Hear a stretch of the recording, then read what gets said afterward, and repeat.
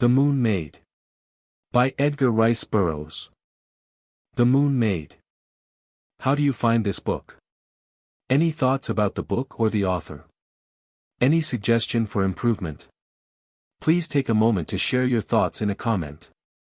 If you like it, share it with your friends who might enjoy it as well. Subscribe to keep in touch. Visit CompleteAudiobooks.com for more quality content.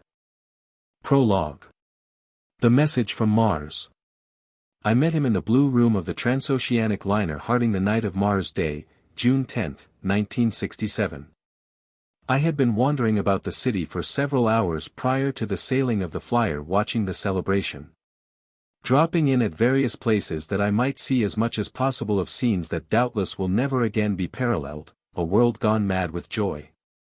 There was only one vacant chair in the blue room, and that at a small table at which he was already seated alone. I asked his permission and he graciously invited me to join him, rising as he did so, his face lighting with a smile that compelled my liking from the first. I had thought that Victory Day, which we had celebrated 2 months before, could never be eclipsed in point of mad national enthusiasm. But the announcement that had been made this day appeared to have had even a greater effect upon the minds and imaginations of the people. The more than half-century of war that had continued almost uninterruptedly since 1914 had at last terminated in the absolute domination of the Anglo-Saxon race over all the other races of the world. And practically for the first time since the activities of the human race were preserved for posterity in any enduring form, no civilized, or even semi-civilized, nation maintained a battle line upon any portion of the globe. War was at an end, definitely and forever. Arms and ammunition were being dumped into the 5 oceans, the vast armadas of the air were being scrapped or converted into carriers for purposes of peace and commerce. The peoples of all nations had celebrated, victors and vanquished alike, for they were tired of war. At least they thought that they were tired of war, but were they? What else did they know?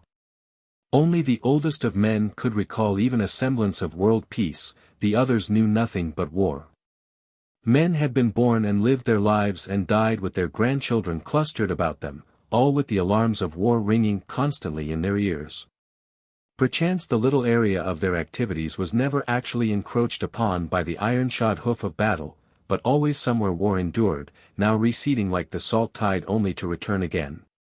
Until there arose that great tidal wave of human emotion in 1959 that swept the entire world for 8 bloody years, and receding, left peace upon a spent and devastated world. 2 months had passed, 2 months during which the world appeared to stand still, to mark time, to hold its breath. What now? We have peace, but what shall we do with it? The leaders of thought and of action are trained for but one condition, war. The reaction brought despondency. Our nerves, accustomed to the constant stimulus of excitement, cried out against the monotony of peace, and yet no one wanted war again. We did not know what we wanted. And then came the announcement that I think saved a world from madness. For it directed our minds along a new line to the contemplation of a fact far more engrossing than prosaic wars and equally as stimulating to the imagination and the nerves. Intelligible communication had at last been established with Mars. Generations of wars had done their part to stimulate scientific research to the end that we might kill one another more expeditiously, that we might transport our youth more quickly to their shallow graves in alien soil. That we might transmit more secretly and with greater celerity our orders to slay our fellow men. And always, generation after generation, there had been those few who could detach their minds from the contemplation of massacre and looking forward to a happier era concentrate their talents and their energies upon the utilization of scientific achievement for the betterment of mankind and the rebuilding of civilization. Among these was that much ridiculed but devoted coterie who had clung tenaciously to the idea that communication could be established with Mars. The hope that had been growing for 100 years had never been permitted to die, but had been transmitted from teacher to pupil with ever-growing enthusiasm, while the people scoffed as, 100 years before, we are told. They scoffed at the experimenters with flying machines, as they chose to call them. About 1940 had come the first reward of long years of toil and hope, following the perfection of an instrument which accurately indicated the direction and distance of the focus of any radioactivity with which it might be attuned. For several years prior to this, all the more highly sensitive receiving instruments had recorded a series of 3 dots and 3 dashes which began at precise intervals of 24 hours and 37 minutes and continued for approximately 15 minutes. The new instrument indicated conclusively that these signals, if they were signals, originated always at the same distance from the Earth and in the same direction as the point in the universe occupied by the planet Mars. It was 5 years later before a sending apparatus was evolved that bade fair to transmit its waves from Earth to Mars. At first their own message was repeated, 3 dots and 3 dashes. Although the usual interval of time had not elapsed since we had received their daily signal, ours was immediately answered. Then we sent a message consisting of 5 dots and 2 dashes, alternating. Immediately they replied with 5 dots and 2 dashes, and we knew beyond peradventure of a doubt that we were in communication with the Red Planet, but it required 22 years of unremitting effort. With the most brilliant intellects of 2 worlds concentrated upon it, to evolve and perfect an intelligible system of intercommunication between the 2 planets. Today, this 10th of June, 1967, there was published broadcast to the world the first message from Mars. It was dated Helium, Barsoom, and merely extended greetings to a sister world and wished us well. But it was the beginning. The Blue Room of the Harding was, I presume, but typical of every other gathering place in the civilized world. Men and women were eating, drinking, laughing, singing and talking. The flyer was racing through the air at an altitude of little over 1,000 feet. Its engines, motivated wirelessly from power plants thousands of miles distant, drove it noiselessly and swiftly along its overnight pathway between Chicago and Paris.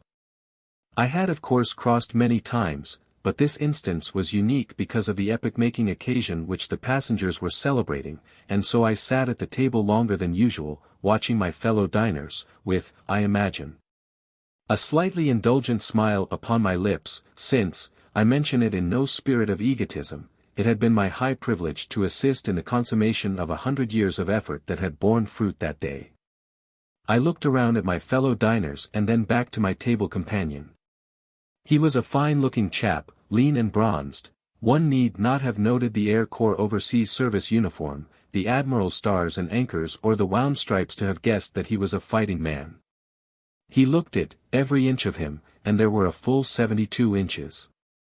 We talked a little, about the great victory and the message from Mars, of course, and though he often smiled I noticed an occasional shadow of sadness in his eyes, and once, after a particularly mad outburst of pandemonium on the part of the celebrators, he shook his head, remarking, "Poor devils. And then, it is just as well, let them enjoy life while they may. I envy them their ignorance." "What do you mean?" I asked. He flushed a little and then smiled. "Was I speaking aloud?" he asked. I repeated what he had said and he looked steadily at me for a long minute before he spoke again. "Oh, what's the use," he exclaimed, almost petulantly, "you wouldn't understand and of course you wouldn't believe." "I do not understand it myself. But I have to believe because I know from personal observation. God! If you could have seen what I have seen. Tell me," I begged, but he shook his head dubiously. "Do you realize that there is no such thing as time?" He asked suddenly. "That man has invented time to suit the limitations of his finite mind, just as he has named another thing, that he can neither explain nor understand, space." "I have heard of such a theory," I replied. "But I neither believe nor disbelieve, I simply do not know." I thought I had him started and so I waited, as I have read in fiction stories is the proper way to entice a strange narrative from its possessor. He was looking beyond me and I imagined that the expression of his eyes denoted that he was witnessing again the thrilling scenes of the past. I must have been wrong, though, in fact I was quite sure of it when he next spoke. "If that girl isn't careful," he said, "the thing will upset and give her a nasty fall, she is much too near the edge." I turned to see a richly dressed and much disheveled young lady busily dancing on a tabletop while her friends and the surrounding diners cheered her lustily. My companion arose. I have enjoyed your company immensely, he said, and I hope to meet you again. I am going to look for a place to sleep now. They could not give me a stateroom. I don't seem to be able to get enough sleep since they sent me back. He smiled. Missed the gas shells and radio bombs, I suppose, I remarked. Yes, he replied, just as a convalescent misses smallpox. I have a room with 2 beds, I said. At the last minute my secretary was taken ill. I'll be glad to have you share the room with me. He thanked me and accepted my hospitality for the night. The following morning we would be in Paris. As we wound our way among the tables filled with laughing, joyous diners, my companion paused beside that at which sat the young woman who had previously attracted his attention. Their eyes met and into hers came a look of puzzlement and half-recognition. He smiled frankly in her face, nodded and passed on. You know her, then? I asked. I shall, in 200 years, was his enigmatical reply. We found my room, and there we had a bottle of wine and some little cakes and a quiet smoke and became much better acquainted. It was he who first reverted to the subject of our conversation in the blue room. I am going to tell you, he said, what I have never told another, but on the condition that if you retell it you are not to use my name. I have several years of this life ahead of me and I do not care to be pointed out as a lunatic. First let me say that I do not try to explain anything, except that I do not believe provision to be a proper explanation. I have actually lived the experiences I shall tell you of, and that girl we saw dancing on the table tonight lived them with me, but she does not know it. If you care to, you can keep in mind the theory that there is no such thing as time, just keep it in mind. You cannot understand it, or at least I cannot. Here goes. The flight of the Barsoom. I had intended telling you my story of the days of the 22nd century, but it seems best, if you are to understand it, to tell first the story of my great-great-grandfather who was born in the year 2000. I must have looked up at him quizzically, for he smiled and shook his head as one who is puzzled to find an explanation suited to the mental capacity of his auditor. My great-great-grandfather was, in reality, the great-great-grandson of my previous incarnation which commenced in 1896. I married in 1916, at the age of 20. My son Julian was born in 1917. I never saw him. I was killed in France in 1918, on Armistice Day. I was again reincarnated in my son's son in 1937. I am 30 years of age. My son was born in 1970, that is the son of my 1937 incarnation, and his son, Julian V, in whom I again returned to Earth, in the year 2000. I see you are confused, but please remember my injunction that you are to try to keep in mind the theory that there is no such thing as time. It is now the year 1967 yet I recall distinctly every event of my life that occurred in 4 incarnations, the last that I recall being that which had its origin in the year 2100. Whether I actually skipped 3 generations that time or through some caprice of fate I am merely unable to visualize an intervening incarnation, I do not know. My theory of the matter is that I differ only from my fellows in that I can recall the events of many incarnations, while they can recall none of theirs other than a few important episodes of that particular one they are experiencing. But perhaps I am wrong. It is of no importance. I will tell you the story of Julian V who was born in the year 2000, and then, if we have time and you yet are interested, I will tell you of the torments during the harrowing days of the 22nd century. Following the birth of Julian IX in 2100. I will try to tell the story in his own words in so far as I can recall them, but for various reasons, not the least of which is that I am lazy, I shall omit superfluous quotation marks, that is, with your permission, of course. My name is Julian. I am called Julian V. I come of an illustrious family. My great-great-grandfather, Julian I, a major at 22, was killed in France early in the Great War. My great-grandfather, Julian II, was killed in battle in Turkey in 1938. My grandfather, Julian III, fought continuously from his 16th year until peace was declared in his 30th year. He died in 1992 and during the last 25 years of his life was an admiral of the air, being transferred at the close of the war to command of the International Peace Fleet, which patrolled and policed the world. He also was killed in line of duty, as was my father who succeeded him in the service. At 16 I graduated from the air school and was detailed to the International Peace Fleet, being the 5th generation of my line to wear the uniform of my country. That was in 2016, and I recall that it was a matter of pride to me that it rounded out the full century since Julian first graduated from West Point. And that during that 100 years no adult male of my line had ever owned or worn civilian clothes. Of course there were no more wars, but there still was fighting. We had the pirates of the air to contend with and occasionally some of the uncivilized tribes of Russia, Africa and Central Asia required the attention of a punitive expedition. However, life seemed tame and monotonous to us when we read of the heroic deeds of our ancestors from 1914 to 1967, yet none of us wanted war. It had been too well schooled into us that we must not think of war, and the International Peace Fleet so effectively prevented all preparation for war that we all knew there could never be another.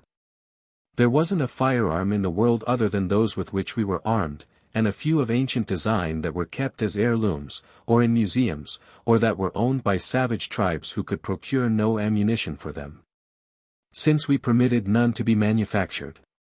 There was not a gas shell nor a radio bomb, nor any engine to discharge or project one, and there wasn't a big gun of any caliber in the world. I veritably believed that 1,000 men equipped with the various engines of destruction that had reached their highest efficiency at the close of the war in 1967 could have conquered the world. But there were not 1,000 men so armed, there never could be 1,000 men so equipped anywhere upon the face of the earth. The International Peace Fleet was equipped and manned to prevent just such a calamity. But it seems that Providence never intended that the world should be without calamities. If man prevented those of possible internal origin, there still remained undreamed of external sources over which he had no control. It was one of these which was to prove our undoing. Its seed was sown 33 years before I was born, upon that historic day, June 10, 1967, that Earth received her first message from Mars, since which the two planets have remained in constant friendly communication, carrying on a commerce of reciprocal enlightenment. In some branches of the arts and sciences the Martians, or Barsoomians, as they call themselves, were far in advance of us, while in others we had progressed more rapidly than they. Knowledge was thus freely exchanged to the advantage of both worlds. We learned of their history and customs and they of ours, though they had for ages already known much more of us than we of them. Martian news held always a prominent place in our daily papers from the first. They helped us most, perhaps, in the fields of medicine and aeronautics, giving us in one, the marvelous healing lotions of Barsoom and in the other, knowledge of the eighth ray, which is more generally known on Earth as the Barsoomian ray, which is now stored in the buoyancy tanks of every aircraft and has made obsolete those ancient types of plane that depended upon momentum to keep them afloat. That we ever were able to communicate intelligibly with them is due to the presence upon Mars of that deathless Virginian, John Carter, whose miraculous transportation to Mars occurred March 4, 1866. As every school child of the 21st century knows. Had not the little band of Martian scientists, who sought so long to communicate with Earth, mistakenly formed themselves into a secret organization for political purposes, messages might have been exchanged between the two planets nearly half a century before they were, and it was not until they finally called upon John Carter that the present interplanetary code was evolved. Almost from the first the subject which engrossed us all the most was the possibility of an actual exchange of visits between Earthmen and Barsoomians. Each planet hoped to be the first to achieve this, yet neither withheld any information that would aid the other in the consummation of the great fact. It was a generous and friendly rivalry which about the time of my graduation from the air school seemed, in theory at least, to be almost ripe for successful consummation by one or the other. We had the eighth ray, the motors, the oxygenating devices, the insulating processes, everything to ensure the safe and certain transit of a specially designed aircraft to Mars, were Mars the only other inhabitant of space. But it was not, and it was the other planets and the sun that we feared. In 2015 Mars had dispatched a ship for Earth with a crew of 5 men provisioned for 10 years. It was hoped that with good luck the trip might be made in something less than 5 years, as the craft had developed an actual trial speed of 1,000 miles per hour. At the time of my graduation the ship was already off its course almost 1,000,000 miles and generally conceded to be hopelessly lost. Its crew, maintaining constant radio communication with both Earth and Mars, still hoped for success, but the best informed upon both worlds had given them up. We had had a ship about ready at the time of the sailing of the Martians, but the government at Washington had forbidden the venture when it became apparent that the Barsoomian ship was doomed, a wise decision, since our vessel was no better equipped than theirs. Nearly 10 years elapsed before anything further was accomplished in the direction of assuring any greater hope of success for another interplanetary venture into space, and this was directly due to the discovery made by a former classmate of mine. Lieutenant Commander Ortiz, one of the most brilliant men I have ever known, and at the same time one of the most unscrupulous, and, to me at least, the most obnoxious. We had entered the air school together, he from New York and I from Illinois, and almost from the first day we had seemed to discover a mutual antagonism that, upon his part at least, must have been considerably strengthened by numerous unfortunate occurrences during our 4 years beneath the same roof. In the first place he was not popular with either the cadets, the instructors, or the officers of the school, while I was most fortunate in this respect. In those various fields of athletics in which he considered himself particularly expert, it was always I, unfortunately, who excelled him and kept him from major honors. In the classroom he outshone us all, even the instructors were amazed at the brilliancy of his intellect, and yet as we passed from grade to grade I often topped him in the final examinations. I ranked him always as a cadet officer, and upon graduation I took a higher grade among the new ensigns than he, a rank that had many years before been discontinued, but which had recently been revived. From then on I saw little of him, his services confining him principally to land service, while mine kept me almost constantly on the air in all parts of the world. Occasionally I heard of him, usually something unsavory. He had married a nice girl and abandoned her, there had been talk of an investigation of his accounts, and the last that there was a rumor that he was affiliated with a secret order that sought to overthrow the government. Some things I might believe of Ortiz, but not this. And during these 9 years since graduation, as we had drifted apart in interests, so had the breach between us been widened by constantly increasing difference in rank. He was a lieutenant commander and I a captain, when in 2024 he announced the discovery in isolation of the 8th solar ray, and within 2 months those of the Moon, Mercury, Venus and Jupiter. The 8th Barsoomian and the 8th earthly rays had already been isolated, and upon Earth the latter erroneously called by the name of the former.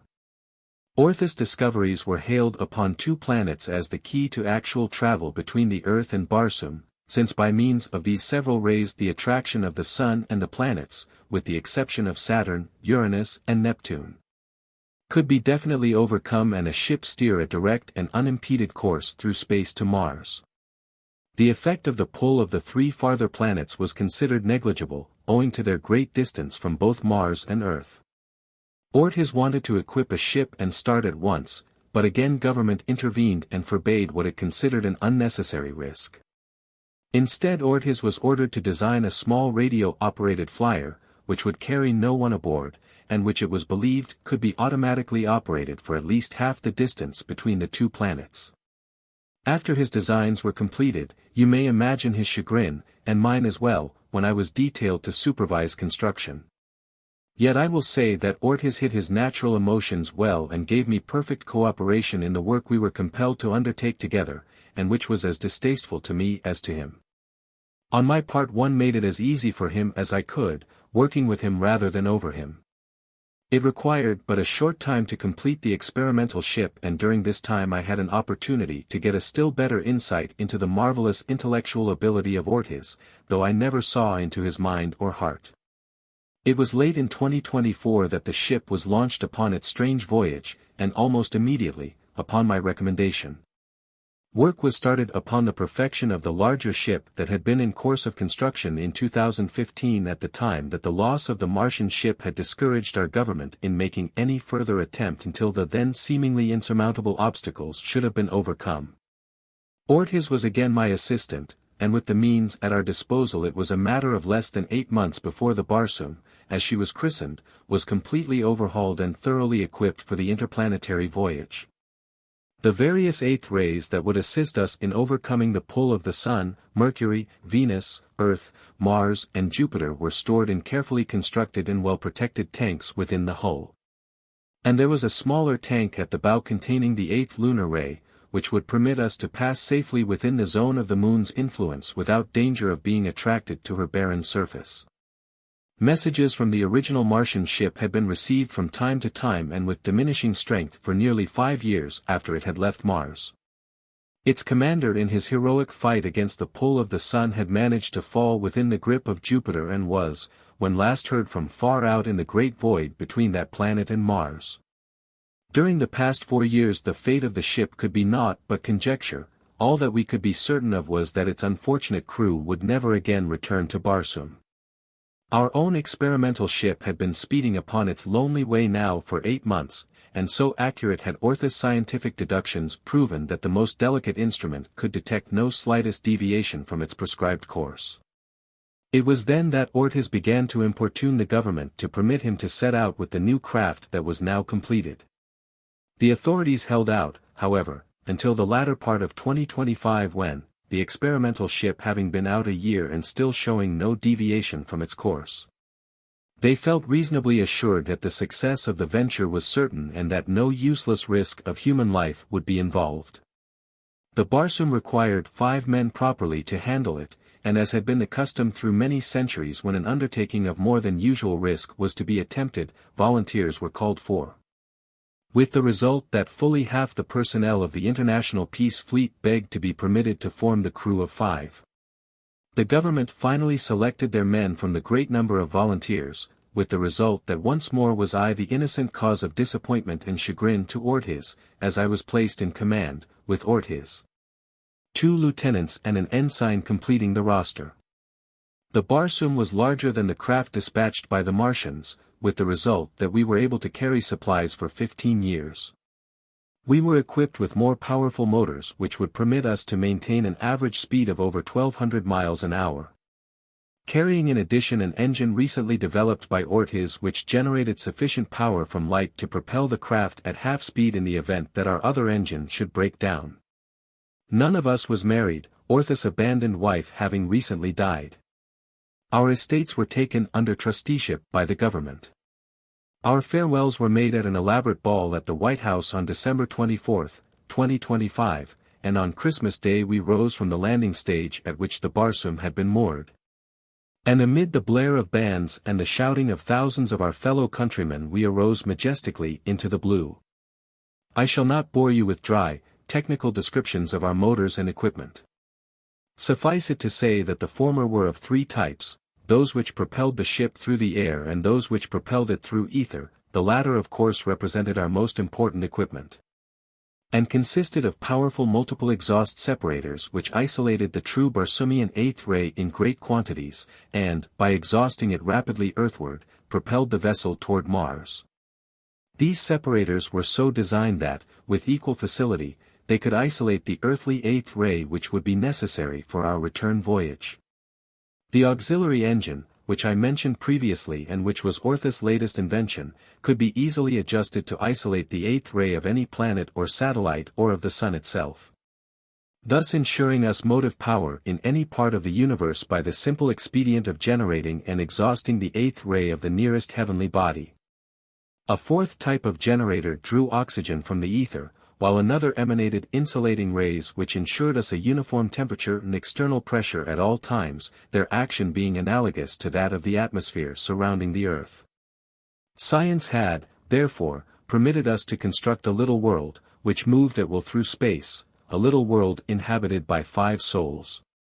Had it not been for Ortiz's presence I could have looked forward to a reasonably pleasurable voyage, for West and Jay were extremely likable fellows and sufficiently mature to be companionable, while young Norton, the ensign, Though but 17 years of age, endeared himself to all of us from the very start of the voyage by his pleasant manners, his consideration and his willingness in the performance of his duties. There were 3 staterooms aboard the Barsoom, one of which I occupied alone, while West and Ortiz had the second and Jay and Norton the third. West and Jay were lieutenants and had been classmates at the air school. They would of course have preferred to room together, but could not unless I commanded it or Ortiz requested it. Not wishing to give Ortiz any grounds for offense, I hesitated to make the change, while Ortiz, never having thought a considerate thought or done a considerate deed in his life, could not, of course, have been expected to suggest it. We all messed together, West, Jay and Norton taking turns at preparing the meals. Only in the actual operation of the ship were the lines of rank drawn strictly.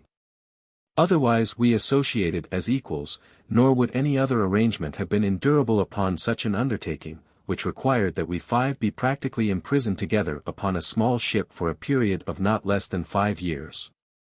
We had books and writing materials and games, and we were, of course, in constant radio communication with both Earth and Mars, receiving continuously the latest news from both planets. We listened to opera and oratory and heard the music of 2 worlds, so that we were not lacking for entertainment. There was always a certain constraint in Orthis' manner toward me, yet I must give him credit for behaving outwardly admirably. Unlike the others, we never exchanged pleasantries with one another, nor could I, knowing as I did that Ortiz hated me, and feeling for him personally the contempt that I felt because of his character. Intellectually he commanded my highest admiration, and upon intellectual grounds we met without constraint or reserve, and many were the profitable discussions we had during the first days of what was to prove a very brief voyage. It was about the 2nd day that I noticed with some surprise that Ortiz was exhibiting a friendly interest in Norton. It had never been Orthis' way to make friends, but I saw that he and Norton were much together and that each seemed to derive a great deal of pleasure from the society of the other. Ortiz was a good talker. He knew his profession thoroughly, and was an inventor and scientist of high distinction. Norton, though but a boy, was himself the possessor of a fine mind. He had been honor man in his graduating class, heading the list of ensigns for that year, and I could not help but notice that he was drinking in every word along scientific lines that Ortiz vouchsafed. We had been out about 6 days when Ortiz came to me and suggested that inasmuch as West and Jay had been classmates and chums that they be permitted to room together, and that he had spoken to Norton, who had said that he would be agreeable to the change and would occupy West's bunk in Orthis' stateroom. I was very glad of this, for it now meant that my subordinates would be paired off in the most agreeable manner, and as long as they were contented, I knew that the voyage from that standpoint at least would be more successful. I was, of course, a trifle sorry to see a fine boy like Norton brought under the influence of Ortiz. Yet I felt that what little danger might result would be offset by the influence of West and Jay and myself, or counterbalanced by the liberal education which 5 years' constant companionship with Ortiz would be to any man with whom Ortiz would discuss freely the subjects of which he was master. We were beginning to feel the influence of the moon rather strongly. At the rate we were traveling we would pass closest to it upon the 12th day, or about the 6th of January, 2026. Our course would bring us within about 20,000 miles of the moon, and as we neared it I believed that the sight of it was the most impressive thing that human eye had ever gazed upon before. To the naked eye it loomed large and magnificent in the heavens, appearing over 10 times the size that it does to terrestrial observers. While our powerful glasses brought its weird surface to such startling proximity that one felt that he might reach out and touch the torn rocks of its tortured mountains. This nearer view enabled us to discover the truth or falsity of the theory that has been long held by some scientists that there is a form of vegetation upon the surface of the moon. Our eyes were first attracted by what appeared to be movement upon the surface of some of the valleys and in the deeper ravines of the mountains. Norton exclaimed that there were creatures there, moving about, but closer observation revealed the fact of the existence of a weird fungus-like vegetation which grew so rapidly that we could clearly discern the phenomena. From the several days' observation which we had at close range we came to the conclusion that the entire lifespan of this vegetation is encompassed in a single sidereal month.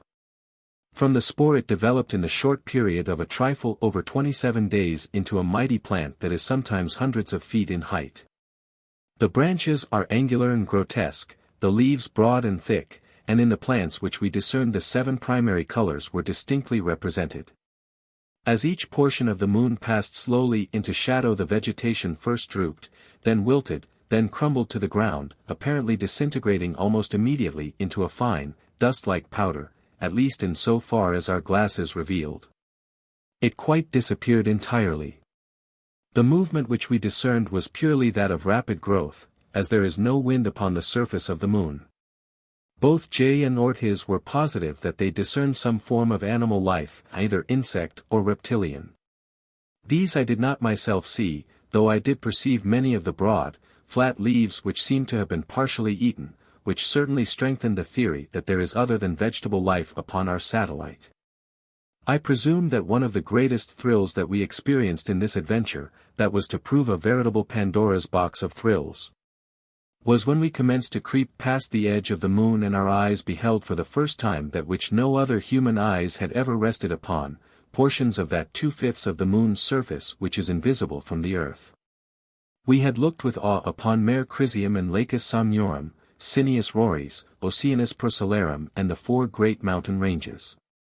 We had viewed at close range the volcanoes of Apollonius, Secchi, Borda, Tycho and their mates, but all these paled into insignificance as there unrolled before us the panorama of the vast unknown. I cannot say that it differed materially from that portion of the moon that is visible to us, it was merely the glamour of mystery which had surrounded it since the beginning of time that lent to it its thrill for us. Here we observed other great mountain ranges and wide undulating plains, towering volcanoes and mighty craters and the same vegetation with which we were now become familiar. We were 2 days past the moon when our first trouble developed. Among our stores were 120 quarts of spirits per man, enough to allow us each a liberal 2 ounces per day for a period of 5 years. Each night, before dinner, we had drunk to the president in a cocktail which contained a single ounce of spirits. The idea being to conserve our supply in the event of our journey being unduly protracted as well as to have enough in the event that it became desirable fittingly to celebrate any particular occasion. Toward the 3rd meal hour of the 13th day of the voyage Ortiz entered the mess room noticeably under the influence of liquor. History narrates that under the regime of prohibition drunkenness was common and that it grew to such proportions as to become a national menace, but with the repeal of the Prohibition Act, nearly 100 years ago, the habit of drinking to excess abated, so that it became a matter of disgrace for any man to show his liquor, and in the service it was considered as reprehensible as cowardice in action. There was therefore but one thing for me to do. I ordered Ortiz to his quarters. He was drunker than I had thought him, and he turned upon me like a tiger. "You damned cur," he cried. "All my life you have stolen everything from me. The fruits of all my efforts you have garnered by chicanery and trickery, and even now, were we to reach Mars, it is you who would be lauded as the hero, not I whose labor and intellect have made possible this achievement. But by God we will not reach Mars. Not again shall you profit by my efforts. You have gone too far this time, and now you dare to order me about like a dog and an inferior, I, whose brains have made you what you are." I held my temper, for I saw that the man was unaccountable for his words. "Go to your quarters, Ortiz," I repeated my command. "I will talk with you again in the morning." West and J and Norton were present. They seemed momentarily paralyzed by the man's condition and gross insubordination. Norton, however, was the first to recover. Jumping quickly to Orthiz's side he laid his hand upon his arm. "Come, sir," he said, and to my surprise Ortiz accompanied him quietly to their stateroom. During the voyage we had continued the fallacy of night and day, gauging them merely by our chronometers, since we moved always through utter darkness, surrounded only by a tiny nebula of light, produced by the sun's rays impinging upon the radiation from our insulating generator. Before breakfast, therefore, on the following morning I sent for Ortiz to come to my stateroom. He entered with a truculent swagger, and his first words indicated that if he had not continued drinking, he had at least been moved to no regrets for his unwarranted attack of the previous evening. Well, he said, what in hell are you going to do about it? I cannot understand your attitude, or his, I told him. I have never intentionally injured you. When orders from government threw us together I was as much chagrined as you. Association with you is as distasteful to me as it is to you. I merely did as you did, obeyed orders. I have no desire to rob you of anything, but that is not the question now. You have been guilty of gross insubordination and of drunkenness. I can prevent a repetition of the latter by confiscating your liquor and keeping it from you during the balance of the voyage, and an apology from you will atone for the former. I shall give you 24 hours to reach a decision. If you do not see fit to avail yourself of my clemency, or his, you will travel to Mars and back again in irons.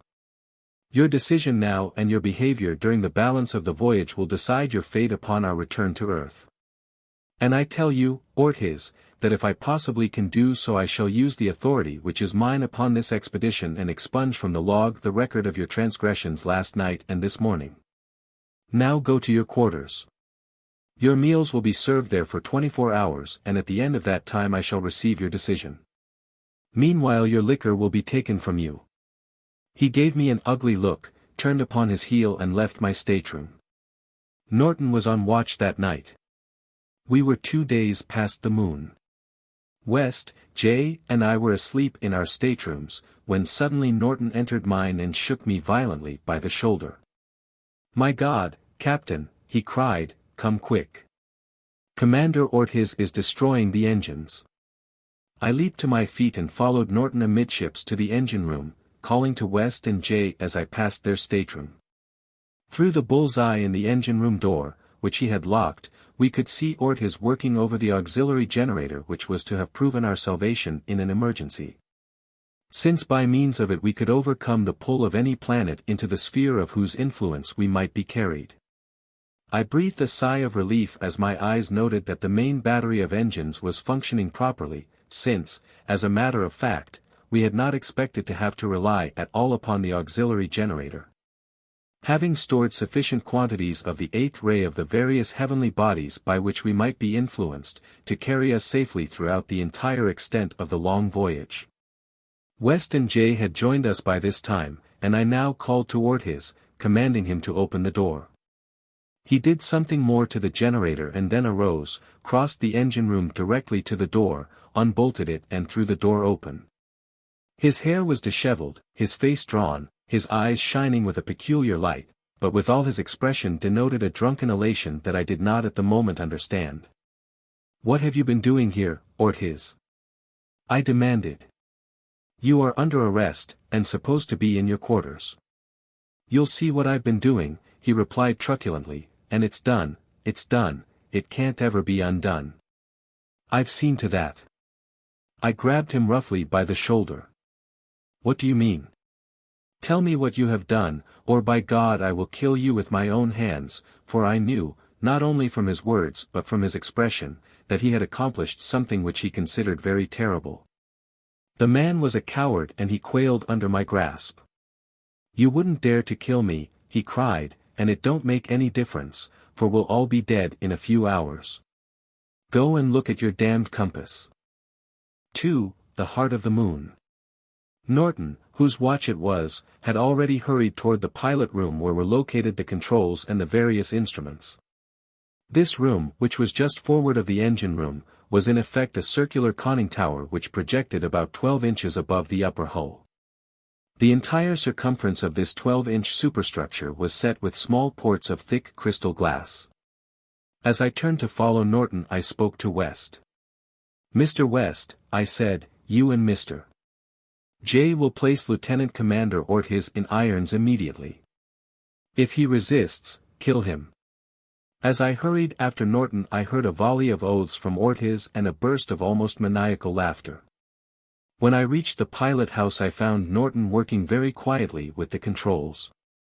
There was nothing hysterical in his movements, but his face was absolutely ashen. What is wrong, Mr. Norton? I asked.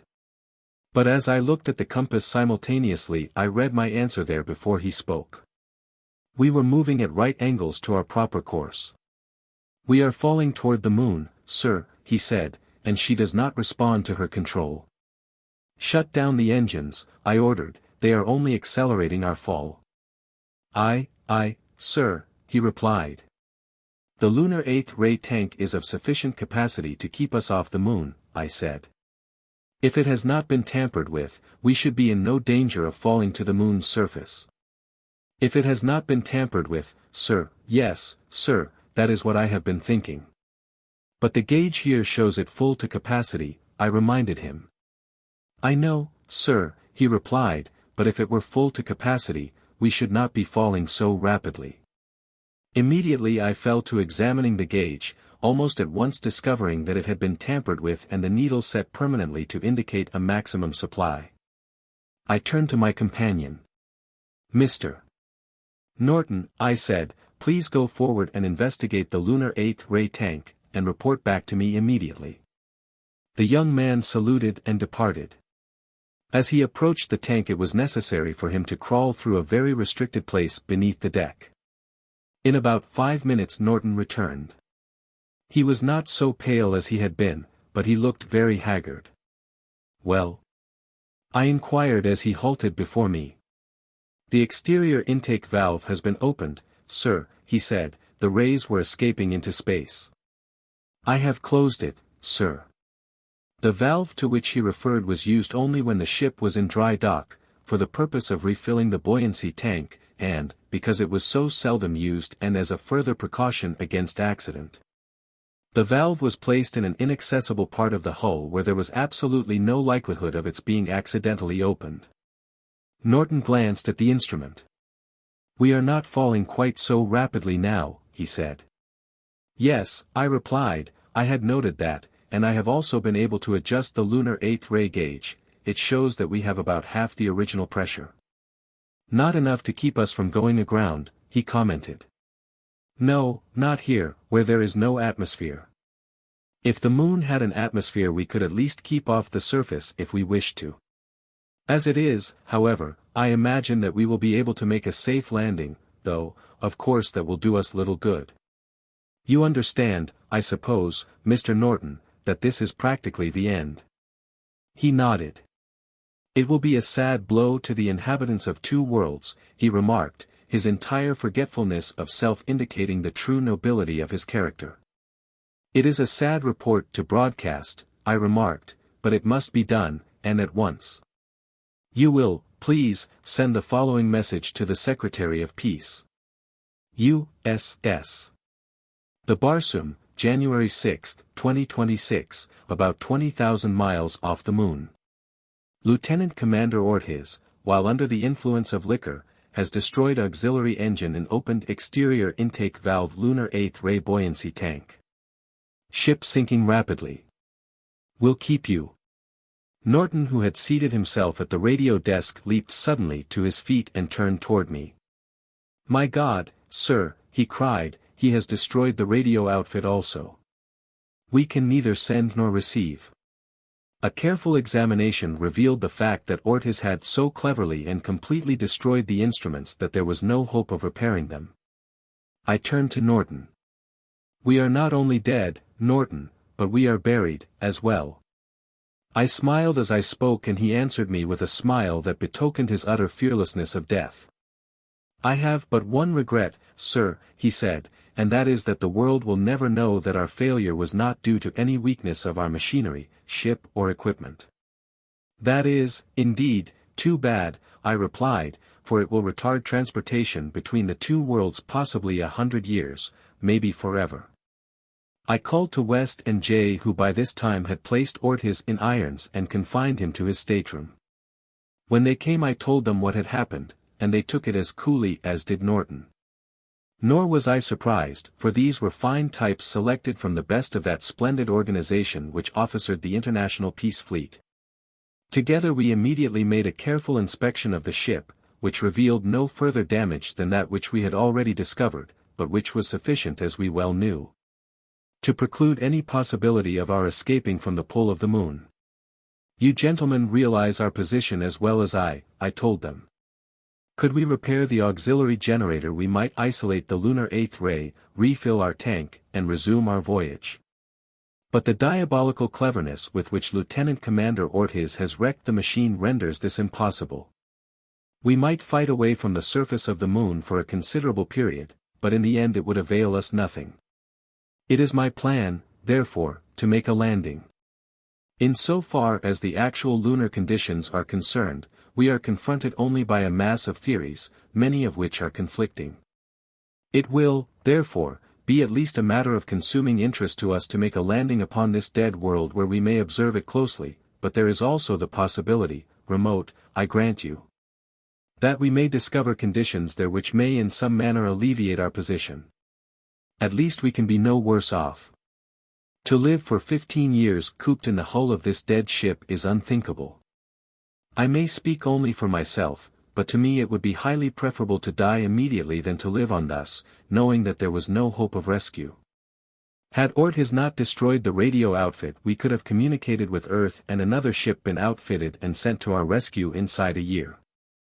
But now we cannot tell them, and they will never know our fate. The emergency that has arisen has, however, so altered conditions that I do not feel warranted in taking this step without consulting you gentlemen. It is a matter now largely of the duration of our lives. I cannot proceed upon the mission upon which I have been dispatched, nor can I return to Earth.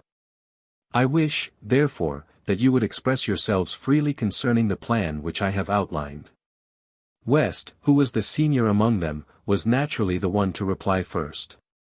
He told me that he was content to go wherever I led, and Jay and Norton in turn signified a similar willingness to abide by whatever decision I might reach. They also assured me that they were as keen to explore the surface of the moon at close range as I, and that they could think of no better way of spending the remainder of their lives than in the acquisition of new experiences and the observation of new scenes. Very well, Mr. Norton, I said, you will set your course directly toward the moon. Aided by lunar gravity, our descent was rapid. As we plunged through space at a terrific speed, the satellite seemed to be leaping madly toward us. And at the end of 15 hours I gave orders to slack off and brought the ship almost to a stop about 9,000 feet above the summit of the higher lunar peaks. Never before had I gazed upon a more awe-inspiring scene than that presented by those terrific peaks towering 5 miles above the broad valleys at their feet. Sheer cliffs of 3,000 and 4,000 feet were nothing uncommon, and all was rendered weirdly beautiful by the variegated colors of the rocks and the strange prismatic hues of the rapidly growing vegetation upon the valley floors. From our lofty elevation above the peaks we could see many craters of various dimensions, some of which were huge chasms, 3 and 4 miles in diameter. As we descended slowly we drifted directly over one of these abysses, into the impenetrable depths of which we sought to strain our eyesight. Some of us believed that we detected a faint luminosity far below, but of that we could not be certain. Jay thought it might be the reflected light from the molten interior. I was confident that had this been the case there would have been a considerable rise of temperature as we passed low across the mouth of the crater. At this altitude we made an interesting discovery. There is an atmosphere surrounding the moon. It is extremely tenuous, but yet it was recorded by our barometer at an altitude of about 1,500 feet above the highest peak we crossed. Doubtless in the valleys and deep ravines, where the vegetation thrived, it is denser, but that I do not know, since we never landed upon the surface of the moon. As the ship drifted we presently noted that it was taking a circular course paralleling the rim of the huge volcanic crater above which we were descending.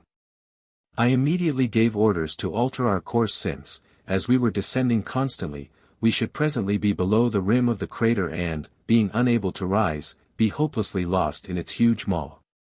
It was my plan to drift slowly over one of the larger valleys as we descended, and make a landing amidst the vegetation which we perceived growing in riotous profusion and movement beneath us. But when West, whose watch it now was, attempted to alter the course of the ship, he found that it did not respond. Instead it continued to move slowly in a great circle around the inside rim of the crater. At the moment of this discovery we were not much more than 500 feet above the summit of the volcano, and we were constantly, though slowly, dropping. West looked up at us, smiled, and shook his head. "It is no use, sir," he said, addressing me. "It is about all over, sir, and there won't even be any shouting. We seem to be caught in what one might call a lunar whirlpool, for you will have noticed, sir, that our circles are constantly growing smaller. Our speed does not seem to be increasing," I remarked, "as would follow were we approaching the vortex of a true whirlpool." "I think I can explain it, sir," said Norton. "It is merely due to the action of the lunar eighth ray which still remains in the forward buoyancy tank. Its natural tendency is to push itself away from the moon, which, as far as we are concerned, is represented by the rim of this enormous crater. As each portion of the surface repels us in its turn, we are pushed gently along in a lessening circle, because, as we drop nearer the summit of the peak, the greater the reaction of the eighth lunar ray. If I am not mistaken in my theory, our circle will cease to narrow after we have dropped beneath the rim of the crater." "I guess you are right, Norton," I said. "At least it is a far more tenable theory than that we are being sucked into the vortex of an enormous whirlpool. There is scarcely enough atmosphere for that, it seems to me." As we dropped slowly below the rim of the crater, the tenability of Norton's theory became more and more apparent, for presently, though our speed increased slightly, the diameter of our circular course remained constant, and, at a little greater depth, our speed as well. We were descending now at the rate of a little over 10 miles an hour, the barometer recording a constantly increasing atmospheric pressure, though nothing approximating that necessary to the support of life upon Earth. The temperature rose slightly, but not alarmingly. From a range of 25 or 30 below zero, immediately after we had entered the shadow of the crater's interior. It rose gradually to zero at a point some 125 miles below the summit of the giant extinct volcano that had engulfed us. During the next 10 miles our speed diminished rapidly, until we suddenly realized that we were no longer falling, but that our motion had been reversed and we were rising. Up we went for approximately 8 miles, when suddenly we began to fall again. Again we fell, but this time for only 6 miles, when our motion was reversed and we rose again a distance of about 4 miles. This seesawing was continued until we finally came to rest at about what we estimated was a distance of some 130 miles below the summit of the crater. It was quite dark, and we had only our instruments to tell us of what was happening to the ship, the interior of which was, of course, brilliantly illuminated and comfortably warm. Now below us, and now above us, for the ship had rolled completely over each time we had passed the point at which we came finally to rest, we had noted the luminosity that Norton had first observed from above the mouth of the crater. Each of us had been doing considerable thinking, and at last young Norton could contain himself no longer. "I beg your pardon, sir," he said deferentially, "but you tell us what you think of it. What your theory is as to where we are and why we hang here in midair, and why the ship rolled over every time we passed this point." "I can only account for it," I replied, "upon a single and rather preposterous hypothesis, which is that the moon is a hollow sphere, with a solid crust some 250 miles in thickness. Gravity is preventing us from rising above the point where we now are, while centrifugal force keeps us from falling." The others nodded. They too had been forced to accept the same apparently ridiculous theory, since there was none other that could explain our predicament. Norton had walked across the room to read the barometer, which he had rather neglected while the ship had been performing her eccentric antics far below the surface of the moon. I saw his brows knit as he glanced at it, and then I saw him studying it carefully, as though to assure himself that he had made no mistake in the reading. Then he turned toward us. "There must be something wrong with this instrument, sir," he said. "It is registering pressure equivalent to that at the Earth's surface." I walked over and looked at the instrument. It certainly was registering the pressure that Norton had read, nor did there seem to be anything wrong with the instrument. "There is a way to find out," I said. "We can shut down the insulating generator and open an aircock momentarily. It won't take 5 seconds to determine whether the barometer is correct or not." It was, of course, in some respects a risky proceeding, but with West at the generator, Jay at the aircock and Norton at the pump, I knew that we would be reasonably safe, even if there proved to be no atmosphere without. The only danger lay in the chance that we were hanging in a poisonous gas of the same density as the earthly atmosphere, but as there was no particular incentive to live in the situation in which we were. We each felt that no matter what chance we might take it would make little difference in the eventual outcome of our expedition. I tell you that it was a very tense moment as the three men took their posts to await my word of command. If we had indeed discovered a true atmosphere beneath the surface of the moon, what more might we not discover? If it were an atmosphere, we could propel the ship in it, and we could, if nothing more, go out on deck to breathe fresh air. It was arranged that at my word of command West was to shut off the generator, J to open the air cock, and Norton to start the pump. If fresh air failed to enter through the tube, J was to give the signal, whereupon Norton would reverse the pump, West start the generator, and immediately J would close the air cock again. As J was the only man who was to take a greater chance than the others, I walked over and stood beside him, placing my nostrils as close to the air cock as his. Then I gave the word of command. Everything worked perfectly, and an instant later a rush of fresh, cold air was pouring into the hull of the Barsoom. West and Norton had been watching the effects upon our faces closely, so that they knew almost as soon as we did that the result of our test had been satisfactory. We were all smiles, though just why we were so happy I am sure none of us could have told. Possibly it was just because we had found a condition that was identical with an earthly condition, and though we might never see our world again we could at least breathe air similar to hers. I had them start the motors again then, and presently we were moving in a great spiral upward toward the interior of the moon. Our progress was very slow, but as we rose the temperature rose slowly, too, while the barometer showed a very slightly decreasing atmospheric pressure. The luminosity, now above us, increased as we ascended, until finally the sides of the great well through which we were passing became slightly illuminated. All this time Ortiz had remained in irons in his stateroom. I had given instructions that he was to be furnished food and water, but no one was to speak to him, and I had taken Norton into my stateroom with me. Knowing Ortiz to be a drunkard, a traitor and a potential murderer, I had no sympathy whatsoever for him. I had determined to court-martial him and did not intend to spend the few remaining hours or years of my life cooped up in a small ship with him, and I knew that the verdict of any court, whether composed of the remaining crew of the Barsoom or appointed by the Judge Advocate General of the Navy, could result in but one thing, and that was death for Ortiz. I had left the matter, however, until we were not pressed with other matters of greater importance, and so he still lived, though he shared neither in our fears, our hopes, nor our joys.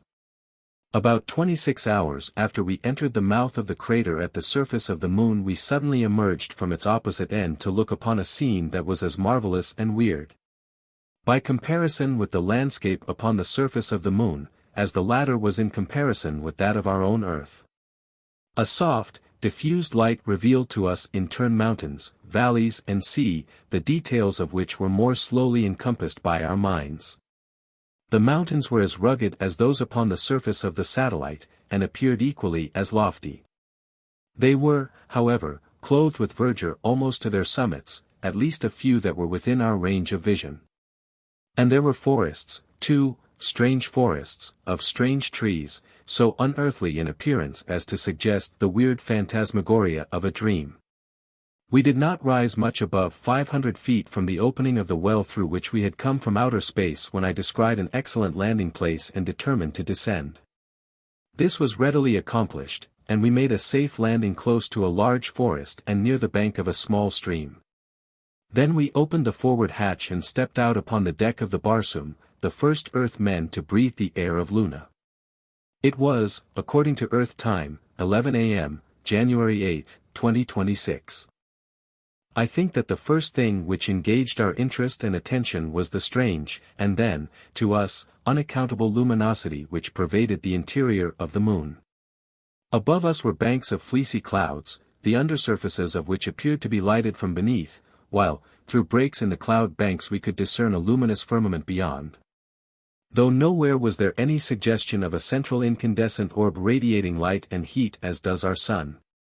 The clouds themselves cast no shadows upon the ground, nor, in fact, Were there any well-defined shadows even directly beneath the hull of the ship or surrounding the forest trees which grew close at hand? The shadows were vague and nebulous, blending off into nothingness at their edges. We ourselves cast no more shadows upon the deck of the Barsoom than would have been true upon a cloudy day on Earth. Yet the general illumination surrounding us approximated that of a very slightly hazy Earth day. This peculiar lunar light interested us profoundly, but it was some time before we discovered the true explanation of its origin.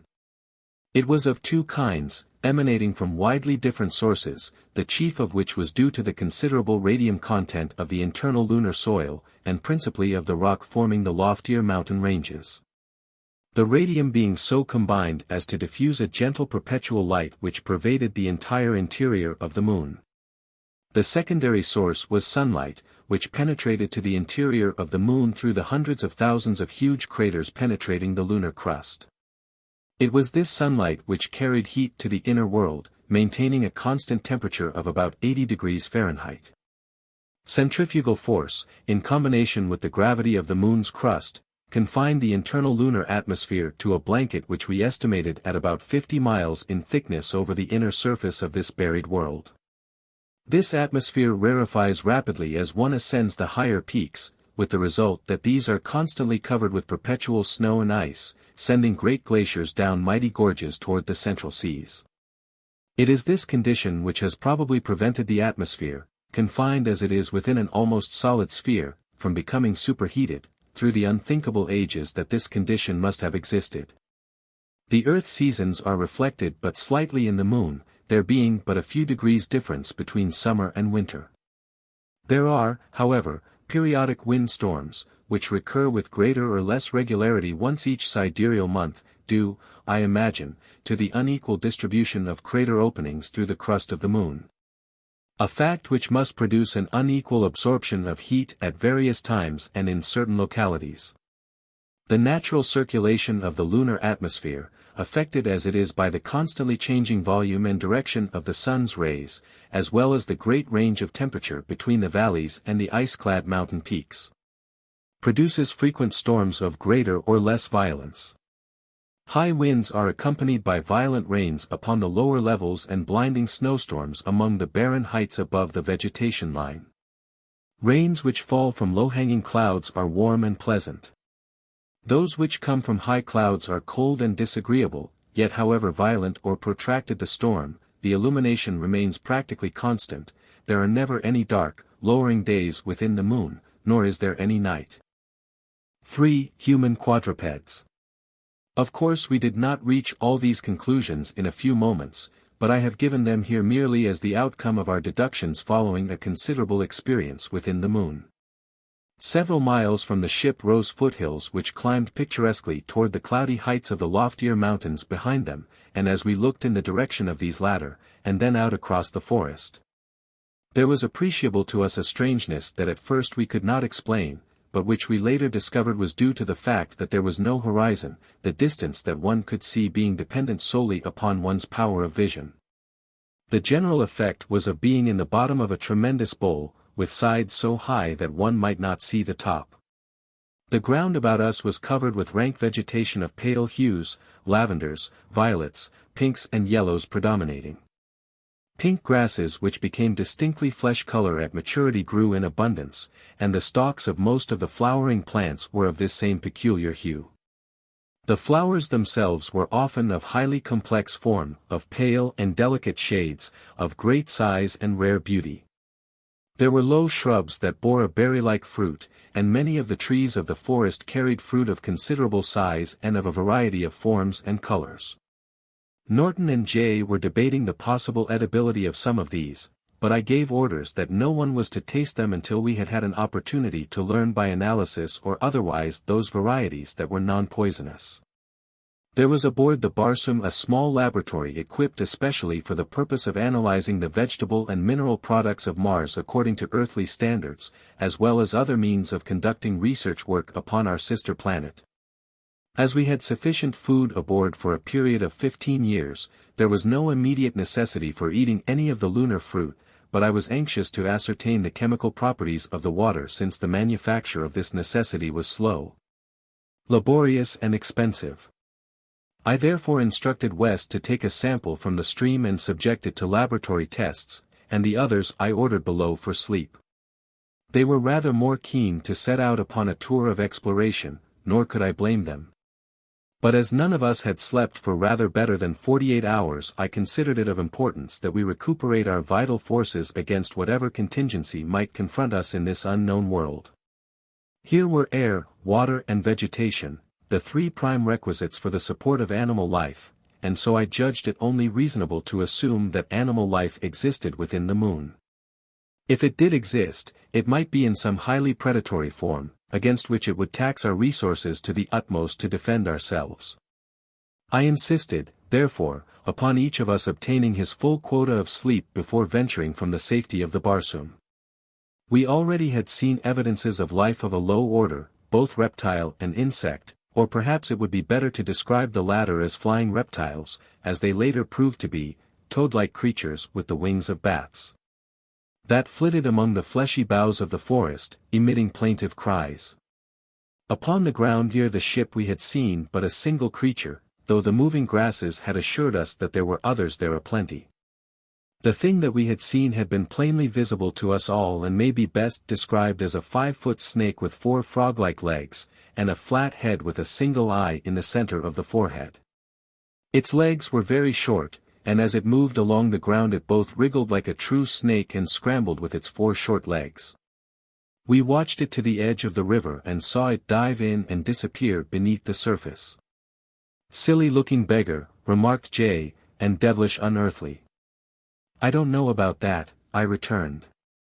"He possessed nothing visible to us that we are not familiar with on Earth.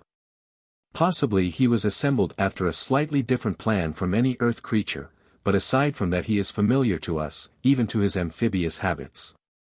And these flying toads, too, what of them? I see nothing particularly remarkable about them. We have just as strange forms on Earth, though nothing precisely like these. Mars, too, has forms of animal and vegetable life peculiar to herself, yet nothing the existence of which would be impossible upon Earth, and she has, as well, human forms almost identical with our own. You see what I am trying to suggest?" "Yes, sir," replied Jay, "that there may be human life similar to our own within the moon. I see no reason to be surprised should we discover human beings here," I said. "Nor would I be surprised to find a reasoning creature of some widely divergent form. I would be surprised, however, were we to find no form analogous to the human race of Earth. That is, a dominant race with well-developed reasoning faculties?" asked Norton. "Yes, and it is because of this possibility that we must have sleep and keep ourselves fit, since we may not know the disposition of these creatures, provided they exist, nor the reception that they will accord us. And so, Mr. Norton, if you will get a receptacle and fetch some water from the stream, we will leave Mr. West on watch to make his analysis and the rest of us will turn in." Norton went below and returned with a glass jar in which to carry the water, and the balance of us lined the rail with our service revolvers ready in the event of an emergency as he went over the side. None of us had walked more than a few steps since coming on deck after our landing. I had noticed a slightly peculiar sensation of buoyancy, but in view of the numerous other distractions had given it no consideration.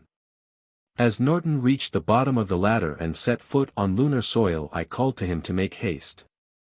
Just in front of him was a low bush and beyond it lay the river, about 30 feet distant. In response to my command he gave a slight leap to clear the bush and, to our amazement as well as to his own consternation, rose fully 18 feet into the air, cleared a space of fully 35 feet and lit in the river. "Come," I said to the others, wishing them to follow me to Norton's aid, and sprang for the rail, but I was too impetuous. I never touched the rail, but cleared it by many feet, sailed over the intervening strip of land, and disappeared beneath the icy waters of the lunar river. How deep it was I do not know, but at least it was over my head. I found myself in a sluggish, yet powerful current, the water seeming to move much as a heavy oil moves to the gravity of Earth. As I came to the surface I saw Norton swimming strongly for the bank, and a second later Jay emerged not far from me. I glanced quickly around for West, whom I immediately perceived was still on the deck of the Barsoom, where, of course, it was his duty to remain, since it was his watch. The moment that I realized that my companions were all safe I could not repress a smile, and then Norton and Jay commenced to laugh, and we were still laughing when we pulled ourselves from the stream a short distance below the ship. "Get your sample, Norton?" I asked. "I still have the container, sir," he replied, and indeed he had clung to it throughout his surprising adventure, as Jay and I, fortunately, had clung to our revolvers. Norton removed the cap from the bottle and dipped the latter into the stream. Then he looked up at me and smiled. "I think we have beaten Mr. West to it, sir," he said. "It seems like very good water, sir, and when I struck it I was so surprised that I must have swallowed at least a quart." "I tested a bit of it myself," I replied. "As far as we three are concerned, Mr. West's analysis will not interest us if he discovers that lunar water contains poisonous matter, but for his own protection we will let him proceed with his investigation." "It is strange, sir," remarked Jay, "that none of us thought of the natural effects of the lesser gravity of the moon. We have discussed the matter upon many occasions, as you will recall, yet when we faced the actual condition we gave it no consideration whatsoever." "I am glad," remarked Norton, "that I did not attempt to jump the river, should have been going yet. Probably landed on the top of some mountain." As we approached the ship I saw West awaiting us with a most serious and dignified mien. But when he saw that we were all laughing he joined us, telling us after we reached the deck, that he had never witnessed a more surprising or ludicrous sight in his life. We went below then, and after closing and securing the hatch, 3 of us repaired to our bunks, while West with the sample of lunar water went to the laboratory.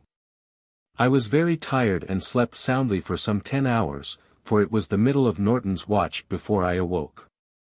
The only important entry upon the log since I had turned in was West's report of the results of his analysis of the water, which showed that it was not only perfectly safe for drinking purposes but unusually pure, with an extremely low saline content. I had been up about a half an hour when West came to me, saying that Ortiz requested permission to speak to me. 24 hours before, I had been fairly well determined to bring Ortiz to trial and execute him immediately, but that had been when I had felt that we were all hopelessly doomed to death on his account. Now, however, with a habitable world beneath our feet, surrounded by conditions almost identical with those which existed upon Earth, our future looked less dark. And because of this I found myself in a quandary as to what course of action to pursue in the matter of Ortiz's punishment.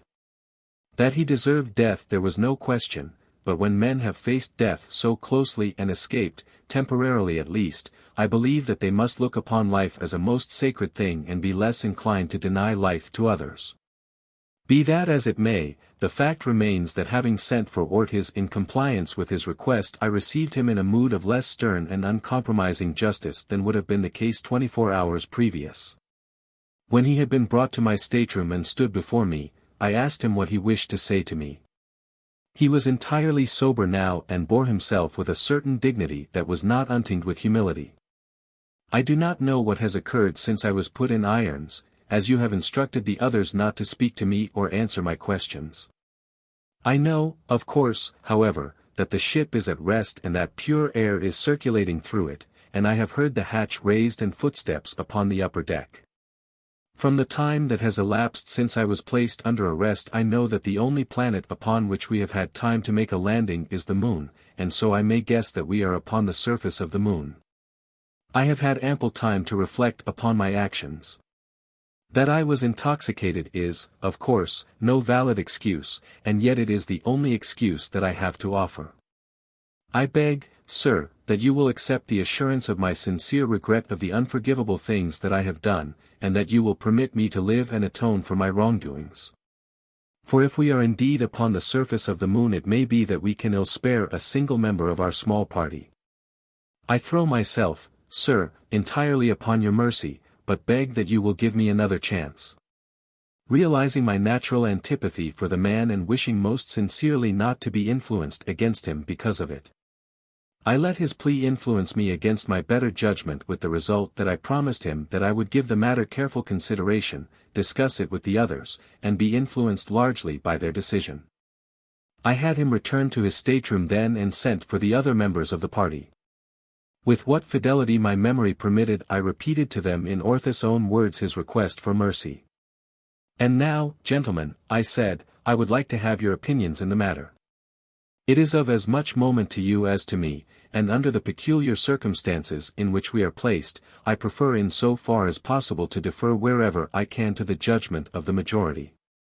Whatever my final action, the responsibility will be mine. I do not seek to divide that, and it may be that I shall act contrary to the wishes of the majority in some matters. But in this one I really wish to abide by your desires because of the personal antagonism that has existed between Lieutenant Commander Ortiz and myself since boyhood. I knew that none of these men liked Ortiz, yet I knew, too, that they would approach the matter in a spirit of justice tempered by mercy. And so I was not at all surprised when one after another they assured me that they would be glad if I would give the man another opportunity. Again I sent for Ortiz, and after explaining to him that inasmuch as he had given me his word to commit no disloyal act in the future I should place him on parole, his eventual fate depending entirely upon his own conduct. Then had his irons removed and told him that he was to return to duty.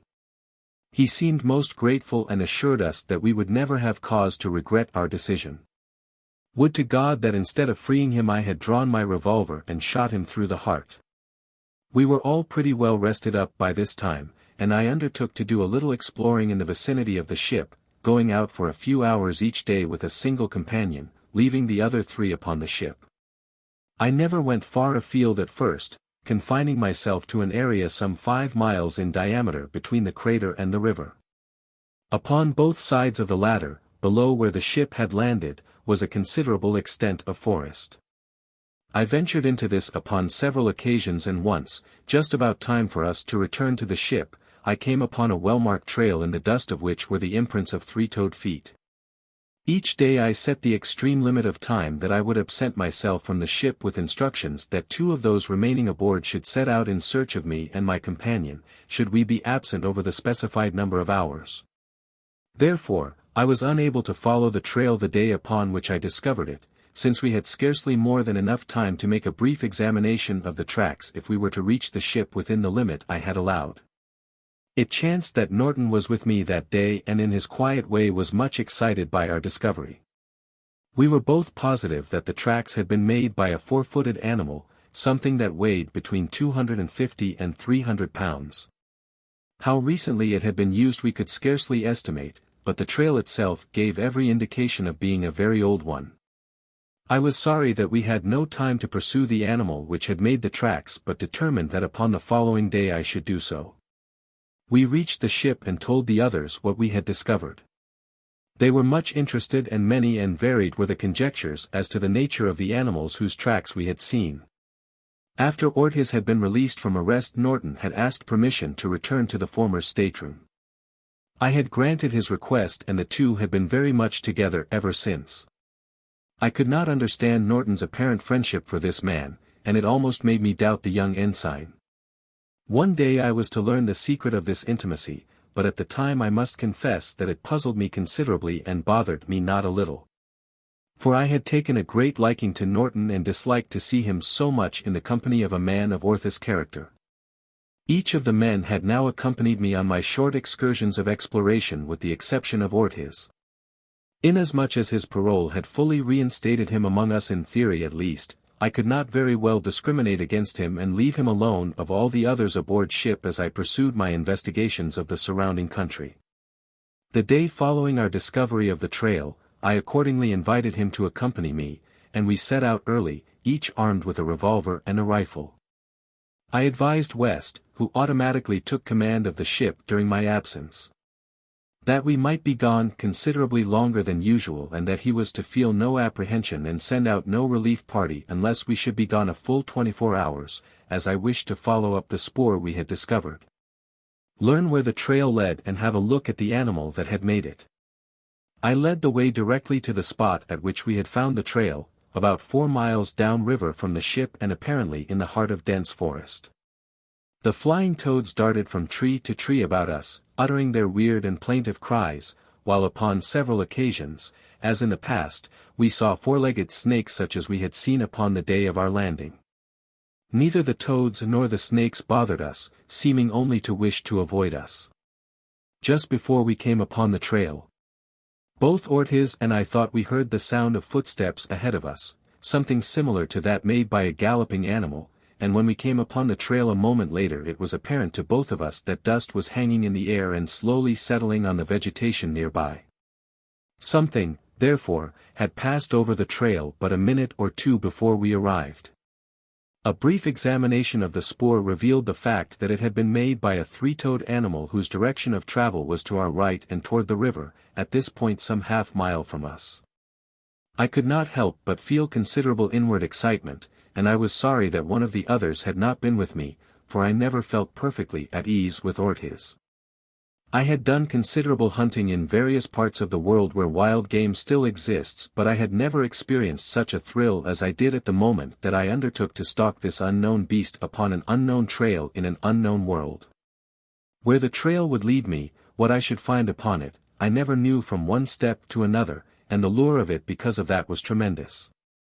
The fact that there were almost 9 million square miles of this world for me to explore, and that no Earthman had ever before set foot upon an inch of it, helped a great deal to compensate for the fact that I knew I could never return to my own Earth again.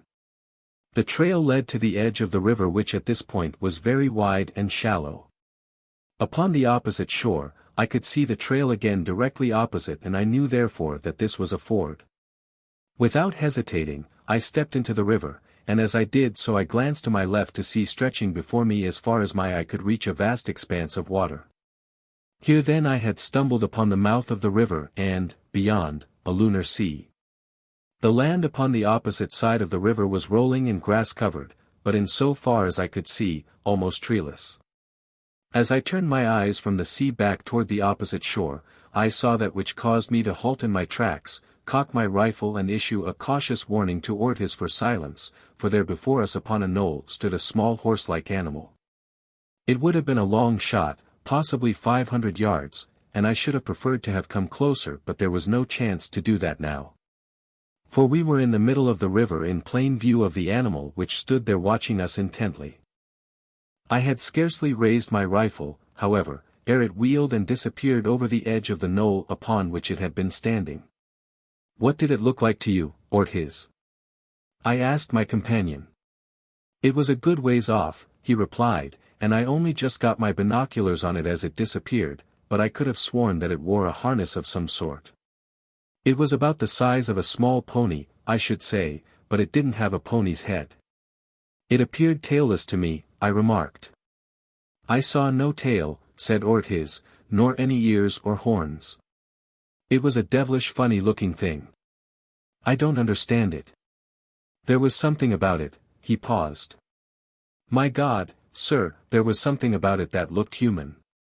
It gave me that same impression, too, Ortiz, and I doubt if I should have fired had I been able to cover it, for just at the instant that I threw my rifle to my shoulder I felt that same strange impression that you mention. There was something human about the thing." As we talked, we had been moving on across the ford, which we found an excellent one, the water at no time coming to our waists while the current was scarcely appreciable. Finally, we stepped out on the opposite shore, and a moment later, far to the left, we caught another glimpse of the creature that we had previously seen. It stood upon a distant knoll, evidently watching us. Ortiz and I raised our binoculars to our eyes almost simultaneously, and for a full minute we examined the thing as it stood there, neither of us speaking, and then we dropped our glasses and looked at each other. "What do you make of it, sir?" he asked. I shook my head. "I don't know what to make of it, Ortiz," I replied, "but I should swear that I was looking straight into a human face, and yet the body was that of a quadruped." "There can be no doubt of it, sir," he replied, "and this time one could see the harness and the clothing quite plainly. It appears to have some sort of a weapon hanging at its left side." "Did you notice it, sir?" "Yes, I noticed it, but I don't understand it." A moment longer we stood watching the creature until it turned and galloped off, disappearing behind the knoll on which it had stood. We decided to follow the trail which led in a southerly direction, feeling reasonably assured that we were more likely to come in contact with the creature or others similar to it upon the trail than off of it. We had gone but a short distance when the trail approached the river again, which puzzled me at the time somewhat, as we had gone apparently directly away from the river since we had left the ford, but after we had gone some mile and a half. We found the explanation, since we came again to another ford while on beyond we saw the river emptying into the sea and realized that we had crossed an island lying in the mouth of the river. I was hesitating as to whether to make the crossing and continue along the trail or to go back and search the island for the strange creature we had discovered. I rather hoped to capture it, but since I had finally descried its human face, I had given up all intention of shooting it unless I found that it would be necessary to do so in self-defense. As I stood there, rather undecided, our attention was attracted back to the island by a slight noise, and as we looked in the direction of the disturbance, we saw 5 of the creatures eyeing us from high land a quarter of a mile away. When they saw that they were discovered they galloped boldly toward us. They had come a short distance only, when they stopped again upon a high knoll, and then one of them raised his face toward the sky and emitted a series of piercing howls. Then they came on again toward us, nor did they pause until they were within 50 feet of us, when they came to a sudden halt. 4. In the hands of the VIII. Our first view of the creatures proved beyond a question of a doubt that they were in effect human quadrupeds. The faces were very broad, much broader than any human faces that I have ever seen, but their profiles were singularly like those of the ancient North American Indians. Their bodies were covered with a garment with short legs that ended above the knees, and which was ornamented about the collar and also about the bottom of each leg with a rather fanciful geometric design. About the barrel of each was a sissingle, and connected with it by a backstrap was something analogous to a breeching in earth horse harness. Where the breeching straps crossed on either side, was a small circular ornament, and there was a strap resembling a trace leading from this forward to the collar, passing beneath a quite large, circular ornament, which appeared to be supported by the sissingle. Smaller straps, running from these 2 ornaments upon the left side, supported a sheath in which was carried what appeared to be a knife of some description. And upon the right side a short spear was carried in a boot, similarly suspended from the 2 ornaments, much as the carbine of our ancient earth cavalry was carried. The spear, which was about 6 feet long, was of peculiar design, having a slender, well-shaped head, from the base of which a crescent-shaped arm curved backward from one side, while upon the side opposite the crescent was a short, sharp point at right angles to the median line of the weapon. For a moment we stood there eyeing each other, and from their appearance I judged that they were as much interested in us as we were in them. I noticed that they kept looking beyond us, across the river toward the mainland. Presently, I turned for a glance in the same direction, and far away beyond a thin forest I saw a cloud of dust which seemed to be moving rapidly toward us. I called Orthus' attention to it. "Reinforcements," I said. "That is what that fellow was calling for when he screamed. I think we had better try conclusions with the 5 before any more arrive.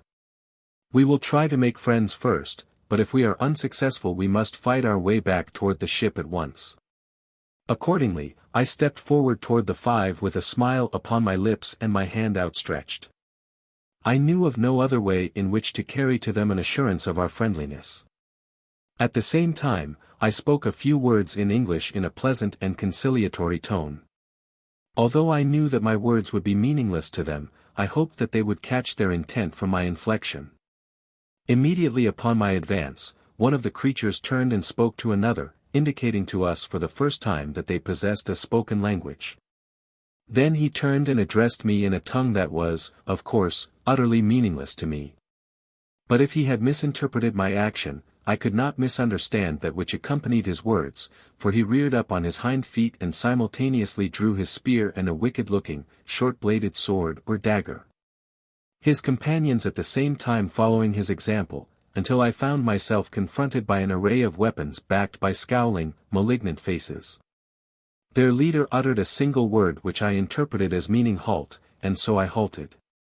I pointed toward his and to myself, and then to the trail along which we had come, and then back in the direction of the ship. I was attempting to tell them that we wished to go back whence we had come. Then I turned toward his. "Draw your revolver," I said, "and follow me. If they interfere we shall have to shoot them. We must get out of this before the others arrive."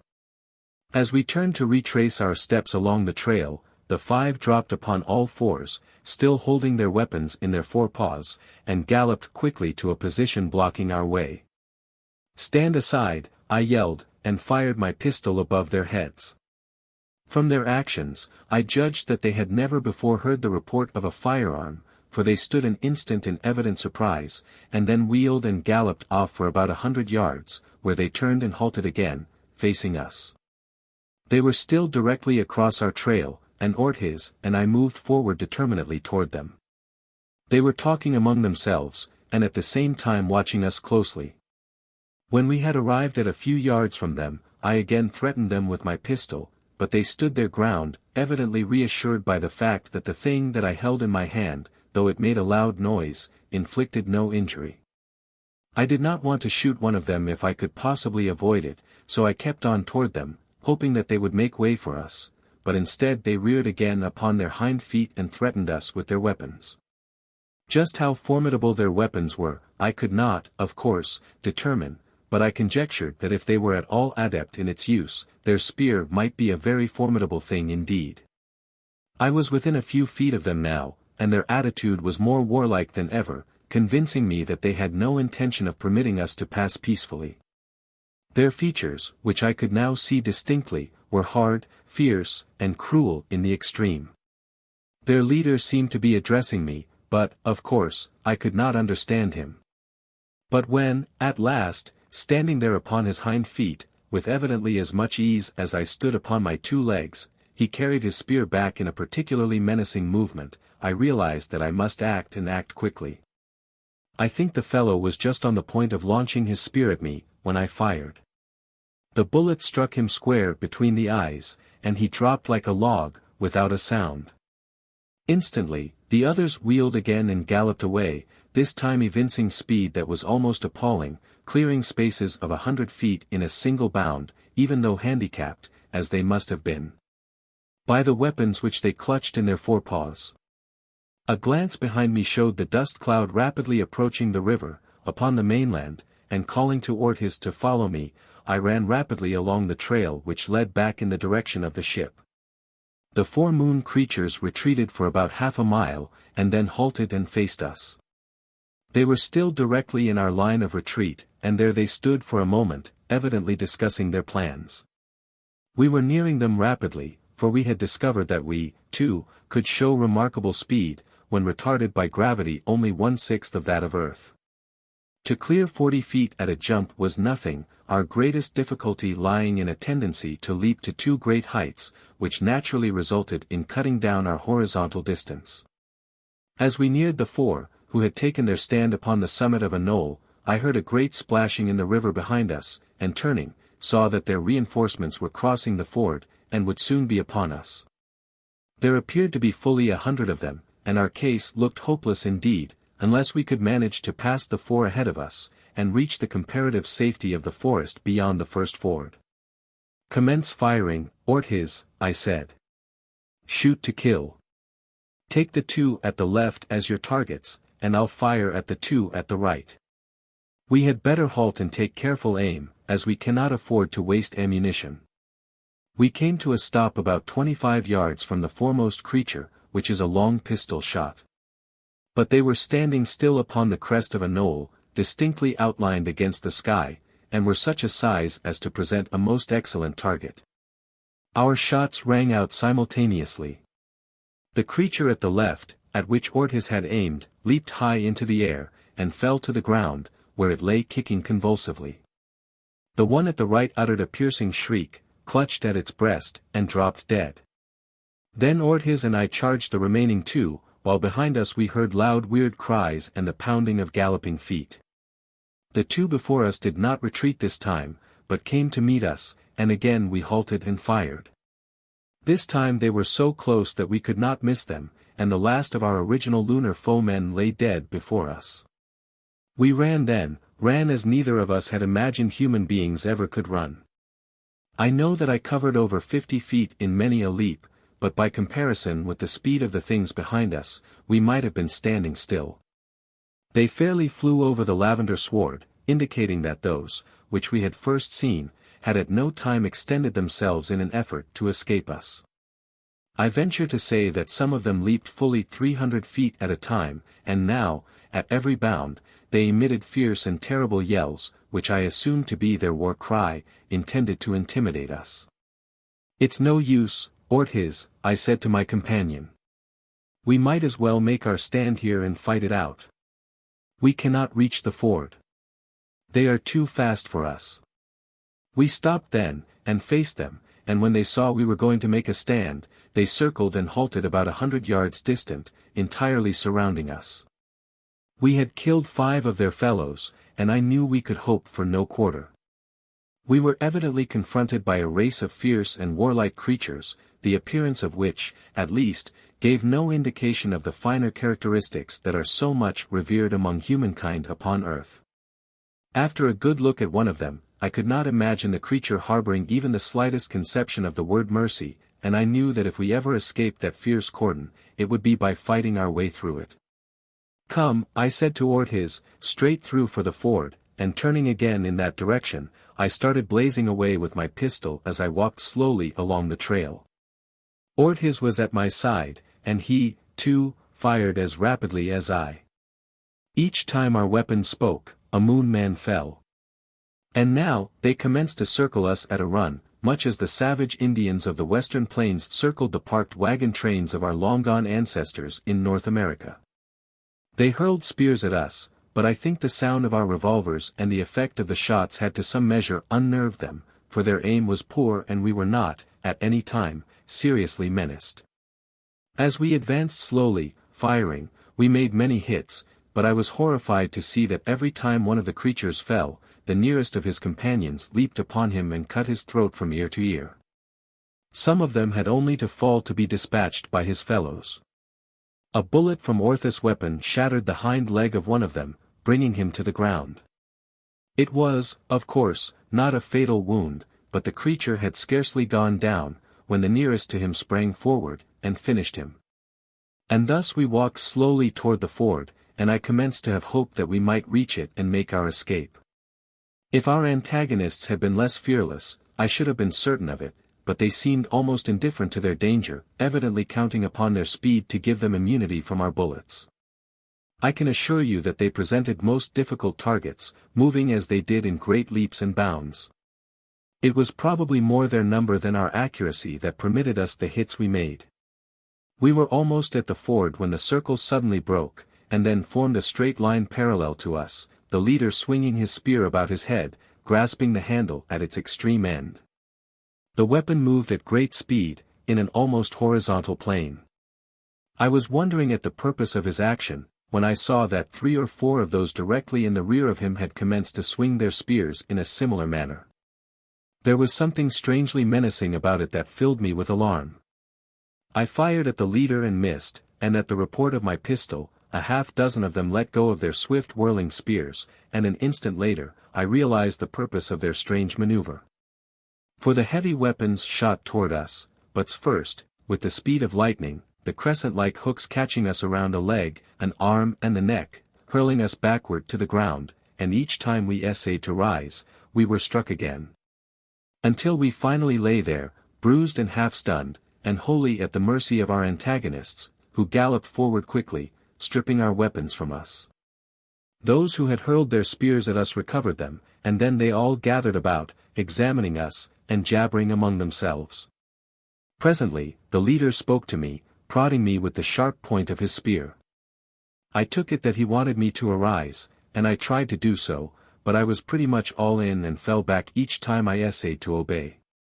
Then he spoke to 2 of his followers, who lifted me and laid me across the back of a third. There I was fastened in a most uncomfortable position by means of leather straps which were taken from various parts of the harnesses of several of the creatures. Ortiz was similarly lashed to another of them, whereupon they moved slowly back in the direction from which they had come, stopping, as they went, to collect the bodies of their dead, which were strapped to the backs of others of their companions. The fellow upon whom I rode had several well-defined gaits, one of which, a square trot, was the acme of torture for me, since I was bruised and hurt and had been placed across him face down, upon my belly. But inasmuch as this gait must have been hard, too, upon him, while thus saddled with a burden, he used it but little, for which I was tremendously thankful. When he changed to a single foot, which, fortunately for me, he often did, I was much less uncomfortable. As we crossed the ford toward the mainland, it was with difficulty that I kept from being drowned, since my head dragged in the water for a considerable distance, and I was mighty glad when we came out again on shore. The thing that bore me was consistently inconsiderate of me, bumping me against others, and against the bodies of their slain that were strapped to the backs of his fellows. He was apparently quite tireless, as were the others, and we often moved for what seemed many miles at a fast run. Of course, my lunar weight was equivalent to only about 30 pounds on earth, while our captors seemed fully as well muscled as a small earthly horse, and as we later learned, were capable of carrying heavy burdens. How long we were on the march, I do not know, for where it is always daylight and there is no sun nor other means of measuring time, one may only guess at its duration. The result being influenced considerably by one's mental and physical sensations during the period. Judged by these considerations, then, we might have been on the trail for many hours, for I was not only most uncomfortable in body, but in mind as well. However that may be, I know only that it was a terrible journey. That we crossed rivers twice after reaching the mainland, and came at last to our destination, amid low hills, where there was a level, park-like space, dotted with weird trees. Here the straps were loosened, and we were dumped upon the ground, more dead than alive, and immediately surrounded by great numbers of creatures who were identical with those who had captured us. When I was finally able to sit up and look about, I saw that we were at the threshold of a camp or village, consisting of a number of rectangular huts, with high-peaked roofs, thatched or rather shingled, with the broad, round leaves of the trees that grew about. We saw now for the first time the females and the young. The former were similar to the males, except that they were of lighter build, and they were far more numerous. They had udders, with from 4 to 6 teats, and many of them were followed by numerous progeny, several that I saw having as high as 6 young in a litter. The young were naked, but the females wore a garment similar to that worn by the males, except that it was less ornate, as was their harness and other trappings. From the way the women and children rushed upon us as we were unloaded in camp, I felt that they were going to tear us to pieces, and I really believe they would have had not our captors prevented. Evidently the word was passed that we were not to be injured, for after the first rush they contented themselves with examining us, and sometimes feeling of us or our clothing, the while they discussed us. But with the bodies of those who were slain, it was different, for when they discovered these where they had been unloaded upon the ground, they fell upon them and commenced to devour them. The warriors joining them in the gruesome and terrible feast. Ortiz and I understood now that they had cut the throats of their fellows to let the blood, in anticipation of the repast to come. As we came to understand them and the conditions under which they lived, many things concerning them were explained. For example, at least 2/3 of the young that are born are males, and yet there are only about 1/6 as many adult males, as there are females. They are naturally carnivorous, but with the exception of one other creature upon which they prey, there is no animal in that part of the interior lunar world with which I am familiar, that they may eat with safety. The flying toad and the walking snake and the other reptilia are poisonous, and they dare not eat them.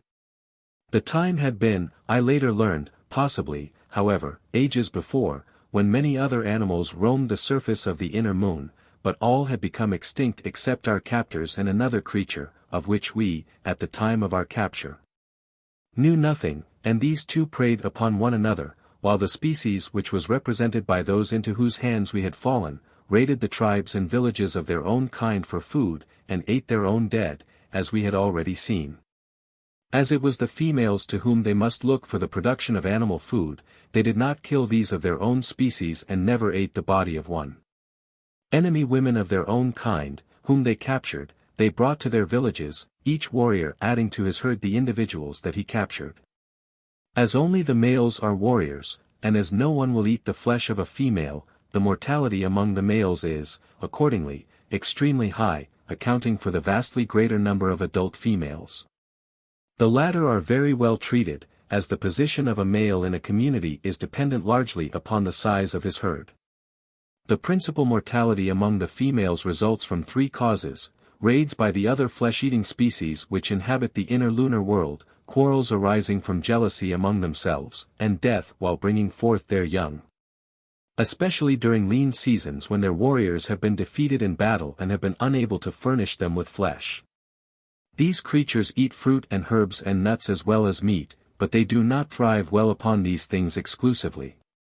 Their existence, therefore, is dependent upon the valor and ferocity of their males, whose lives are spent in making raids and forays against neighboring tribes and in defending their own villages against invaders. As Ortiz and I sat watching the disgusting orgy of cannibalism about us, the leader of the party that had captured us came toward us from the center of the village, and speaking a single word, which I later learned meant "come." He prodded us with his spear point until finally we staggered to our feet. Repeating the word, then, he started back into the village. "I guess he wants us to follow him, Ortiz," I said. And so we fell in behind the creature, which was evidently what he desired, for he nodded his head, and stepped on in the direction that he had taken, which led toward a very large hut, by far the largest in the village. In the side of the hut presented to us there seemed to be but a single opening, a large door covered by heavy hanging, which our conductor thrust aside as we entered the interior with him. We found ourselves in a large room, without any other opening whatsoever, save the doorway through which we had entered, and over which the hanging had again been drawn, yet the interior was quite light, though not so much so as outside. But there were no means for artificial lighting apparent. The walls were covered with weapons and with the skulls and other bones of creatures similar to our captors, though Ortiz and I both noticed a few skulls much narrower than the others and which, from their appearance, might have been the human skulls of Earthmen, though in discussing it later, we came to the conclusion that they were the skulls of the females and the young of the species, whose faces are not so wide as the adult male. Lying upon a bed of grasses at the opposite side of the room was a large male whose skin was of so much deeper lavender hue than the others that we had seen, as to almost suggest a purple. The face, though badly disfigured by scars, and grim and ferocious in the extreme, was an intelligent one, and the instant that I looked into those eyes, I knew that we were in the presence of a leader. Nor was I wrong, for this was the chief or king of the tribe into whose clutches fate had thrown us. A few words passed between the two, and then the chief arose and came toward us. He examined us very critically, our clothing seeming to interest him tremendously. He tried to talk with us, evidently asking us questions, and seemed very much disgusted when it became apparent to him that we could not understand him, nor he us, for Ortiz and I spoke to one another several times, and once or twice addressed him. He gave some instructions to the fellow who had brought us, and we were taken out again, and to another hut, to which there was presently brought a portion of the carcass of one of the creatures we had killed before we were captured. I could not eat any of it, however, and neither could Ortiz. And after a while, by signs and gestures, we made them understand that we wished some other kind of food, with the result that a little later, they brought us fruit and vegetables, which were more palatable and, as we were to discover later, sufficiently nutritious to carry us along and maintain our strength. I had become thirsty, and by simulating drinking, I finally succeeded in making plain to them my desire in that direction, with the result that they led us out to a little stream which ran through the village, and there we quenched our thirst. We were still very weak and sore from the manhandling we had received, but we were both delighted to discover that we were not seriously injured, nor were any of our bones broken. A lunar storm. Shortly after we arrived at the village, they took away our watches, our pocket knives, and everything that we possessed of a similar nature, and which they considered as curiosities. The chief wore Orthus' wristwatch above one forepaw and mine above the other, but as he did not know how to wind them, nor the purpose for which they were intended, they did him or us no good. The result was, however, that it was now entirely impossible for us to measure time in any way, and I do not know, even to this day, how long we were in this strange village.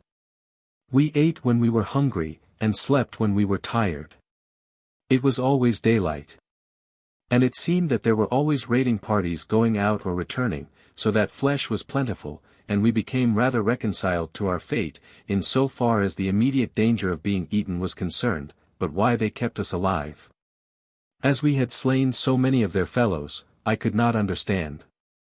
It must have been immediately after we arrived that they made an attempt to teach us their language. 2 females were detailed for this duty. We were given unlimited freedom within certain bounds, which were well indicated by the several sentries which constantly watched from the summit of hills surrounding the village. Past these we could not go, nor do I know that we had any particular desire to do so, since we realized only too well that there would be little chance of our regaining the ship should we escape the village. Inasmuch as we had not the remotest idea in what direction it lay. Our one hope lay in learning their language, and then utilizing our knowledge in acquiring some definite information as to the surrounding country and the location of the Barsoom. It did not seem to take us very long to learn their tongue, though, of course, I realize that it may really have been months. Almost before we knew it, we were conversing freely with our captors. When I say freely, it is possible that I exaggerate a trifle, for though we could understand them fairly well, it was with difficulty that we made ourselves understood, yet we managed it some way. Handicapped as we were by the peculiarities of the most remarkable language of which I have any knowledge. It is a very difficult language to speak, and as a written language, would be practically impossible. For example, there is their word gui-ho, for which Ortiz and I discovered 27 separate and distinct meanings, and that there are others I have little or no doubt. Their speech is more aptly described as song, the meaning of each syllable being governed by the note in which it is sung.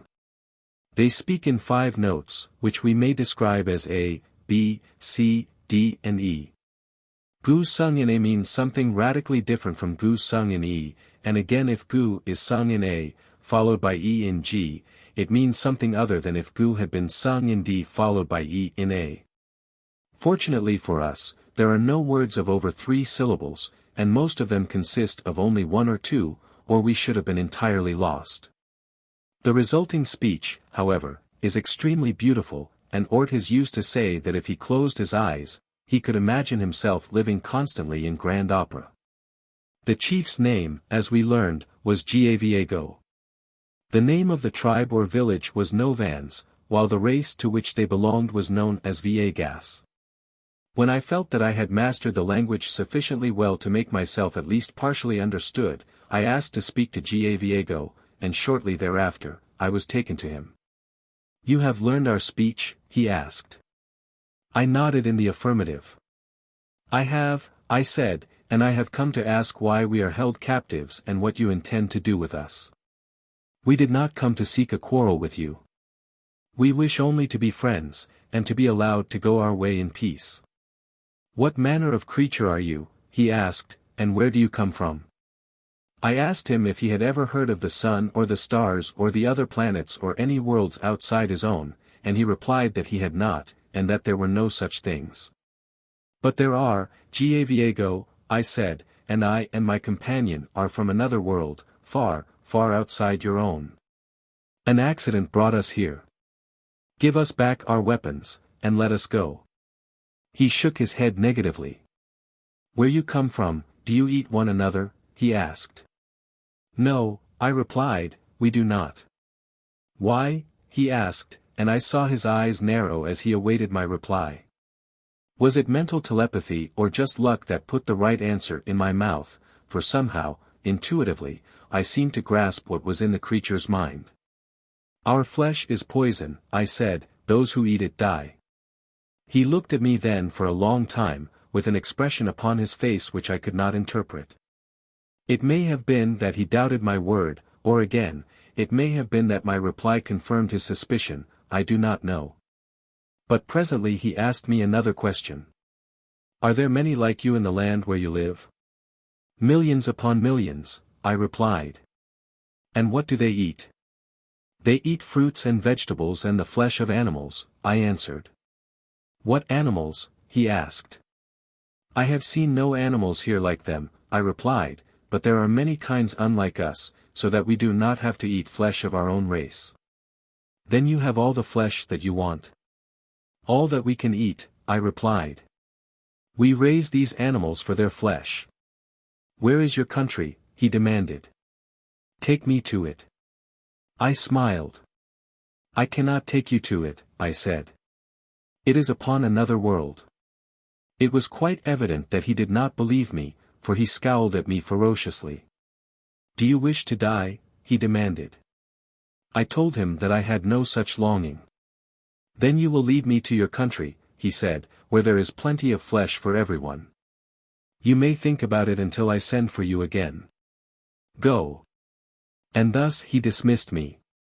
Then he sent for Ortiz, but what Ortiz told him, I never knew exactly, for he would not tell me, and as our relations, even in our captivity, were far from friendly, I did not urge him to any confidences. I had occasion to notice, however, that from that time Diego indicated a marked preference for Ortiz, and the latter was often called to his hut. I was momentarily expecting to be summoned into Diego's presence, and learn my fate, when he discovered that I could not lead him to my country, where flesh was so plentiful. But at about this time we broke camp, and in the press of other matters, he evidently neglected to take any further immediate action in my case, or at least, so I thought. Until I later had reason to suspect that he felt that he need no longer depend upon me to lead him to this land of milk and honey. The VIII are a nomadic race, moving hither and thither either as they are pressed by some foes, or till their victories have frightened away the other tribes from their vicinity, in either of which events. They march in search of fresh territory. The move that we made now was necessitated by the fact that all the other tribes nearby had fled before the ferocity of the Novans, whose repeated and successful raids had depleted the villages of their neighbors and filled them with terror. The breaking of camp was a wonderfully simple operation. All their few belongings, consisting of extra clothing, trappings, weapons, and their treasured skulls and bones of victims, were strapped to the backs of the women. Ortiz and I each bestrode a warrior detailed by Diego for the purpose of transporting us, and we filed out of the village, leaving the huts behind. Diego, with a half-dozen warriors, galloped far ahead. Then came a strong detachment of warriors, with the women folks behind them, another detachment of warriors following in the rear of the women and children, while others rode upon either flank. A mile or so in the rear, came 3 warriors, and there were 2 or 3 scattered far out on either flank. Thus we moved, thoroughly protected against surprise, regulating our speed by that of the point with which Diego traveled. Because of the women and the children, we moved more slowly than warriors do when on the march alone, when they seldom, if ever, travel slower than a trot, and more generally, at a fast gallop. We moved along a well-worn trail, passing several deserted villages, from which the prey of the Novans had fled. We crossed many rivers, for the lunar world is well watered. We skirted several lakes, and at one point of high ground, I saw, far at our left, the waters of what appeared to be a great ocean. There was never a time when Ortiz and I were not plentifully supplied with food, for there is an abundance of it growing throughout all the territory we crossed, but the Novans had been without flesh for several days and were, in consequence, mad with hunger, as the fruits and vegetables which they ate seemed not to satisfy them at all. We were moving along at a brisk trot when, without warning, we were struck by a sudden gust of wind that swept, cold and refreshing, down from some icy mountain fastness. The effect upon the Novans was electrical. I would not have had to understand their language to realize that they were terrified. They looked apprehensively about and increased their speed as though endeavoring to overtake Diego, who was now far ahead with the point. A moment later a dash of rain struck us, and then it was every man for himself and the devil take the hindmost, as they broke into a wild stampede to place themselves close to their chief.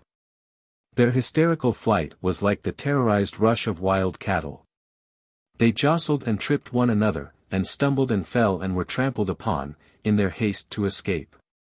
Old Diego had stopped with his point, and was waiting for us. Those who accompanied him seemed equally terrified with the rest, but evidently they did not dare run until Diego gave the word. I think, however, that they all felt safer when they were close to him, for they had a great deal of confidence in him, yet they were still pretty badly frightened, and it would not have taken much to have set them off again into another route. Diego waited until the last of the rearguard straggled in, and then he set off directly toward the mountains, the entire tribe moving in a compact mass, though they might have fallen easy prey to an ambush or any sudden attack. They knew, however, what I half guessed, that knowing that their enemies were as terrified of the storm as they, there was little danger of their being attacked, none whatever, in fact. We came at last to a hillside covered with great trees which offered some protection from both the wind and the rain, which had now arisen to the proportion of a hurricane. As we came to a halt, I slipped from the back of the warrior who had been carrying me, and found myself beside one of the women who had taught Ortiz and me the language of the Viegas. "Why is everyone so terrified?" I asked her. "It is Zoal," she whispered, fearfully. "He is angry." "Who is Zoal?" I asked. She looked at me in wide-eyed astonishment. "Who is Zoal?" she repeated. "They told me that you said that you came from another world, and I can well believe it, when you ask, who is Zoal?" "Well, who is he?" I insisted. "He is a great beast," she whispered. "He is everywhere. He lives in all the great holes in the ground, and when he is angry, he comes forth and makes the water fall and the air run away. We know that there is no water up there," and she pointed toward the sky. "But when Zoal is angry, he makes water fall from where there is no water, so mighty is Zoal, and he makes the air to run away so that the trees fall before it as it rushes past, and huts are knocked flat or carried high above the ground. And then, O terror of terrors, he makes a great noise, before which mighty warriors fall upon the ground and cover up their ears. We have angered Zoal, and he is punishing us, and I do not dare to ask him not to send the big noise." It was at that instant that there broke upon my ears the most terrific detonation that I have ever heard. So terrific was it that I thought my ear drums had burst, and simultaneously, a great ball of fire seemed to come rolling down from the mountain heights above us. The woman, covering her ears, shuddered, and when she saw the ball of fire, she voiced a piercing shriek. "The light that devours," she cried. "When that comes too, it is the end, for then is Zoal mad with rage." The ground shook to the terrifying noise, and though the ball of fire did not pass close to us, still could I feel the heat of it even as it went by at a distance, leaving a trail of blackened and smoking vegetation in its rear. What flames there were, the torrential rain extinguished almost immediately. It must have traveled about 10 miles, down toward the sea, across rolling hills and level valleys, when suddenly it burst, the explosion being followed by a report infinitely louder than that which I had first heard. An earthquake could scarce have agitated the ground more terrifyingly than did this peal of lunar thunder. I had witnessed my first lunar electrical storm, and I did not wonder that the inhabitants of this strange world were terrified by it. They attribute these storms, as they do all their troubles, to Zoal, a great beast, which is supposed to dwell in the depth of the lunar craters, the lower ends of which open into the interior lunar world. As we cowered there among the trees, I wondered if they were not afraid that the wind would blow the forest down and crush them, and I asked the woman who stood beside me. "Yes," she said, "that often happens, but more often does it happen that if one is caught in a clearing, the air that runs away picks him up and carries him along to drop him from a great height upon the hard ground. The trees bend before they break, and those who watch are warned, and they escape destruction if they are quick. When the wind that runs seizes one, there is no escape." "It seems to me," I said, "that it would have been safer if Diego had led us into one of those sheltered ravines," and I indicated a gorge in the hillside at our right. "No," she said, "Diego is wise. He led us to the safest spot. We are sheltered from the air that runs away, and perhaps a little from the light that devours, nor can the waters that drown reach us here, for presently they will fill that ravine full." Nor was she wrong. Rushing down from the hillside, the water poured in torrents into the ravine, and presently, though it must have been 20 or 30 feet deep, it was filled almost to overflowing. Whoever had sought refuge there, would have been drowned and washed away to the big ocean far below. It was evident that Gaviego had not been actuated solely by blind terror, though I came to know that he must have felt terror, for these terrible electrical storms alone can engender it in the breasts of these fearless and ferocious people. The storm must have lasted for a considerable time. How long, of course, I do not know, but some idea of its duration may be gained by the fact that I became hungry and ate of the fruit of the trees, which sheltered us, at least 6 times, and slept twice. We were soaked to the skin and very cold, for the rain evidently came from a great altitude. During the entire storm, the Novans scarcely moved from their positions beneath the trees, with their backs toward the storm, where they stood with lowered heads like cattle. We experienced 12 detonations of the ground-shaking thunder, and witnessed 6 manifestations of the light that devours. Trees had fallen all about us, and as far as we could see, the grasses lay flat and matted upon the ground. They told me that storms of the severity of this were infrequent, though rain and wind, accompanied by electrical manifestations, might be expected at any season of the year. I use that expression from habit. For one can scarcely say that there are any well-marked seasonal changes within the moon that could indicate corresponding divisions of time as upon the earth. From what I was able to gather from observation and from questioning the VIII gas, lunar vegetation reproduces itself entirely independent of any seasonal restrictions, the frequency and temperature of the rains having, seemingly, the greatest influence in the matter. A period of drought and cold rains retards growth and germination, while frequent warm rains have an opposite effect, the result being that you find vegetation of the same variety in all stages of development. Growing side by side, blossoms upon one tree, fruit upon another, and the dry seed pods upon a third. Not even, therefore, by the growth of plant life, might one measure time within the moon, and the period of gestation among the Viegas is similarly irregular, being affected by the physical condition of the female as well as by climatic conditions. I imagine, when the tribe is well fed, and the weather warm, the warriors victorious, and the minds of the women at peace, they bring forth their young in an incredibly short period. On the other hand, a period of cold, or of hunger, and of long marches, following defeat, induces an opposite result.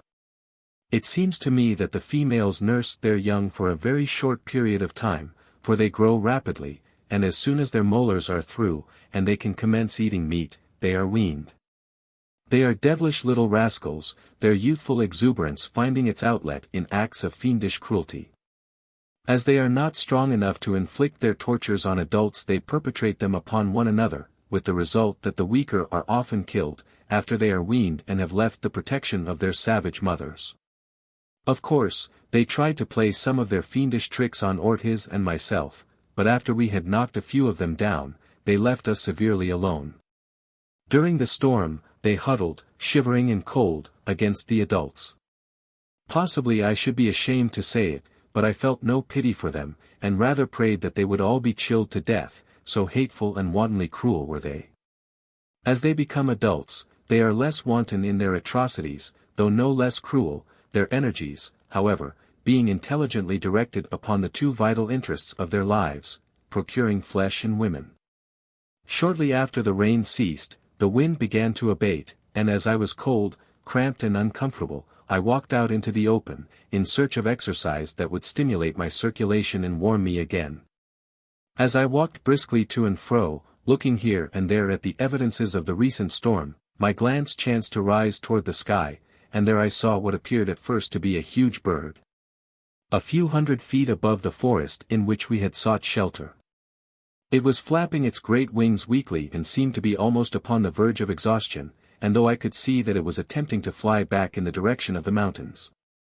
The force of the wind was steadily carrying it in the direction of the lowlands and the sea. Presently it would be directly above me, and as it drew nearer, I knit my brows in puzzlement, for except for its wings, and what appeared to be a large hump upon its back, its form bore a striking resemblance to that of a human being. Some of the Novans evidently saw me looking upwards thus interestedly, and prompted by curiosity, joined me. When they saw the creature flying weakly overhead, they set up a great noise, until presently all the tribe had run into the open and were looking up at the thing above us. The wind was lessening rapidly, but it still was strong enough to carry the creature gently toward us, and at the same time I perceived that whatever it was falling slowly to the ground, or more correctly, sinking slowly. "What is it?" I asked of the warrior standing beside me. "It is a UGA," he replied. "Now shall we eat?" I had seen no birds in the lunar world, and as I knew they would not eat the flying reptiles, I guessed that this must be some species of bird life, but as it dropped closer, I became more and more convinced that it was a winged human being. Or at least a winged creature with human form. As it fluttered toward the ground, the Novans ran along to meet it, waiting for it to fall within reach. As they did so, Giaviego called to them to bring the creature to him alive and unharmed. I was about 100 yards from the spot, when the poor thing finally fell into their clutches. They dragged it to the ground roughly, and a moment later I was horrified to see them tear its wings from it and the hump from its back. There was a great deal of grumbling at Giaviego's order, as following the storm and their long fast, the tribe was ravenously hungry. "Flesh, flesh," they growled. "We are hungry. Give us flesh." But Giaviego paid no attention to them, standing to one side beneath a tree, awaiting the prisoner that they were bringing toward him. 6. An exodus and a battle. Ortiz, who was becoming the almost constant companion of the chief, was standing beside the latter, while I was 25 or 30 yards away. And directly between Giaviego and the warriors who were approaching with the prisoner, who would of necessity have to pass close beside me. I remained where I was, therefore, in order to get a better look at it, which was rather difficult because it was almost entirely surrounded by Novans. However, as they came opposite me, there was a little break momentarily in the ranks, and I had my first opportunity, though brief, for a closer observation of the captive. And my comprehension was almost staggered by what my eyes revealed to me, for there before me, was as perfectly formed a human female as I had ever seen.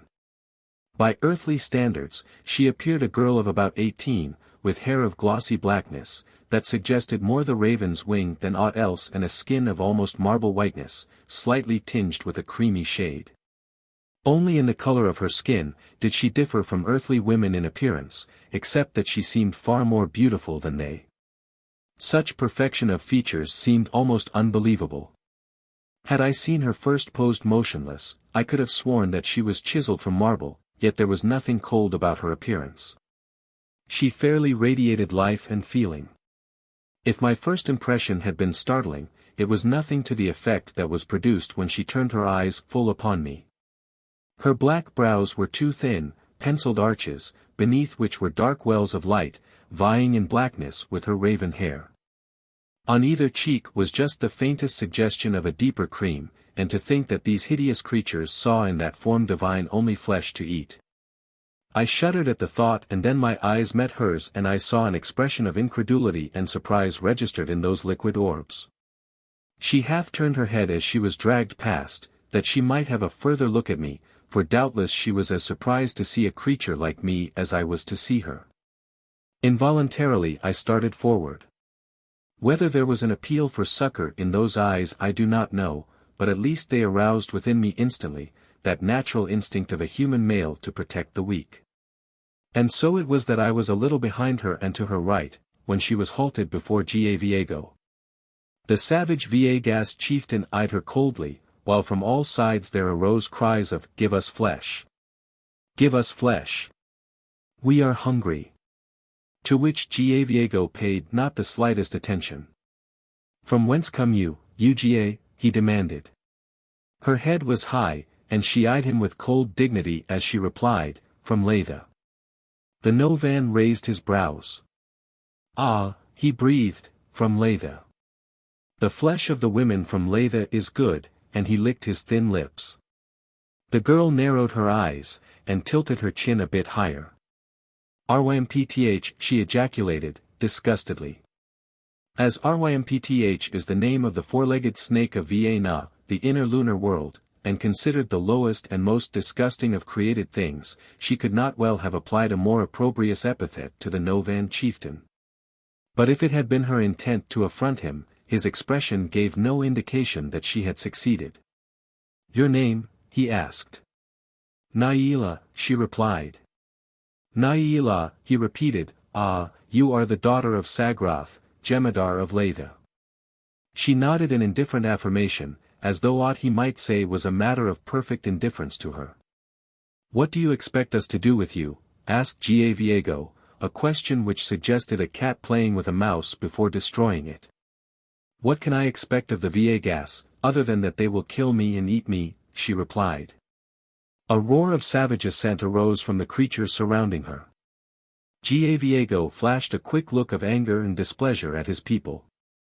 "Do not be too sure of that," he snapped. "This be little more than a meal for Gaviego alone. It would but whet the appetite of the tribe."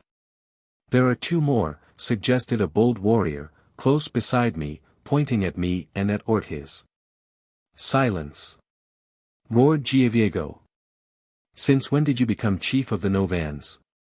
"We can starve without a chief," muttered the warrior who had spoken, and from two or three about him arose grumblings of assent.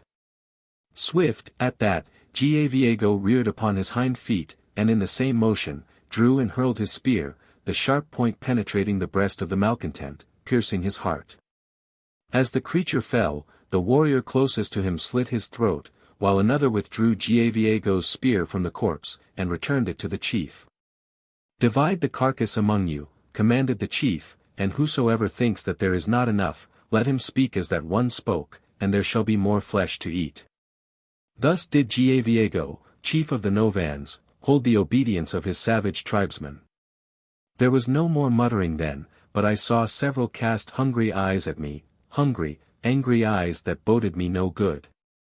In what seemed an incredibly short space of time, the carcass of the slain warrior had been divided and devoured, and once again we set out upon the march, in search of new fields to conquer, and fresh flesh to eat. Now Gaviego sent scouts far in advance of the point, for we were entering territory which he had not invaded for a long time, a truth which was evidenced by the fact that there were only about 20 warriors in the tribe, besides Gaviego, who were at all familiar with the territory.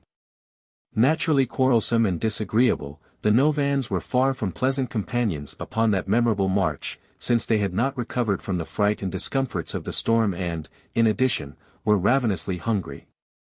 I imagine that none, other than Gaviego, could have held them. What his purpose was in preserving the 3 prisoners, that would have made such excellent food for the tribe, I did not know. However, we were not slain, though I judged the fellow who carried me, would much sooner have eaten me, and to vent his spite upon me he trotted as much as he could, and I can assure you that he had the most devilishly execrable trot I ever sat. I felt that he was rather running the thing into the ground, for he had an easy rack, which would have made it much more comfortable for both of us, and inasmuch as I knew that I was safe as long as I was under Gaviego's protection. I made up my mind to teach the fellow a lesson, which I finally did, although almost as much to my discomfort as his, by making no effort to ease myself upon his back so that at every step I rose high and came down hard upon him, sitting as far back as possible so as to pound his kidneys painfully. It made him very angry and he threatened me with all kinds of things if I didn't desist, but I only answered by suggesting that he take an easier gait, which at last he was forced to do. Ortiz was riding ahead with Gaviego, who as usual led the point, while the new prisoner astride a Novan warrior was with the main body, as was I. Once the warriors that we bestrode paced side by side, and I saw the girl eyeing me questioningly.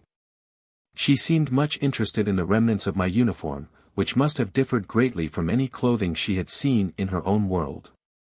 It seemed that she spoke and understood the same language that Gaviego used, and so at last I made bold to address her. "It is unfortunate," I said, "that you have fallen into the hands of these creatures. I wish that I might be of service to you, but I also am a prisoner." She acknowledged my speech with a slight inclination of her head, and at first I thought that she was not going to reply, but finally looking me full in the face she asked, "What are you?" "I am one of the inhabitants of the planet Earth." Where is that, and what is planet? She asked, for I had had to use the Earth word, since there is no word of similar meaning in the language of the VIII. You know, of course, I said, that space outside of VIII is filled with other worlds.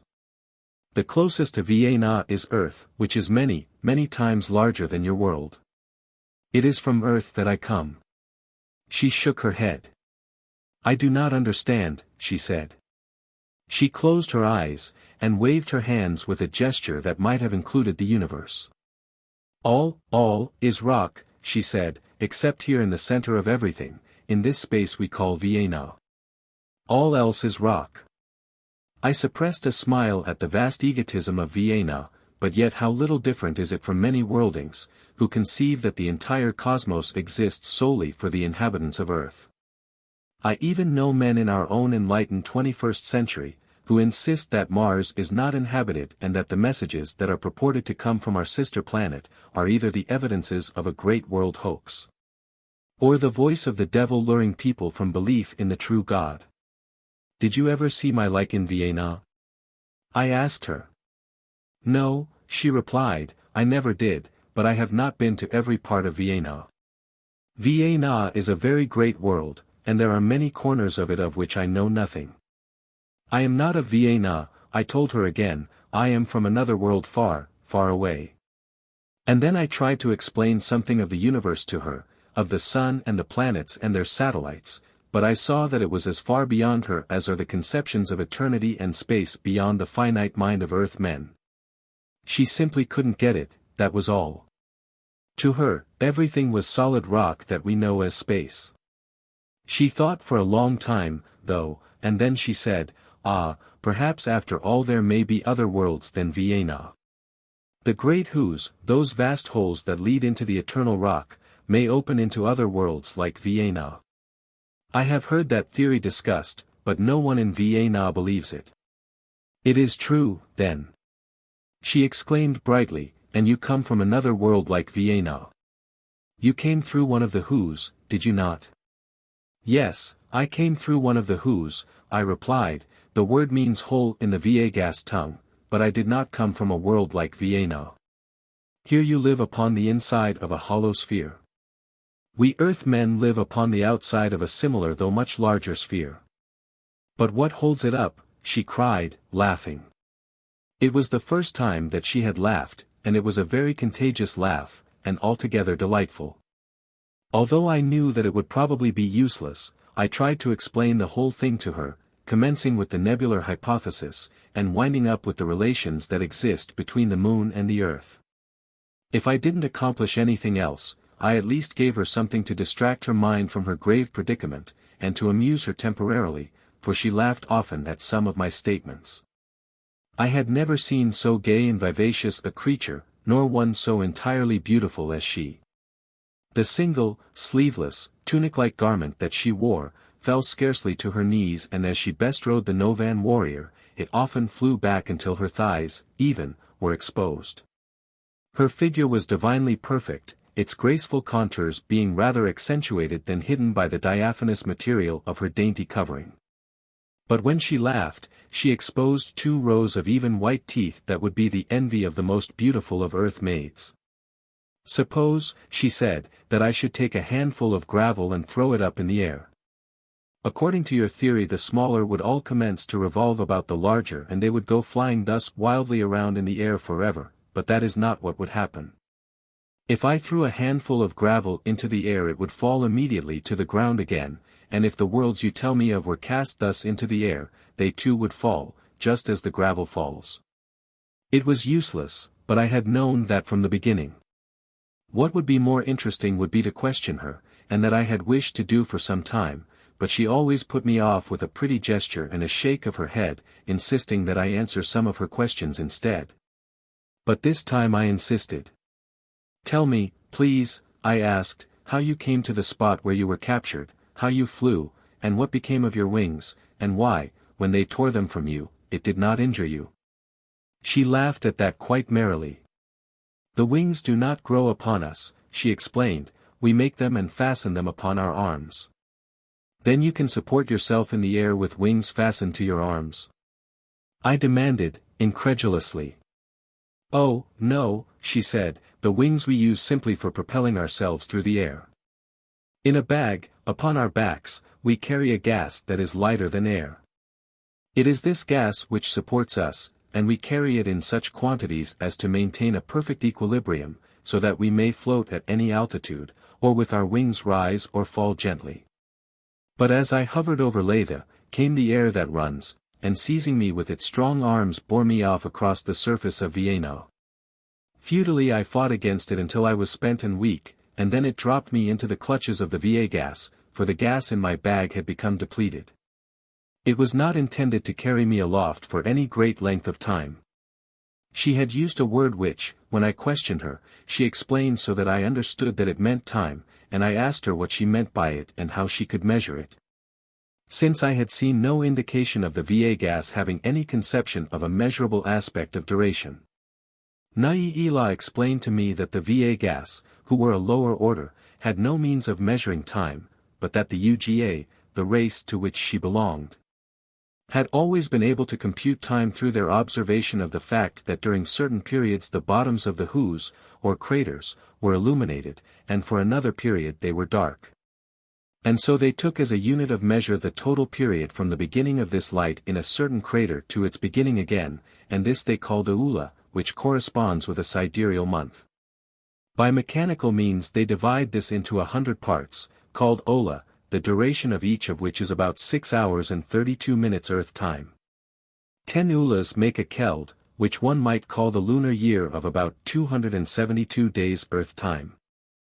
I asked her many questions and took great pleasure in her answers, for she was a bright, intelligent girl, and although I saw many evidences of regal dignity about her, yet her manner toward me was most natural and unaffected.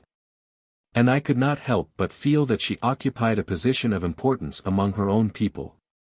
Our conversation was suddenly interrupted, however, by a messenger from the point, who came racing back at tremendous speed, carrying word from Gaviego that the scouts were signaling that they had discovered a large village, and that the warriors were to prepare to fight. Immediately we moved up rapidly to Gaviego, and then we all advanced toward the scout who could be seen upon a knoll far ahead. We were cautioned to silence, and as we moved at a brisk canter over the soft, pale lavender vegetation of the inner moon, the feet of the VA gas giving forth no sound, the picture presented to my earthly eyes was weird and mysterious in the extreme.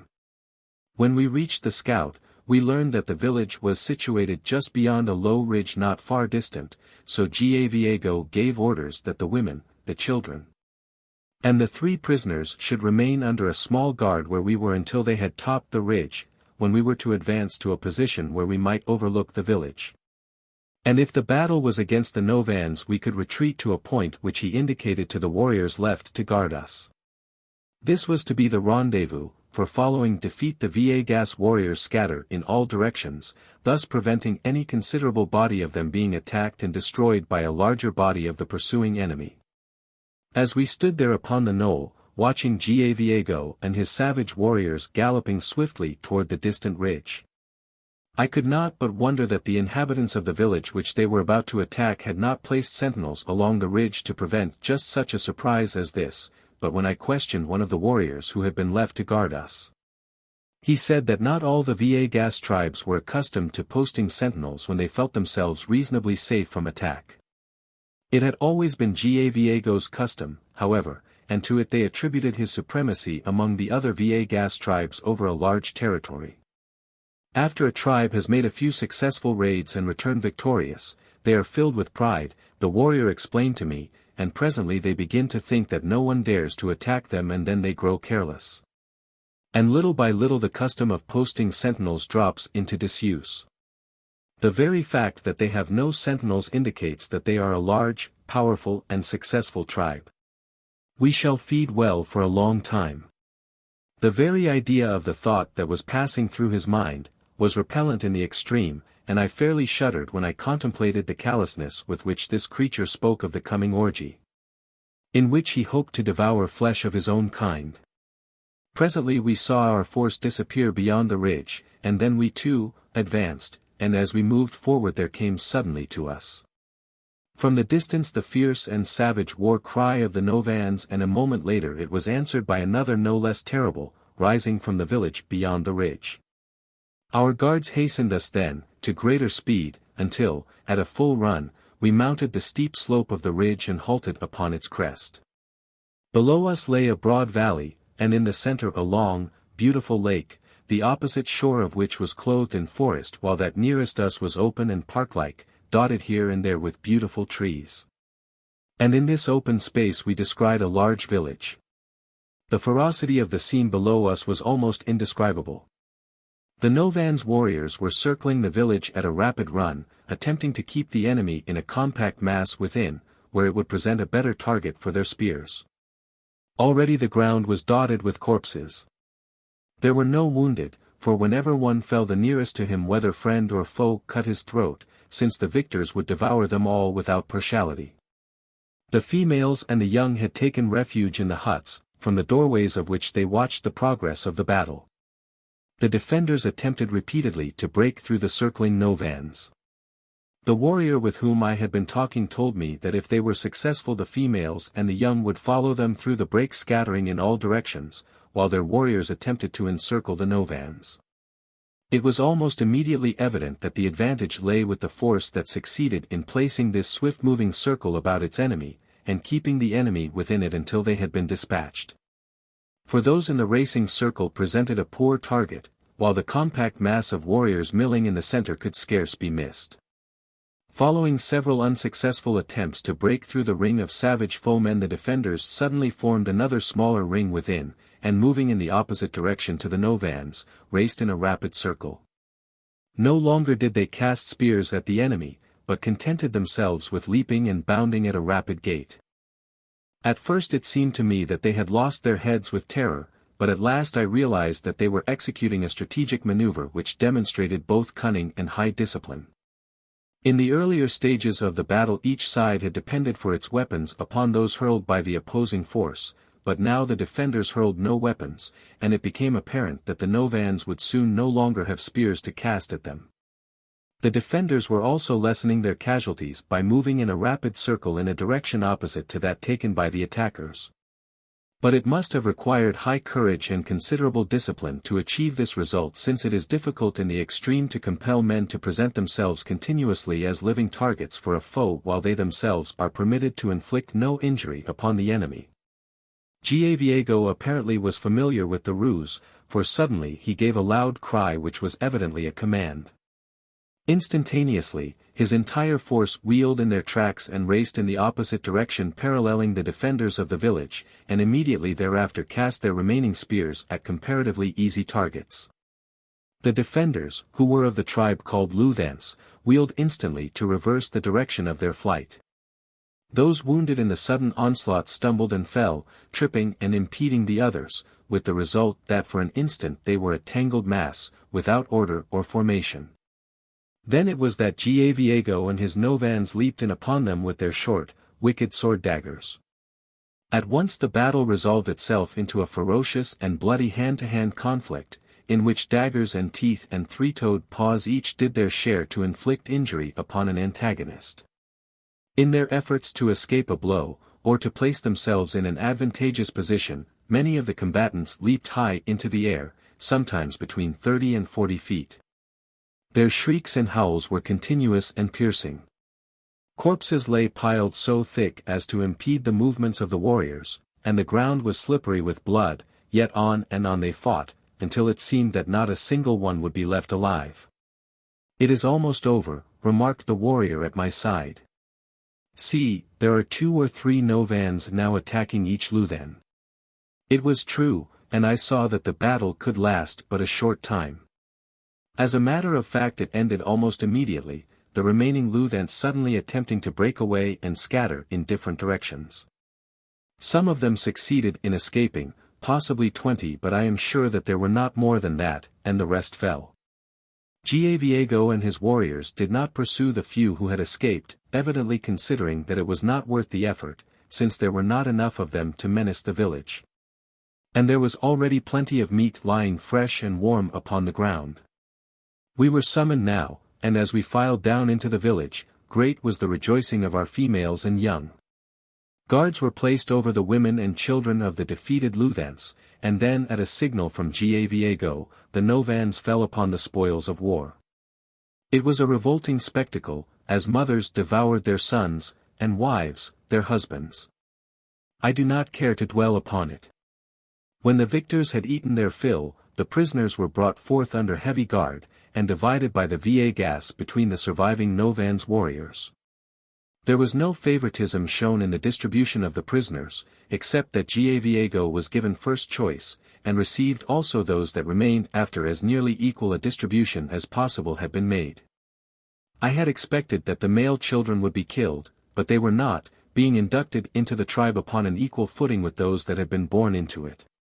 Being capable of no sentiments of either affection or loyalty, it is immaterial to these creatures to what tribe they belong, but once inducted into a tribe, the instinct of self-preservation holds them to it.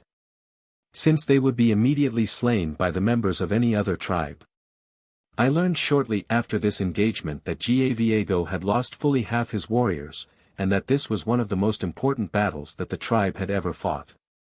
The spoils, however, had been rich, for they had taken over 10,000 women and fully 50,000 young, and great quantities of weapons, harness, and apparel. The flesh that they could not eat was wrapped up and buried, and I was told that it would remain in excellent condition almost indefinitely. 7. The Moon Maid escapes. After occupying the new village, Ortiz and I were separated, he being assigned a hut close to Gavago, while I was placed in another section of the village. If I could have been said to have been on good terms with any of the terrible creatures of the tribe, it was with the woman who had taught me the language of the VIII.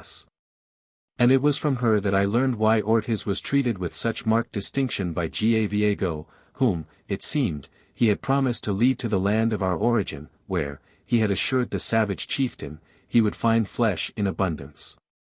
Laythe was confined in still another part of the village, and I only saw her occasionally, for it was evident that Gavago wished to keep the prisoners separated. Upon one occasion when I met her at the shore of the lake I asked her why it was that they had not slain and eaten her, and she told me that when Gavago had discovered her identity, and that her father was a jemadar, a ruler of a great city. He had sent messengers with an offer to return Laythe for a ransom of 100 young women of the city of Laythe. Do you think your father will send the ransom? I asked. I do not know, she replied. I do not see how they are going to get a message to him, for ordinarily, my race kills the VIII on sight. They may succeed, however, but even so, it is possible that my father will not send the ransom. I would not wish him to. The daughters of my father's people are as dear to them, as am I to him. It would be wrong to give 100 of the daughters of Laythe in return for one, even though she be the daughter of the jemadar. We had drunk, and were returning toward our huts when, wishing to prolong our conversation and to be with this pleasant companion while I might, I suggested that we walk farther into the woods and gather fruit.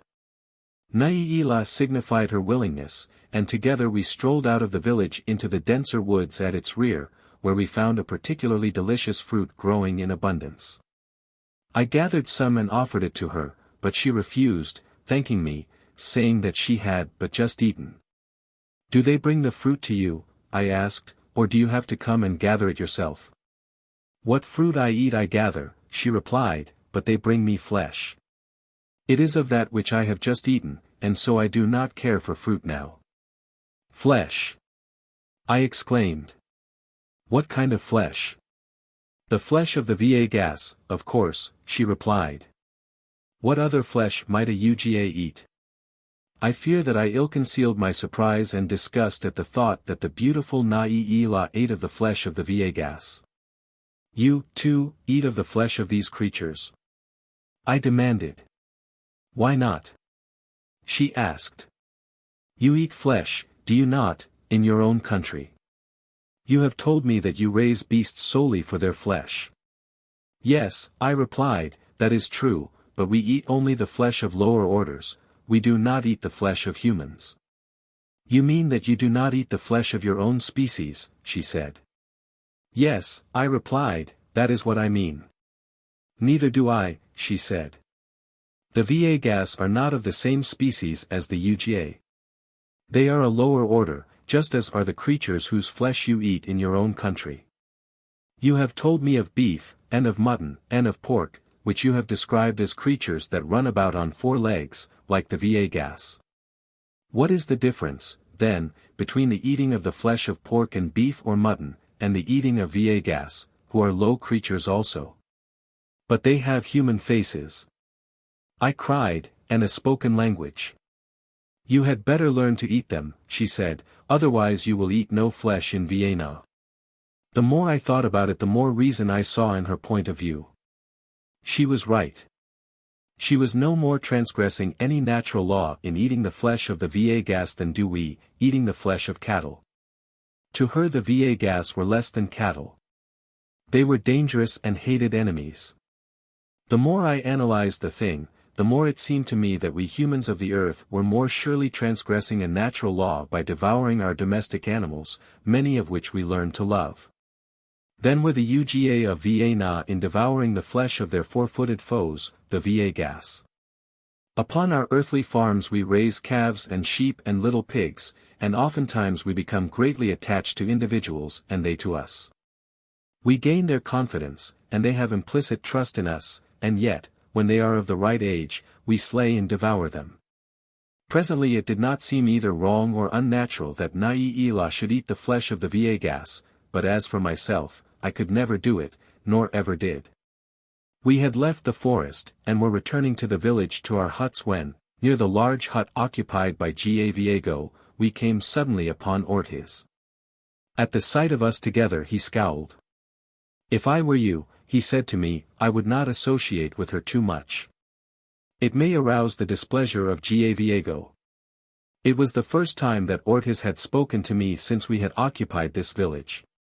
I did not like his tone or his manner. You will please to mind your own business, Ortiz, I said to him, and continued on with Laythe. I saw the man's eyes narrow malignantly, and then he turned, and entered the hut of Gaviego, the chief of the Novans. Every time I went to the river, I had to pass in the vicinity of Laythe's hut.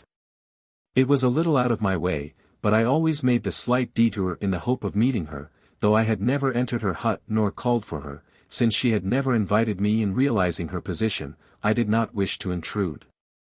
I was of course ignorant of the social customs of her people, and feared offending her accidentally. It chanced that the next time that I walked down to the lake shore, following our stroll in the woods, I made my usual detour that I might pass by the hut of Laythe.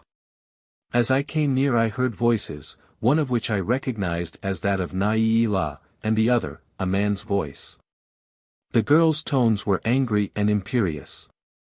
"Leave my presence, creature," were the first words that I could distinguish, and then the man's voice.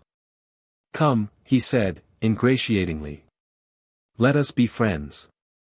Come to my hut, and you will be safe, for Gaviego is my friend."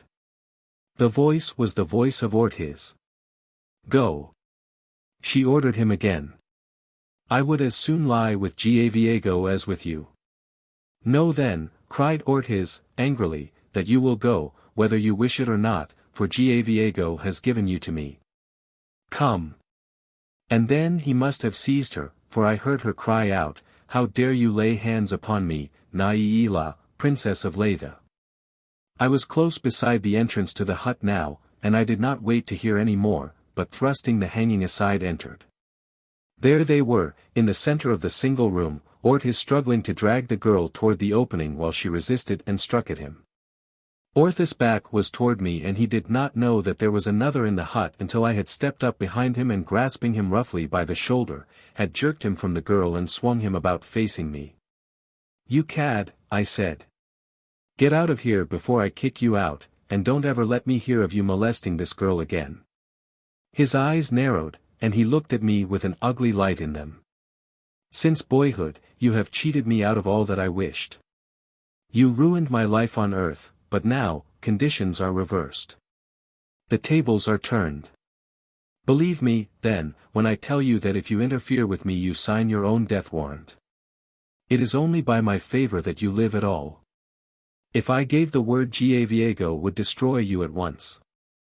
Go then to your hut and stop your meddling in the affairs of others, a habit that you developed in a most flagrant degree on earth, but which will avail you nothing here within the moon. The woman is mine. Viego has given her to me. Even if her father should fail to send the ransom, her life shall be spared as long as I desire her. Your interference then can only result in your death, and do her no good, for provided you are successful in keeping me from her, you would be but condemning her to death in the event that her father does not send the ransom. And Viego has told me that there is little likelihood of that, since it is scarcely possible that his messengers will be able to deliver Viego's demands to Sagrath. You have heard him, I said, turning to the girl. What are your wishes in the matter? Perhaps he speaks the truth. I have no doubt but that he speaks the truth, she replied, but know, strangers, that the honor of a princess of Laythe is dearer than her life. Very well, Ortiz, I said to the man. You have heard her. Now get out. He was almost white with anger, and for a moment I thought that he was going to attack me, but he was ever a coward, and contenting himself with giving me a venomous look, he walked from the hut without another word. I turned to Laythe after the hanging had dropped behind Ortiz. It is too bad, I said, that with all your suffering at the hands of the Viegas, you should also be annoyed by one who is practically of your own species. Your kindness more than compensates, she replied graciously. You are a brave man, and I am afraid that you are going to suffer for your protection of me. This man is powerful. He has made wonderful promises to Viego. He is going to teach him how to use the strange weapons that you brought from your own world. The woman who brings me my meat told me of all this, and that the tribe is much excited by the promises that your friend has made to Viego. He will teach them to make the weapons, such as you slew their warriors with, so that they will be invincible, and may go abroad in VIII slaying all who oppose them and even raiding the cities of the UGA. He has told them that he will lead them to the strange thing which brought you from your world to VIII, and that there they will find other weapons, like those that you carried, and having the noise which they make. And the things with which they kill. All these he says they may have, and that later he will build other things, such as brought you from your world to VIII, and he will take Viego and all the Novans to what you call Earth. If there is any man in the universe who might do it, it is he, I replied, but there is little likelihood that he can do it. He is merely deceiving Viego in the hope of prolonging his own life, against the possibility that an opportunity to escape will develop, in which event he will return to our ship and our friends. He is a bad man though, Laythe, and you must be careful of him. There is a vacant hut near yours, and I will come and live in it. There is no use in asking Viego, for if he is friendly with Ortiz, he will not permit me to make the change. If you ever need me, call Julian as loud as you can, and I will come. You are very good, she said. You are like the better men of Laythe, the high nobles of the court of the Jemadar, Sagrath, my father. They too are honorable men, to whom a woman may look for protection, but there are no others in all VIII since the Kalkars arose thousands of Kelds ago, and destroyed the power of the nobles and the Jemadars. And all the civilization that was VIII's. Only in Laythe have we preserved a semblance of the old order. I wish I might take you to Laythe, for there you would be safe and happy. You are a brave man. It is strange that you are not married. I was upon the point of making some reply, when the hangings at the doorway parted, and a Novan warrior entered. Behind him were 3 others. They were walking erect, with drawn spears. Here he is, said the leader, and then, addressing me, come. Why? I asked. What do you want of me? Is it for you to question, he demanded, when Viego commands? He has sent for me. I asked. Come.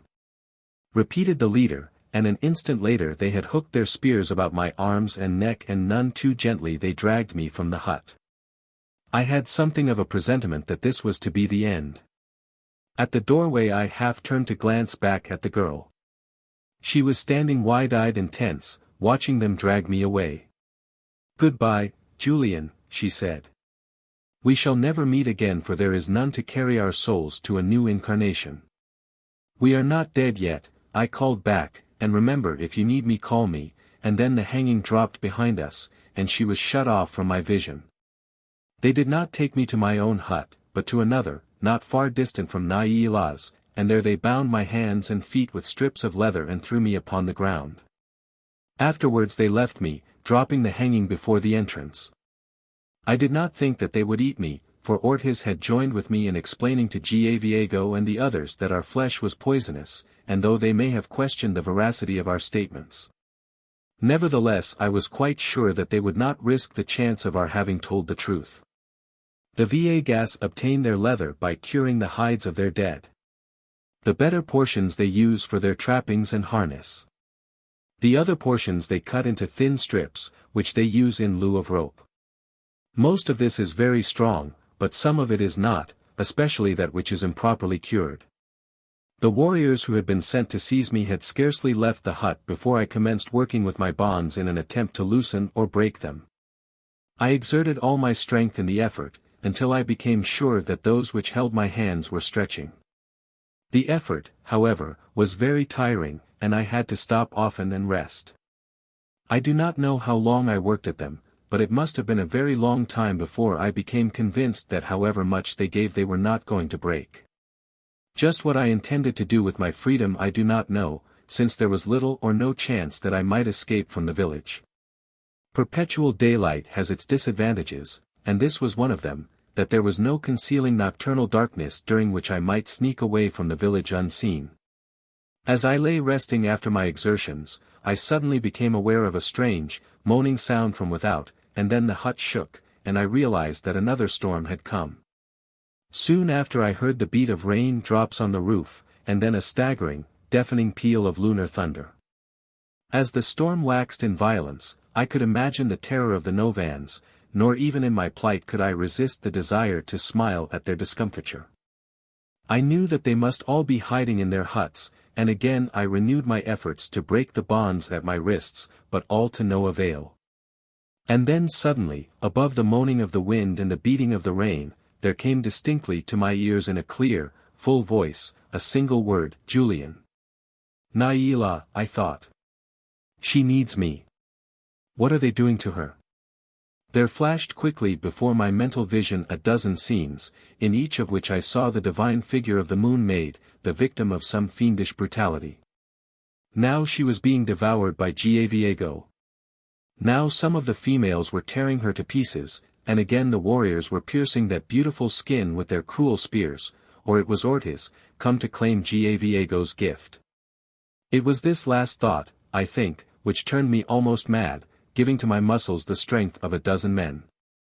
I have always been accounted a powerful man, but in the instant that that sweet voice came across the storm to find me, and my imagination pictured her in the clutches of Ortiz, something within moved me to Herculean efforts far transcending aught that I had previously achieved. As though they had been cotton twine now, the leather bonds at my wrists snapped asunder, and an instant later those at my ankles were torn away, and I was upon my feet. I sprang to the door and into the open, where I found myself in a maelstrom of wind and rain. In 2 bounds I had cleared the space between the hut in which I had been confined and that occupied by Laythe, had torn the hanging aside, and had sprung into the interior. And there I beheld the materialization of my last vision. There was Ortiz, one arm about the slender body of the girl pinning her arms close to her side, while his other hand was at her throat, choking her and pressing her slowly backward across his knees toward the ground. He was facing the door this time, and saw me enter, and as he realized who it was, he hurled the girl roughly from him and rose to meet me. For once in his life he seemed to know no fear, and I think that what with his passion for the girl, and the hatred he felt for me, and the rage that my interference must have engendered, he was momentarily insane. For he suddenly leaped upon me like a madman, and for an instant I came near going down beneath his blows, but only for an instant, and then I caught him heavily upon the chin with my left fist, and again, full in the face with my right. And though he was a splendid boxer, he was helpless in my hands. Neither of us had a weapon, or one of us certainly would have been killed in short order. As it was I tried to kill him with my bare fists, and at last, when he had fallen for the dozenth time, and I had picked him up and held him upon his feet and struck him repeatedly again and again, he no longer moved. I was sure that he was dead. And it was with a feeling of relief and of satisfaction in a duty well performed that I looked down upon his lifeless body. Then I turned to Laythe. "Come," I said, "there has been given to us this chance for escape. Never again may such a fortuitous combination of circumstances arise. The VIII will be hiding in their huts, crouching in terror of the storm. I do not know whither we may fly, but wherever it be, we can be in no greater danger than we are here." She shuddered a little at the thought of going out into the terrors of the storm. Though not so fearful of it as the ignorant VIII, she still feared the wrath of the elements, as do all the inhabitants of VIII, but she did not hesitate, and as I stretched out a hand, she placed one of hers within it. And together we stepped out into the swirling rain and wind. 8. Into the mouth of the crater. Laythe and I passed through the village of the Novans undetected, since the people of Viego were cowering in their huts, terror-stricken by the storm. The girl led me immediately to high ground and upward along a barren ridge toward the high mountains in the distance. I could see that she was afraid, though she tried to hide it from me, putting on a brave front that I was sure she was far from feeling. My respect for her increased, as I have always respected courage, and I believe that it requires the highest courage to do that which fills one with fear. The man who performs heroic acts without fear is less brave than he who overcomes his cowardice. Realizing her fear, I retained her hand in mine, that the contact might impart to her a little of the confidence that I felt, now that I was temporarily at least out of the clutches of the VIII. We had reached the ridge above the village when the thought that we were weaponless and without means of protection overwhelmed me. I had been in so much of a hurry to escape the village that I had overlooked this very vital consideration. I spoke to Laythe about it, telling her that I had best return to the village and make an effort to regain possession of my own weapons and ammunition. She tried to dissuade me, telling me that such an attempt was foredoomed to failure and prophesying that I would be recaptured. "But we cannot cross this savage world of yours, Laythe, without means of protection," I urged. "We do not know at what minute some fierce creature may confront us. Think how helpless we shall be without weapons with which to defend ourselves. There are only the VIII, she said, to fear in this part of Vienna. We know no other dangerous beast, except the torho. They are seldom seen. Against the VIII your weapons would be useless, as you already have discovered. The risk of meeting a torho is infinitely less than that which you will incur if you attempt to enter Viego's hut to secure your weapons. You simply could not do it and escape, for doubtless the dwelling of the chief is crowded with warriors." I was compelled, finally, to admit the wisdom of her reasoning and to forego an attempt to secure my rifle and pistol, though I can assure you that I felt lost without them. Especially when thus venturing forth into a new world so strange to me as Vienna, and so savage.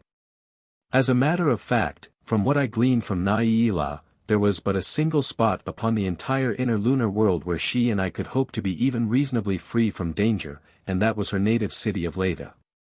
Even there I should have enemies, she told me, for her race is ever suspicious of strangers, but the friendship of the princess would be my protection, she assured me with a friendly pressure of the hand. The rain and wind must have persisted for a considerable time, for when it was finally over and we looked back through a clear atmosphere we found that a low range of mountains lay between us and the distant sea. We had crossed these and were upon a plateau at the foot of the higher peaks. The sea looked very far away indeed, and we could not even guess at the location of the Novans village from which we had escaped. "Do you think they will pursue us?" I asked her. "Yes," she said, "they will try to find us, but it will be like looking for a raindrop in the ocean. They are creatures of the lowlands, I am of the mountains. Down there," and she pointed into the valley, "they might find me easily, but in my own mountains, no." "We are near Laythe?" I asked. "I do not know. Laythe is hard to find, it is well hidden. It is for this reason that it exists at all. Its founders were pursued by the Kalkars, and had they not found an almost inaccessible spot they would have been discovered and slain long before they could have constructed an impregnable city. She led me then straight into the mighty mountains of the moon, past the mouths of huge craters that reached through the lunar crust to the surface of the satellite, along the edges of yawning chasms that dropped 3, 4, yes, sometimes 5 miles, sheer into frightful gorges, and then out upon vast plateaus, but ever upward toward the higher peaks that seemed to topple above us in the distance. The craters, as a rule, lay in the deep gorges, but some we found upon the plateaus, and even a few opened into the summits of mountain peaks as do those upon the outer surface of planets. Those in the low places were, I believe, the openings through which the original molten lunar core was vomited forth by the surface volcanoes upon the outer crust. Laythe told me that the secret entrance to Laythe lay just below the lip of one of these craters, and it was this she sought. To me the quest seemed hopeless, for as far as the eye could reach lay naught but an indescribable jumble of jagged peaks, terrific gorges and bottomless craters. Yet always the girl seemed to find a way among or about them, instinctively. Apparently, she found trails and footholds where there were no trails and where a chamois might have been hard put to it to find secure footing. In these higher altitudes we found a vegetation that differed materially from that which grew in the lowlands. Edible fruits and berries were, however, still sufficiently plentiful to keep us reasonably well supplied with food. When we were tired we usually managed to find a cave in which we could rest in comparative security, and when it was possible to do so Laythe always insisted upon barricading the entrance with rocks, since there was always the danger. She told me, of our being attacked by torhos. These bloodthirsty creatures, while rare, were nevertheless very much to be feared, since not only were they voracious meat-eaters and of such a savage disposition that they attacked nearly everything they saw in wanton ferocity. But even a minor wound inflicted by their fangs or talons often proved fatal, because of the fact that their principal diet was the poisonous flesh of the rhympth and the flying toad. I tried to get Laythe to describe the creature to me, but inasmuch as there was no creature with which we were both familiar that she might compare it with, I learned little more from her than that it stood between 18 inches and 2 feet in height, had long, sharp fangs, for legs and was hairless. As an aid to climbing, as well as to give me some means of protection, I broke a stout and rather heavy branch from one of the mountain trees, the wood of which was harder than any that I had seen growing in the lowlands. To roam a strange and savage world armed only with a wooden stick seemed to me the height of rashness, but there was no alternative until the time arrived when I might find the materials with which to fashion more formidable weapons. I had in mind a bow and arrows and was constantly on the lookout for wood which I considered adapted to the former, and I also determined to forego my cane for a spear whenever the material for the making of one came to hand. I had little time, however, for such things, as it seemed that when we were not sleeping we were constantly upon the move. Laythe becoming more and more impatient to find her native city as the chances for so doing lessened, and it seemed to me that they were constantly lessening. While I was quite sure that she had no more idea where Laythe lay than I, yet we stumbled on and on and on, through the most stupendous mountain ranges that the mind of man can conceive, nor ever, apparently, did Laythe discover a single familiar landmark upon which to hang a shred of hope that eventually we might come upon Laythe. I never saw such a sanguine and hopeful person as Laythe. It was her constant belief that Laythe lay just beyond the next mountain. In spite of the fact that she was invariably mistaken, which seemed never to lessen the exuberance of her enthusiasm for the next guess, which I knew beforehand was going to be a wrong guess. Once just after we had rounded the shoulder of a mountain, we came upon a little strip of level land clinging to the side of a mighty peak. I was in the lead, a position which I tried always to take when it was not absolutely necessary for Laythe to go ahead in order to find a trail. As I came around the shoulder of the mountain, and in full sight of the little level area, I was positive that I saw a slight movement among some bushes at my right about halfway along one side of the little plain. As we came abreast of the spot, upon which I kept my eye, there broke upon our ears the most hideous scream that I have ever heard. And simultaneously there leaped from the concealment of the bushes a creature about the size of a North American mountain lion, though quite evidently a reptile and probably a torho, as such it proved to be. There was something about the head and face which suggested the cat family to me, yet there was really no resemblance between it and any of the earthly felines. It came at me with those terrible curved fangs bared and bristling, and as it came it emitted the most terrifying sounds. I have called them screams, because that word more nearly describes them than any other. And yet they were a combination of shrieks and moans, the most blood-curdling that I have ever heard. Laythe grasped my arm. "Run," she cried, "run." But I shook her loose and stood my ground. I wanted to run, that I will admit, but where to? The creature was covering the ground at tremendous speed, and our only avenue of escape was the narrow trail over which we had just come, which clung precariously to the side of a perpendicular cliff. And so I stood there waiting, my feeble stick grasped in both hands. Just what I expected to do with it I scarcely knew until the torho was upon me. Then I swung for its head as a batter swings for a pitched ball. I struck it square upon the nose, a terrific blow that not only stopped it, but felled it. I could hear the bones crushing beneath the impact of my crude weapon, and I thought that I had done for the thing with that single blow, but I did not know the tremendous vitality of the creature. Almost instantly it was up and at me again, and again I struck it, this time upon the side of the head, and again I heard bones crush, and again it fell heavily to the ground. What appeared to be cold blood was oozing slowly from its wounded face as it came at me for the third time, its eyes glaring hideously, its broken jaws agape to seize me, while its shrieks and moans rose to a perfect frenzy of rage and pain. It reared up and struck at me with its talons now, but I met it again with my bludgeon, and this time I broke a foreleg. How long I fought that awful thing I cannot even guess. Time and time again it charged me furiously, and each time, though often by but a miracle of fortune, I managed to keep it from closing, and each blow that I delivered crushed and maimed it a little more. Until at last it was nothing but a bleeding wreck of pulp, still trying to crawl toward me upon its broken legs and seize me and drag me down with its broken, toothless jaws. Even then it was with the greatest difficulty that I killed it, that I might put it out of its misery.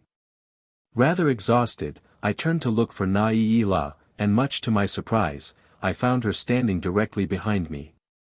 "I thought you had run away," I said. "No," she said, "you did not run, and so I did not, but I never thought that you would be able to kill it." "You thought that it would kill me, then?" I asked. "Certainly," she replied. "Even now I cannot understand how you were able to overcome a torho with that pitiful little stick of wood. But if you thought I was going to be killed," I insisted, "why was it that you did not seek safety in flight?" "If you had been killed I should not have cared to live," she said simply. I did not exactly understand her attitude and scarcely knew what reply to make. "It was very foolish of you," I said at last, rather blunderingly, "and if we are attacked again you must run and save yourself."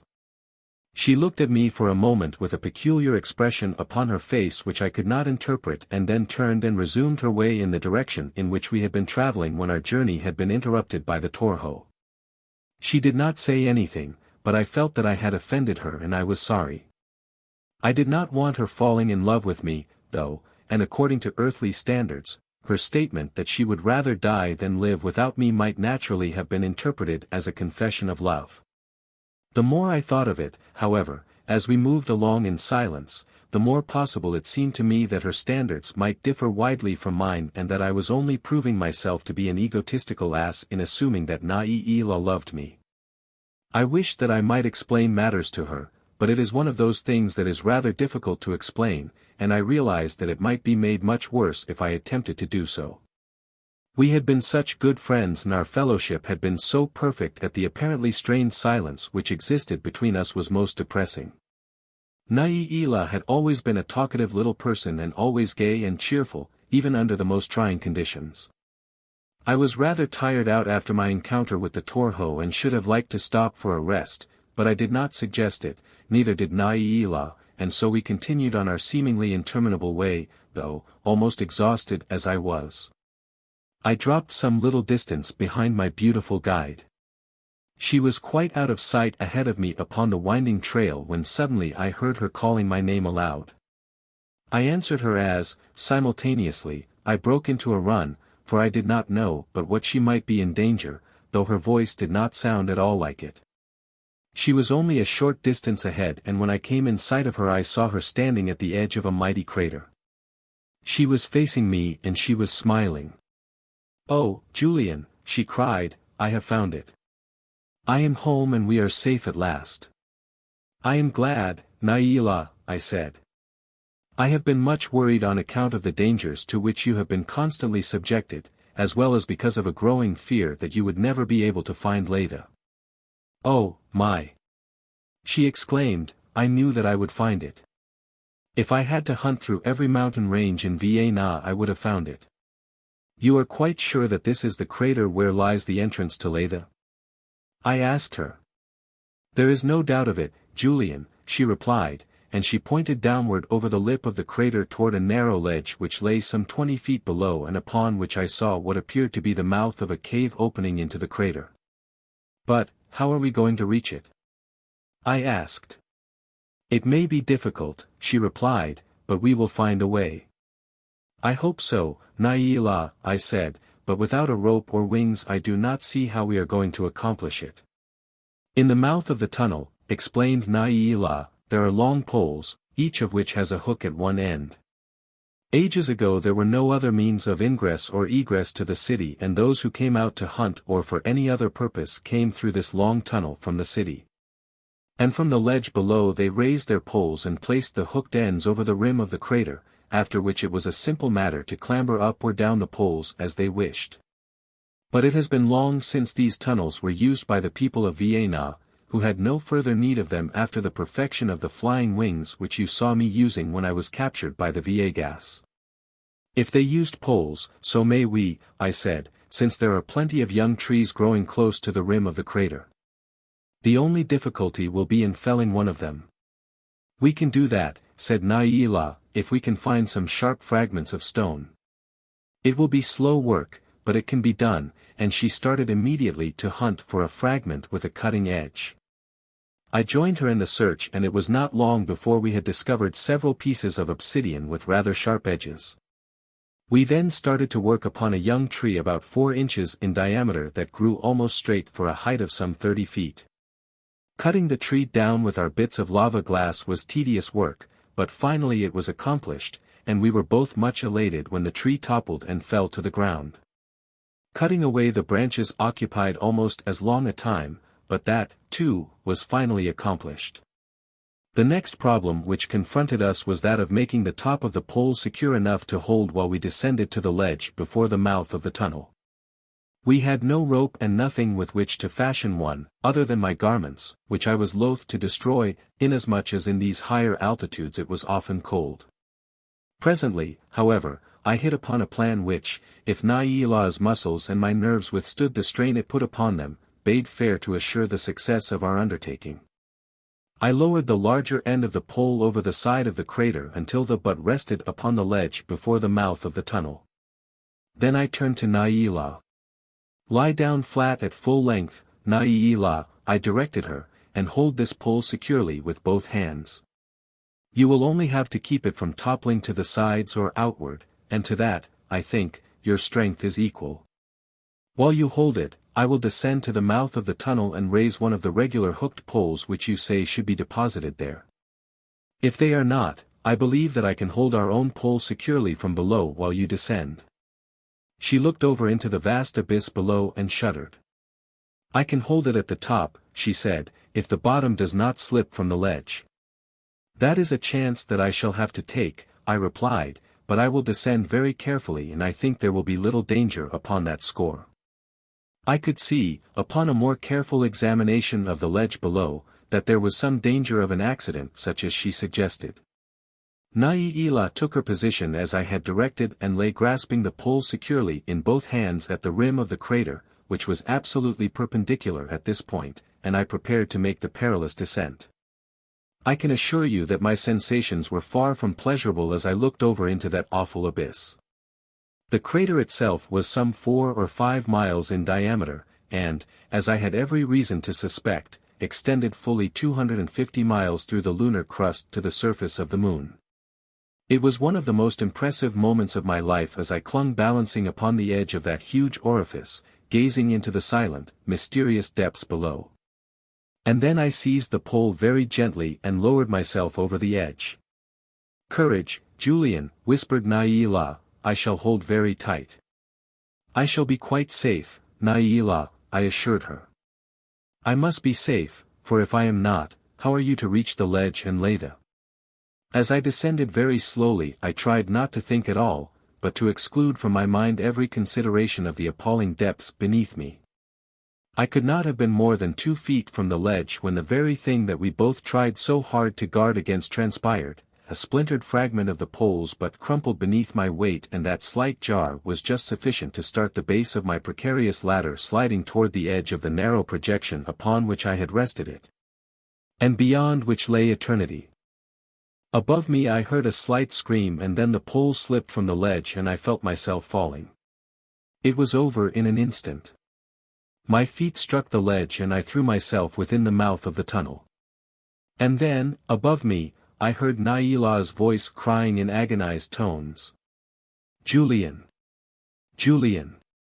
I am falling!" Instantly I sprang to my feet and peered upward from the mouth of the tunnel upon a sight that froze my blood, so horrifying did it seem, for there above me, still clinging to the pole, hung Laythe, her body, with the exception of her legs, completely over the edge of the crater. Just as I looked up she dropped the pole, and although I made a grab for it I missed it and it fell past me into the maw of the crater. "Julian! Julian!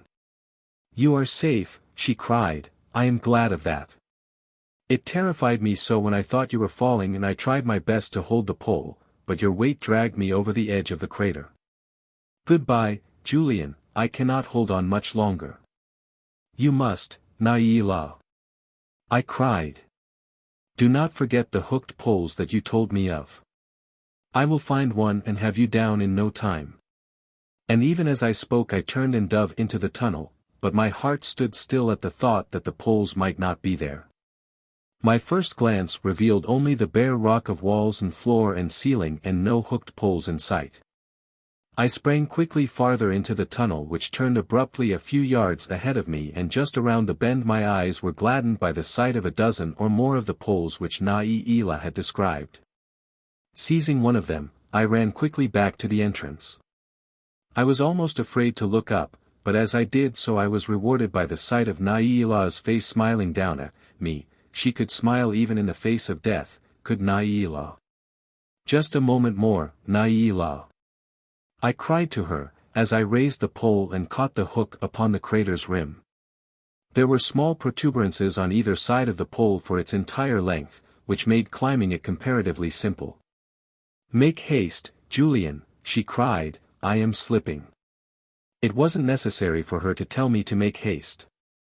I think that I never did anything more quickly in my life than I climbed that pole, but I reached her not an instant too soon, for even as my arms slipped about her, her hold upon the ledge above gave way, and she came down head foremost upon me. I had no difficulty in catching her and supporting her weight. My only fear was that the hook above might not sustain the added weight under the strain of her falling body. But it held, and I blessed the artisan who had made it thus strong. A moment later I had descended to the mouth of the tunnel and drawn Laythe into the safety of its interior. My arm was still around her and hers about me as she stood there sobbing upon my breast. She was utterly relaxed and her supple body felt so helpless against me that there was suddenly aroused within me a feeling such as I had never experienced before, a rather indescribable feeling, yet one which induced, seemingly, an irresistible and ridiculous desire to go forth and slay whole armies of men in protection of this little Moon Maid. It must have been a sudden mental reversion to some ancient type of crusading ancestor of the Middle Ages, some knight in armor from whose loins I had sprung, transmitting to me his own flamboyant, yet none the less admirable, chivalry. The feeling rather surprised me, for I have always considered myself more or less practical and hard-headed. But more sober thought finally convinced me that it was but a nervous reaction from the thrilling moments through which we had both just passed, coupled with her entire helplessness and dependence upon me. Be that as it may, I disengaged her arms from about my neck as gently and as quickly as I could and lowered her carefully to the floor of the tunnel, so that she sat with her back leaning against one of the walls. "You are very brave, Julian," she said, "and very strong." "I am afraid I am not very brave," I told her. "I am almost weak from fright even now. I was so afraid that I would not reach you in time, Laythe." "It is the brave man who is afraid after the danger is past," she said. "He has no time to think of fear until after the happening is all over. You may have been afraid for me, Julian, but you could not have been afraid for yourself, or otherwise you would not have taken the risk of catching me as I fell. Even now I cannot understand how you were able to hold me." "Perhaps," I reminded her, "I am stronger than the men of Vienna, for my earthly muscles are accustomed to overcoming a gravity 6 times as great as that upon your world. Had this same accident happened upon Earth I might not have been able to hold you when you fell." 9. The fight with the Kalkars. The tunnel in which I found myself and along which Laythe led me toward the city of Laythe was remarkable in several particulars. It was largely of natural origin, seemingly consisting of a series of caves which may have been formed by bubbles in the cooling lava of the original molten flow and which had later been connected by man to form a continuous subterranean corridor. The caves themselves were usually more or less spherical in shape and the debris from the connecting passageways had been utilized to fill the bottoms of them to the level of the main floor of the passageway. The general trend of the tunnel was upward from the point at which we had entered it, and there was a constant draft of air rushing along it in the same direction in which we were moving, assuring me that it was undoubtedly well ventilated for its full length. The walls and ceiling were coated with a substance of which radium was evidently one of the ingredients, since even after we had lost sight of the entrance the passageway was well illuminated. We had been moving along in silence for quite a little distance when I finally addressed Laythe. "It must seem good," I said, "to travel again this familiar tunnel of your native city. I know how happy I should be were I thus approaching my own birthplace." "I am glad to be returning to Laythe," she said, "for many reasons, but for one I am sorry, and as for this passageway it is scarcely more familiar to me than to you. Since I have traversed it but once before in my life and that when I was a little girl and came here with my father and his court upon the occasion of his periodical inspection of the passageway, which is now practically never used." "If you are not familiar with the tunnel," I asked, "are you sure that there is no danger of our going astray at some fork or branch?" "There is but the one passageway," she replied, "which leads from the crater to Laythe." "And how long is the tunnel?" I asked. "Will we soon enter the city?" "No," she replied, "it is a great distance from the crater to Laythe." We had covered some little distance at this time, possibly 5 or 6 miles. And she had scarcely ceased speaking when a turn in the passageway led us into a cave of larger proportions than any through which we had previously passed and from the opposite side of which 2 passageways diverged. "I thought there were no branches," I remarked. "I do not understand it," she said. "There is no branch from the tunnel of Laythe. Could it be possible that we are in the wrong tunnel?" I asked, "and that this does not lead to Laythe?" "A moment before I should have been sure that we were in the right tunnel," she replied, "but now, Julian, I do not know, for never had I heard of any branch of our own tunnel." We had crossed the cave and were standing between the openings of the 2 divergent passageways. "Which one shall we take?" I asked, but again she shook her head. "I do not know," she replied. "Listen." I cautioned her. What was that? For I was sure that I had heard a sound issuing from one of the tunnels. We stood peering into an aperture which revealed about 100 yards of the passageway before an abrupt turn hid the continuation of it from our view. We could hear what now resolved itself into the faint sound of voices approaching us along the corridor, and then quite suddenly the figure of a man appeared around the corner of the turn. Laythe leaped to one side out of sight, drawing me with her. "A Kalkar," she whispered. "Oh, Julian, if they find us we are lost." "If there is only one of them I can take care of him," I said. "There will be more than one," she replied. "There will be many." Then, let us return the way we came and make our way to the top of the crater's rim before they discover us. We can throw their hooked poles into the crater, including the one which we used to ascend from the mouth of the tunnel, thus effectually preventing any pursuit.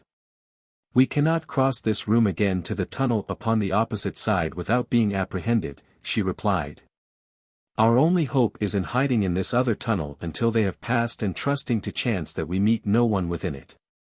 Come, then, I said.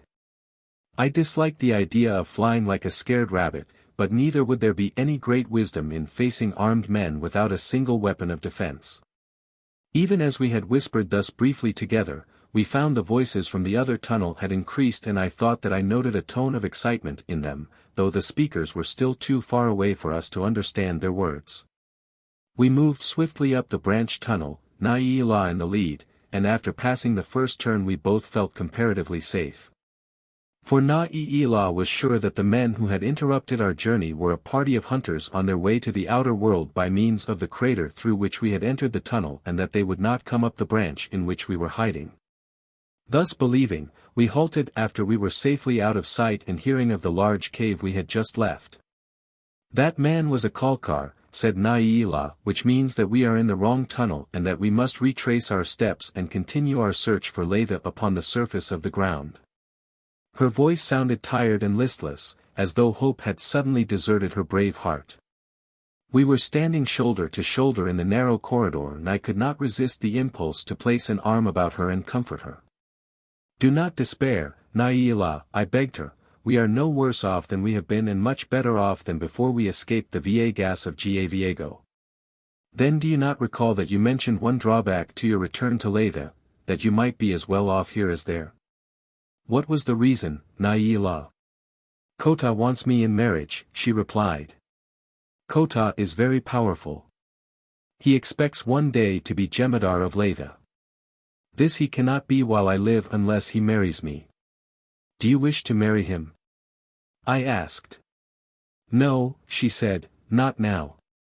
Before, she hesitated, before I left Laythe I did not care so very much. But now I know that I cannot wed with Ko-Tah. And your father, I continued, what of him, will he insist that you marry Ko-Tah?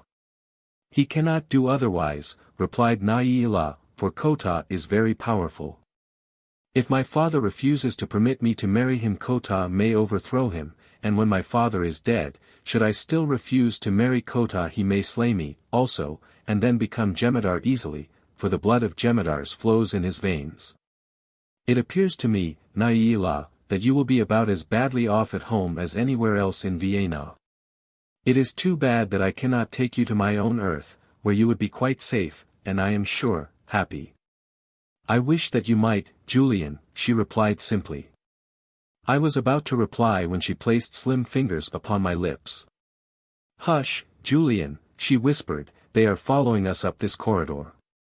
Come quickly, we must escape before they overtake us, and so saying, she turned and ran quickly along the corridor which led neither of us knew whither. But we were soon to find out, for we had gone but a short distance when we came to the tunnel's end in a large circular chamber, at one end of which was a rostrum upon which were a massive, elaborately carved desk and a chair of similar design. Below the rostrum were arranged other chairs in rows, with a broad aisle down the center.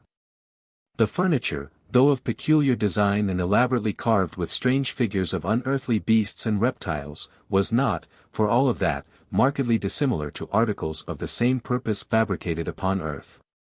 The chairs had 4 legs, high backs and broad arms, seeming to have been designed equally for durability, service, and comfort.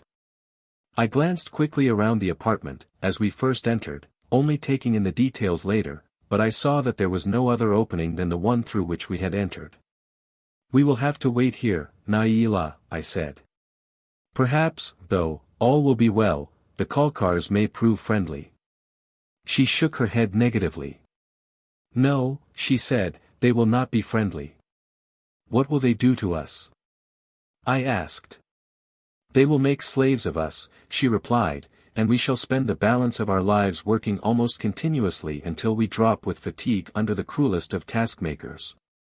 For the Kalkars hate us of Laythe and will hesitate at nothing that will humiliate or injure us.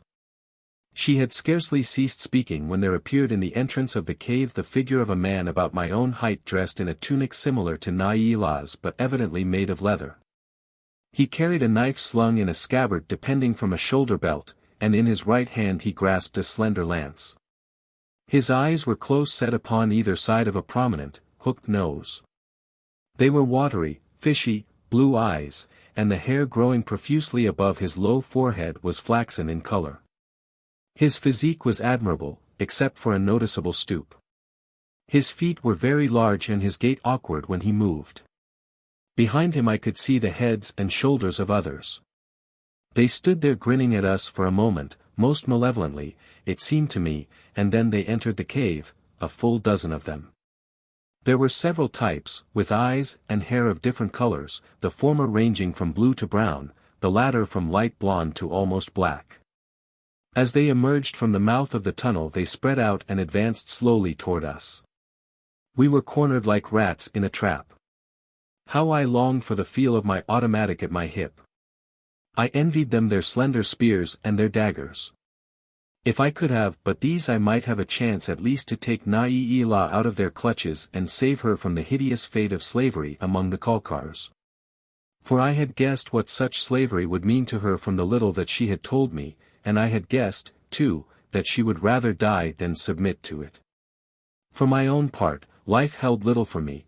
I had long since definitely given up any hope of ever returning to my own world, or of finding the ship and being reunited with West and Jay and Norton. There came upon me at that moment, however, a sense of appreciation of the fact that since we had left the village of the Novans I had been far from unhappy. Nor could I attribute this to aught else than the companionship of Na'i'ila, a realization that convinced me that I should be utterly miserable were she to be taken from me now. Was I to submit supinely then, to capture and slavery for myself and worse than death for Na'i'ila, with the assurance of consequent separation from her?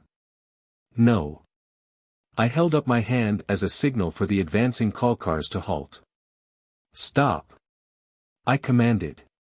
Before you advance farther I wish to know your intentions toward us. We entered this tunnel, mistaking it for that which led to the city of my companion. Permit us to depart in peace and all will be well. All will be well, anyway, replied the leader of the Kalkars. You are a strange creature, such as I have never before seen in VIII. Of you we know nothing except that you are not of the Kalkars, and therefore an enemy of the Kalkars, but this other is from Laythe. You will not permit us to go in peace, then? I demanded. He laughed sneeringly. Nor in any other way, he said. I had been standing in the aisle, with my hand upon one of the chairs near the rostrum and now I turned to Na'i'ila who was standing close beside me. Come, I said to her, follow me, stay close behind me. Several of the Kalkars were coming down the main aisle toward us, and as I turned toward them from speaking to Na'i'ila, I raised the chair which my hand had been resting upon. And swinging it quickly around my head hurled it full in the face of the leader. As he went down Na'i'ila and I ran forward, gaining a little toward the opening of the tunnel, and then without pausing I hurled another chair and a third and a fourth, in rapid succession. The Kalkars tried to bring us down with their lances, but they were so busy dodging chairs that they could not cast their weapons accurately. And even those few which might otherwise have struck us were warded off by my rather remarkable engines of defense. There had been 4 Kalkars advancing toward us down the center aisle. The balance of the party had divided, half of it circling the cave to the left and the other half to the right, with the evident intention of coming up the center aisle from behind us. This maneuver had started just before I commenced hurling chairs at the 4 directly in front of us, and now when those who had intended to take us from the rear discovered that we were likely to make our way through to the tunnel's entrance. Some of them sprang toward us along the passageways between the chairs, which necessitated my turning and devoting a moment's attention to them. One huge fellow was in the lead, coming across the backs of the chairs leaping from seat to seat, and being the closest to me, he was naturally my first target. The chairs were rather heavy and the one that I let drive at him caught him full in the chest with an impact that brought a howl from him and toppled him over across the backs of the chairs behind him, where he hung limp and motionless. Then I turned my attention again to those before us, all of whom had fallen before my massive ammunition. 3 of them lay still, but one of them had scrambled to his feet and was in the very act of casting his lance as I looked. I stopped the weapon with a chair, and as the fellow went down I caught a glimpse of Laythe from the corners of my eyes as she snatched the lance from the first Kalkar who had fallen and hurled it at someone behind me. I heard a scream of rage and pain, and then I turned in time to see another of the Kalkars fall almost at my feet, the lance embedded in his heart.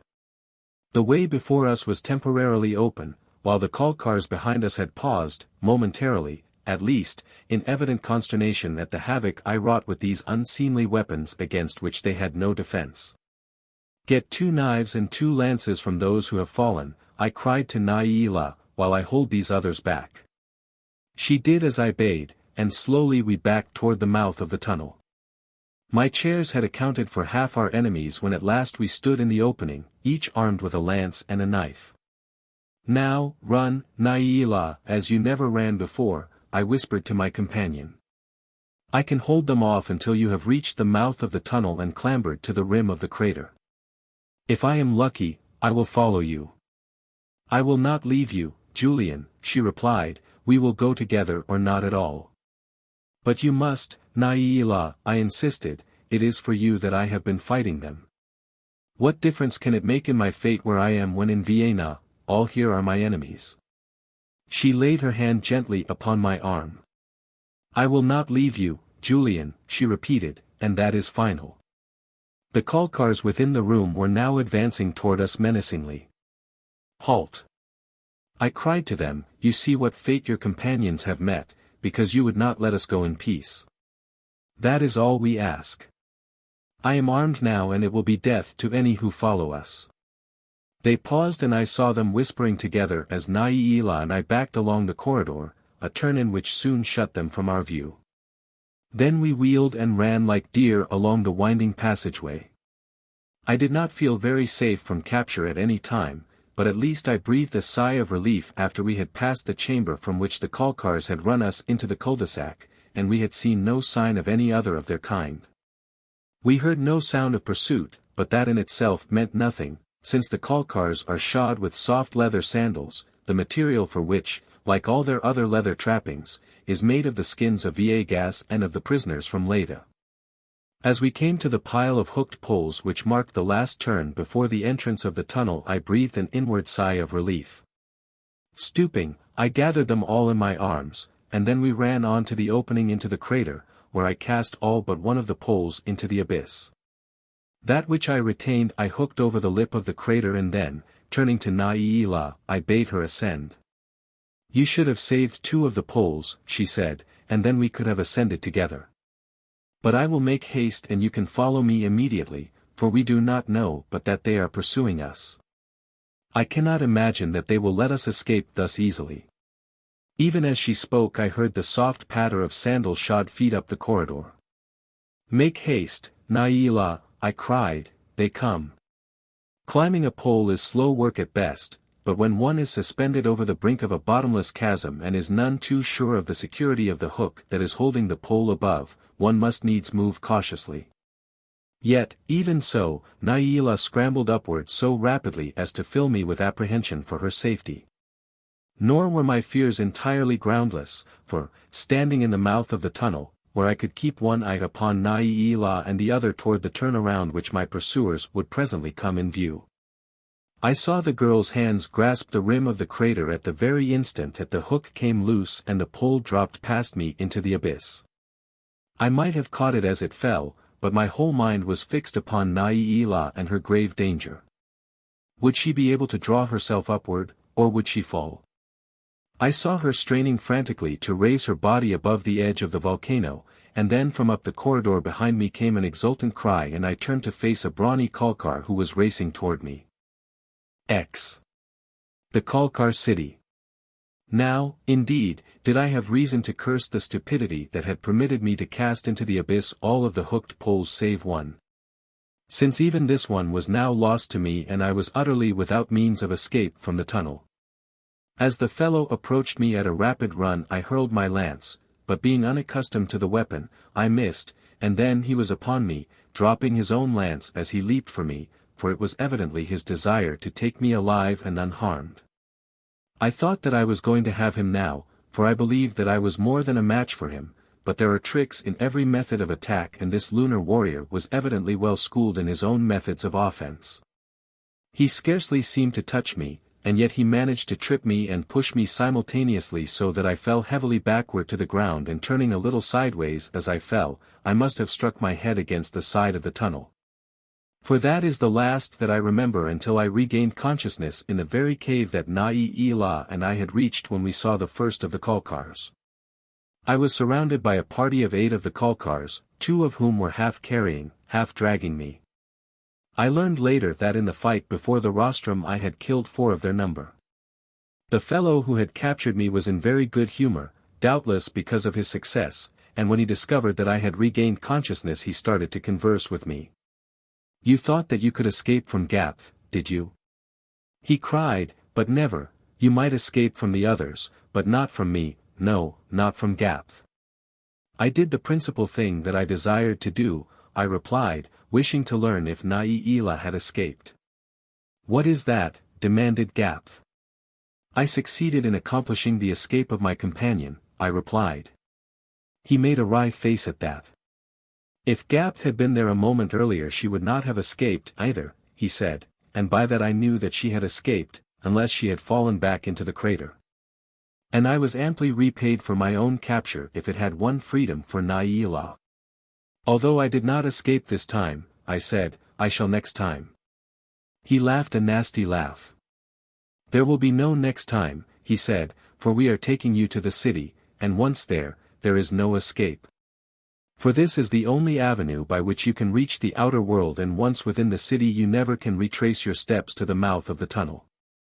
I was not so sure of that, myself, for my sense of direction and that of location are very well developed within me.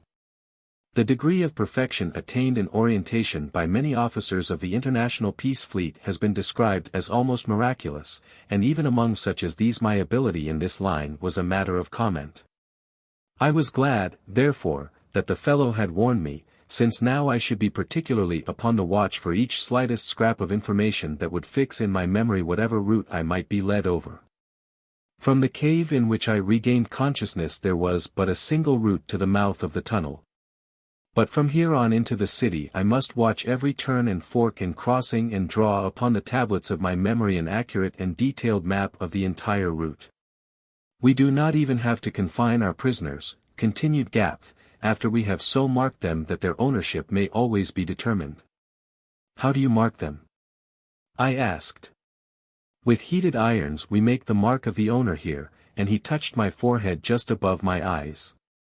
Pleasant, I thought to myself, and then aloud, "Shall I belong to you?" "I do not know," he replied, "but you will belong to whomever the 24 allot you." We moved on after we left the cave for a considerable period of time in silence. I was busy making mental notes of every salient feature that might be useful to me in retracing my steps, but I found nothing other than a winding and gently ascending corridor, without crossings or branches. Until we reached the foot of a long flight of stone steps, at the summit of which we emerged into a large chamber in the walls of which there must have been at least a dozen doorways, where, to my great disappointment, I was immediately blindfolded. They whirled me around then, but evidently it was done perfunctorily, since it was exactly one full turn and I was halted in my tracks facing precisely in the same direction that I had been before. This I was positive of, for our powers of orientation are often tested in this way in the air service. Then they marched me straight forward across the room through a doorway directly opposite that at which I had entered the chamber. I could tell when we left the larger chamber and entered the corridor from the different sound which our footsteps made. We advanced along this corridor 97 paces, when we turned abruptly to the right and at the end of 33 paces emerged into another chamber. As I could easily tell again from the sound of our footsteps the instant we crossed the threshold. They led me about this chamber a couple of times with the evident intention of bewildering me, but in this they did not succeed. For when they turned again into a corridor I knew that it was the same corridor from which I had just emerged and that I was retracing my steps. This time they took me back 33 paces and then turned abruptly to the right. I could not but smile to myself when I realized that we were now continuing directly along the same corridor as that which we had entered immediately after they had first blindfolded me. Their little excursion through the short corridor into the second chamber having been but a ruse to bewilder me. A moment later, at the foot of a flight of steps they removed the blind, evidently satisfied that there was now no chance of my being able to retrace my steps and find the main tunnel leading to the crater, while, as a matter of fact, I could easily have retraced every foot of it blindfolded. From here on we climbed interminable stairways, passed through numerous corridors and chambers, all of which were illuminated by the radium-bearing substance which coated their walls and ceilings. And then we emerged suddenly upon a terrace into the open air, and I obtained my first view of a lunar city.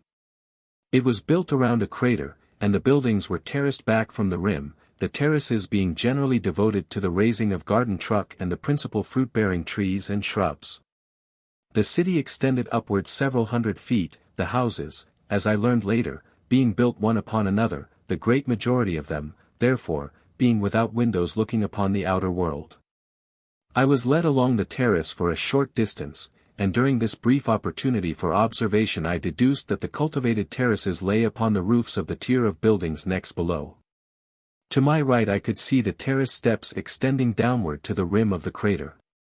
Nearly all the terraces were covered with vegetation, and in numerous places I saw what appeared to be VIII gas feeding upon the plants, and this I later learned was the fact, and that the Kalkars, when they are able to capture members of the race of VIII gas, keep them in captivity and breed them as we breed cattle, for their flesh. It is necessary, to some extent, to change the diet of the VIII gas almost exclusively to vegetation, though this diet is supplemented by the flesh of the Kalkars, and their Laythian slaves who die. The VIII gas thus being compelled to serve the double purpose of producing flesh for the Kalkars and acting as their scavengers as well. Upon my left were the faces of buildings, uniformly 2 stories in height, with an occasional slender tower rising 15, 20 or sometimes as high as 30 feet from the terraced roofs above. It was into one of these buildings that my captors led me after we had proceeded a short distance along the terrace, and I found myself in a large apartment in which were a number of male Kalkars, and at a desk facing the entrance a large, entirely bald man who appeared to be of considerable age. To this person I was led by Gapth, who narrated my capture and the escape of Laythe. The fellow before whom I had been brought questioned me briefly. He made no comment when I told him that I was from another world, but he examined my garments rather carefully and then after a moment turned to Gapth. "We will hold him for questioning by the 24, he said.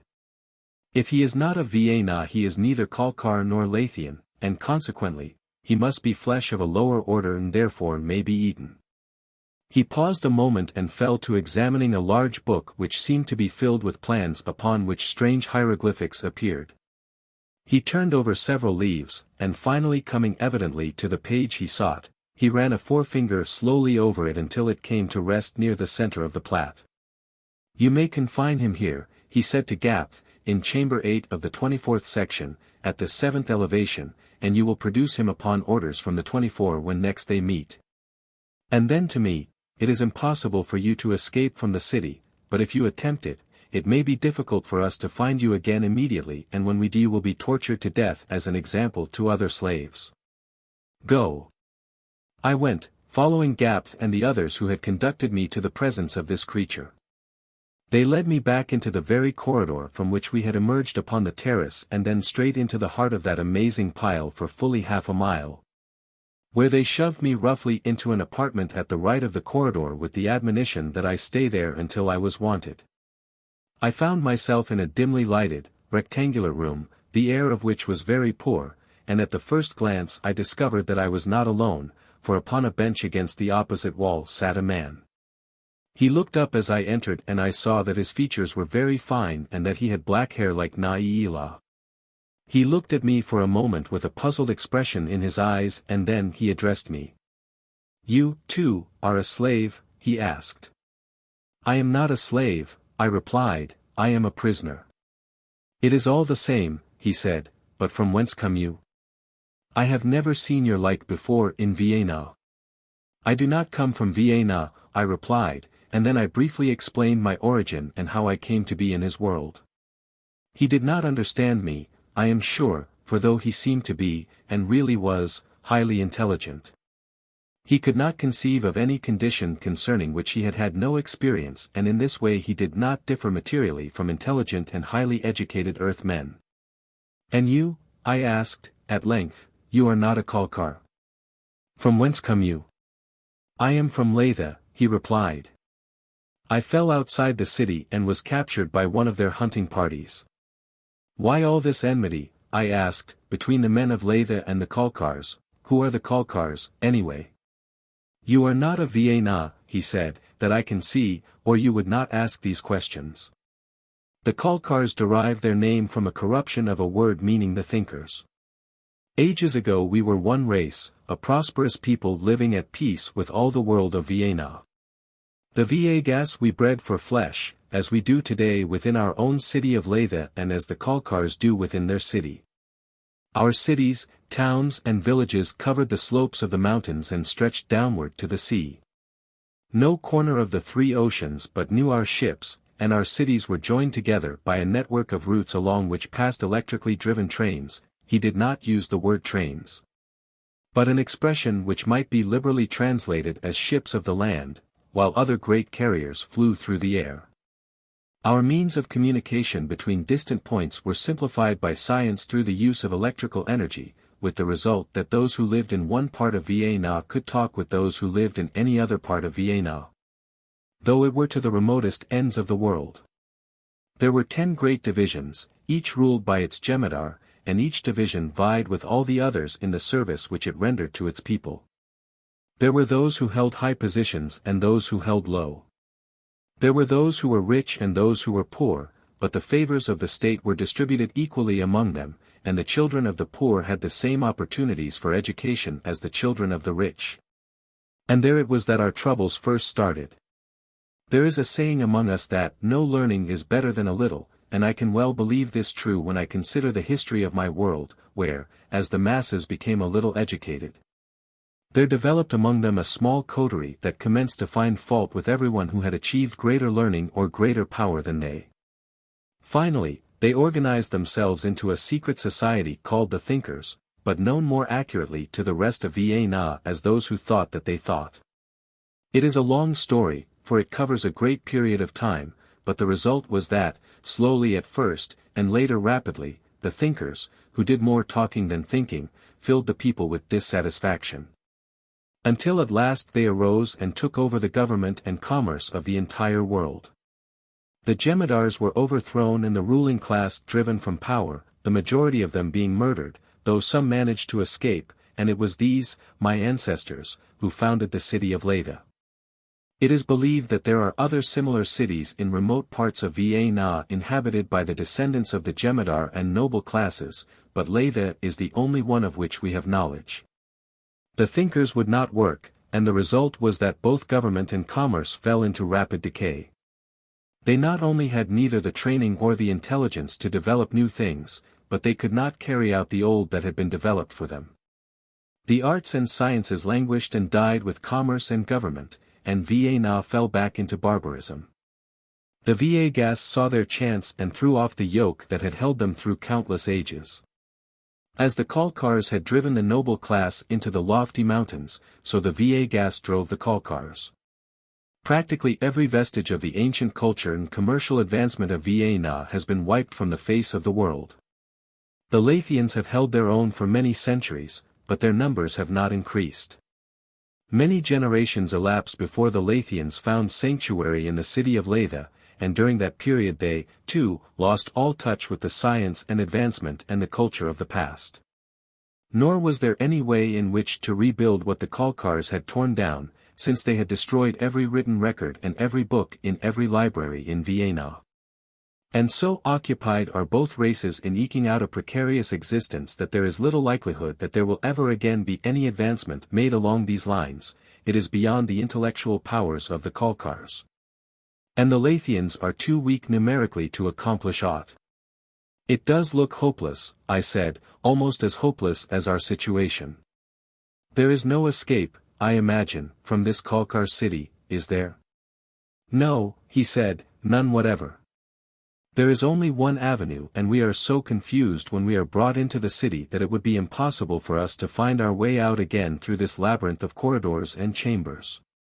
And if we did win our way to the outer world we would be as bad off, I presume, for we could never find Laythe, and sooner or later would be recaptured by the Kalkars or taken by the VIII. Am I not right? No, he said, you are not right. If I could reach the rim of the crater beyond this city I could find my way to Laythe. I know the way well, for I am one of Ko-Tah's hunters and am thoroughly familiar with the country for great distances in all directions from Laythe. So this was one of Ko-Tah's men. I was glad, indeed, that I had not mentioned Laythe or told him of her possible escape, or of my acquaintance with her. And who is Ko-Tah? I asked, feigning ignorance. Ko-Tah is the most powerful noble of Laythe, he replied. Some day he will be Jemadar, for now that Laythe, the princess, is dead, and Sagrath, the Jemadar, grows old, it will not be long before there is a change. And if the princess should return to Laythe, I asked, would Ko-Tah still become Jemadar then, upon the death of Sagrath? He would become Jemadar in any event, replied my companion, for had the princess not been carried off by the air that runs away, Ko-Tah would have married her, unless she refused, in which event she might have died. People do die, you know. You feel no loyalty, then, I asked, for your old Jemadar, Sagrath, or for his daughter, the princess? On the contrary, I feel every loyalty toward them, but like many others, I am afraid of Ko-Tah, for he is very powerful and we know that sooner or later he will become ruler of Laythe. That is why so many of the high nobles have attached themselves to him. It is not through love of Ko-Tah, but through fear that he recruits his ranks. But the princess! I exclaimed, would the nobles not rally to her defense? What would be the use, he asked. We of Laythe do but exist in the narrow confines of our prison city.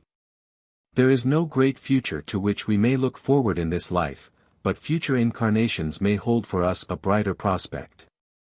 It is no cruelty, then, to kill those who exist now under the chaotic reign of anarchy which has reduced Vienna to a wilderness. I partially caught his rather hopeless point of view and realized that the fellow was not bad or disloyal at heart, but like all his race. Reduced to a state of hopelessness that was the result of ages of retrogression to which they could see no end. I can find the way to the mouth of the tunnel where it opens into the crater, I told him. But how can we reach it unarmed through a city populated with our enemies who would slay us on sight? There are never very many people in the chambers or corridors far removed from the outer terraces, and if we were branded upon the forehead, as accepted slaves are, and your apparel was not so noticeable, we might possibly reach the tunnel without weapons. Yes, I said, my clothes are a handicap. They would immediately call attention to us, yet, it is worth risking, for I know that I can find my way back to the crater and I should rather die than remain a slave of the Kalkars. The truth of the matter was that I was not prompted so much by abhorrence of the fate that seemed in store for me, as by a desire to learn if Laythe had escaped.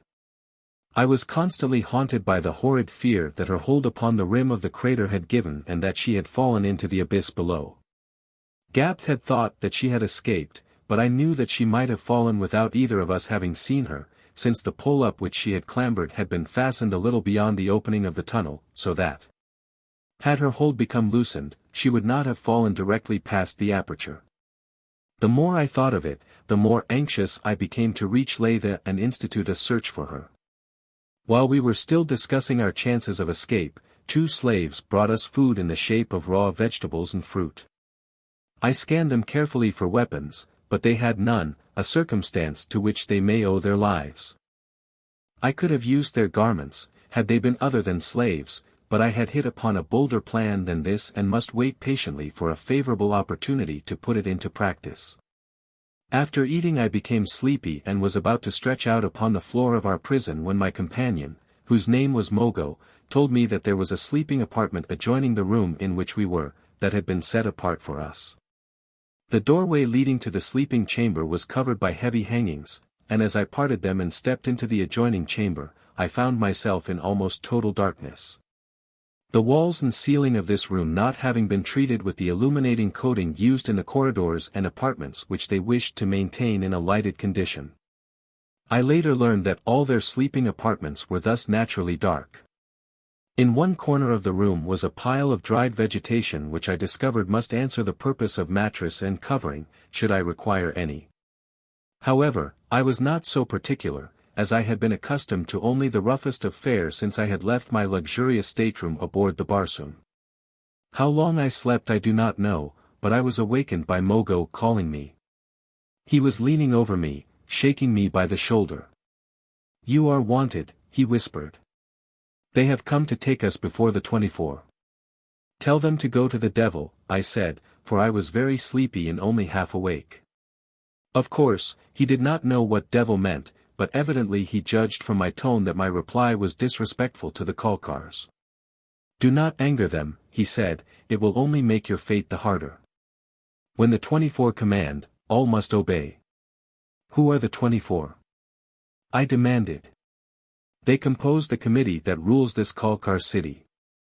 I was thoroughly awakened now and rose to my feet, following him into the adjoining chamber, where I saw 2 Kalkar warriors standing impatiently awaiting us. As I saw them a phrase leaped to my brain and kept repeating itself, "There are but 2, there are but 2. They were across the room from us, standing by the entrance, and Mogo was close to me. "There are but 2, I whispered to him in a low voice, "you take one and I will take the other." "Do you dare?" "I will take the one at the right," he replied, and together we advanced across the room slowly toward the unsuspecting warriors. The moment that we were in reach of them we leaped for them simultaneously. I did not see how Mogo attacked his man, for I was busy with my own, though it took me but an instant to settle him, for I struck him a single terrific blow upon the chin and as he fell I leaped upon him, wresting his dagger from its scabbard and plunging it into his heart before he could regain his senses from the stunning impact of my fist. Then I turned to assist Mogo, only to discover that he needed no assistance, but was already arising from the body of his antagonist, whose throat was cut from ear to ear with his own weapon. "Quick!" I cried to Mogo, "drag them into the sleeping apartment before we are discovered," and a moment later we had deposited the 2 corpses in the dimly lighted apartment adjoining. "We will leave the city as Kalkar warriors," I said, commencing to strip the accoutrements and garments from the man I had slain. Mogo grinned. "Not a bad idea," he said. "If you can find the route to the crater it is possible that we may yet escape." It took us but a few moments to effect the change, and after we had hidden the bodies beneath the vegetation that had served us as a bed and stepped out into the other chamber, where we could have a good look at one another, we realized that if we were not too closely scrutinized we might pass safely through the corridors beneath the Kalkar City, for the Kalkars are a mongrel breed, comprising many divergent types. My complexion, which differed outrageously from that of either the Kalkars or the Laythians, constituted our greatest danger, but we must take the chance, and at least we were armed. "Lead the way," said Mogo, "and if you can find the crater I can assure you that I can find Laythe." "Very good," I said, "come," and stepping into the corridor I moved off confidently in the direction that I knew I should find the passageways and stairs along which I had been conducted from the crater tunnel. I was as confident of success as though I were traversing the most familiar precinct of my native city. We traveled a considerable distance without meeting anyone, and at last reached the chamber in which I had been blindfolded. As we entered it I saw fully a score of Kalkars lolling upon benches or lying upon vegetation that was piled upon the floor. They looked up as we entered, and at the same time Mogo stepped in front of me. "Who are you and where are you going?" demanded one of the Kalkars. "By order of the 24, said Mogo, and stepped into the room. Instantly I realized that he did not know in which direction to go, and that by his hesitancy all might be lost. "Straight ahead, straight across the room," I whispered to him, and he stepped out briskly in the direction of the entrance to the tunnel. Fortunately for us, the chamber was not brilliantly lighted, and the Kalkars were at the far end of it. Otherwise they must certainly have discovered my deception, at least, since any sort of close inspection would have revealed the fact that I was not a VIII. However, they did not halt us, though I was sure that I saw one of them eyeing me suspiciously, and I venture to say that I took the last 20 steps without drawing a breath. It was quickly over, however, and we had entered the tunnel which now led without further confusing ramifications directly to the crater. We were fortunate, I said to Mogo. That we were, he replied. In silence, then, that we might listen for pursuit, or for the sound of Kalkars ahead of us, we hastened rapidly along the descending passageway toward the mouth of the tunnel where it opened into the crater. And at last, as we rounded the last turn and I saw the light of day ahead of me, I breathed a deep sigh of relief. Though almost simultaneously my happiness turned to despair at the sudden recollection that there were no hooked poles here to assist us to the summit of the crater wall. What were we to do? Mogo, I said, turning to my companion as we halted at the end of the tunnel, there are no poles with which to ascend. I had forgotten it, but in order to prevent the Kalkars from ascending after me, I threw all but one into the abyss, and that one slipped from the rim and was lost also, just as my pursuers were about to seize me. I had not told Mogo that I had had a companion, since it would be difficult to answer any questions he might propound on the subject without revealing the identity of Laythe. Oh, we can overcome that, replied my companion. We have these 2 spears, which are extremely stout, and inasmuch as we shall have plenty of time, we can easily arrange them in some way that will permit us to ascend to the summit of the crater. It is very fortunate that we were not pursued. The Kalkars' spears had a miniature crescent-shaped hook at the base of their points similar to the larger ones effected by the VIII. Mogo thought that we could fasten the 2 spears securely together and then catch the small hook of the upper one upon the rim of the crater, testing its hold thoroughly before either of us attempted to ascend. Beneath his tunic he wore a rope coiled around his waist which he explained to me was a customary part of the equipment of all Laythians. It was his idea to tie one end of this around the waist of whichever of us ascended first, the other going as far back into the tunnel as possible and bracing himself, so that in the event that the climber fell, he would be saved from death. Though I figured that he would get a rather nasty shaking up and some bad bruises, under the best of circumstances. I volunteered to go first and began fastening one end of the rope securely about my waist while Mogo made the 2 spears fast together with a short length that he had cut from the other end. He worked rapidly, with deft, nimble fingers, and seemed to know pretty well what he was doing. In the event that I reached the summit in safety, I was to pull up the spears and then haul Mogo up by the rope. Having fastened the rope to my satisfaction, I stood as far out upon the ledge before the entrance to the tunnel as I safely could, and with my back toward the crater looked up at the rim 20 feet above me. In a vain attempt to select from below, if possible, a reasonably secure point upon which to hook the spear. As I stood thus upon the edge of eternity, steadying myself with one hand against the tunnel wall, there came down to me from out of the tunnel a noise which I could not mistake. Mogo heard it, too, and looked at me, with a rueful shake of his head and a shrug of his shoulders. Everything is against us, Earthman, he said, for this was the name he had given me when I told him what my world was called. 11.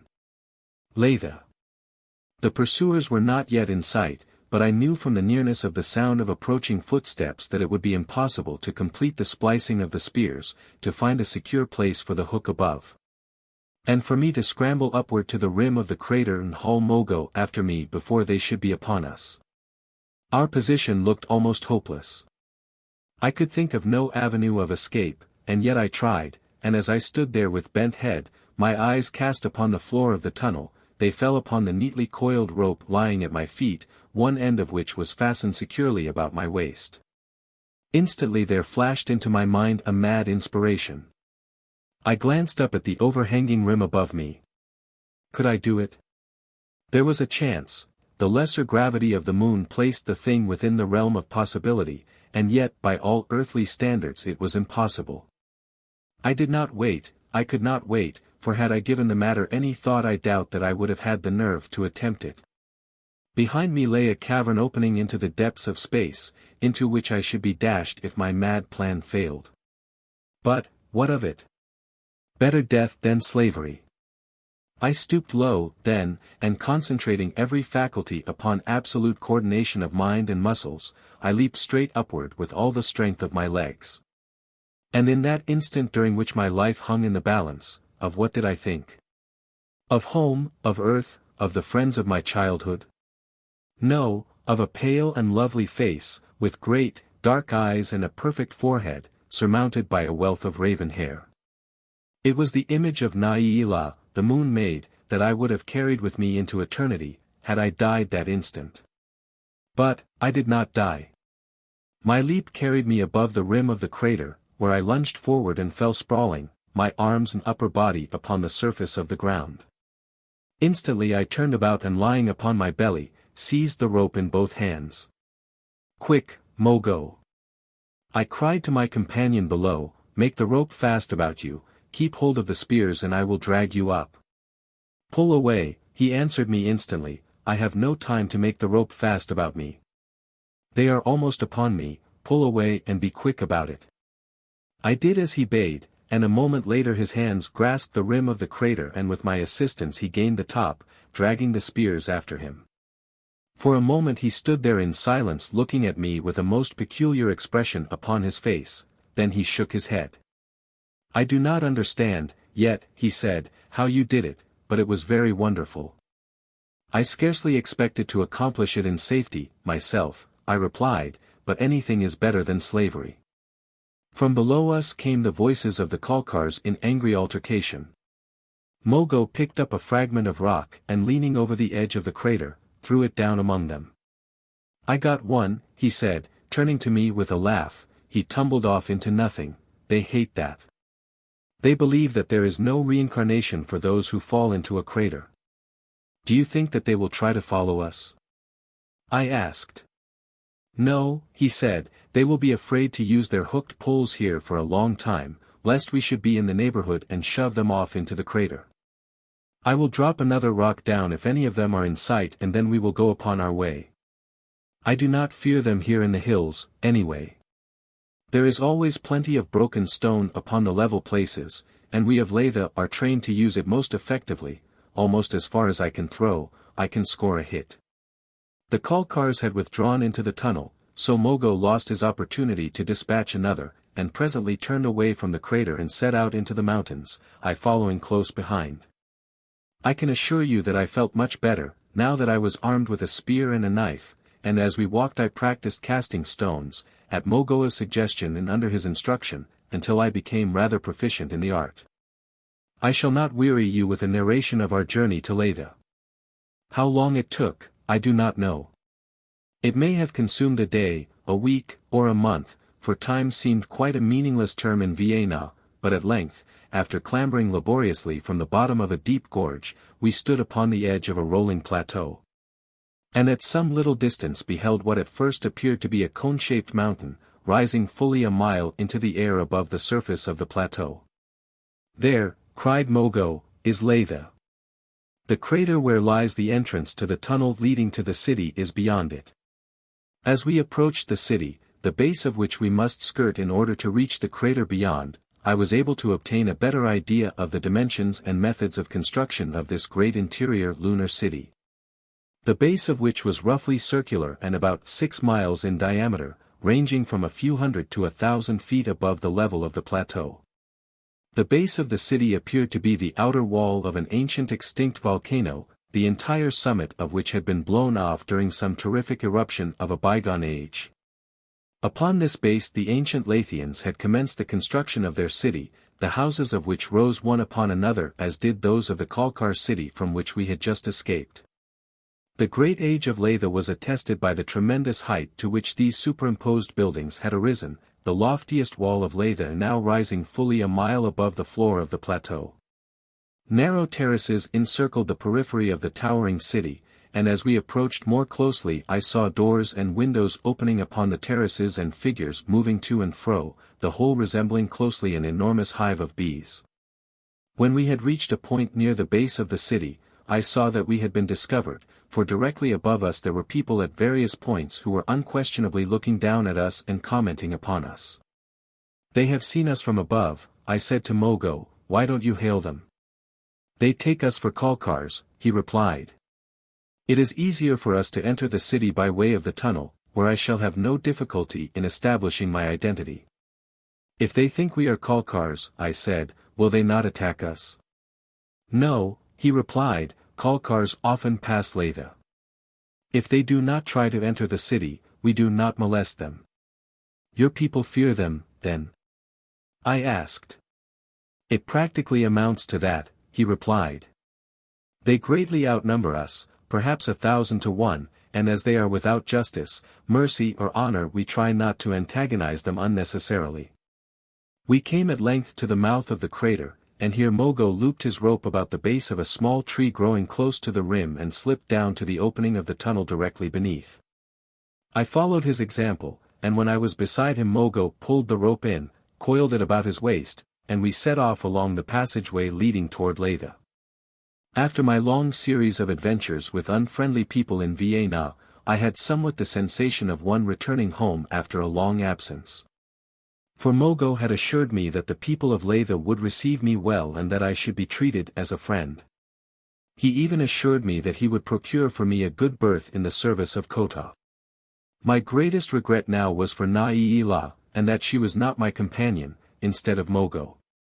I was quite sure that she was lost, for had she escaped, falling back into the crater outside the Kalkar City, I doubted that she could successfully have found her way to Laythe.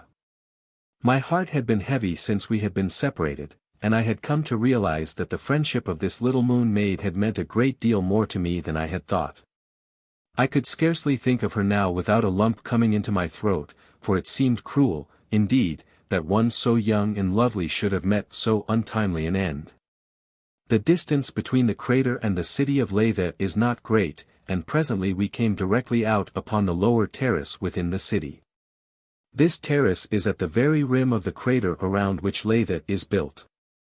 And here we ran directly into the arms of a force of about 50 warriors. Mogo emerged from the tunnel with his spear grasped in both hands high above his head, the point toward the rear, and I likewise, since he had cautioned me to do so. So surprised were the warriors to see any creatures emerge from this tunnel, which had been so long disused, that we were likely to have been slain before they realized that we had come before them with the signal of peace. The guard that is maintained at the inner opening of the tunnel is considered by the Laythians as more or less of an honorary assignment, the duties of which are performed perfunctorily. What do you hear, Kalkars? Exclaimed the commander of the guard. We are not Kalkars, replied my companion. I am Mogo the Pallada, and this be my friend. Can it be that you, Ko-Tah the Commodore, do not know me? Ah! Cried the commander of the guard, it is, indeed, Mogo the Pallada. You have been given up as lost. I was lost, indeed, had it not been for this, my friend, replied Mogo, nodding his head in my direction. I was captured by the Kalkars and incarcerated in city number 337. You escaped from a Kalkar city, exclaimed Ko-Tah, in evident incredulity. That is impossible. It never has been accomplished. But we did accomplish it, replied Mogo, thanks to my friend here, and then he narrated briefly to Ko-Tah the details of our escape. It scarce seems possible, commented the Laythian, when Mogo had completed his narrative, and what may be the name of your friend, Mogo, and from what country did you say he came? He calls himself Julian, replied Mogo, for that was as near as he could come to the pronunciation of my name.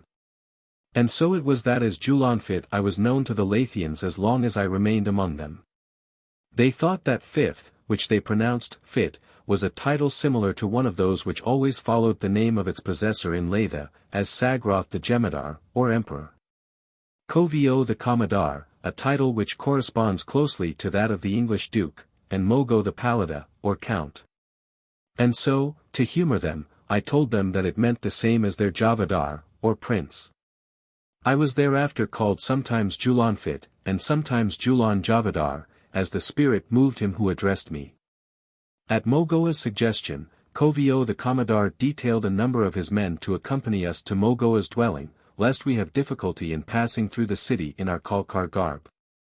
As we had stood talking with Ko-Tah, my eyes had been taking in the interior sights of this lunar city. The crater about which Laythe is built appeared to be between 3 and 4 miles in width, the buildings facing it and rising terrace upon terrace to a height of a mile at least, were much more elaborate of architecture and far richer in carving than those of the Kalkar City No. 337. The terraces were broad and well cultivated, and as we ascended toward Mogoa's dwelling I saw that much pains had been taken to elaborately landscape many of them, there being pools and rivulets and waterfalls in numerous places. As in the Kalkar City, there were gas fattening for food in little groups upon various terraces. They were sleek and fat and appeared contented, and I learned later that they were perfectly satisfied with their lot, having no more conception of the purpose for which they were bred or the fate that awaited them than have the beef cattle of earth. The Yugas of Laythe have induced this mental state in their gas herds by a process of careful selection covering a period of ages, possibly, during which time they have conscientiously selected for breeding purposes the most stupid and unimaginative members of their herds. At Mogoa's dwelling we were warmly greeted by the members of his family, his father, mother and 2 sisters, all of whom, like the other Laythians I had seen, were of striking appearance. The men were straight and handsome, the women physically perfect and of great beauty.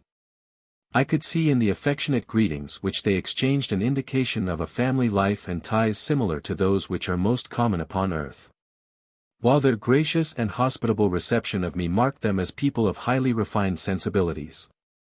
First of all they must hear Mogoa's story, and then, after having congratulated us and praised us, they set about preparing baths and fresh apparel for us, in which they were assisted by a corps of servants, descendants, I was told, of the faithful servitors who had remained loyal to the noble classes and accompanied them in their exile.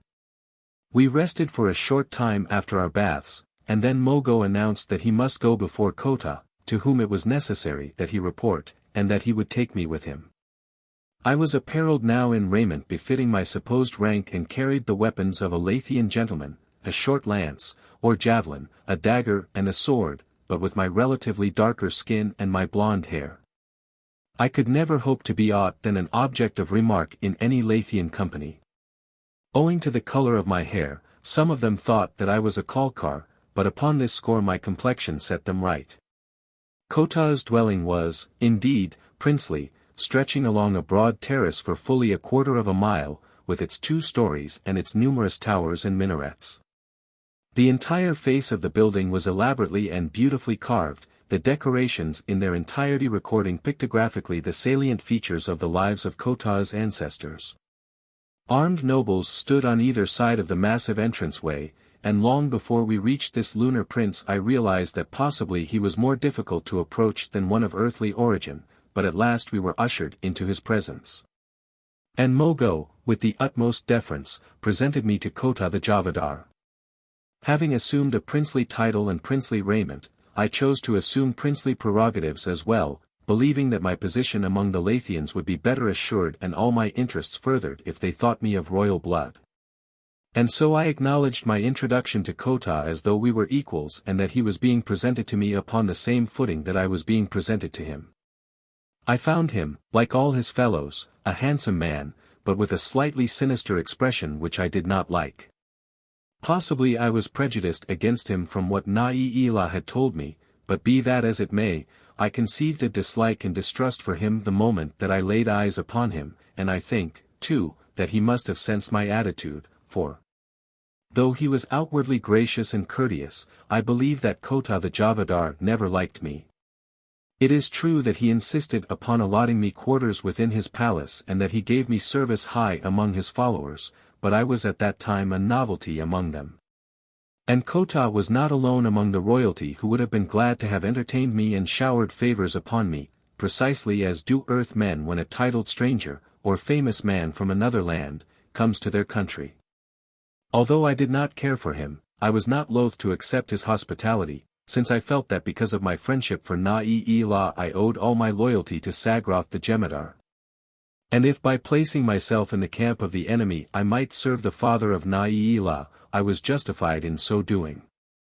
I found myself in a rather peculiar position in the palace of Ko-Tah, since I was supposed to know little or nothing of internal condition in Laythe. And yet had learned from both Naila and Mogo a great deal concerning the intrigues and politics of this lunar city. For example, I was not supposed to know of the existence of Naila. Not even did Mogo know that I had heard of her. And so until her name was mentioned, I could ask no questions concerning her, though I was anxious indeed, to discover if by any miracle of chance, she had returned in safety to Laythe, or if aught had been learned concerning her fate. Ko-Tah held me in conversation for a considerable period of time, asking many questions concerning Earth and my voyage from that planet to the Moon. I knew that he was skeptical, and yet he was a man of such intelligence as to realize that there must be something in the universe beyond his understanding or his knowledge. His eyes told him that I was not a native of Vienna, and his ears must have corroborated the testimony of his eyes, for try as I would, I never was able to master the Viennahan language so that I could pass for a native. At the close of our interview Ko-Tah announced that Mogo would also remain in quarters in the palace, suggesting that if it was agreeable to me, my companion should share my apartments with me. Nothing would give me greater pleasure, Ko-Tah the Javadar, I said, than to have my good friend, Mogo the Palada, always with me. Excellent, exclaimed Ko-Tah. You must both be fatigued. Go, therefore, to your apartments and rest. Presently I will repair to the palace of the Jemadar with my court, and you will be notified in sufficient time to prepare yourselves to accompany me. The audience was at an end, and we were led by nobles of Ko-Tah's palace to our apartments, which lay upon the second floor in pleasant rooms overlooking the terraces down to the brink of the great, yawning crater below. Until I threw myself upon the soft mattress that served as a bed for me, I had not realized how physically exhausted I had been. Scarcely had I permitted myself to relax in the luxurious ease which precedes sleep ere I was plunged into profound slumber, which must have endured for a considerable time, since when I awoke I was completely refreshed. Mogo was already up and in the bath, a marble affair fed by a continuous supply of icy water which originated among the ice-clad peaks of the higher mountains behind Laythe. The bather had no soap, but used rough fiber gloves with which he rubbed the surface of his skin until it glowed. These baths rather took one's breath away, but amply repaid for the shock by the sensation of exhilaration and well-being which resulted from them.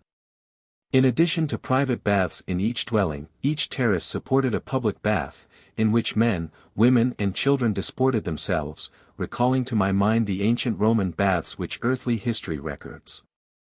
The baths of the Jemadar which I was later to see in the palace of Sagrath were marvels of beauty and luxury. Here, when the emperor entertains, his guests amuse themselves by swimming and diving, which, from what I have been able to judge, are the national sports of the Laythians. The Kalkars care less for the water, while the Vagas only enter it through necessity. I followed Mogo in the bath, in which my first sensation was that I was freezing to death. While we were dressing, a messenger from Ko-Tah summoned us to his presence, with instructions that we were to be prepared to accompany him to the palace of Sagrath the Jemadar. 12. Ko-Tah threatens the princess.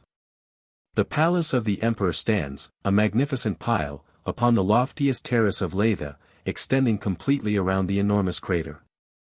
There are but 3 avenues leading to it from the terraces below, 3 magnificent stairways, each of which may be closed by enormous gates of stone, apparently wrought from huge slabs and intricately chiseled into marvelous designs. So that at a distance they present the appearance of magnificent lacework. Each gate is guarded by a company of 50 warriors, their tunics bearing the imperial design in a large circle over the left breast. The ceremony of our entrance to the imperial terrace was most gorgeous and impressive. Huge drums and trumpets blared forth a challenge as we reached the foot of the stairway which we were to ascend to the palace. High dignitaries in gorgeous trappings came down the steps to meet us, as if to formally examine the credentials of Ko-Tah and give official sanction to his entrance. We were then conducted through the gateway across a broad terrace beautifully landscaped and ornamented by statuary that was most evidently the work of finished artists. These works of art comprised both life-size and heroic figures of individuals and groups, and represented for the most part historic or legendary figures and events of the remote past, though there were also likenesses of all the rulers of Laythe. up to and including Sagrath the present Jemadar. Upon entering the palace we were led to a banquet hall, where we were served with food, evidently purely in accordance with ancient court ceremonial, since there was little to eat and the guests barely tasted of that which was presented to them. This ceremony consumed but a few minutes of earth time, following which we were conducted through spacious hallways to the throne room of the Jemadar, an apartment of great beauty and considerable size. Its decorations and lines were simple, almost to severity, yet suggesting regal dignity and magnificence.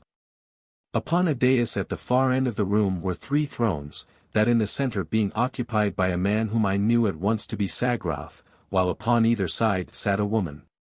Ko-Tah advanced and made his obeisance before his ruler, and after the exchange of a few words between them Ko-Tah returned and conducted me to the foot of Sagratha's throne. I had been instructed that it was in accordance with court etiquette that I keep my eyes upon the ground until I had been presented and Sagrath had spoken to me, and that then I should be introduced to the Jemadav, or Empress.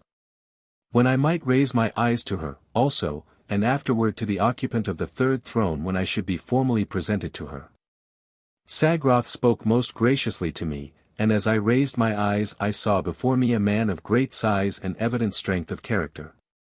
He was by far the most regal appearing individual my eyes had ever rested upon, while his low, well-modulated, yet powerful voice accentuated the majesty of his mien. It was he who presented me to his Jemadav, whom I discovered to be a creature fully as regal in appearance as her imperial mate, and although doubtless well past middle age, still possessing remarkable beauty. In which was to be plainly noted Na'ila's resemblance to her mother. Again I lowered my eyes as Sagrath presented me to the occupant of the 3rd throne. Julian the Javadar, he repeated the formal words of the presentation, raise your eyes to the daughter of Laythe, Na'ila the Nanovar.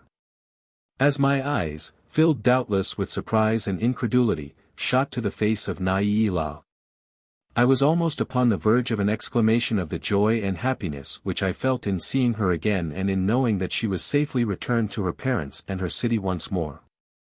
But as my eyes met hers the exuberance of my spirit was as effectually and quickly checked by her cold glance and haughty mien as if I had received a blow in the face. There was no hint of recognition in Na'ila's expression. She nodded coldly in acknowledgement of the presentation and then let her eyes pass above my head toward the opposite end of the throne room. My pride was hurt, and I was angry, but I would not let her see how badly I was hurt. I have always prided myself upon my control, and so I know that then I hid my emotion and turned once more to Sagrath, as though I had received from his daughter the Nanovar precisely the favor that I had a right to expect. If the Jemadar had noticed aught peculiar in either Na'ila's manner or mine, he gave no hint of it. He spoke again graciously to me and then dismissed me, with the remark that we should meet again later. Having withdrawn from the throne room, Ko-Tah informed me that following the audience I should have an opportunity to meet Sagrath less formally, since he had commanded that I remain in the palace as his guest during the meal which followed. It is a mark of distinction, said Ko-Tah, but remember, Julian the Javadar, that you have accepted the friendship of Ko-Tah and are his ally. Do not embroil me in the political intrigues of Laythe, I replied. I am a stranger, with no interest in the internal affairs of your country, for the reason that I have no knowledge of them. One is either a friend or an enemy, replied Ko-Tah.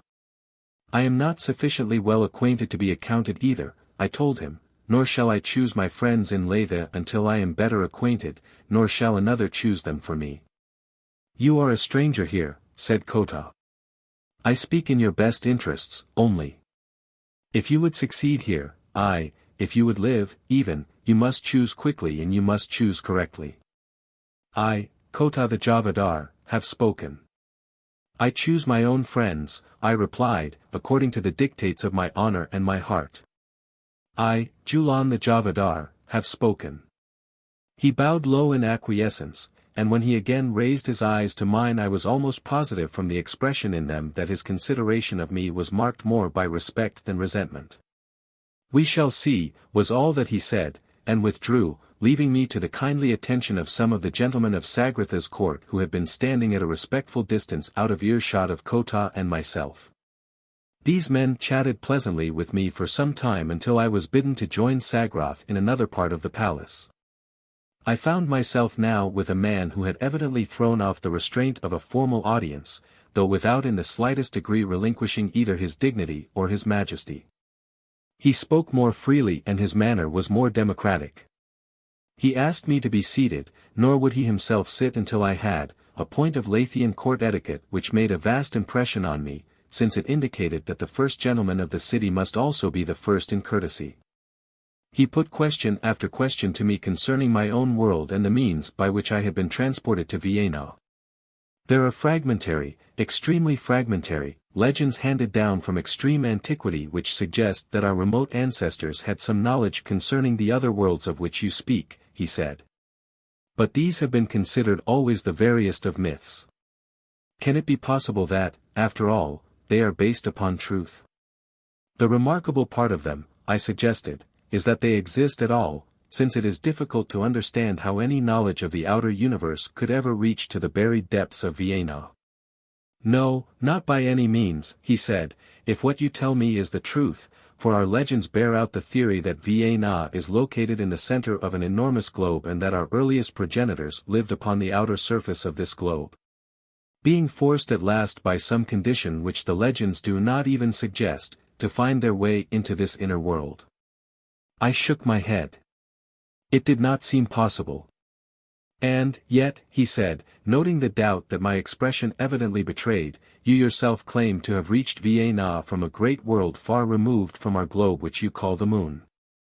If you reached us from another world, is it then so difficult to believe that those who preceded us reached Vienna from the outer crust of this moon? It is almost an historic certainty, he continued, that our ancestors possessed great ships which navigated the air. As you entered Vienna by means of a similar conveyance, may not they have done likewise? I had to admit that it was within the range of possibilities, and in so doing, to avow that the moon men of antiquity had been millions of years in advance of their brethren of the earth.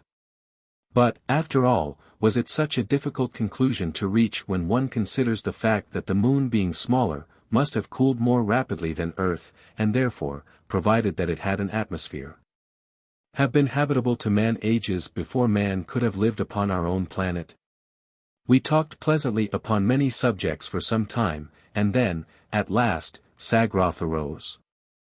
We will join the others at the tables now, he said, and as he led the way from the apartment in which we had been conversing alone, stone doors opened before us as by magic, indicating that the Jemadar of Laythe was not only well served, but well protected, or possibly well spied upon. After we emerged from the private audience, guards accompanied us, some preceding the Jemadar and some following.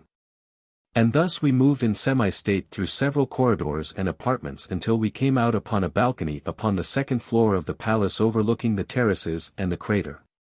Here, along the rail of the balcony, were numerous small tables, each seating two, all but two of the tables being occupied by royal and noble retainers and their women.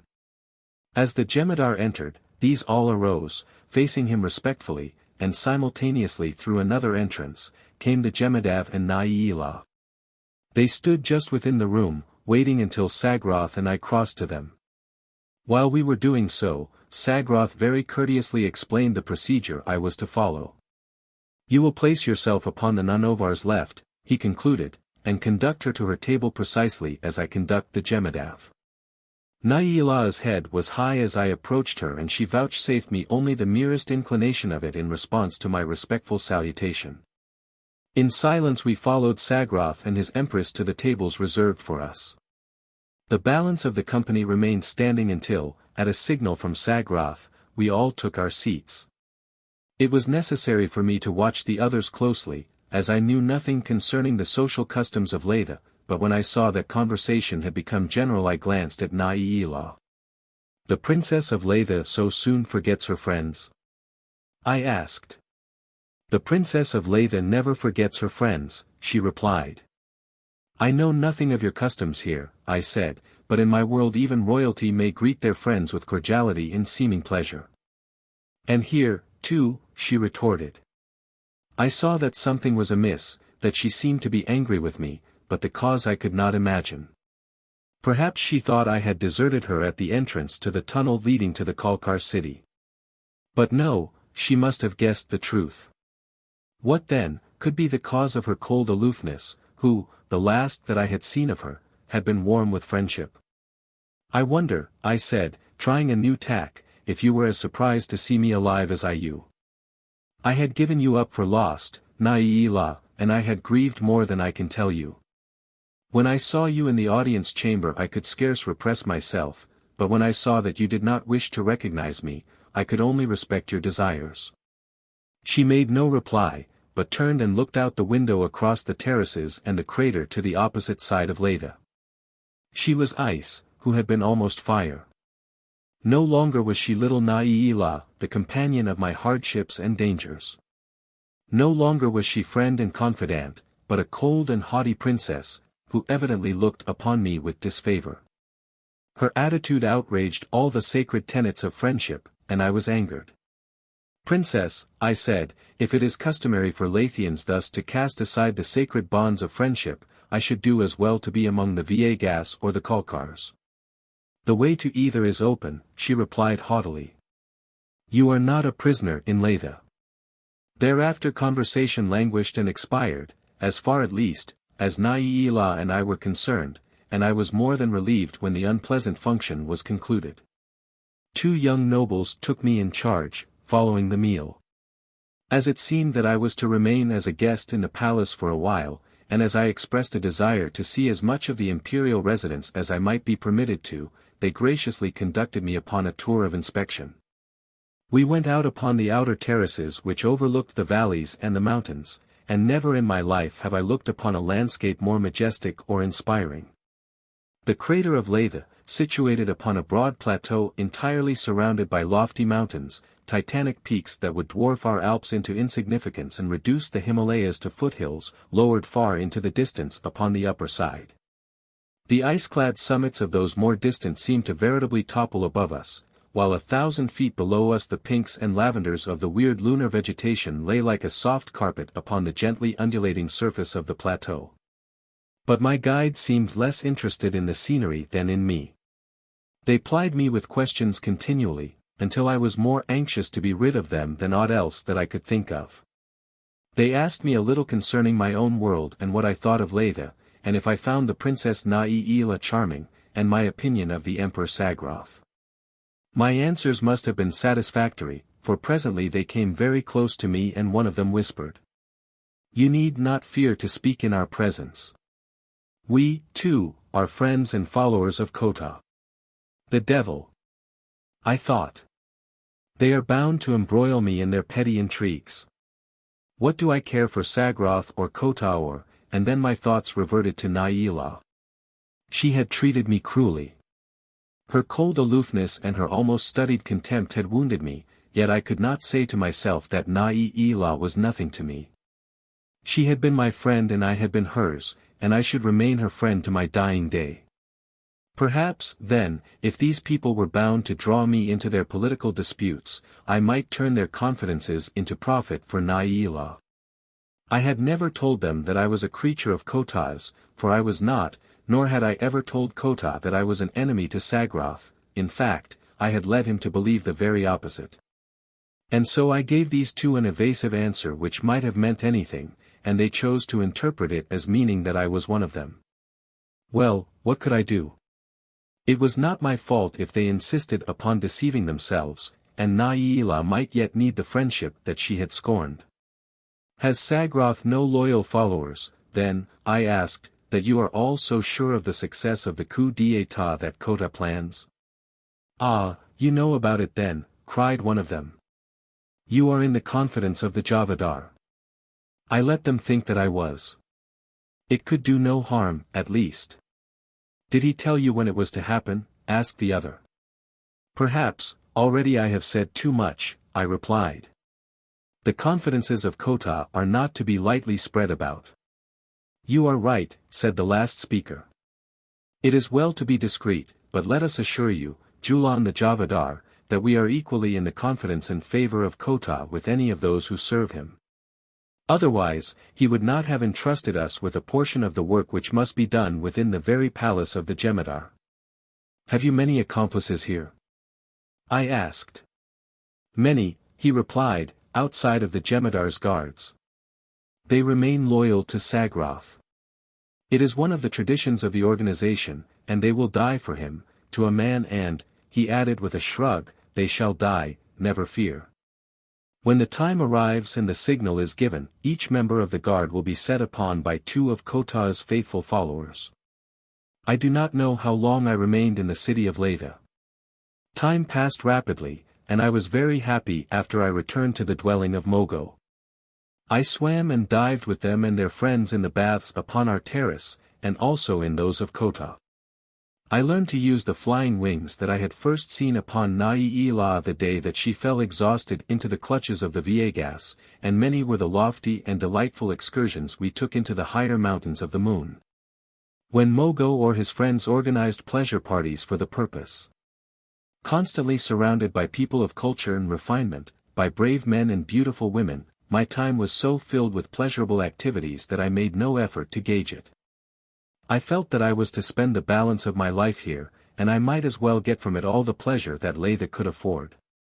I did not see Laythe during all this time, and though I still heard a great deal concerning the conspiracy against Sagrath, I presently came to attach but little importance to what I did here. After I learned that the conspiracy had been on foot for over 13 kelds, or approximately about 10 earthly years, and seemed, according to my informers, no nearer consummation than it ever had been in the past. Time does not trouble these people much, and I was told that it might be 20 kelds before Ko-Tah took action, though on the other hand, he might strike within the next Ola. There was an occurrence during this period which aroused my curiosity, but concerning which Mogo was extremely reticent. Upon one of the occasions that I was a visitor in Ko-Tah's palace, I was passing through a little used corridor in going from one chamber to another, when just ahead of me a door opened and a man stepped out in front of me. When he heard my footsteps behind him he turned and looked at me, and then stepped quickly back into the apartment he had just left and closed the door hurriedly behind him. There would have been nothing particularly remarkable in that, had it not been for the fact that the man was not a Laythian, but unquestionably a Kalkar. Believing that I had discovered an enemy in the very heart of Laythe, I leaped forward, and throwing open the door, followed into the apartment into which the man had disappeared. To my astonishment, I found myself confronted by 6 men, 3 of whom were Kalkars, while the other 3 were Laythians, and among the latter I instantly recognized Ko-Tah, himself. He flushed angrily as he saw me, but before he could speak I bowed and explained my action. I crave your pardon, Javadar, I said. I thought that I saw an enemy of Laythe in the heart of your palace, and that by apprehending him I should serve you best, and I started to withdraw from the chamber. Wait, he said. You did right, but lest you misunderstand their presence here, I may tell you that these 3 are prisoners. I realized that at once when I saw you, Javadar, I replied, though I knew perfectly that he had lied to me. And then I backed from the room, closing the door after me. I spoke to Mogo about it the next time that I saw him. You saw nothing, my friend, he said. Remember that, you saw nothing. If you mean that it is none of my business, Mogo, I replied, I perfectly agree with you, and you may rest assured that I shall not meddle in affairs that do not concern me. However, I did considerable thinking upon the matter, and possibly I went out of my way a little more than one should who is attending strictly to his own business, that I might keep a little in touch with the course of the conspiracy. For no matter what I had said to Mogo, no matter how I attempted to convince myself that it did not interest me, the truth remained that anything that affected in any way the fate of Laythe transcended in interest any event which might transpire within VIII, in so far as I was concerned.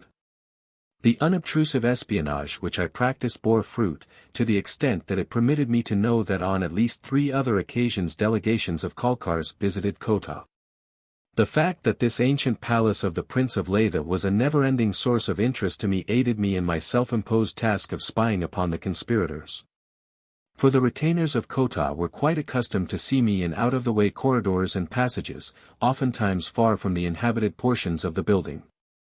Upon the occasion of one of these tours I had descended to a lower terrace, along an ancient stone stairway which wound spirally downward, and had discovered a dimly lighted room in which were stored a number of ancient works of art. I was quietly examining these, when I heard voices in an adjoining chamber. "Upon no other conditions will he assist you, Javadar," said the speaker, whose voice I first heard. "His demands are outrageous," replied a second speaker. "I refuse to consider them. Laythe is impregnable. He can never take it." The voice was that of Ko-Tah. "You do not know him, Laythian," replied the other. "He has given us engines of destruction with which we can destroy any city in Vienna.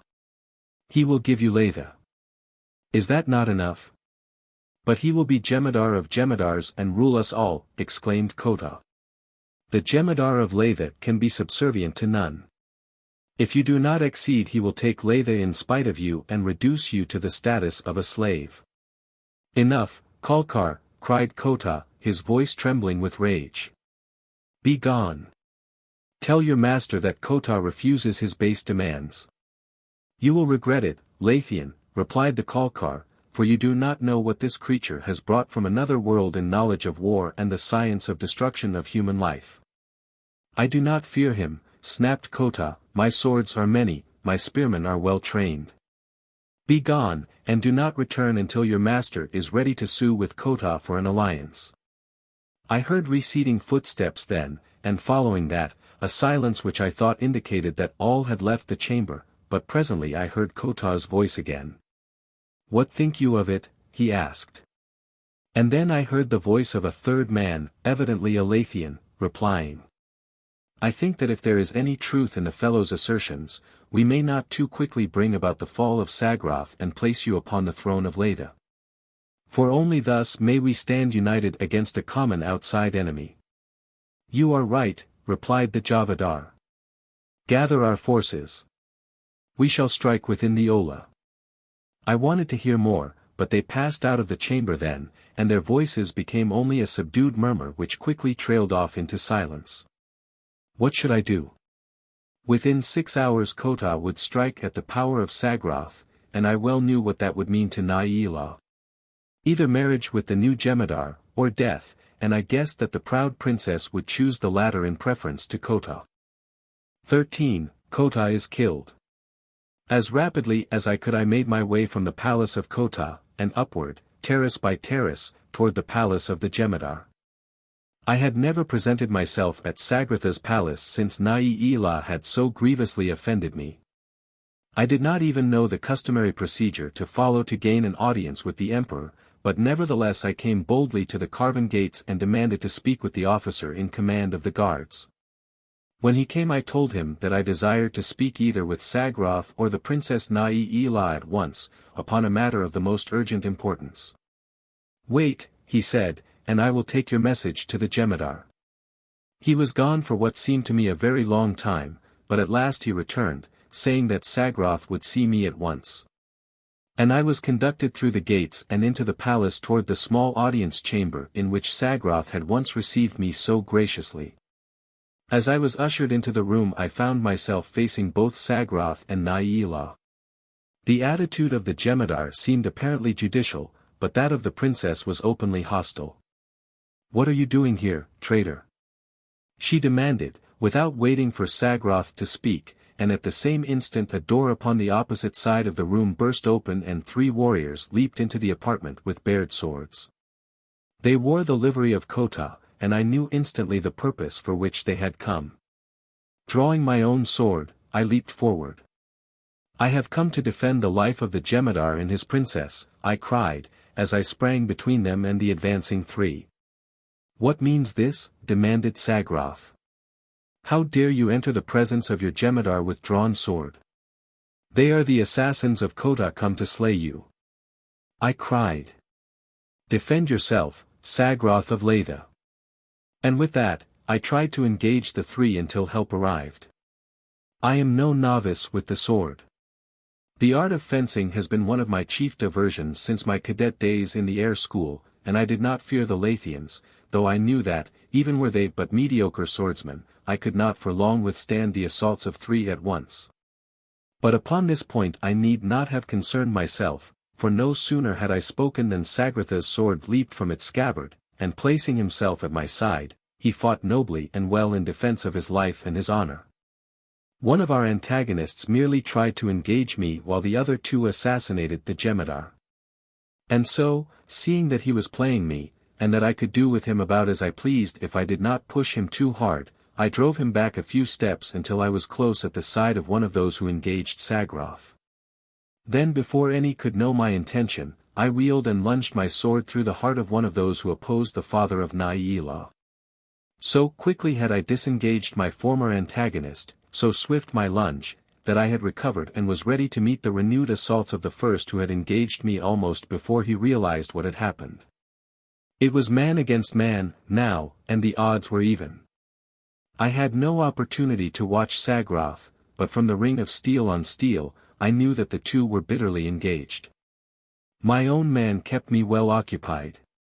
He was a magnificent swordsman, but he was only fighting for his life. I was fighting for more, for my life and for my honor, too, since after the word traitor that Naila had hurled at me, I had felt that I must redeem myself in her eyes. I did not give any thought at all to the question as to just why I should care what Naila the Moon Maid thought of me, but something within me reacted mightily to the contempt that she had put into that single word.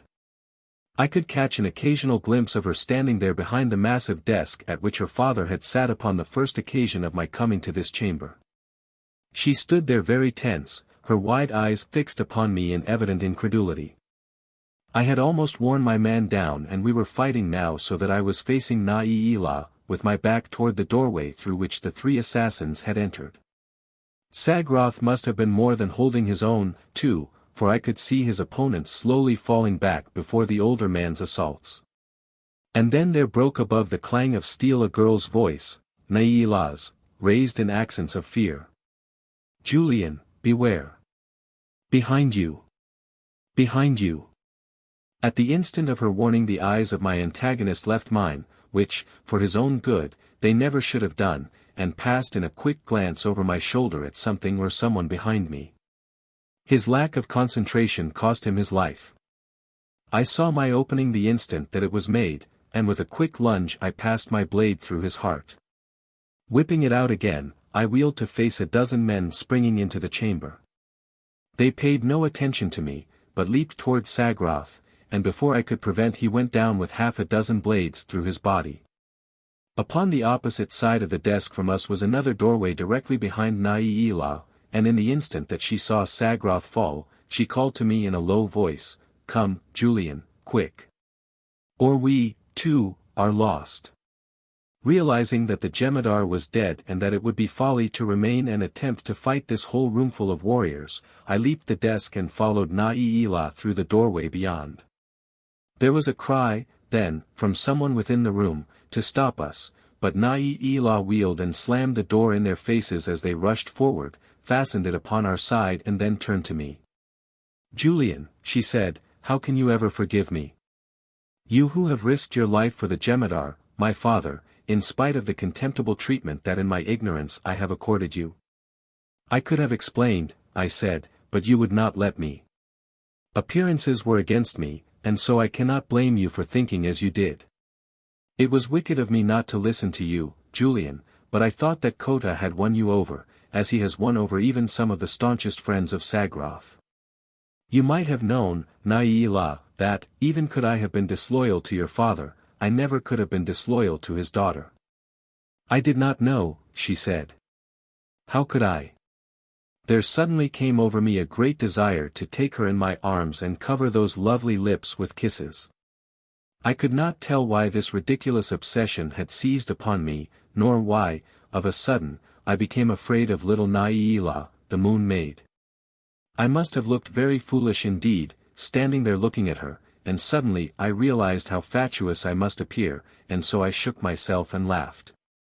"Come, Naila," I said, "we must not remain here. Where can I take you, that you will be safe?" "Upon the outer terrace there may be some of the loyal guards," she replied, "but if Ko-Tah has already taken the palace, flight will be useless." "From what I know of the conspiracy, it will be useless," I replied, for the service of Sagrath and his palace is rotten with the spies and retainers of the Javadar. I feared as much, she said. The very men who came to assassinate Sagrath wore the imperial livery less than an ola since. Are there none, then, loyal to you? I asked her. The Jemadar's guard is always loyal, she said, but they number scarce 1,000 men. How may we summon them? I asked. Let us go to the outer terraces, and if there are any of them there we can congregate the balance, or as many of them as Ko-Tah has left alive. Come, then, I said, let us hasten. And together, hand in hand, we ran along the corridors of the Jemadar's palace to the outer terraces of the highest tier of Laythe. There we found 100 men, and when we had told them of what had happened within the palace they drew their swords and, surrounding Na'ilah, they shouted. To the death for Na'ilah, Jemadav of Laythe. They wanted to remain there and protect her, but I told them that there would be nothing gained by that sooner or later they would be overwhelmed by far greater numbers, and the cause of Na'ilah lost. Send 12 men, I said to their commander, to rally all of the loyal guards that remain alive.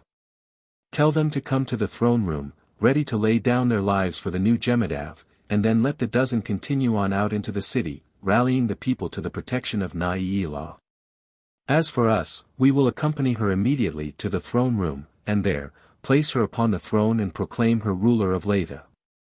100 men may hold the throne room for a long time, if we reach it before Ko-Tah reaches it with his forces. The officer looked at Na'ilah questioningly. Your command, Jemadav, he inquired. We will follow the plan of Julian the Javadar, she replied. Immediately 12 warriors were dispatched to rally the imperial guard and arouse the loyal citizens of the city to the protection of their new Jemadav, while the balance of us conducted Na'ilah by a short course toward the throne room. As we entered the great chamber at one end, Ko-Tah and a handful of warriors came in at the other, but we had the advantage, in that we entered through a doorway directly behind the throne and upon the dais. Throw your men upon the main entrance, I called to the officer of the guard, and hold it until reinforcements come. And then, as the 100 raced the length of the throne room toward the surprised and enraged Ko-Tah, I led Na'ilah to the central throne and seated her upon it. Then stepping forward, I raised my hand for silence. The Jemadar Sagrath is dead. I cried. Behold Na'ilah, the Jemadav of Laythe. Stop, cried Ko-Tah, she may share the throne with me, but she may not possess it alone. Take that traitor. I called to the loyal guard, and they rushed forward, evidently glad to do my bidding. But Ko-Tah did not wait to be taken. He was accompanied by only a handful of men, and when he saw that the guard really intended to seize him and realized that he would be given short shift at the hands of Na'ilah and myself, he turned and fled. But I knew he would come back, and come back he did, though not until after the majority of the Jemadav's guard had gathered within the throne room. He came with a great concourse of warriors, and the fighting was furious, but he might have brought 1,000,000 men against our 1,000 and not immediately have overcome us. Since only a limited number could fight at one time in the entrance-way to the throne room. Already the corpses lay stacked as high as a man's head, yet no single member of Ko-Tah's forces had crossed the threshold. How long the fight was waged I do not know, but it must have been for a considerable time, since I know that our men fought in relays and rested many times, and that food was brought from other parts of the palace to the doorway behind the throne. And there were times when Ko-Tah's forces withdrew and rested and recuperated, but always they came back in greater number, and eventually I realized we must be worn down by the persistence of their repeated attacks. And then there arose slowly a deep-toned sound, at first we could not interpret. It rose and fell in increasing volume, until finally we knew that it was the sound of human voices, the voices of a great mob, of a mighty concourse of people, and that it was sweeping toward us slowly and resistlessly.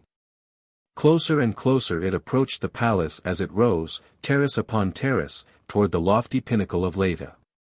The fighting at the entrance to the throne room had almost ceased. Both sides were worn down almost to utter exhaustion, and now we but stood upon our arms upon either side of the wall of corpses that lay between us. Our attention centered upon the sound of the growling multitude that was sweeping slowly upward toward us.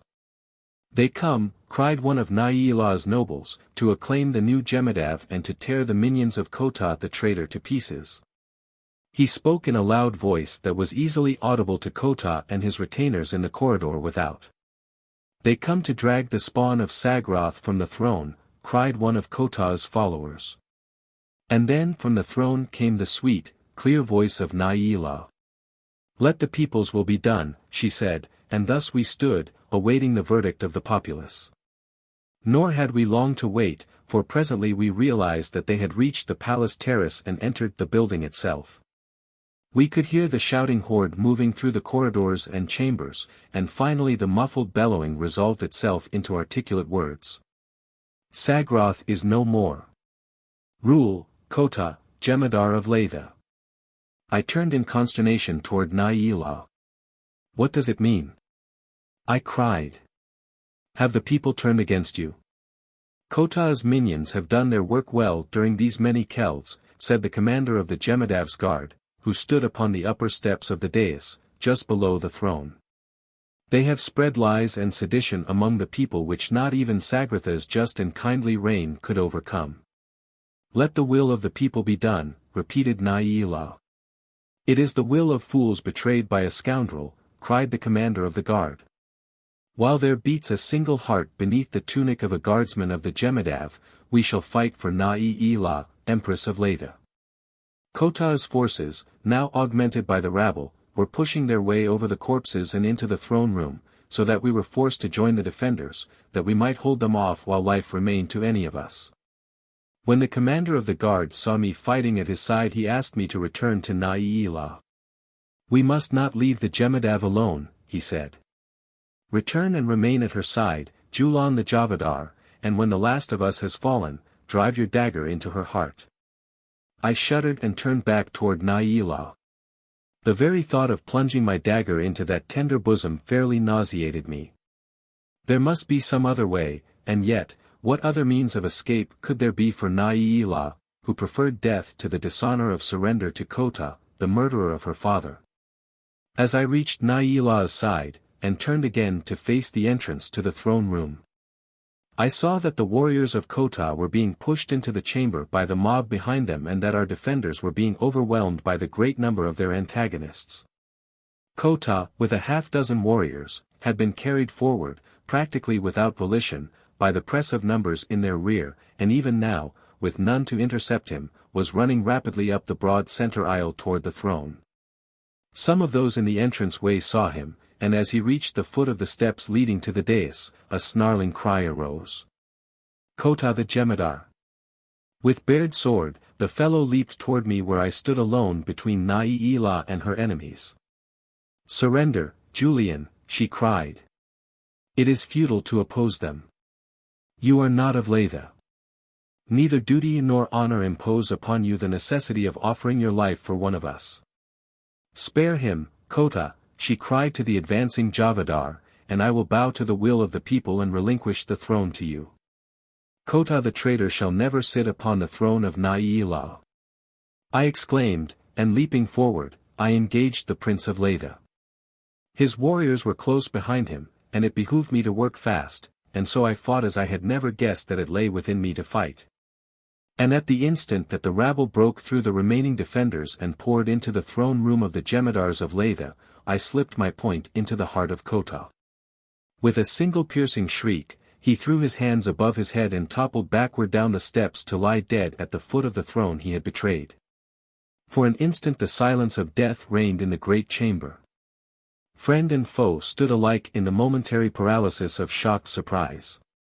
That tense, breathless silence had endured for but a moment, when it was shattered by a terrific detonation. We felt the palace tremble and rock. The assembled mob looked wildly about, their eyes filled with fear and questioning. But before they could voice a question, another thunderous report burst upon our startled ears, and then from the city below the palace there arose the shrieks and screams of terrified people. Again the palace trembled, and a great crack opened in one of the walls of the throne room. The people saw it, and in an instant their anger against the dynasty of Sagrath was swallowed in the mortal terror which they felt for their own safety.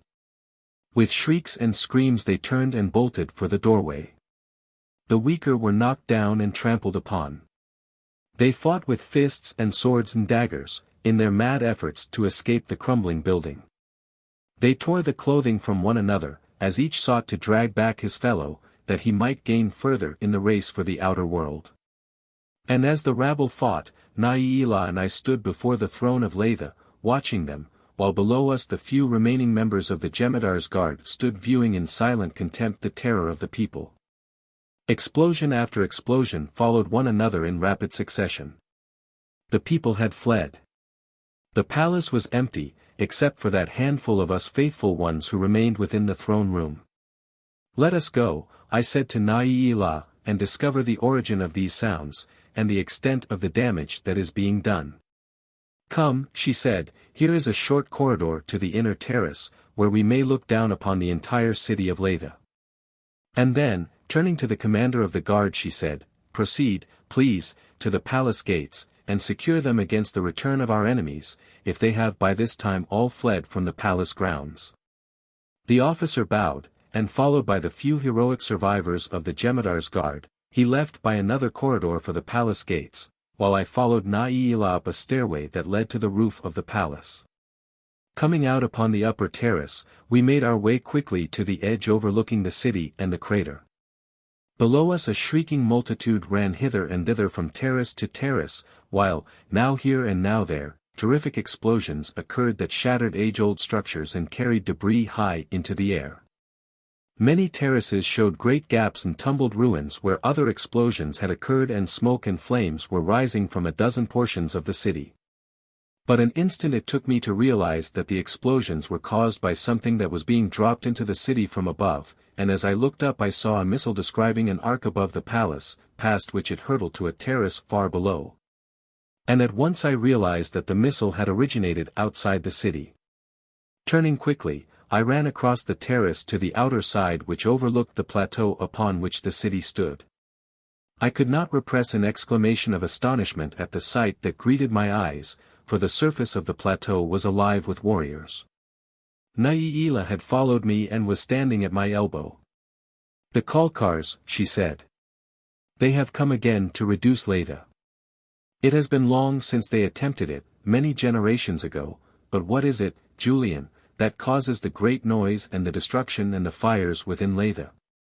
"It is this which fills me with surprise," I said, "and not the presence of the Kalkar warriors. Look." Naila, and I pointed to a knoll lying at the verge of the plateau, where, unless my eyes deceived me badly, there was mounted a mortar which was hurling shells into the city of Laythe. And there, I continued, pointing to other similar engines of destruction mounted at intervals. "The city is surrounded with them, Naila. Have your people any knowledge of such engines of warfare or of high explosives?" I demanded. "Only in our legends are such things mentioned," she replied. "It has been ages since the inhabitants of VIII lost the art of manufacturing such things."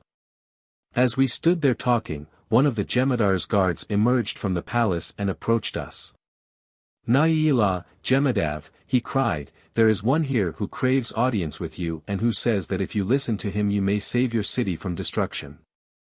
"Fetch him," replied Naila. "We will receive him here."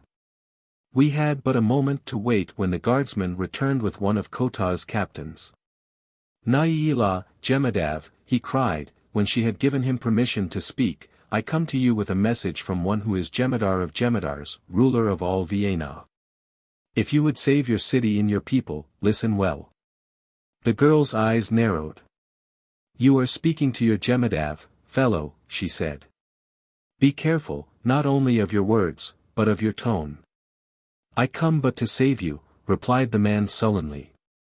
"The Kalkars have discovered a great leader, and they have joined together from many cities to overthrow Laythe. My master does not wish to destroy this ancient city, and there is but one simple condition upon which he will spare it." "Name your condition," said Naila. "If you will wed him, he will make Laythe the capital of VIII, and you shall rule with him as Jemadav of Jemadavs. Nailah's lips curled in scorn. And who is the presumptuous Kalkar that dares aspire to the hand of Nailah? She demanded.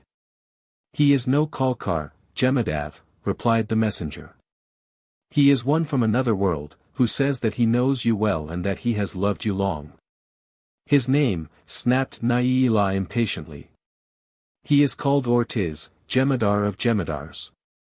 Nailah turned toward me with elevated brows and a smile of comprehension upon her face. Ortiz, she repeated. Now, I understand, my Jemadav, I said, and I am commencing to have some slight conception of the time that must have elapsed since I first landed within VIII.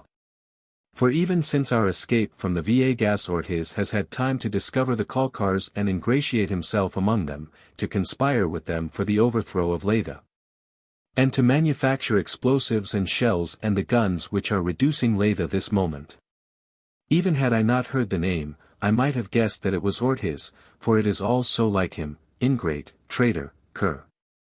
Go back to your master, she said to the messenger, and tell him that Nailah, Jemadav of Laythe, would as leave mate with Gavago the VIII as with him. And that Laythe will be happier destroyed and her people wiped from the face of VIII than ruled by such a beast. I have spoken. Go. The fellow turned and left us, being accompanied from Nailah's presence by the guardsman who had fetched him, and whom Nailah commanded to return as soon as he had conducted the other outside the palace gates. Then the girl turned to me. Oh, Julian, what shall I do? How may I combat these terrible forces that you have brought to VIII from another world? I shook my head. We, too, could manufacture both guns and ammunition to combat him, but now we have not the time, since Laythe will be reduced to a mass of ruins before we could even make a start. There is but one way, Nailah, and that is to send your people, every fighting man that you can gather, and the women, too, if they can bear arms, out upon the plateau in an effort to overwhelm the Kalkars and destroy the guns. She stood and thought for a long time, and presently the officer of the guard returned and halted before her, awaiting her commands.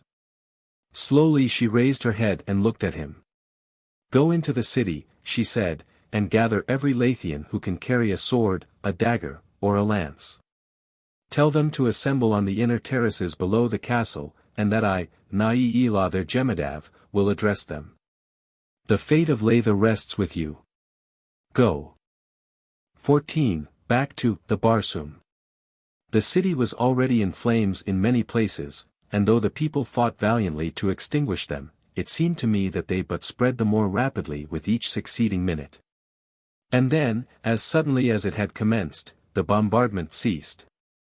Nailah and I crossed over to the outer edge of the terrace to see if we could note any new movement by the enemy, nor did we have long to wait. We saw 100 ladders raised as if by magic toward the lowest terrace, which rose but a bare 200 feet above the base of the city. The men who carried the ladders were not visible to us when they came close to the base of the wall, but I guessed from the distant glimpses that I caught of the ladders as they were rushed forward by running men that here, again. Orthis' earthly knowledge and experience had come to the assistance of the Kalkars, for I was sure that only some form of extension ladder could be successfully used to reach even the lowest terrace. When I saw their intention I ran quickly down into the palace and out upon the terrace before the gates, where the remainder of the guard were stationed. And there I told them what was happening and urged them to hasten the people to the lowest terrace to repulse the enemy before they had secured a foothold upon the city.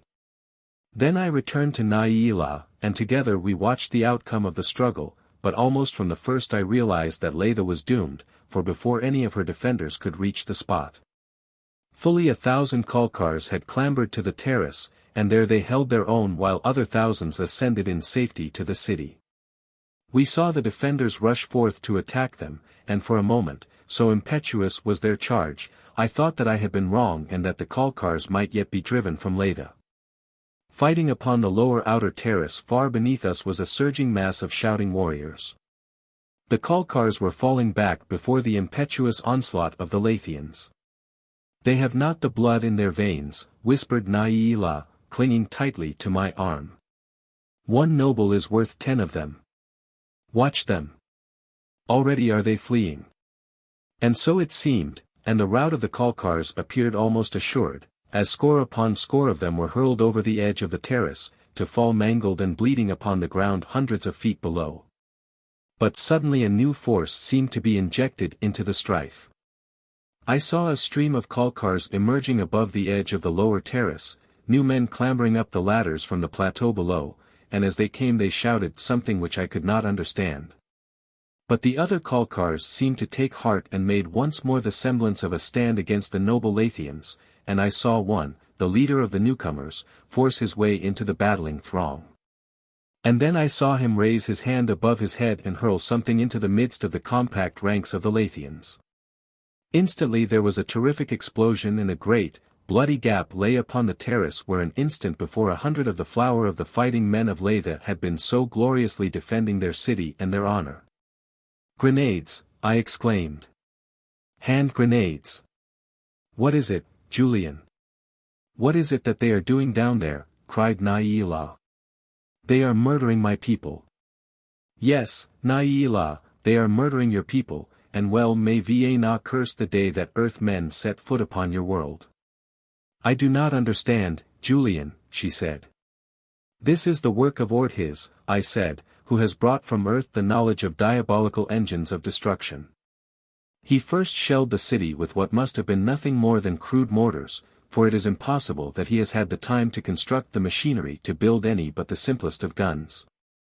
Now his troops are hurling hand grenades among your men. There is no chance, Laythe, for the Laythians to successfully pit their primitive weapons against the modern agents of destruction which Ortiz has brought to bear against them. Laythe must surrender or be destroyed." Laythe laid her head upon my shoulder and wept softly. "Julian," she said at last, "this is the end, then. Take me to the Jemadov, my mother, please, and then you must go and make your peace with your fellow Earthman. It is not right that you, a stranger, who have done so much for me, should fall with me in Laythe."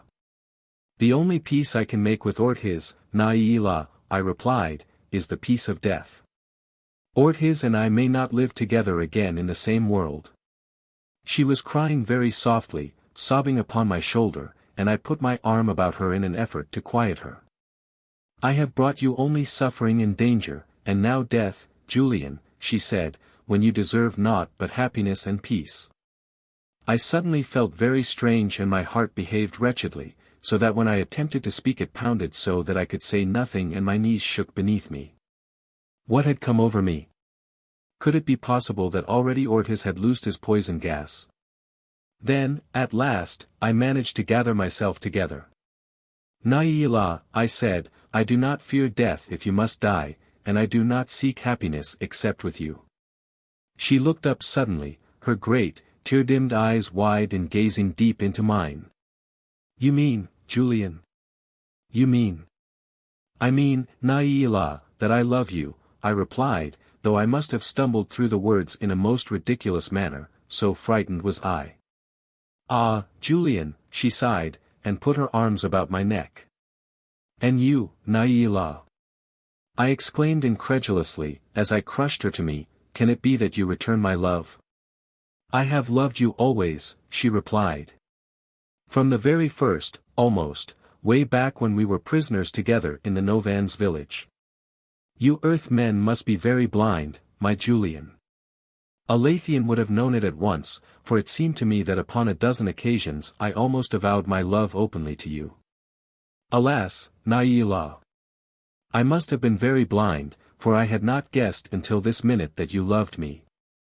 Now," she said, "I do not care what happens. We have one another, and if we die together, doubtless we shall live together in a new incarnation." "I hope so," I said, "but I should much rather be sure of it and live together in this." "And I, too, Julian, but that is impossible." We were walking now through the corridors of the palace toward the chamber occupied by her mother, but we did not find her there and Laythe became apprehensive as to her safety.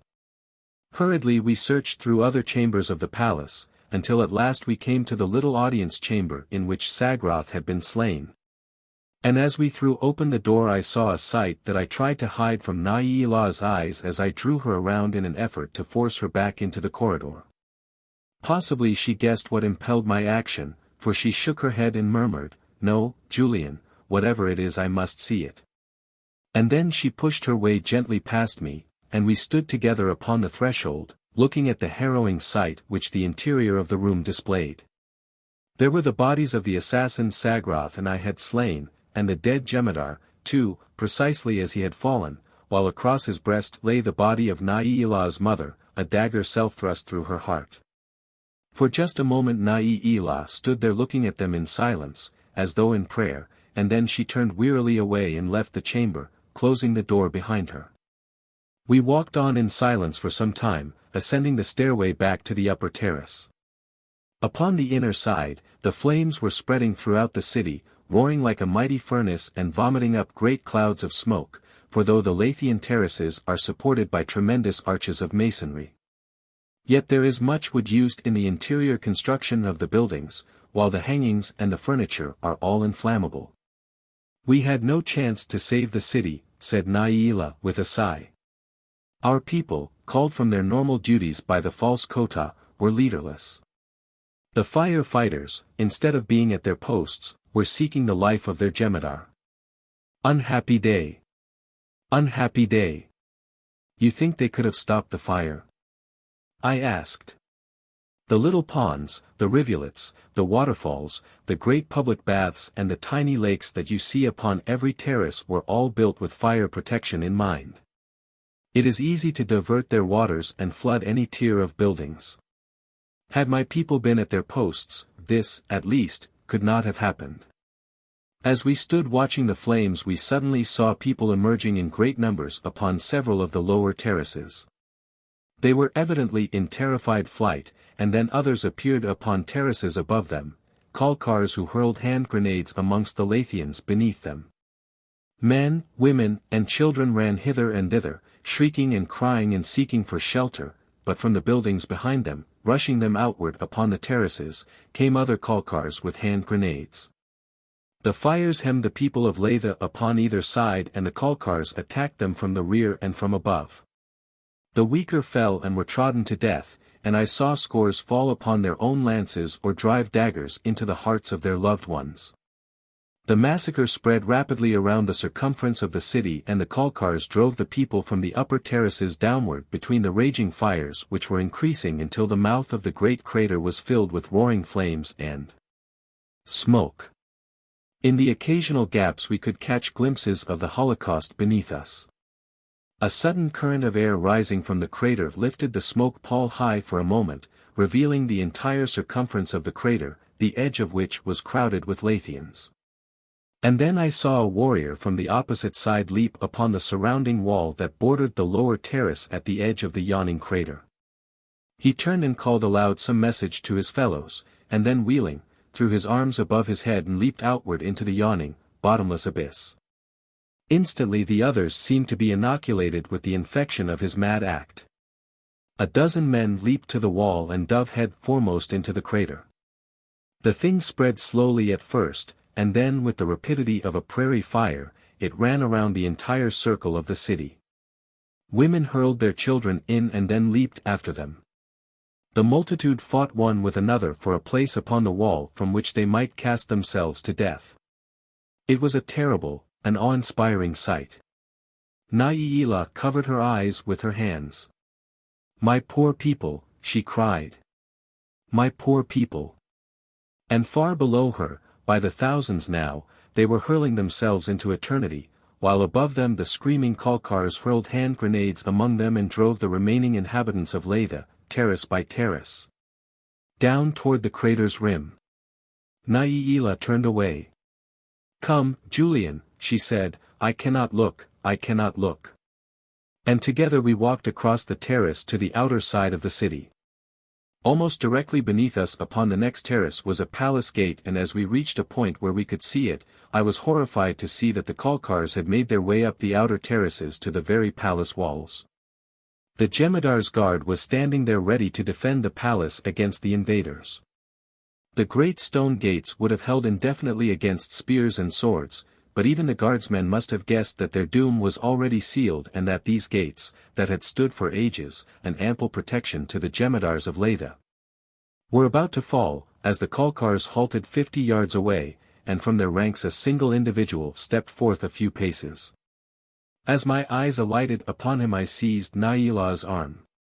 "Orthiz!" I cried. "It is Orthiz!" At the same instant the man's eyes rose above the gates and fell upon us. A nasty leer curled his lips as he recognized us. "I come to claim my bride," he cried, in a voice that reached us easily, "and to balance my account with you, at last," and he pointed a finger at me. In his right hand he held a large, cylindrical object, and as he ceased speaking he hurled it at the gates precisely as a baseball pitcher pitches a swift ball. The missile struck squarely at the bottom of the gates. There was a terrific explosion, and the great stone portals crumbled, shattered into 1,000 fragments. The last defense of the Empress of Laythe had fallen, and with it there went down in bloody death at least half the remaining members of her loyal guard. Instantly the Kalkars rushed forward, hurling hand grenades among the survivors of the guard. Naillah turned toward me and put her arms about my neck. "Kiss me once more, Julian," she said, and then the dagger. "Never, never, Naillah!" I cried. "I cannot do it." "But I can!" she exclaimed, and drew her own from its sheath at her hip.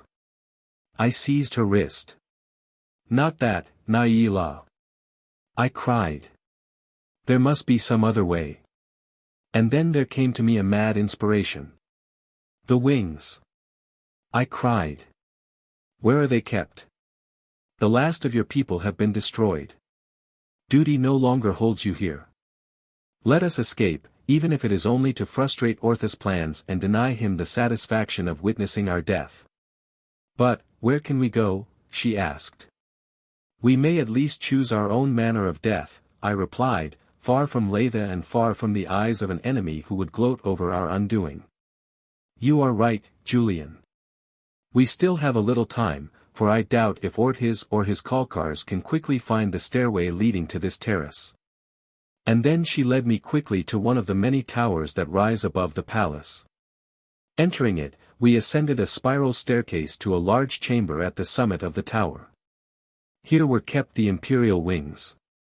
I fastened Nailah's to her and she helped me with mine, and then from the pinnacle of the tower we arose above the burning city of Laythe and flew rapidly toward the distant lowlands and the sea.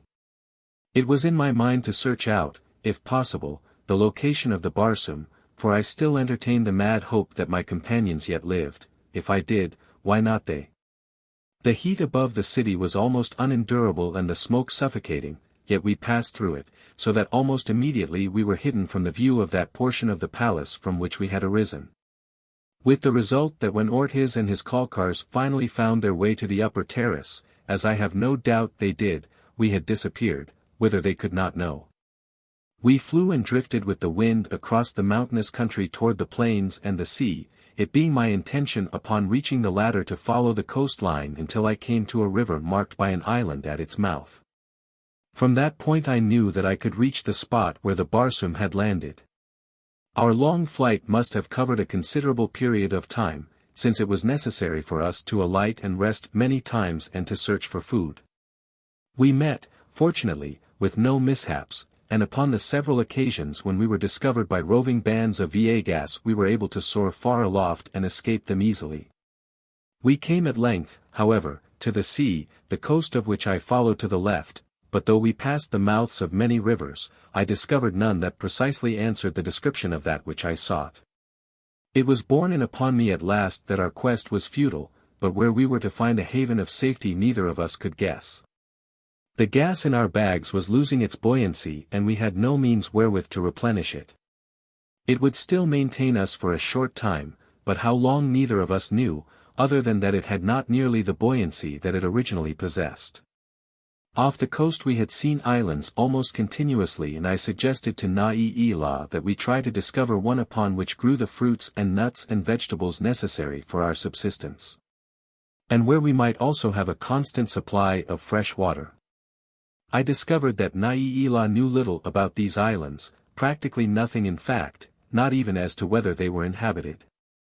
But we determined to explore one, and to this end we selected an island of considerable extent that lay about 10 miles offshore. We reached it without difficulty and circled slowly above it, scrutinizing its entire area carefully. About half of it was quite hilly, but the balance was rolling and comparatively level. We discovered 3 streams and 2 small lakes upon it, and an almost riotous profusion of vegetable growth, but nowhere did we discern the slightest indication that it was inhabited. And so at last, feeling secure, we made our landing upon the plain, close to the beach. It was a beautiful spot, a veritable Garden of Eden, where we too might have passed the remainder of our lives in peace and security, for though we later explored it carefully, we found not the slightest evidence that it had ever known the foot of man. Together we built a snug shelter against the storms. Together we hunted for food, and during our long periods of idleness we lay upon the soft sward beside the beach, and to pass the time away, I taught Laythe my own language. It was a lazy, indolent, happy life that we spent upon this enchanted isle, and yet, though we were happy in our love, each of us felt the futility of our existence, where our lives must be spent in useless idleness. We had, however, given up definitely hope for any other form of existence. And thus we were lying one time, as was our wont after eating, stretched in luxurious ease upon our backs on the soft lunar grasses, I with my eyes closed, when Laythe suddenly grasped me by the arm. "Julian," she cried, "what is it? Look." I opened my eyes, to find her sitting up and gazing into the sky toward the mainland, a slim forefinger indicating the direction of the object that had attracted her attention and aroused her surprised interest. As my eyes rested upon the thing her pointing finger indicated, I leaped to my feet with an exclamation of incredulity, for there, sailing parallel with the coast at an altitude of not more than 1,000 feet, was a ship, the lines of which I knew as I had known my mother's face. It was the Barsoom. Grasping Laythe by the arm, I dragged her to her feet. "Come, quick, Laythe!" I cried, and urged her rapidly toward our hut, where we had stored the wings and the gas bags which we had never thought to use again, yet protected carefully, though why we knew not. There was still gas in the bags, enough to support us in the air, with the assistance of our wings, but to fly thus for long distances would have been most fatiguing. And there was even a question as to whether we could cross the 10 miles of sea that lay between us and the mainland. Yet I was determined to attempt it. Hastily we donned the wings and bags, and rising together, flapped slowly in the direction of the mainland. The Barsoom was cruising slowly along a line that would cross ours before we could reach the shore, but I hoped that they would sight us and investigate. We flew as rapidly as I dared, for I could take no chances upon exhausting Laythe, knowing that it would be absolutely impossible for me to support her weight and my own, with our depleted gas bags. There was no way in which I could signal to the Barsoom. We must simply fly toward her. That was the best that we could do, and finally, try though we would, I realized that we should be too late to intercept her and that unless they saw us and changed their course, we should not come close enough to hail them. To see my friends passing so near, and yet to be unable to apprise them of my presence filled me with melancholy. Not one of the many vicissitudes and dangers through which I had passed since I left Earth depressed me more than the sight of the Barsoom forging slowly past us without speaking. I saw her change her course then and move inland still further from us, and I could not but dwell upon our unhappy condition, since now we might never again be able to reach the safety of our island. There being even a question as to whether the gas bags would support us to the mainland. They did, however, and there we alighted and rested, while the Barsoom sailed out of sight toward the mountains. "I shall not give it up, Laythe," I cried. "I am going to follow the Barsoom until we find it, or until we die in the attempt. I doubt if we ever can reach the island again, but we can make short flights here on land, and by so doing, we may overtake my ship and my companions." After resting for a short time, we arose again, and when we were above the trees I saw the Barsoom far in the distance, and again it was circling, this time toward the left, so we altered our course and flew after it. But presently we realized that it was making a great circle and hope renewed within our breasts, giving us the strength to fly on, though we were forced to come down often for brief rests.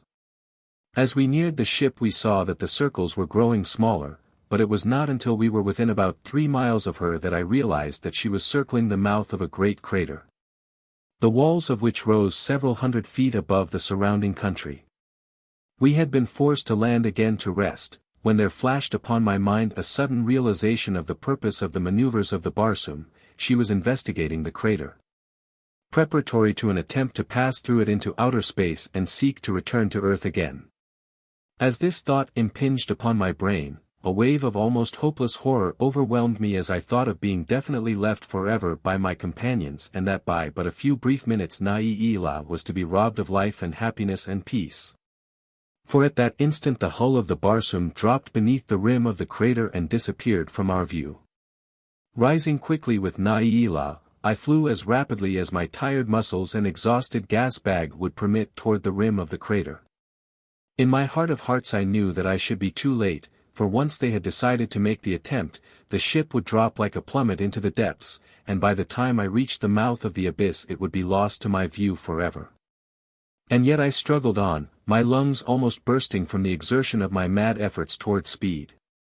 Laythe trailed far behind, for if either of us could reach the Barsoom in time we should both be saved, and I could fly faster than Laythe. Otherwise, I should never have separated myself from her by so much as 100 yards. Though my lungs were pumping like bellows, I venture to say that my heart stood still for several seconds before I topped the crater's rim. At the same instant that I expected the last vestige of my hopes to be dashed to pieces irrevocably and forever, I crossed the rim and beheld the Barsoom not 20 feet below me, just over the edge of the abyss. And upon her deck stood West and J. and Norton. As I came into view directly above them, West whipped out his revolver and leveled it at me, but the instant that his finger pressed the trigger Norton sprang forward and struck his hand aside. "My God, sir!" I heard the boy cry, "It is the captain." And then they all recognized me, and an instant later I almost collapsed as I fell to the deck of my beloved ship. My first thought was of Laythe, and at my direction the Barsoom rose swiftly and moved to meet her. "Great Scott!" cried my guest, leaping to his feet and looking out of the stateroom window. "I had no idea that I had kept you up all night. Here we are in Paris already." "But the rest of your story," I cried. "You have not finished it, I know. Last night, as you were watching them celebrating in the Blue Room, you made a remark which led me to believe that some terrible calamity threatened the world." "It does," he said, "and that was what I meant to tell you about, but this story of the third incarnation of which I am conscious was necessary to an understanding of how the great catastrophe overwhelmed the people of the earth." "But, did you reach Earth again?" I demanded. "Yes," he said, "in the year 2036. I had been 10 years within Vienna, but did not know whether it was 10 months or a century until we landed upon Earth." He smiled then. "You notice that I still say I. It is sometimes difficult for me to recall which incarnation I am in. Perhaps it will be clearer to you if I say Julian V returned to Earth in 2036, and in the same year his son, Julian VI, was born to his wife, Laythe the Moon Maid. But how could he return to Earth in the disabled Barsoom?" "Ah," he said, "that raises a point that was of great interest to Julian V. After he regained the Barsoom, naturally one of the first questions he asked was as to the condition of the ship and their intentions, and when he learned that they had, in reality, been intending to pass through the crater toward the Earth, he questioned them further and discovered that it was the young ensign, Norton, who had repaired the engine, having been able to do it by information that he had gleaned from Ortiz, after winning the latter's friendship. Thus was explained the intimacy between the two, which Julian V had so deplored, but which he now saw that young Norton had encouraged for a patriotic purpose. "We are docked now and I must be going. Thank you for your hospitality and for your generous interest," and he held out his hand toward me. "But the story of Julian IX, I insisted, am I never to hear that?" "If we meet again, yes," he promised, with a smile. "I shall hold you to it," I told him. "If we meet again," he repeated, and departed, closing the stateroom door after him. The Moon Men. Prologue. The Conquest. It was 2 years after I had first met him aboard the liner Harding that I came across him again. I had just been appointed Secretary of Commerce. He came to my office in Washington on official business during March, 1969. I invited him to my home for dinner, and it was later in the evening that I importuned him for the promised story of Julian IX. He laughed good-naturedly. "Very well," he exclaimed, "here goes.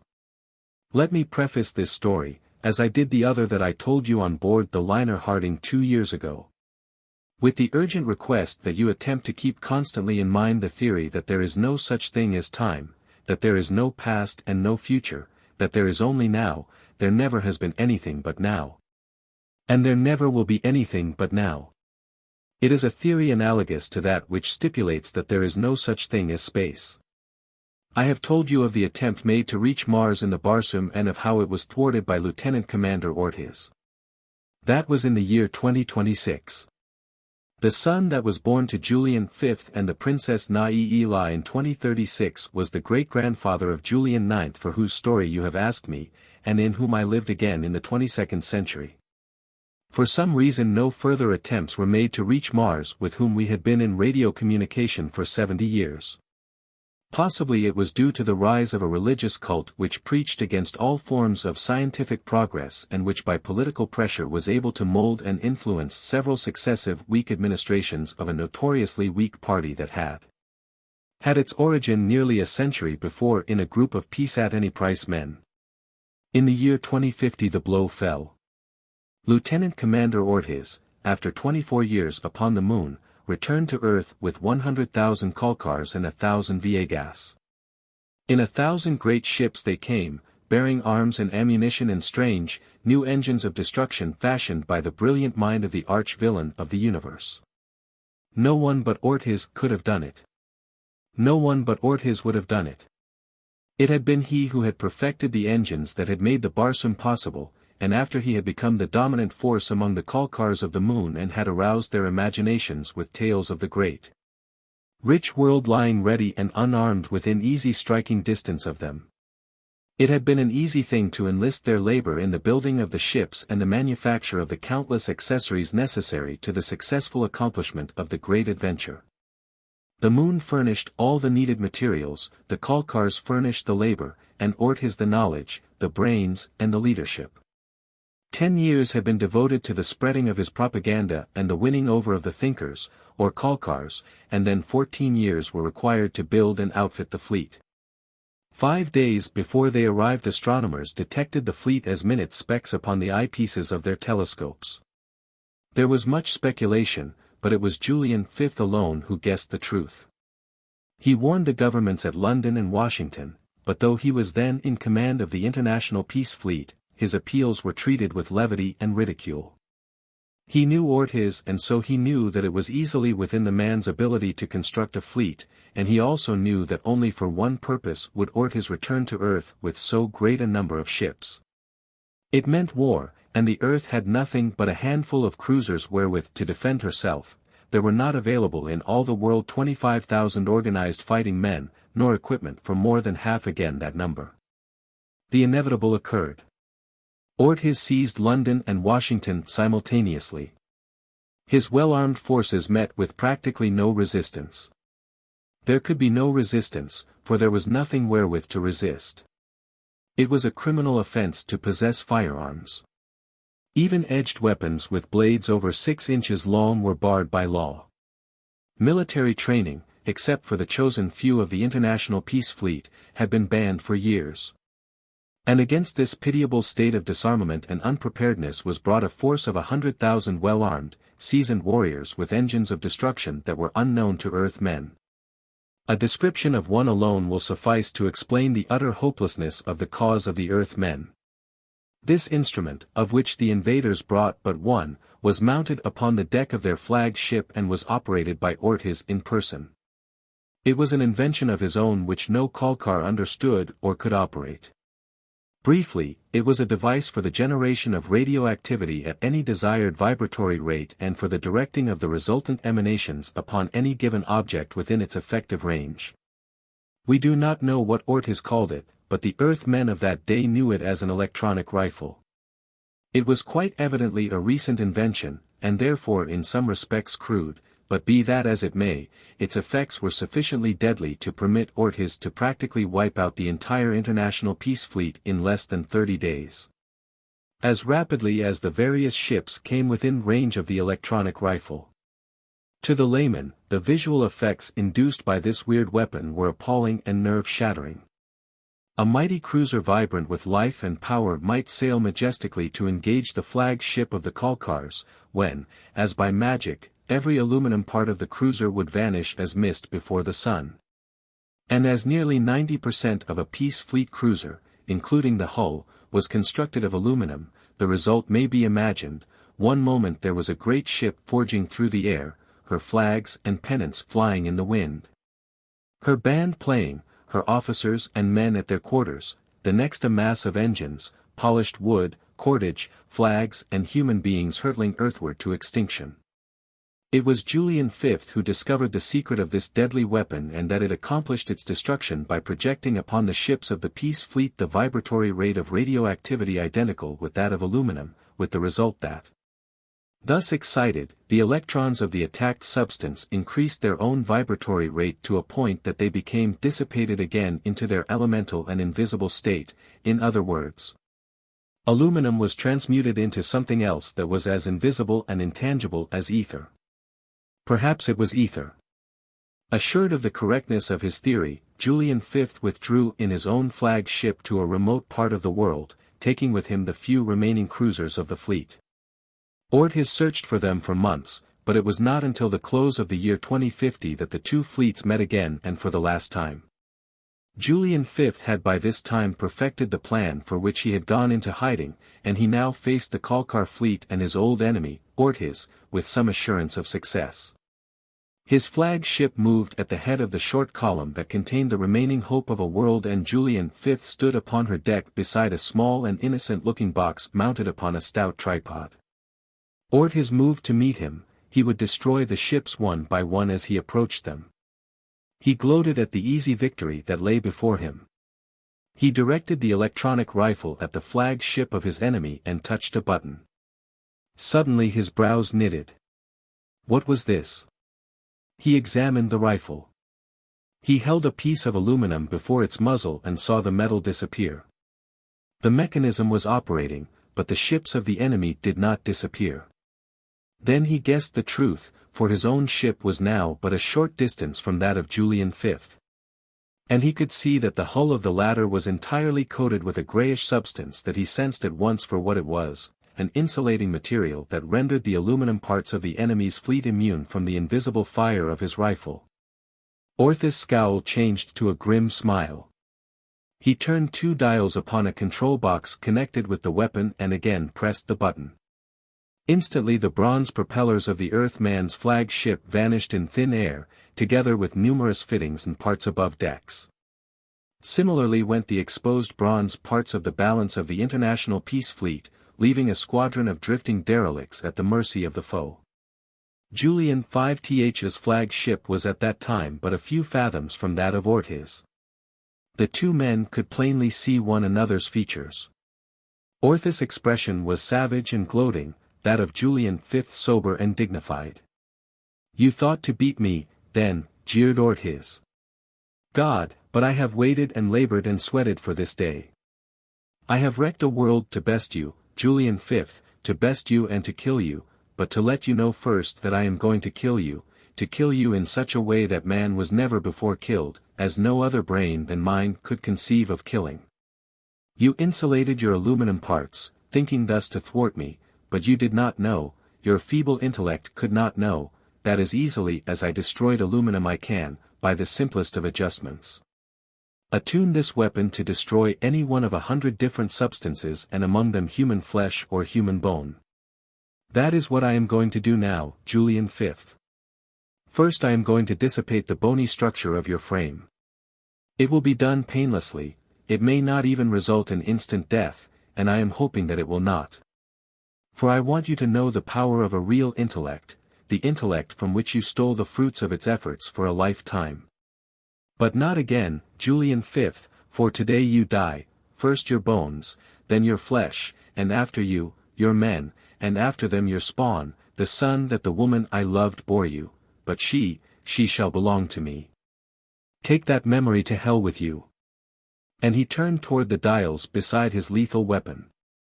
But Julian V placed a hand upon the little box resting upon the strong tripod before him, and he it was who touched a button before Ortiz had touched his. Instantly the electronic rifle vanished beneath the very eyes of Ortiz, and at the same time the two ships touched and Julian V had leaped the rail to the enemy deck and was running toward his archenemy. Ortiz stood gazing horrified, at the spot where the greatest invention of his giant intellect had stood but an instant before, and then he looked up at Julian V approaching him and cried out horribly. "Stop," he screamed. "Always, all our lives you have robbed me of the fruits of my efforts. Somehow you have stolen the secret of this, my greatest invention, and now you have destroyed it. May God in heaven." "Yes," cried Julian V, "and I am going to destroy you, unless you surrender to me with all your force." "Never," almost screamed the man, who seemed veritably demented, so hideous was his rage. "Never. This is the end, Julian V, for both of us." Even as he uttered the last word, he threw a lever mounted upon a control board before him. There was a terrific explosion, and both ships, bursting into flame, plunged meteor-like into the ocean beneath. Thus went Julian V and Ortiz to their deaths, carrying with them the secret of the terrible destructive force that the latter had brought with him from the moon, but the earth was already undone. It lay helpless before its conquerors. What the outcome might have been had Ortiz lived, may only remain conjecture. Possibly he would have brought order out of the chaos he had created and instituted a reign of reason. Earthmen would at least have had the advantage of his wonderful intellect and his power to rule the ignorant Kalkars that he had transported from the moon. There might even have been some hope had the Earthmen banded together against the common enemy, but this they did not do. Elements who had been discontented with this or that phase of government joined issues with the invaders.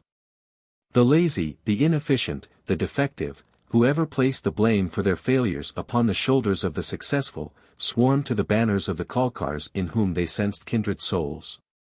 Political factions, labor and capital each saw, or thought they saw, an opportunity for advantage to themselves in one way or another that was inimical to the interests of the others. The Kalkar fleets returned to the moon for more Kalkars until it was estimated that 7 millions of them were being transported to Earth each year. Julian VI, with Laythe, his Moon Maid mother, lived, as did Ortiz, the son of Ortiz, but my story is not to be of them, but of Julian IX, who was born just a century after the birth of Julian V. Julian IX will tell his own story. The flag. I was born in the Tivos of Chicago, January 1, 2100, to Julian VIII and Elizabeth James. My father and mother were not married, as marriages had long since become illegal. I was called Julian IX. My parents were of the rapidly diminishing intellectual class and could both read and write. This learning they imparted to me, although it was very useless learning, it was their religion. Printing was a lost art, and the last of the public libraries had been destroyed almost 100 years before I reached maturity, so there was little or nothing to read. While to have a book in one's possession was to brand one as of the hated intellectuals, arousing the scorn and derision of the Kalkar rabble and the suspicion and persecution of the lunar authorities who ruled us. The first 20 years of my life were uneventful. As a boy I played among the crumbling ruins of what must once have been a magnificent city. Pillaged, looted, and burned 100 times, Chicago still reared the skeletons of some mighty edifices above the ashes of her former greatness. As a youth, I regretted the departed romance of the long-gone days of my forefathers when the Earthmen still retained sufficient strength to battle for existence. I deplored the quiet stagnation of my own time with only an occasional murder to break the monotony of our black existence. Even the Kalkar guard, stationed on the shore of the Great Lake, seldom harassed us, unless there came an urgent call from higher authorities for an additional tax collection. For we fed them well and they had the pick of our women and young girls, almost, but not quite, as you shall see. The commander of the guard had been stationed here for years, and we considered ourselves very fortunate in that he was too lazy and indolent to be cruel or oppressive. His tax collectors were always with us on market days. But they did not exact so much that we had nothing left for ourselves, as refugees from Milwaukee told us was the case there. I recall one poor devil from Milwaukee who staggered into our marketplace of a Saturday. He was nothing more than a bag of bones, and he told us that fully 10,000 people had died of starvation the preceding month in his tivos. The word tivos is applied impartially to a district and to the administrative body that misadministers its affairs. No one knows what the word really means, though my mother has told me that her grandfather said that it came from another world, the moon, like cash guard, which also means nothing in particular. One soldier is a cash guard. 10,000 soldiers are a cash guard. If a man comes with a piece of paper upon which something is written that you are not supposed to be able to read and kills your grandmother or carries off your sister, you say, the cash guard did it. 3 Saturdays a month, the tax collectors were in the marketplaces appraising our wares, and on the last Saturday they collected 1% of all we had bought or sold during the month. Nothing had any fixed value. Today you might haggle half an hour in trading a pint of beans for a goat skin, and next week if you wanted beans the chances were more than excellent that you would have to give 4 or 5 goat skins for a pint. And the tax collectors took advantage of that. They appraised on the basis of the highest market values for the month. My father had a few long-haired goats. They were called Montana goats, but he said they really were Angoras, and mother used to make cloth from their fleece. With the cloth, the milk, and the flesh from our goats we lived very well, having also a small vegetable garden beside our house. But there were some necessities that we must purchase in the marketplace, it being against the law to barter in private, as the tax collectors would then have known nothing about a man's income. After supper one night father and I went out and milked the goats and saw that the sheds were secured for the night against the dogs. It seems as though they become more numerous and more bold each year. They run in packs now where there were only individuals when I was a little boy, and it is scarce safe for a grown man to travel an unfrequented locality at night. We are not permitted to have firearms in our possession, nor even bows and arrows, so we cannot exterminate them, and they seem to realize our weakness, coming close in among the houses and pens at night. They are large brutes, fearless and powerful. There is one pack more formidable than the others which father says appears to carry a strong strain of Collie and Airedale blood. The members of this pack are large, cunning, and ferocious, and are becoming a terror to the city. We call them the Hellhounds. After we returned to the house with the milk, Jim Thompson and his woman, Molly Sheehan, came over. They live up the river about half a mile, on the next farm, and are our best friends. They are the only people that father and mother really trust, so when we are all together alone we speak our minds very freely. It seemed strange to me, even as a boy, that such big, strong men as father and Jim should be afraid to express their real views to anyone, and though I was born and reared in an atmosphere of suspicion and terror, I could never quite reconcile myself to the attitude of servility and cowardice which marked us all. And yet I knew that my father was no coward. He was a fine-looking man, tall and wonderfully muscled, and I have seen him fight with men and with dogs. Once he defended mother against a cash guard, and with his bare hands he killed the armed soldier. He lies in the center of the goat pen now, his rifle, bayonet, and ammunition wrapped in many thicknesses of oiled cloth beside him. We left no trace and were never even suspected, but we know where there is a rifle, a bayonet, and ammunition. Jim had had trouble with Sower, the new tax collector, and was very angry. Jim was a big man, and like father, was always smooth-shaven as were nearly all Americans, as we called those whose people had lived here long before the Great War. The others, the true Kalkars, grew no beards. Their ancestors had come from the moon many years before. They had come in strange ships year after year, but finally, one by one, their ships had been lost, and as none of them knew how to build others or the engines that operated them, the time came when no more Kalkars could come from the moon to Earth. Jim was terribly mad. He said that he couldn't stand it much longer, that he would rather be dead than live in such an awful world, but I was accustomed to such talk, I had heard it since infancy. Life was a hard thing, just work, work, work for a scant existence over and above the income tax. No pleasures, few conveniences or comforts, absolutely no luxuries, and worst of all, no hope. It was seldom that anyone smiled, anyone in our class, and the grown-ups never laughed. As children we laughed, a little, not much. It is hard to kill the spirit of childhood, but the brotherhood of man had almost done it. Father placed his hand upon Jim's shoulder. "We must not weaken, my friend," he said. "I often feel the same way," and then he walked quickly across the room to the fireplace and removed a stone above the rough, wooden mantel. Reaching his hand into the aperture behind, he turned toward us. "But cowed and degraded as I have become," he cried. "Thank God I still have a spark of manhood left, I have had the strength to defy them as my fathers defied them, I have kept this that has been handed down to me, kept it for my son to hand down to his son, and I have taught him to die for it as his forefathers died for it and as I would die for it. Gladly." He drew forth a small bundle of fabric, and holding the upper corners between the fingers of his two hands he let it unfold before us, an oblong cloth of alternate red and white stripes with a blue square in one corner, upon which were sewn many little white stars. Jim and Molly and Mother rose to their feet and I saw Mother cast an apprehensive glance toward the doorway. For a moment they stood thus in silence, looking with wide eyes upon the thing that Father held, and then Jim walked slowly toward it, and kneeling, took the edge of it in his great, horny fingers and pressed it to his lips.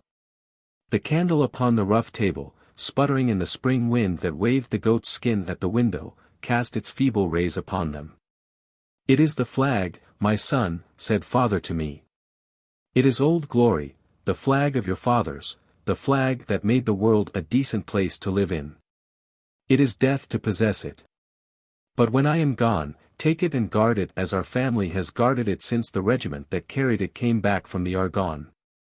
I felt tears filling my eyes, why, I could not have told them, and I turned away to hide them, turned toward the window and there, beyond the waving goat skin, I saw a face in the outer darkness. I have always been quick of thought and of action. But I never thought or moved more quickly in my life than I did in the instant following my discovery of the face in the window. With a single movement I swept the candle from the table, plunging the room into utter darkness, and leaping to my father's side I tore the flag from his hands and thrust it back into the aperture above the mantel. The stone lay upon the mantel itself, nor did it take me but a moment to grope for it and find it in the dark, an instant more and it was replaced in its niche. So ingrained were apprehension and suspicion in the human mind that the four in the room with me sensed intuitively something of the cause of my act, and when I had hunted for the candle, found it and relighted it they were standing, tense and motionless, where I had last seen them. They did not ask me a question, for if they suspicioned correctly they knew that we must not talk upon the subject. Father was the first to speak. "You were very careless and clumsy, Julian," he said. "If you wanted the candle, why did you not pick it up carefully instead of rushing at it so? But that is always your way, you are constantly knocking things over." He raised his voice a trifle as he spoke. But it was a lame attempt at deception and he knew it, as did we. If the man who owned the face in the dark heard his words he must have known it as well. As soon as I had relighted the candle I went into the kitchen and out the back door and then, keeping close in the black shadow of the house, I crept around toward the front, for I wanted to learn, if I could, who it was who had looked in upon that scene of high treason. The night was moonless but clear, and I could see quite a distance in every direction as our house stood in a fair-sized clearing close to the river. Southeast of us the path wound upward across the approach to an ancient bridge.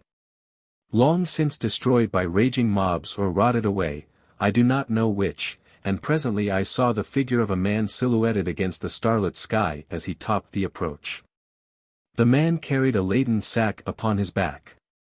This fact was to some extent reassuring, as it suggested that the eavesdropper was himself upon some illegal mission and that he could ill afford to be too particular of the actions of others. I have seen many men carrying sacks and bundles at night. I have carried them myself. It is the only way often, in which a man may save enough from the tax collector on which to live and support his family. I did not follow the man, being sure that he was one of our own class, but turned back toward the house where I found the four talking in low whispers, nor did any of us raise his voice again that evening.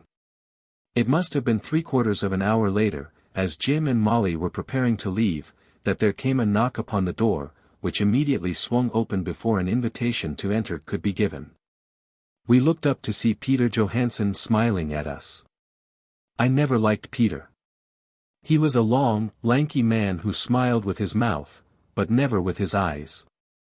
I didn't like the way he used to look at Mother when he thought no one was observing him, nor his habit of changing women every year or two. That was too much like the Kalkars. I always felt toward Peter as I had as a child when, barefooted, I stepped unknowingly upon a snake in the deep grass. Father greeted the newcomer with a pleasant, "Welcome, Brother Johansson." But Jim only nodded his head and scowled, for Peter had a habit of looking at Molly as he did at Mother, and both women were beautiful. I think I never saw a more beautiful woman than my mother, and as I grew older and learned more of men and the world I marveled that Father had been able to keep her, and too, I understood why she never went abroad, but stayed always closely about the house and farm.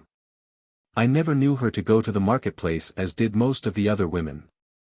But I was 20 now and worldly wise, and so I knew what I had not known as a little child. "What brings you out so late, Brother Johansson?" I asked. We always used the prescribed "brother" to those of whom we were not sure. I hated the word. To me a brother meant an enemy, as it did to all our class and I guess to every class, even the Kalkars. "I followed a stray pig," replied Peter to my question. "He went in that direction," and he waved a hand toward the marketplace. As he did so something tumbled from beneath his coat, something that his arm had held there. It was an empty sack. Immediately I knew who it was who owned the face in the dark beyond our goat skin hanging. Peter snatched the sack from the floor in ill-concealed confusion, and then I saw the expression of his cunning face change as he held it toward Father. "Is this yours, Brother Julian?" he asked. "I found it just before your door and thought that I would stop and ask." "No," said I, not waiting for Father to speak, "it is not ours, it must belong to the man I saw carrying it a short time since. He went by the path beside the old bridge." I looked straight into Peter's eyes. He flushed and then went white. "I did not see him," he said presently, "but if the sack is not yours I will keep it, at least it is not high treason to have it in my possession," and then without another word, he turned and left the house. We all knew then that Peter had seen the episode of the flag. Father said that we need not fear, that Peter was all right, but Jim thought differently and so did Molly and Mother. I agreed with them. I did not like Peter. Jim and Molly went home shortly after Peter left, and we prepared for bed. 2. The Hellhounds. I had just slipped off my tunic when I heard the baying of the hellhounds close by. I thought they might be getting into the goat pen, so I waited a moment, listening, and then I heard a scream, the scream of a woman in terror. It sounded down by the river near the goat pens, and mingled with it was the vicious growling and barking of the hellhounds. I did not wait to listen longer, but seized my knife and a long staff. I ran out the front door, which was closest, and turned toward the pens in the direction of the hellhounds' deep growlings and the screams of the woman, which were repeated twice. As I neared the pens and my eyes became accustomed to the outer darkness, I made out what appeared to be a human figure resting partially upon the top of one of the sheds that formed a portion of the pen wall. The legs and lower body dangled over the edge of the roof and I could see 3 or 4 hellhounds leaping for it, while another, that had evidently gotten a hold, was hanging to one leg and attempting to drag the figure down. As I ran forward I shouted at the beasts, and those that were leaping for the figure stopped and turned toward me. I knew something of the temper of these animals and that I might expect them to charge, for they were quite fearless of man ordinarily. But I ran forward toward them so swiftly and with such determination that they turned, growling, and ran off before I reached them, but not far. The one that had hold of the figure succeeded in dragging it to earth just before I reached them, and then it discovered me and turned, standing over its prey, with wide jaws and terrific fangs menacing me. It was a huge beast, almost as large as a full-grown goat, and easily a match for several men as poorly armed as I. Under ordinary circumstances I should have given it plenty of room, but what was I to do when the life of a woman was at stake?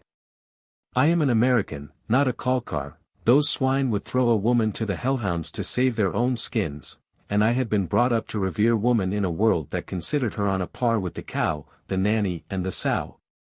Only less valuable since the latter were not the common property of the state.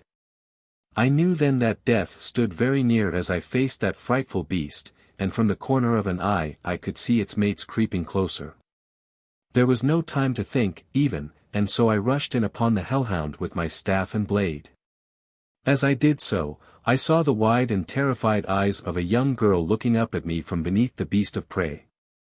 I had not thought to desert her to her fate before. But after that single glance I could not have done so had 1,000 deaths confronted me. As I was almost upon the beast it sprang for my throat, rising high upon its hind feet and leaping straight as an arrow. My staff was useless, and so I dropped it, meeting the charge with my knife and a bare hand. By luck the fingers of my left hand found the creature's throat at the first clutch. But the impact of his body against mine hurled me to the ground beneath him, and there, growling and struggling, he sought to close those snapping fangs upon me. Holding his jaws at arm's length I struck at his breast with my blade, nor did I miss him once. The pain of the wounds turned him crazy, and yet, to my utter surprise, I found I still could hold him, and not that alone, but that I could also struggle to my knees and then to my feet, still holding him at arm's length in my left hand. I had always known that I was muscular. But until that moment I had never dreamed of the great strength that nature had given me, for never before had I had occasion to exert the full measure of my powerful thews. It was like a revelation from above, and of a sudden I found myself smiling, and in the instant a miracle occurred. All fear of these hideous beasts dissolved from my brain like thin air, and with it fear of man as well. I, who had been brought out of a womb of fear into a world of terror, who had been suckled and nurtured upon apprehension and timidity, I, Julian IX, at the age of 20 years, became in the fraction of a second utterly fearless of man or beast. It was the knowledge of my great power that did it, that and, perhaps, those two liquid eyes that I knew to be watching me. The other hounds were closing in upon me when the creature in my grasp went suddenly limp. My blade must have found its heart. And then the others charged, and I saw the girl upon her feet beside me, my staff in her hands, ready to battle with them. To the roof! I shouted to her, but she did not heed. Instead, she stood her ground, striking a vicious blow at the leader as he came within range. Swinging the dead beast above my head I hurled the carcass at the others so that they scattered and retreated again, and then I turned to the girl and without more parley lifted her in my arms and tossed her lightly to the roof of the goat shed. I could easily have followed to her side and safety had not something filled my brain with an effect similar to that which I imagine must be produced by the vile concoction brewed by the Kalkars and which they drink to excess. While it would mean imprisonment for us to be apprehended with it in our possession.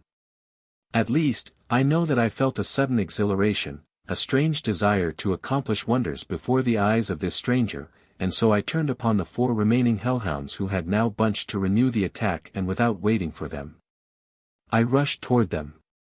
They did not flee, but stood their ground, growling hideously, their hair bristling upon their necks and along their spines, their great fangs bared and slavering, but among them I tore, and by the very impetuosity of my attack I overthrew them.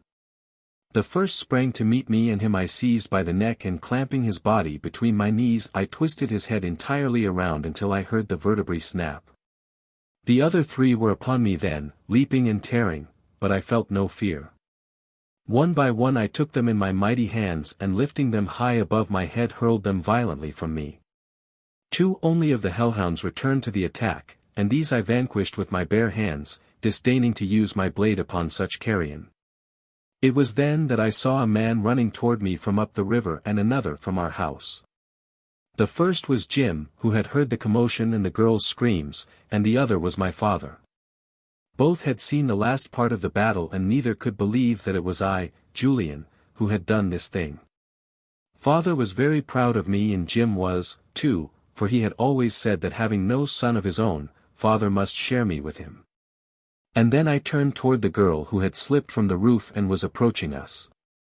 She moved with the same graceful dignity that was mother's, not at all like the clumsy clods that belonged to the Kalkars, and she came straight to me and laid a hand upon my arm. "Thank you," she said, "and God bless you. Only a very brave and powerful man could have done what you have done." And then, all of a sudden, I did not feel brave at all, but very weak and silly, for all I could do was finger my blade and look at the ground. It was father who spoke and the interruption helped to dispel my embarrassment. "Who are you?" he asked, "and from where do you come? It is strange to find a young woman wandering about alone at night. But stranger still to hear one who dares invoke the forbidden deity." I had not realized until then that she had used his name. But when I did recall it I could not but glance apprehensively about to see if any others might be around who could have heard. Father and Jim I knew to be safe. For there was a common tie between our families that lay in the secret religious rites we held once each month. Since that hideous day that had befallen even before my father's birth, that day, which none dared mention above a whisper, when the clergy of every denomination, to the last man, had been murdered by order of the 24. It had been a capital crime to worship God in any form, whatsoever. We took the girl to the house, and when my mother saw her and how young and beautiful she was and took her in her arms, the child broke down and sobbed and clung to mother, nor could either speak for some time. In the light of the candle I saw that the stranger was of wondrous beauty. I have said that my mother was the most beautiful woman I had ever seen, and such is the truth, but this girl who had come so suddenly among us was the most beautiful girl. She was about 19, delicately molded and yet without weakness. There were strength and vitality apparent in every move she made as well as in the expression of her face, her gestures, and her manner of speech. She was girlish, and at the same time filled one with an impression of great reserve strength of mind and character.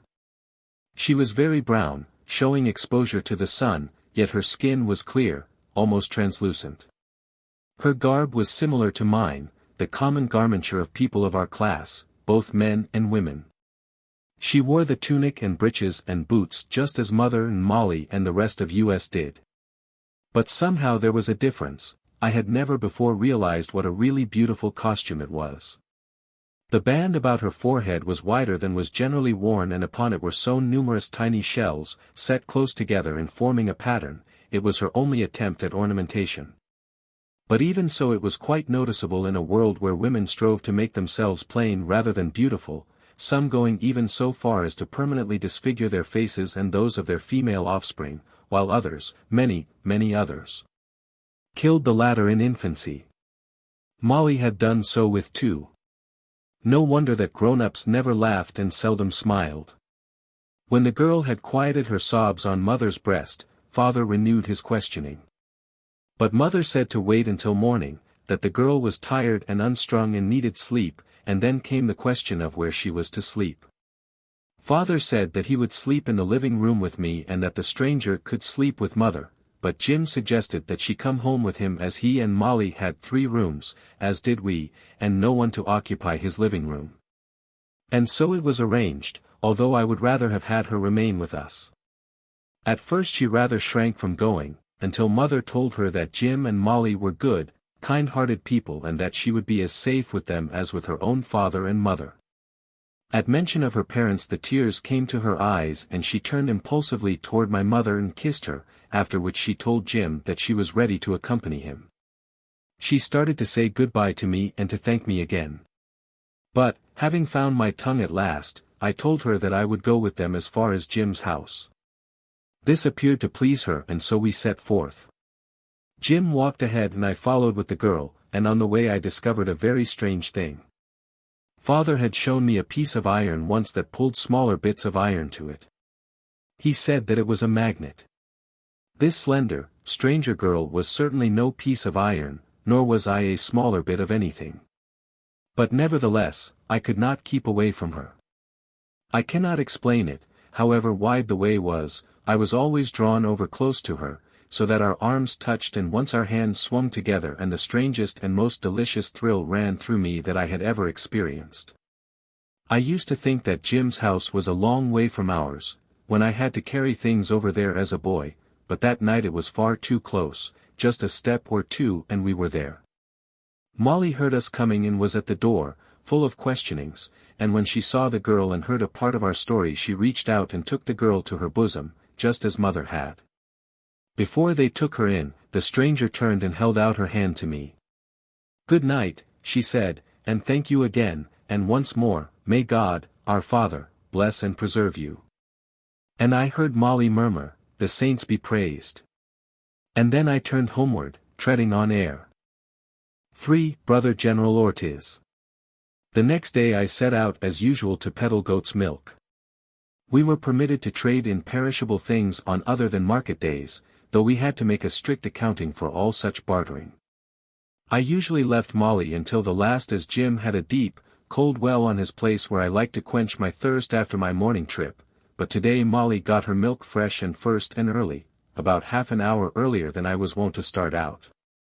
When I knocked and she had bade me enter and saw who it was, she looked surprised at first, for just an instant, and then a strange expression came into her eyes, half amusement, half pity, and she rose and went into the kitchen for the milk jar. I saw her wipe the corners of her eyes with the back of one finger, but I did not understand why, not then. The stranger girl had been in the kitchen helping Molly, and the latter must have told her I was there, for she came right in and greeted me. It was the first good look I had had of her, for candlelight is not brilliant at best. If I had been enthralled the evening before, there is no word in my limited vocabulary to express the effect she had on me by daylight. But it is useless, I cannot describe her. It took Molly a long time to find the milk jar, bless her, though it seemed short enough to me, and while she was finding it the stranger girl and I were getting acquainted. First she asked after father and mother and then she asked our names. When I told her mine she repeated it several times to herself in a low voice. "Julian 9th, she said, "Julian 9th, and then she smiled up at me. "It is a nice name, I like it." "And what is your name?" I asked. "Juana," she said, she pronounced it Juana, Juana St. John. "I am glad," I said, "that you like my name, but I like yours better." It was a very foolish speech, and it made me feel silly. But she did not seem to think it foolish, or if she did, she was too nice to let me know it. I have known many girls, but mostly they were homely and stupid. The pretty girls were seldom allowed in the marketplace, that is, the pretty girls of our class. The Kalkars permitted their girls to go abroad for they did not care who got them, as long as someone got them. But American fathers and mothers would rather slay their girls than send them to the marketplace, and the former often was done. The Kalkar girls, even those born of American mothers, were coarse and brutal in appearance, low-browed, vulgar, bovine. No stock can be improved, or even kept to its normal plane, unless high-grade males are used. This girl was so entirely different from any other that I had ever seen that I marveled that such a glorious creature could exist. I wanted to know all about her. It seemed to me that in some way I had been robbed of my right for many years that she should have lived and breathed and talked and gone her way without my ever knowing it, or her. I wanted to make up for lost time and so I asked her many questions. She told me that she had been born and raised in the Tivos just west of Chicago, which extended along the Des Plaines River and embraced a considerable area of unpopulated country and scattered farms. "My father's home is in a district called Oak Park," she said, "and our house was one of the few that remained from ancient times. It was of solid concrete and stood upon the corner of two roads. Once it must have been a very beautiful place, and even time and war have been unable entirely to erase its charm. 3 great poplar trees rose to the north of it beside the ruins of what my father said was once a place where motor cars were kept by the long-dead owner. To the south of the house were many roses, growing wild and luxuriant, while the concrete walls, from which the plaster had fallen in great patches, were almost entirely concealed by the clinging ivy that reached to the very eaves. It was my home and so I loved it, but now it is lost to me forever. The cash guard and the tax collector came seldom. We were too far from the station and the marketplace, which lay southwest of us, on Salt Creek. But recently the new Jemadar Jarth appointed another commandant and a new tax collector. They did not like the station at Salt Creek and so they sought for a better location, and after inspecting the district they chose Oak Park, and my father's home being the most comfortable and substantial. They ordered him to sell it to the 24. You know what that means. They appraised it at a high figure, $50,000.00 it was, and paid him in paper money. There was nothing to do, and so we prepared to move. Whenever they had come to look at the house my mother had hidden me in a little cubby-hole on the landing between the second and third floors, placing a pile of rubbish in front of me. But the day that we were leaving to take a place on the banks of the Des Plaines, where father thought that we might live without being disturbed, the new commandant came unexpectedly and saw me. "How old is the girl?" he asked my mother. 15, she replied, sullenly. "You lie, you so," he cried angrily, "she is 18 if she is a day." Father was standing there beside us and when the commandant spoke as he did to mother I saw father go very white and then, without a word, he hurled himself upon the swine and before the cash guard who accompanied him could prevent. Father had almost killed the commandant with his bare hands. You know what happened, I do not need to tell you. They killed my father before my eyes. Then the commandant gave my mother to one of his cash guard, but she snatched his bayonet from his belt and ran it through her heart before they could prevent. I tried to follow her example, but they seized me. I was carried to my own bedroom on the second floor of my father's house and locked there. The commandant said that he would come and see me in the evening and that everything would be all right with me. I knew what he meant and I made up my mind that he would find me dead. My heart was breaking for the loss of my father and mother and yet the desire to live was strong within me. I did not want to die, something urged me to live, and in addition was the teaching of my father and mother. They were both from Quaker stock and very religious. They educated me to fear God and to do no wrong by thought or violence to another, and yet I had seen my father attempt to kill a man and I had seen my mother slay herself. My world was all upset. I was almost crazed by grief and fear and uncertainty as to what was the right thing for me to do. And then darkness came and I heard someone ascending the stairway. The windows of the second story are too far from the ground for one to risk a leap, but the ivy is old and strong. The commandant was not sufficiently familiar with the place to have taken the ivy into consideration. And before the footsteps reached my door I had swung out of the window and clinging to the ivy made my way to the ground down the rough and strong old stem. That was 3 days ago. I hid and wandered, I did not know in what direction I went. Once an old woman took me in overnight and fed me and gave me food to carry for the next day. I think that I must have been almost mad, for mostly the happenings of the past 3 days are only indistinct and jumbled fragments of memory in my mind. And then the hellhounds. Oh, how frightened I was. And then, you. I don't know what there was about the way she said it, but it seemed to me as though it meant a great deal more than she knew herself. Almost like a prayer of thanksgiving, it was, that she had at last found a safe haven of refuge, safe and permanent. Anyway, I liked the idea. And then Molly came in and as I was leaving she asked me if I would come that evening, and Juana cried, "Oh, yes, do," and I said that I would. When I had finished delivering the goat's milk I started for home, and on the way I met old Samuels, the Jew. He made his living, and a scant one it was, by tanning hides. He was a most excellent tanner. But as nearly everyone else knew how to tan there were not many customers, but some of the Kalkars used to bring him hides to tan. They knew nothing of how to do any useful thing, for they were descended from a long line of the most ignorant and illiterate people in the moon. And the moment they obtained a little power they would not even work at what small trades their fathers once had learned, so that after a generation or two they were able to live only off the labor of others. They created nothing, they produced nothing, they became the most burdensome class of parasites the world ever has endured. The rich non-producers of olden times were a blessing to the world by comparison with these. For the former at least had intelligence and imagination, they could direct others and they could transmit to their offspring the qualities of mind that are essential to any culture, progress or happiness that the world ever may hope to attain. So the Kalkars patronized Samuels for their tanned hides, and if they had paid him for them the old Jew would have waxed rich, but they either did not pay him at all or else mostly in paper money that did not even burn well, as Samuels used to say. "Good morning, Julian," he called as we met. "I shall be needing some hides soon, for the new commander of the cash guard has heard of old Samuels and has sent for me and ordered 5 hides tanned the finest that can be. Have you seen this Ortiz, Julian?"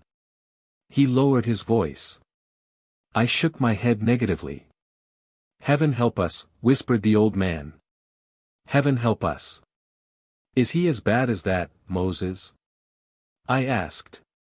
The old man wrung his hands. "Bad times are ahead, my son," he said. "Old Samuels knows his kind. He is not lazy like the last one, and he is more cruel and more lustful, but about the hides. I have not paid you for the last, they paid me in paper money. But that I would not offer to a friend in payment for a last year's bird's nest. Maybe that I shall not be able to pay you for these new hides for a long time, it depends upon how Ortiz pays me. Sometimes they are liberal, as they can afford to be with the property of others, but if he is a half-breed, as I hear he is, he will hate a Jew and I shall get nothing. However, if he is pure Kalkar it may be different, the pure Kalkars do not hate a Jew more than they hate other Earthmen, though there is one Jew who hates a Kalkar. That night we had our first introduction to Ortiz. He came in person. But I will tell how it all happened. After supper I went over to Jim's. Juana was standing in the little doorway as I came up the path. She looked rested now and almost happy. The hunted expression had left her eyes and she smiled as I approached. It was almost dusk, for the spring evenings were still short, but the air was balmy and so we stood outside, talking. I recited the little gossip of our district that I had picked up during my day's work. The 24 had raised the local tax on farm products, Andrew Wright's woman had given birth to twins, a boy and a girl. But the girl had died, no need of comment here as most girl babies die. Sower had said that he would tax this district until we all died of starvation, pleasant fellow. Sower, one of the cash guard had taken Nellie Levy, Hoffmeyer had said that next winter we would have to pay more for coal, Dennis Corrigan had been sent to the mines for 10 years because he had been caught trading at night. It was all alike, this gossip of ours, all sordid, or sad, or tragic, but then life was a tragedy with us. After a while I took Juana over to our house to see my mother. She liked the house very much. My father's father built it with his own hands. It is constructed of stone taken from the ruins of the old city, stone and brick. Father says that he thinks the bricks are from an old pavement as we still see patches of these ancient bricks in various localities. Nearly all our houses are of this construction, for timber is scarce. The foundation and the walls above the ground for about 3 feet are of rough stones of various sizes and above this are the bricks. The stones are laid so that some project farther than others and the effect is odd and rather nice. The eaves are low and overhanging and the roof is thatched. It is a nice house and mother keeps it scrupulously clean and meticulously neat within. We had been talking for perhaps an hour, sitting in our living room, father, mother, Juana, and I, when the door was suddenly thrust open without warning and we looked up to see a man in the uniform of a cash guard confronting us. Behind him were others. We all rose and stood in silence. 2 entered and took posts on either side of the doorway and then a third came in, a tall, dark man in the uniform of a commander and we knew at once that it was Ortiz. At his heels were 6 more. Ortiz looked at each of us and then singling out Father he said, "You are brother Julian VIII." Father nodded. Ortiz eyed him for a moment and then his gaze wandered to Mother and Juana and I saw a new expression lessen the fierce scowl that had clouded his face from the moment of his entry. He was a large man, his nose was thin and rather fine, his eyes cold, grey and piercing. He was very different from the fat swine that had preceded him, very different and more dangerous, even I could see that. I could see a thin, cruel upper lip and a full and sensuous lower. If the other had been a pig, this one was a wolf, and he had the nervous restlessness of the wolf, and the vitality to carry out any wolfish designs his crafty brain might entertain. "So you are brother Julian VIII," he repeated. "I do not have good reports of you. I have come for two reasons tonight. One is to warn you that the cash guard is commanded by a different sort of man from him whom I relieved. I will stand no trifling and no treason. There must be unquestioned loyalty to the Jemadar at Washington, every national and local law will be enforced. Troublemakers and traitors will get short shift. A manifesto will be read in each marketplace Saturday, a manifesto that I have just received from Washington. Our great Jemadar has conferred greater powers upon the commanders of the cash guard. You will come to me with all your grievances. Where justice miscarries, I shall be the court of last resort. The judgment of any court may be appealed to me. On the other hand, let wrongdoers beware, as under the new law any cause may be tried before a summary military court over which the commander of the cash guard must preside. And," continued Ortiz, "I have come for another reason, a reason that looks bad for you, brother Julian, but we shall see what we shall see," and turning to the men behind him he issued a curt command, "Search the place." That was all. But I saw, in memory, another man standing in this same living room, a man from beneath whose coat fell an empty sack when he raised an arm. For an hour they searched that little three-room house. For an hour they tumbled our few belongings over and over, but mostly they searched the living room, and especially about the fireplace did they hunt for a hidden nook. A dozen times my heart stood still as I saw them feeling of the stones above the mantel. We all knew what they sought, all but Juana, and we knew what it would mean if they found it. Death for father and for me, too, perhaps, and worse for mother and the girl. And to think that Johansen had done this awful thing to curry favor for himself with the new commander. I knew it was he, I knew it as surely as though Ortiz had told me. To curry favor with the commander. I thought that that was the reason then. God, had I but known his real reason. Well, they searched for an hour and found nothing.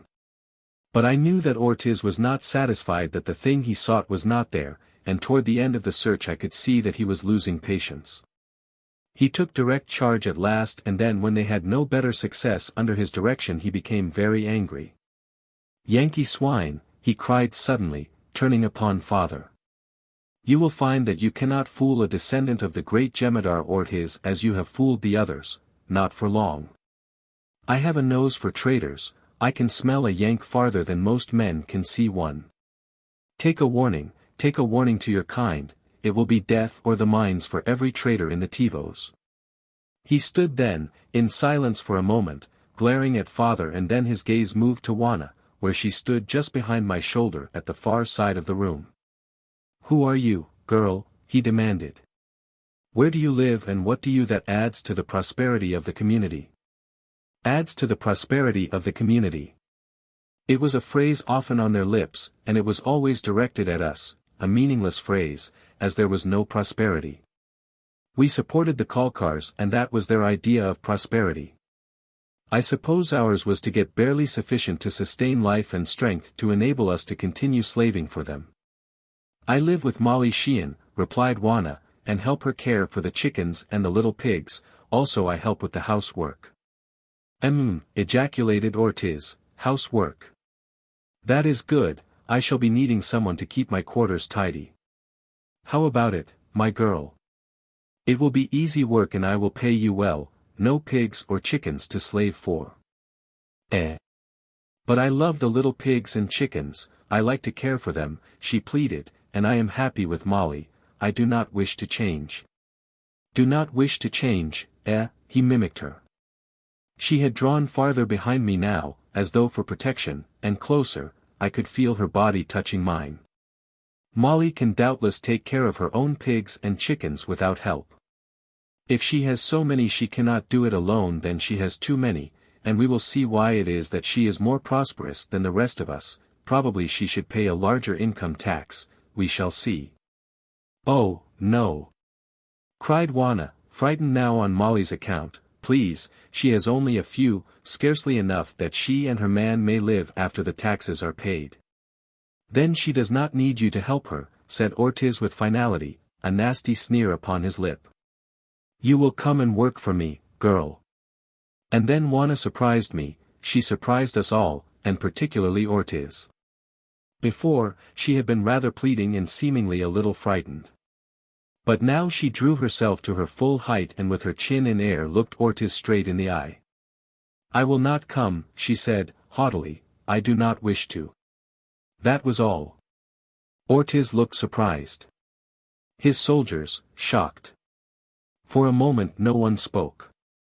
I glanced at Mother. She was not trembling as I had expected.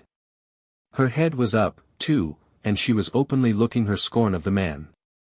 Father stood as he usually did before them, with his head bowed. But I saw that he was watching Ortiz out of the corners of his eyes and that his fingers were moving as might the fingers of hands fixed upon a hated throat. You will come, said Ortiz, a little red in the face now at this defiance. There are ways, and he looked straight at me, and then he turned upon his heel and followed by his cash guard left the house. 4. A fight on market day. When the door had closed upon them, Juana buried her face in her hands. Oh, what misery I bring everywhere, she sobbed. To my father and mother I brought death, and now to you all and to Jim and Molly I am bringing ruin and perhaps death also. But it shall not be, you shall not suffer for me. He looked straight at you, Julian, when he made his threat. What could he mean to do? You have done nothing. But you need not fear. I know how I may undo the harm I have so innocently done.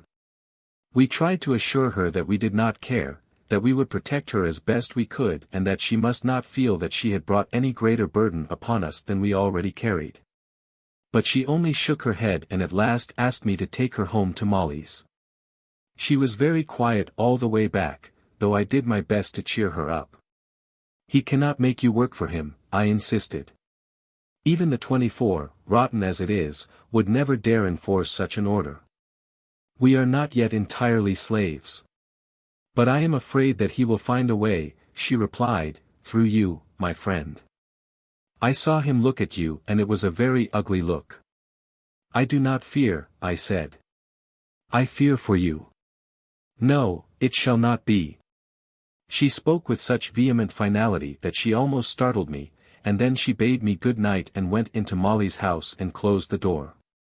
All the way back home I was much worried about her, for I did not like to see her unhappy. As I approached the house I saw that the candle was still burning in the living room. I had left so hurriedly that I had given it no thought, and as I came closer I saw something else, too.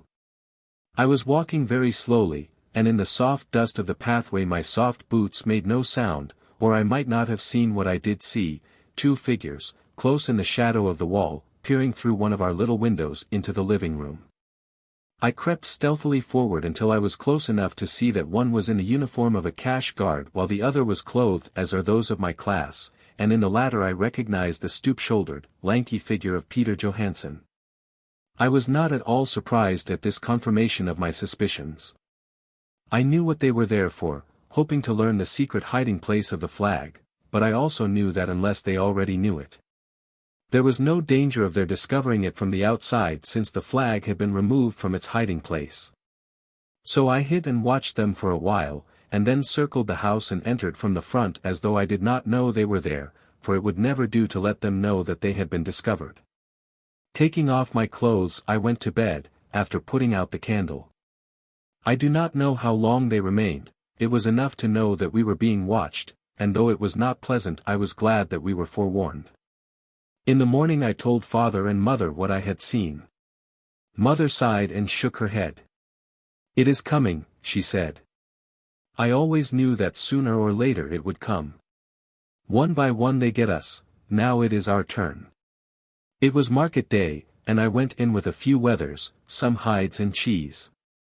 Father did not come along. In fact, I advised him not to, as Sower would be there and also Hofmeier.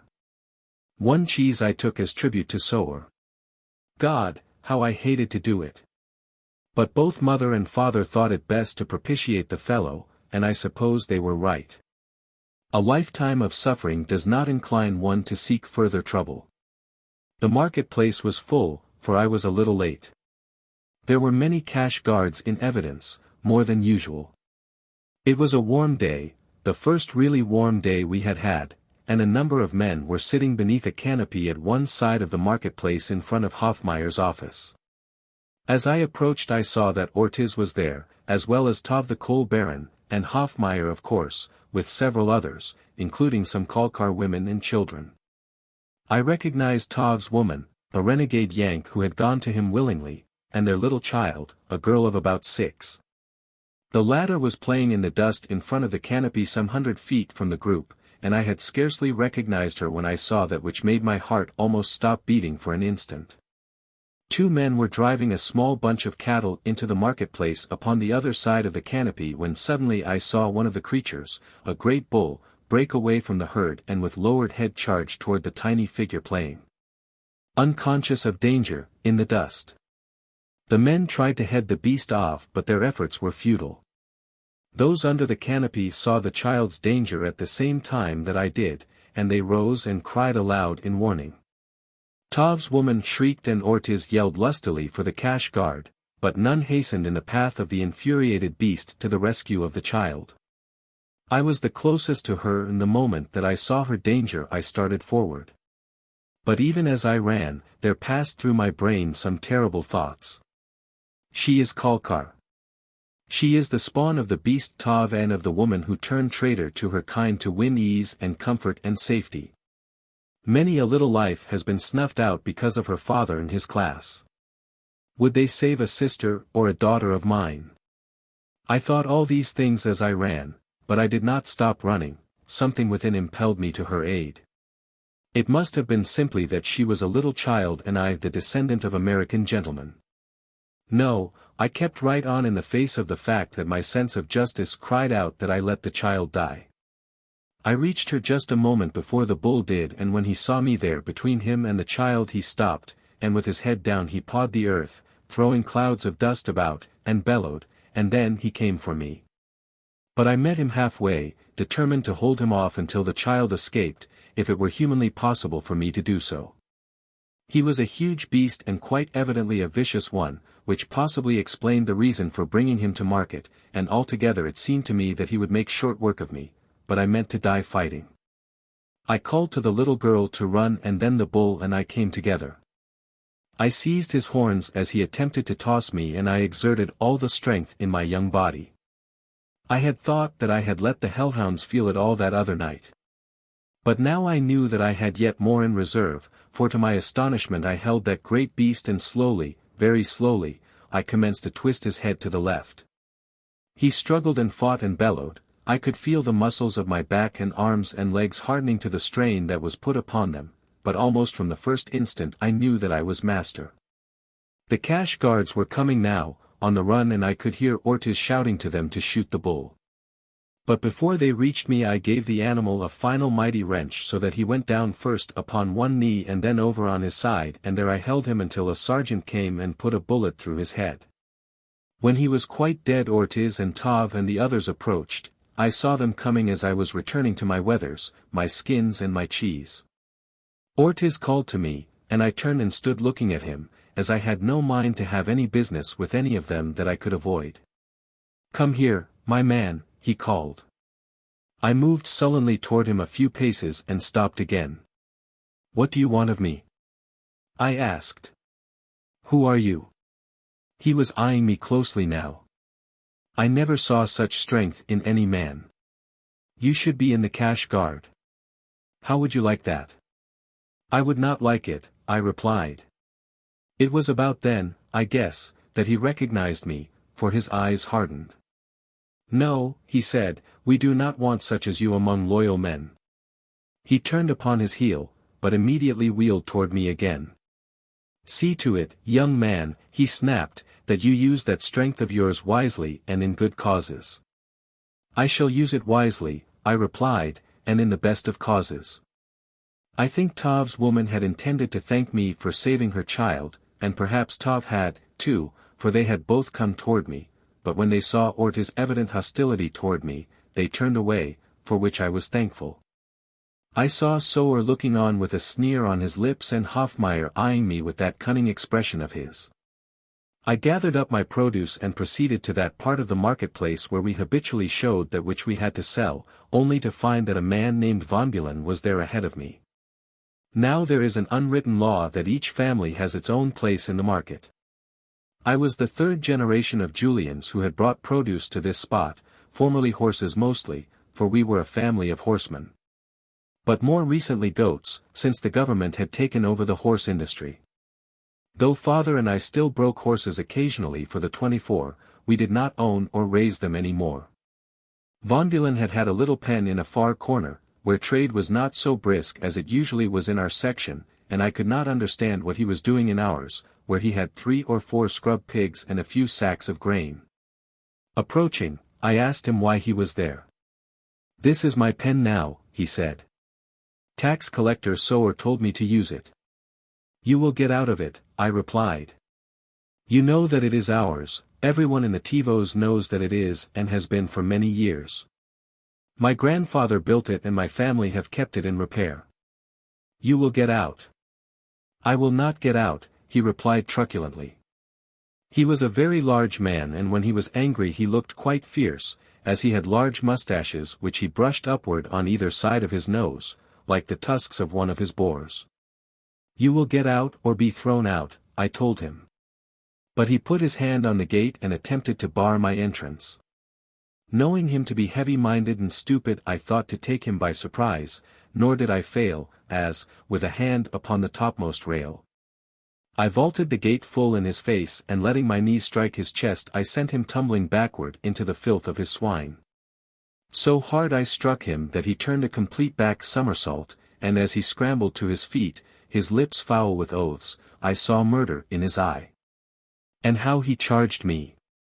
It was for all the world like the charge of the great bull I had just vanquished, except that I think that Von Bulen was angrier than the bull and not so good-looking. His great fists were flailing about in a most terrifying manner, and his mouth was open just as though he intended eating me alive, but for some reason I felt no fear. In fact, I had to smile to see his face and his fierce mustache smeared with soft hog dung. I parried his first wild blows and then stepping in close I struck him lightly in the face. I am sure I did not strike him hard, for I did not mean to, I wanted to play with him.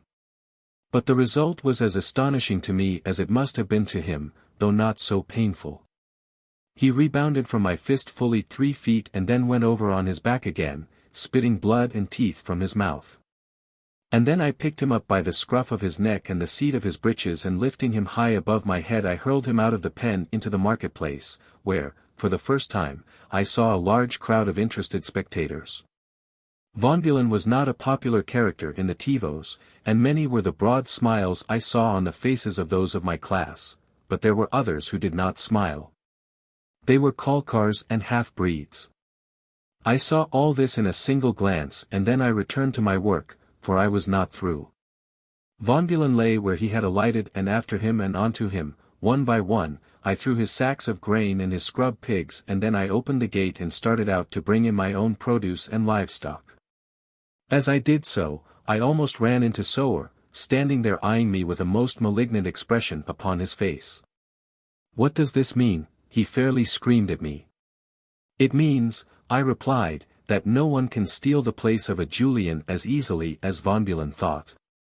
"He did not steal it," yelled Sower. "I gave it to him."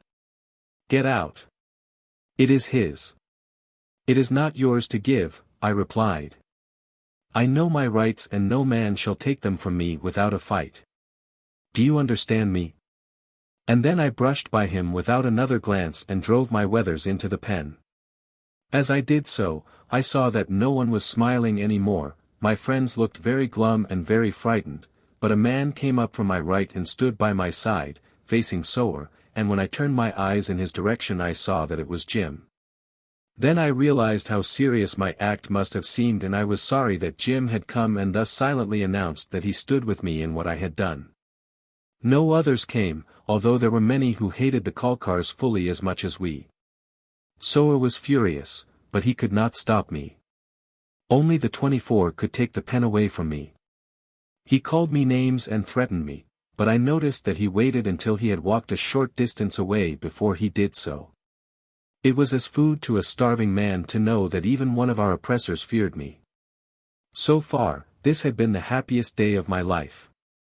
I hurriedly got the goats into the pen and then, with one of the cheeses in my hand, I called to Soa. He turned to see what I wanted, showing his teeth like a rat at bay. "You told my father to bring you a present," I yelled at the top of my lungs, so that all about in every direction heard and turned toward us. "Here it is," I cried. "Here is your bribe," and I hurled the cheese with all my strength full in his face. He went down like a felled ox and the people scattered like frightened rabbits. Then I went back into the pen and started to open and arrange my hides across the fence so that they might be inspected by prospective purchasers. Jim, whose pen was next to ours, stood looking across the fence at me for several minutes. At last he spoke. "You have done a very rash thing, Julian," he said, "and then, I envy you. The court-martial." That afternoon I saw a small detachment of the cash guard crossing the marketplace. They came directly toward my pen and stopped before it. The sergeant in charge addressed me. "You are Brother Julian IX?" he asked. "I am Julian IX, I replied. "You had better be Brother Julian IX when you are addressed by Brother General Ortiz," he snapped back. "You are under arrest, come with me." "What for?" I asked. "Brother Ortiz will tell you if you do not know, you are to be taken to him." So. It had come, and it had come quickly. I felt sorry for Mother, but, in a way, I was glad. If only there had been no such person in the world as Juan St. John I should have been almost happy, for I knew Mother and Father would come soon, and as she had always taught me, we would be reunited in a happy world on the other side, a world in which there were no Kalkars or taxes, but then there was a Juan St. John, and I was very sure of this world, while not quite so sure of the other which I had never seen. There seemed no particular reason for refusing to accompany the cash guard. They would simply have killed me with their bullets, and if I went I might have an opportunity to wipe out some more important swine than they before I was killed, if they intended killing me. One never knows what they will do, other than that it will be the wrong thing. Well, they took me to the headquarters of the Tivos, way down on the shore of the lake. But as they took me in a large wagon drawn by horses it was not a tiresome trip, and as I was not worrying, I rather enjoyed it. We passed through many marketplaces, for numerous districts lie between ours and headquarters, and always the people stared at me, just as I had stared at other prisoners being carted away to no one knew what fate. Sometimes they came back, sometimes they did not. I wondered which I would do. At last we arrived at headquarters after passing through miles of lofty ruins where I had played and explored as a child.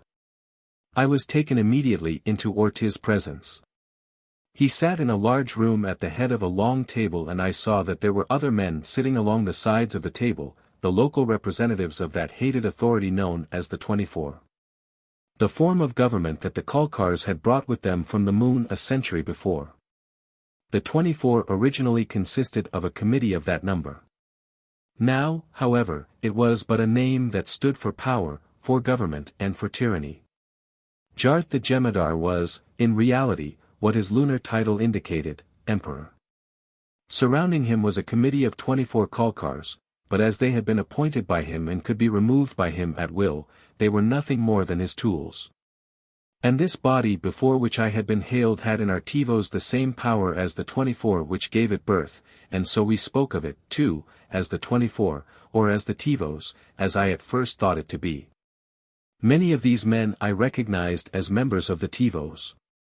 Tov and Hoffmeyer were there, representing our district, or misrepresenting it, as Father always put it, yet I was presently sure that this could not be a meeting of the Tivos proper.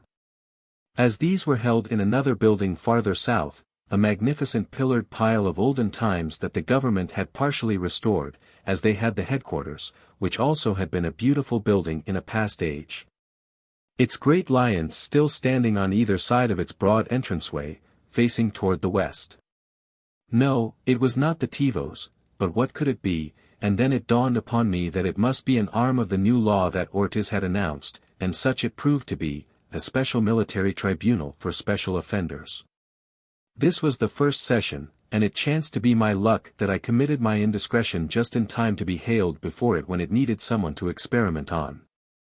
I was made to stand under guard at the foot of the table, and as I looked up and down the rows of faces on either side, I saw not a friendly eye, no person of my class or race, just swine, swine, swine.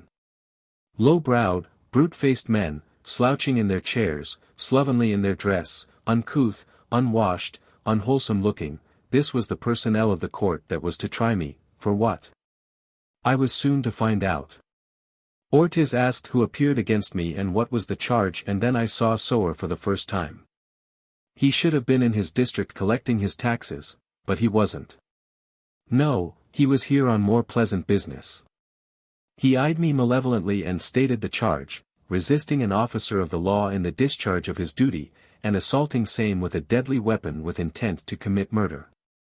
They all looked ferociously at me, expecting, no doubt, that I would tremble with terror, as most of my class did before them, but I couldn't tremble. The charge struck me as so ridiculous. As a matter of fact, I am afraid that I grinned. I know I did. What is it, asked Ortiz, that amuses you so? The charge, I replied. What is there funny about that? He asked again. Men have been shot for less, men who were not suspected of treasonable acts. I did not resist an officer in the discharge of his duty, I said. It is not one of a tax collector's duties to put a family out of its pen at the marketplace, is it, a pen they have occupied for 3 generations? I ask you, Ortiz, is it? Ortiz half rose from his chair. How dare you address me thus, he cried. The others turned scowling faces upon me, and beating the table with their dirty fists they all shouted and bellowed at me at once. But I kept my chin up as I had sworn to do until I died, and I laughed in their faces. Finally they quieted down, and again I put my question to Ortiz, and I'll give him credit for answering it fairly. No, he said, only the Tivos may do that, the Tivos or the commandant. Then I did not resist an officer in the discharge of his duty. I shot back at them, for I only refuse to leave the pen that is mine. And now another question. Is a cheese a deadly weapon? They had to admit that it was not. He demanded a present from my father, I explained, and I brought him a cheese. He had no right under the law to demand it, and so I threw it at him and it hit him in the face.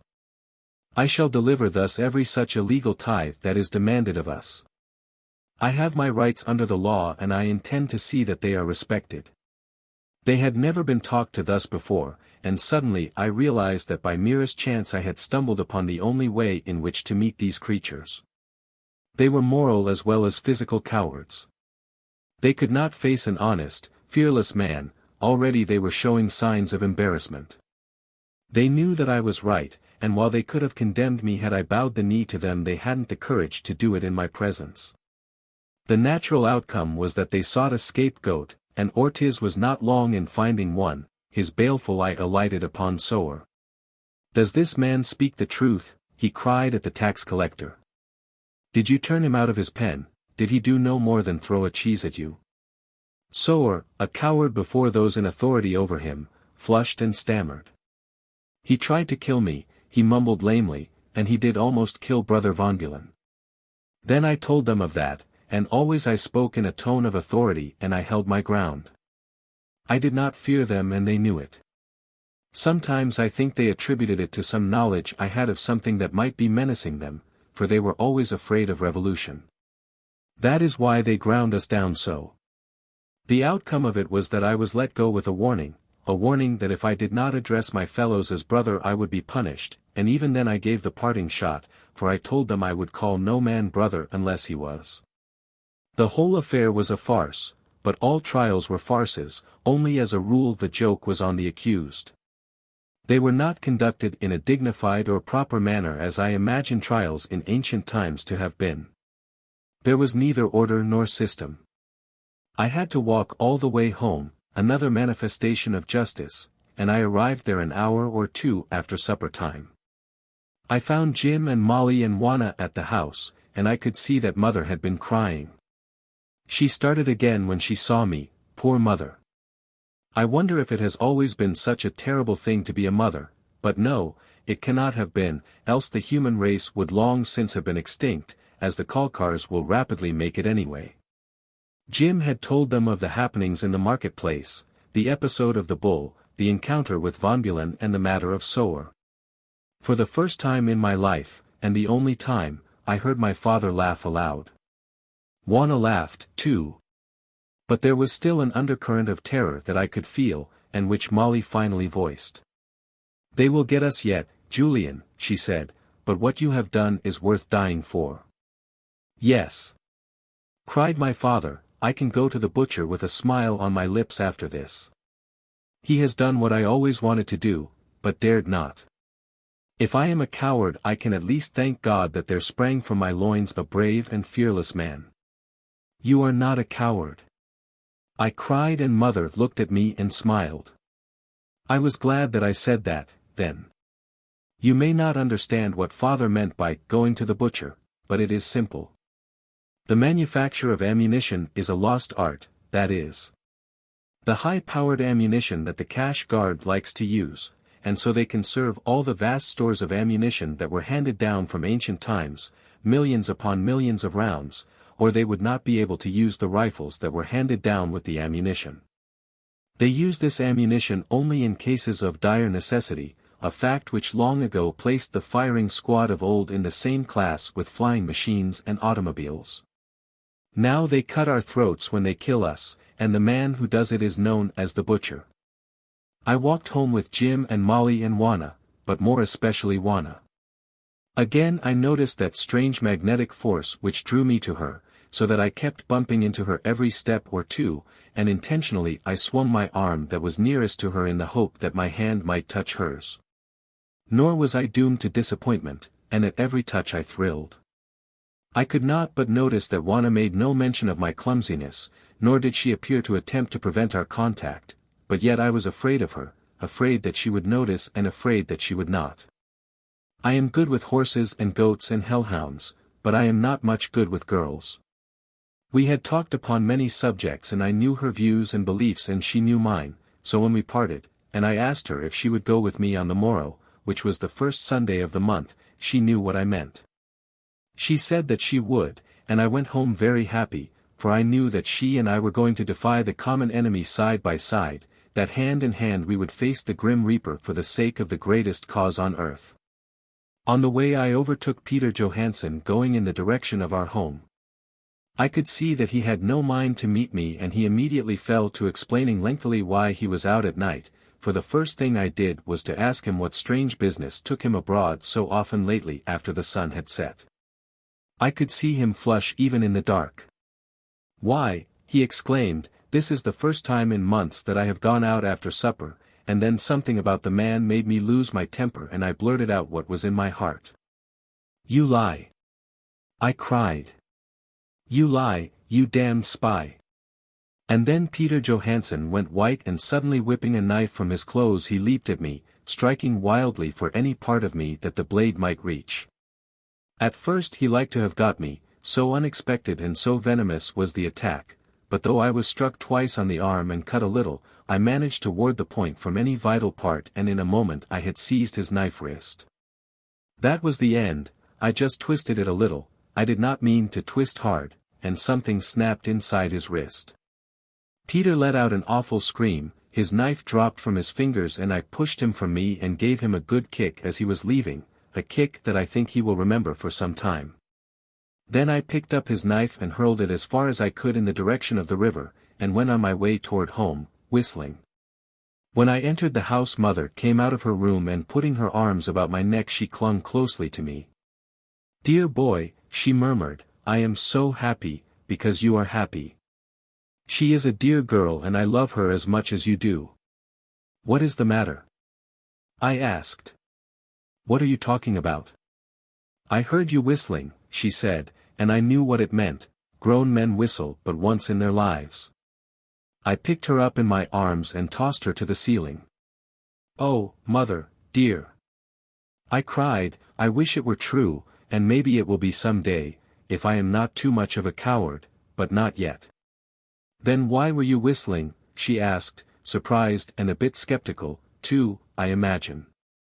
"I whistled," I explained, "because I just broke the wrist of a spy and kicked him across the road." "Peter?" she asked, trembling. "Yes, mother, Peter. I called him a spy and he tried to knife me." "Oh, my son," she cried. "You did not know. It is my fault, I should have told you. Now he will fight no more in the dark, but will come out in the open, and when he does that I am lost." "What do you mean?" I asked.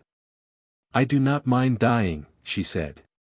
"But they will take your father first, because of me." "What do you mean? I can understand nothing of what you are driving at." "Then listen," she said. "Peter wants me. That is the reason he is spying on your father. If he can prove something on him, and father is taken to the mines or killed, Peter will claim me." "How do you know this?" I asked. "Peter himself has told me that he wants me. He tried to make me leave your dear father and go with him, and when I refused he bragged that he was in the favor of the Kalkars and that he would get me in the end. He has tried to buy my honor with your father's life. That is why I have been so afraid and so unhappy, but I knew that you and father would rather die than have me do that thing, and so I have withstood him." "Did you tell father?" I asked. "I dared not. He would have killed Peter and that would have been the end of us, for Peter stands high in the graces of the authorities." "I will kill him," I said. She tried to dissuade me, and finally I had to promise her that I would wait until I had provocation that the authorities might recognize. God knows I had provocation enough, though. After breakfast the next day we set out singly and in different directions, as was always our custom on the first Sunday in each month. I went to Jim's first to get Juana, as she did not know the way, having never been with us. I found her ready and waiting and alone, as Jim and Molly had started a few minutes before, and she was seemingly very glad to see me. I told her nothing of Peter, as there is enough trouble in the world without burdening people with any that does not directly threaten them, each has plenty of his own. I led her up the river for a mile and all the while we watched to see if we were followed. Then we found a skiff, where I had hidden it, and crossed the river, and after hiding it again we continued on up for a half a mile. Here was a raft that I had made myself and on this we pulled to the opposite shore. If any followed us they must have swum, for there were no other boats on this part of the river. A mile west of the river is a thick forest of very old trees, and toward this I led Juana. At its verge we sat down, ostensibly to rest. But really to see if anyone was near who might have followed us or who could accidentally discover our next move. There was no one in sight and so with light hearts we arose and entered the forest. For a quarter of a mile we made our way along a winding path and then I turned to the left at a right angle, and entered thick brush where there was no trail. Always we did this, never covering the last quarter of a mile over the same route, lest we make a path that might be marked and followed.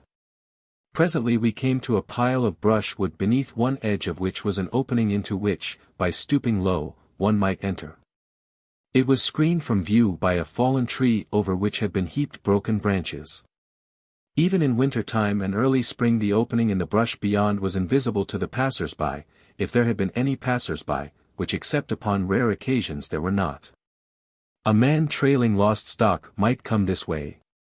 But no others, for it was a lonely and unfrequented spot.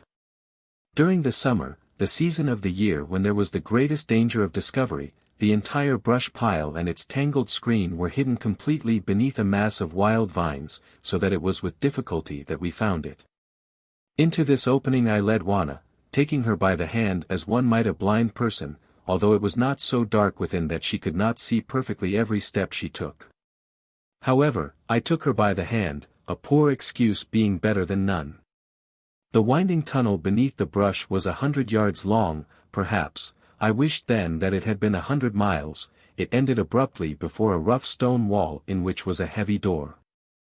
Its oaken panels were black with age and streaked with green from the massive hinges that ran across its entire width in 3 places, while from the great lag screws that fastened them to the door, brownish streaks of rust ran down to mingle with the green and the black. In patches, moss grew upon it, so that all in all it had the appearance of great antiquity, though even the oldest among those who knew of it at all could only guess at its age. It had been there longer than they could recall. Above the door, carved in the stone, was a shepherd's crook and the words, Dieu et mon droit. Halting before this massive portal I struck the panels once with my knuckles, counted 5 and struck again, once. Then I counted 3 and, in the same cadence, struck 3 times. It was the signal for the day, never twice was it the same. Should one come with the wrong signal, and later force the door he would find only an empty room beyond. Now the door opened a crack and I peered forth, then it swung outward and we entered a long, low room lighted by burning wicks floating in oil. Across the width of the room were rough wooden benches and at the far end a raised platform upon which stood Orrin Colby, the blacksmith, behind an altar which was the sawn-off trunk of a tree, the roots of which, legend has it, still run down into the ground beneath the church, which is supposed to have been built around it. 6. Betrayed. There were 12 people sitting on the benches when we entered, so that with Orrin Colby, ourselves, and the man at the door we were 16 in all. Colby is the head of our church, his great-grandfather having been a Methodist minister. Father and mother were there, sitting next to Jim and Molly, and there were Samuels the Jew, Betty Worth, who was Dennis Corrigan's woman, and all the other familiar faces. They had been waiting for us, and as soon as we were seated the services commenced with a prayer, everyone standing with bowed head.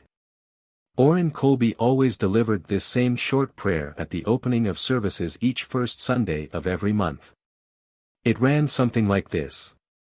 God of our fathers, through generations of persecution and cruelty in a world of hate that has turned against you, we stand at your right hand, loyal to you and to our flag. To us your name stands for justice, humanity, love, happiness and right, and the flag is your emblem. Once each month we risk our lives that your name may not perish from the earth. Amen. From behind the altar he took a shepherd's crook to which was attached a flag like that in my father's possession, and held it aloft, whereat we all knelt in silence for a few seconds, then he replaced it and we arose. Then we sang a song. It was an old song that started like this, Onward, Christian Soldier. It was my favorite song. Molly Sheehan played a violin while we sang. Following the song Orrin Colby talked to us. He always talked about the practical things that affected our lives and our future. It was a homely talk, but it was full of hope for better times. I think that at these meetings, once each month, we heard the only suggestions of hope that ever came into our lives. There was something about Orrin Colby that inspired confidence and hope. These days were the bright spots in our drab existence that helped to make life bearable. After that we sang again and then Samuels, the Jew, prayed, and the regular service was over, after which we had short talks by various members of our church. These talks were mostly on the subject which dominated the minds of all, a revolution, but we never got any further than talking. How could we? We were probably the most thoroughly subjugated people the world ever had known. We feared our masters and we feared our neighbors. We did not know whom we might trust, outside that little coterie of ours, and so we dared not seek recruits for our cause although we knew that there must be thousands who would sympathize with us. Spies and informers were everywhere. They, the cash guard and the butcher, were the agencies by which they controlled us, but of all, we feared most the spies and informers. For a woman, for a neighbor's house, and in one instance of which I know, for a setting of eggs, men have been known to inform on their friends, sending them to the mines or the butcher. Following the talks we just visited together and gossiped for an hour or two, enjoying the rare treat of being able to speak our minds freely and fearlessly. I had to retell several times my experiences before Ortiz new court-martial, and I know that it was with difficulty that they believed that I had said the things I had to our masters and come away free and alive. They simply could not understand it.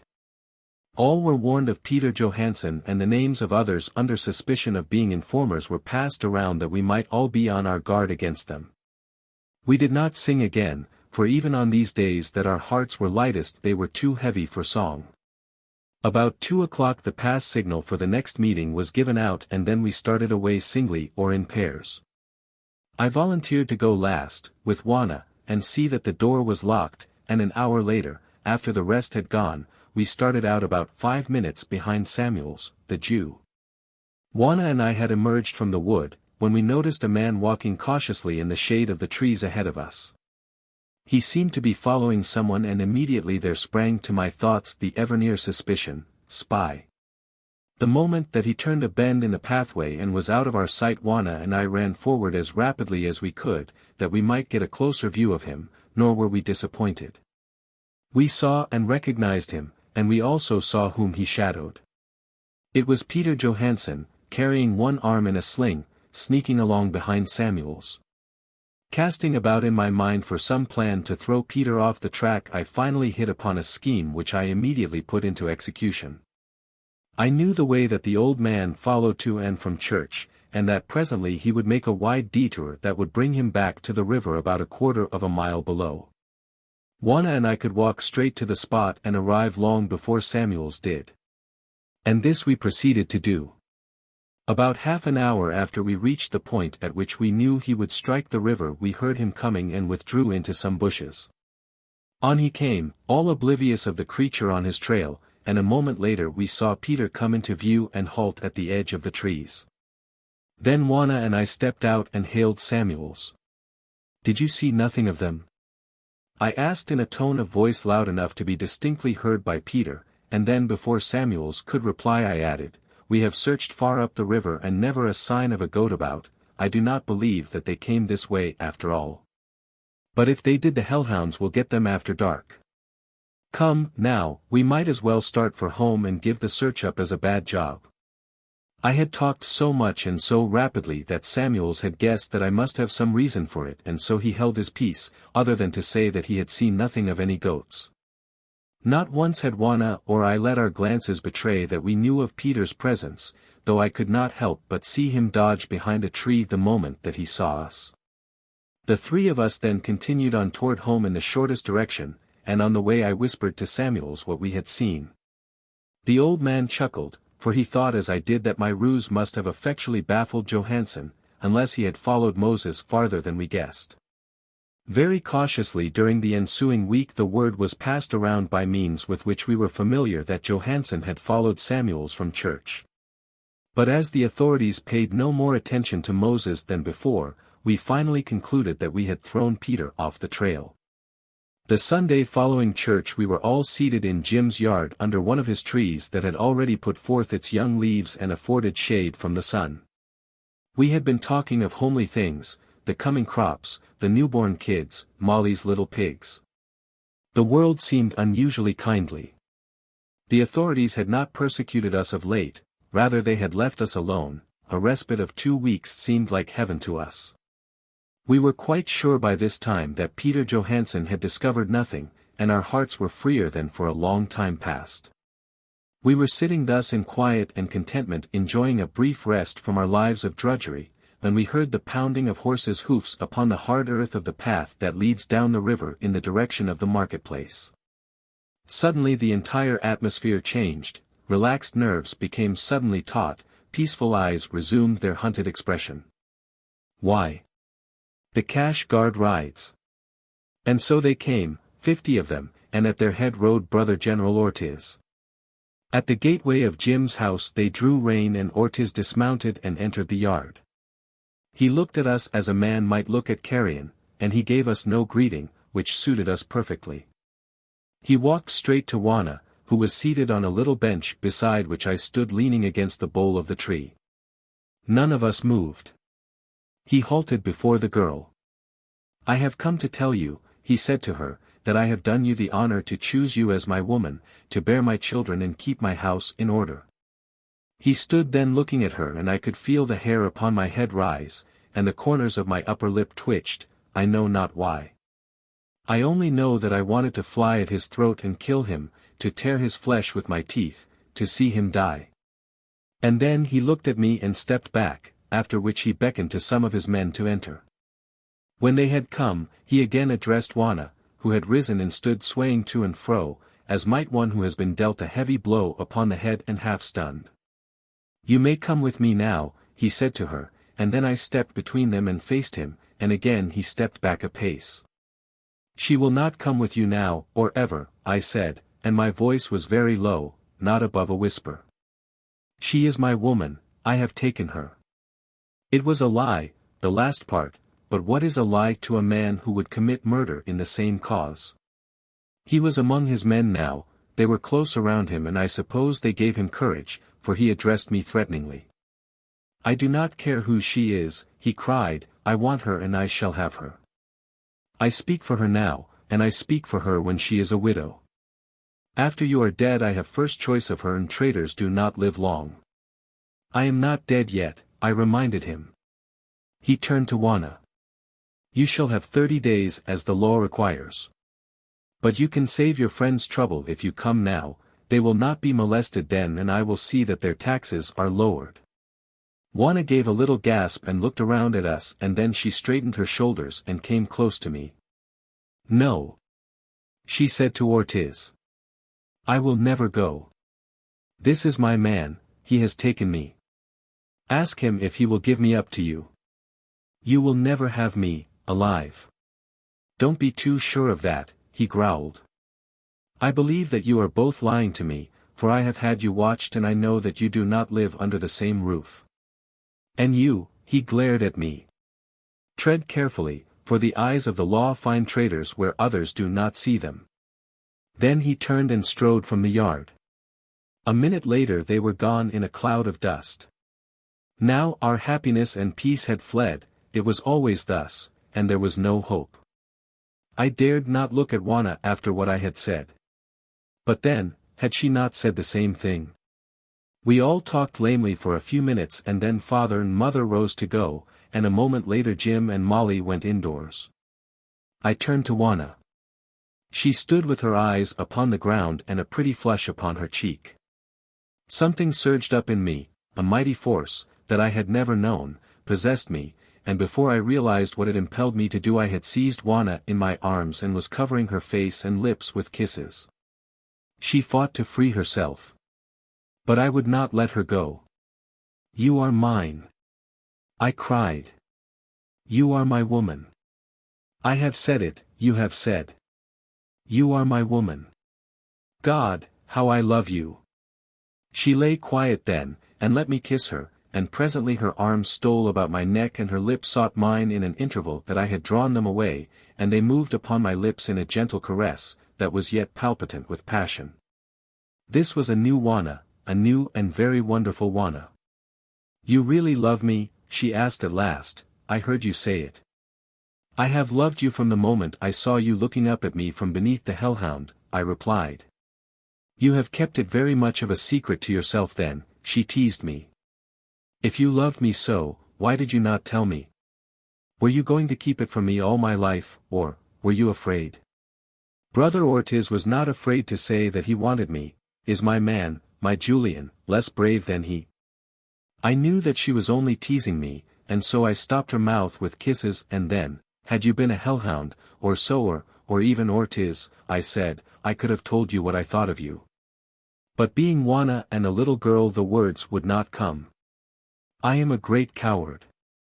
We talked until it was time to go home to supper, and I took her hand to lead her to my house.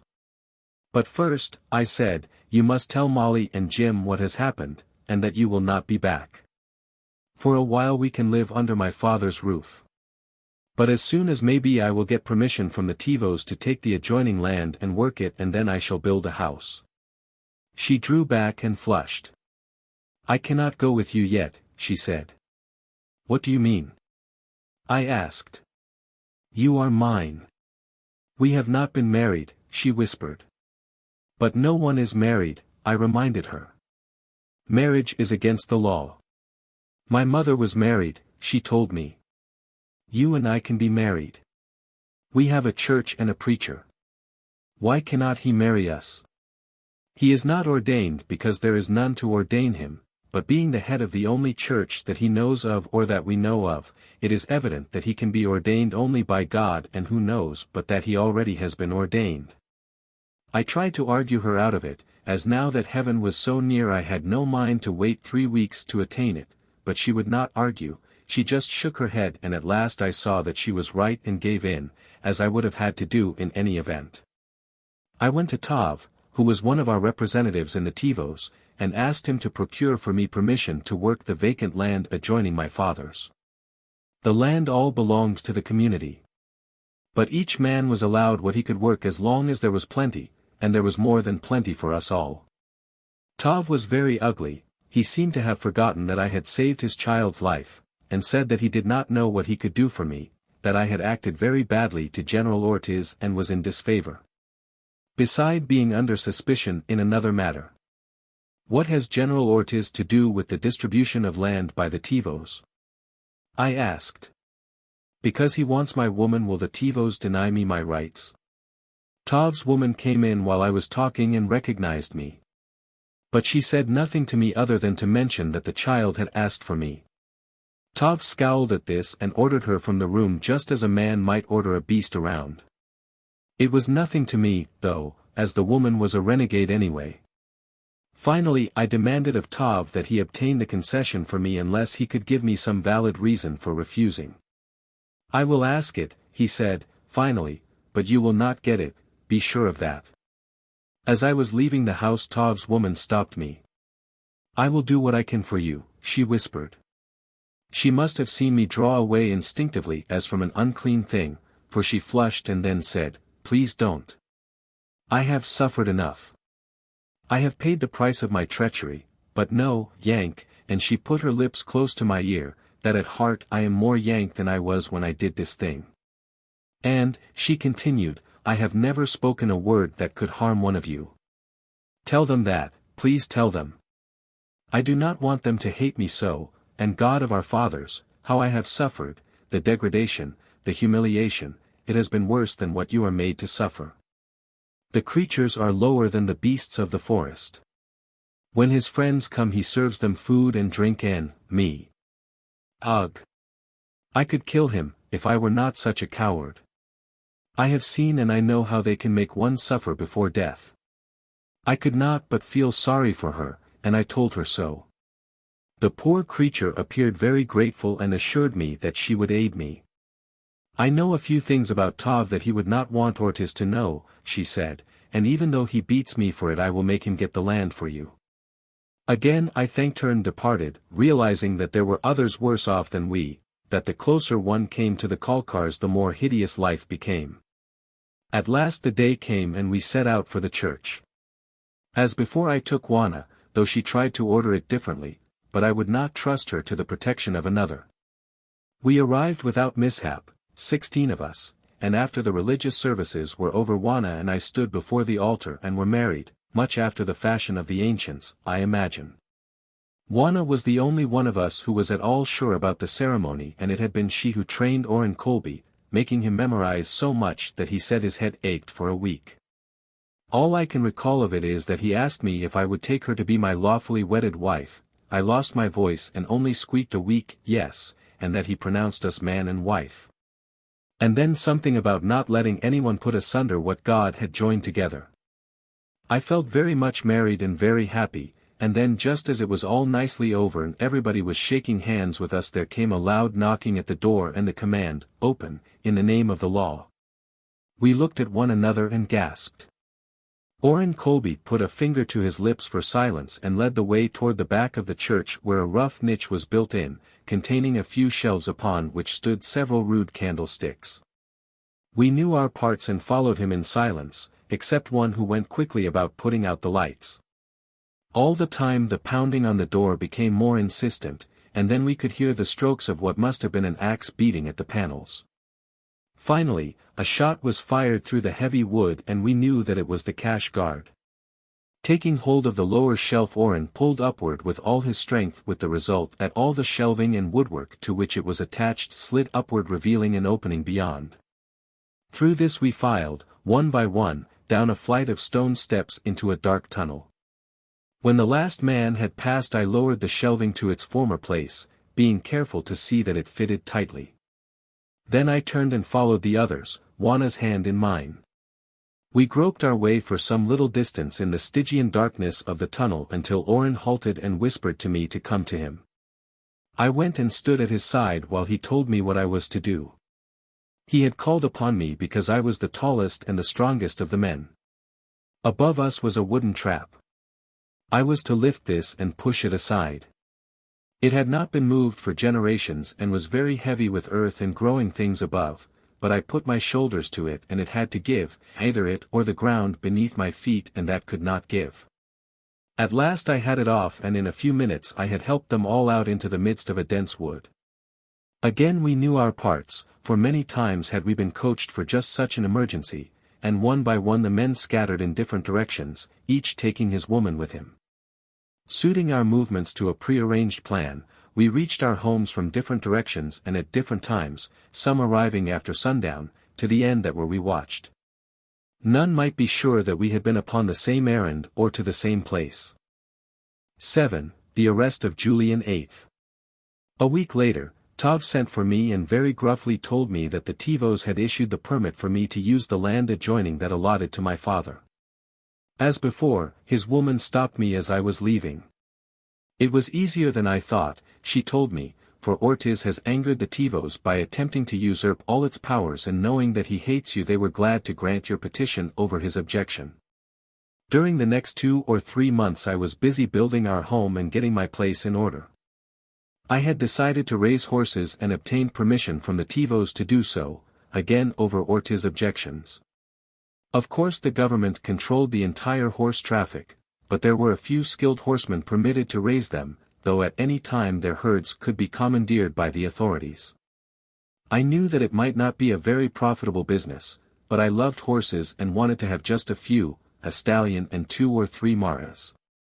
These I could use in tilling my fields and in the heavier work of hauling, and at the same time I would keep a few goats, pigs, and chickens to ensure us a living. Father gave me half his goats and a few chickens, and from Jim I bought 2 young sows and a boar. Later I traded a few goats to the Tivos for 2 old maras that they thought were no longer worth keeping, and that same day I was told of a stallion, a young outlaw, that Hoffmeyer had. The beast was 5 years old and so vicious that none dared approach him, and they were on the point of destroying him. I went to Hoffmeyer and asked if I could buy the animal. I offered him a goat for it, which he was glad to accept, and then I took a strong rope and went to get my property. I found a beautiful bay with the temper of a hellhound. When I attempted to enter the pen he rushed at me with ears back and jaws distended, but I knew that I must conquer him now or never, and so I met him with only a rope in my hand, nor did I wait for him. Instead, I ran to meet him, and when he was in reach I struck him once across the face with the rope, at which he wheeled and let both hind feet fly out at me. Then I cast the noose that was at one end of the rope and caught him about the neck, and for half an hour we had a battle of it. I never struck him unless he tried to bite or strike me, and finally I must have convinced him that I was master, for he let me come close enough to stroke his glossy neck, though he snorted loudly all the while that I did so. When I had quieted him a bit I managed to get a half hitch around his lower jaw, and after that I had no difficulty in leading him from the pen. Once in the open I took the coils of my rope in my left hand, and before the creature knew what I was about, had vaulted to his back. He fought fair, I'll say that for him, for he stood on his feet. But for 15 minutes he brought into play every artifice known to horsekind for unseating a rider. Only my skill and my great strength kept me on his back, and at that even the Kalkars who were looking on had to applaud my horsemanship. After that it was easy. I treated him with kindness, something he had never known before, and as he was an unusually intelligent animal, he soon learned that I was not only his master but his friend. And from being an outlaw he became one of the kindest and most tractable animals I have ever seen, so much so in fact, that Juana used to ride him bareback. I love all horses and always have, but I think I never loved any animal as I did Red Lightning, as we named him.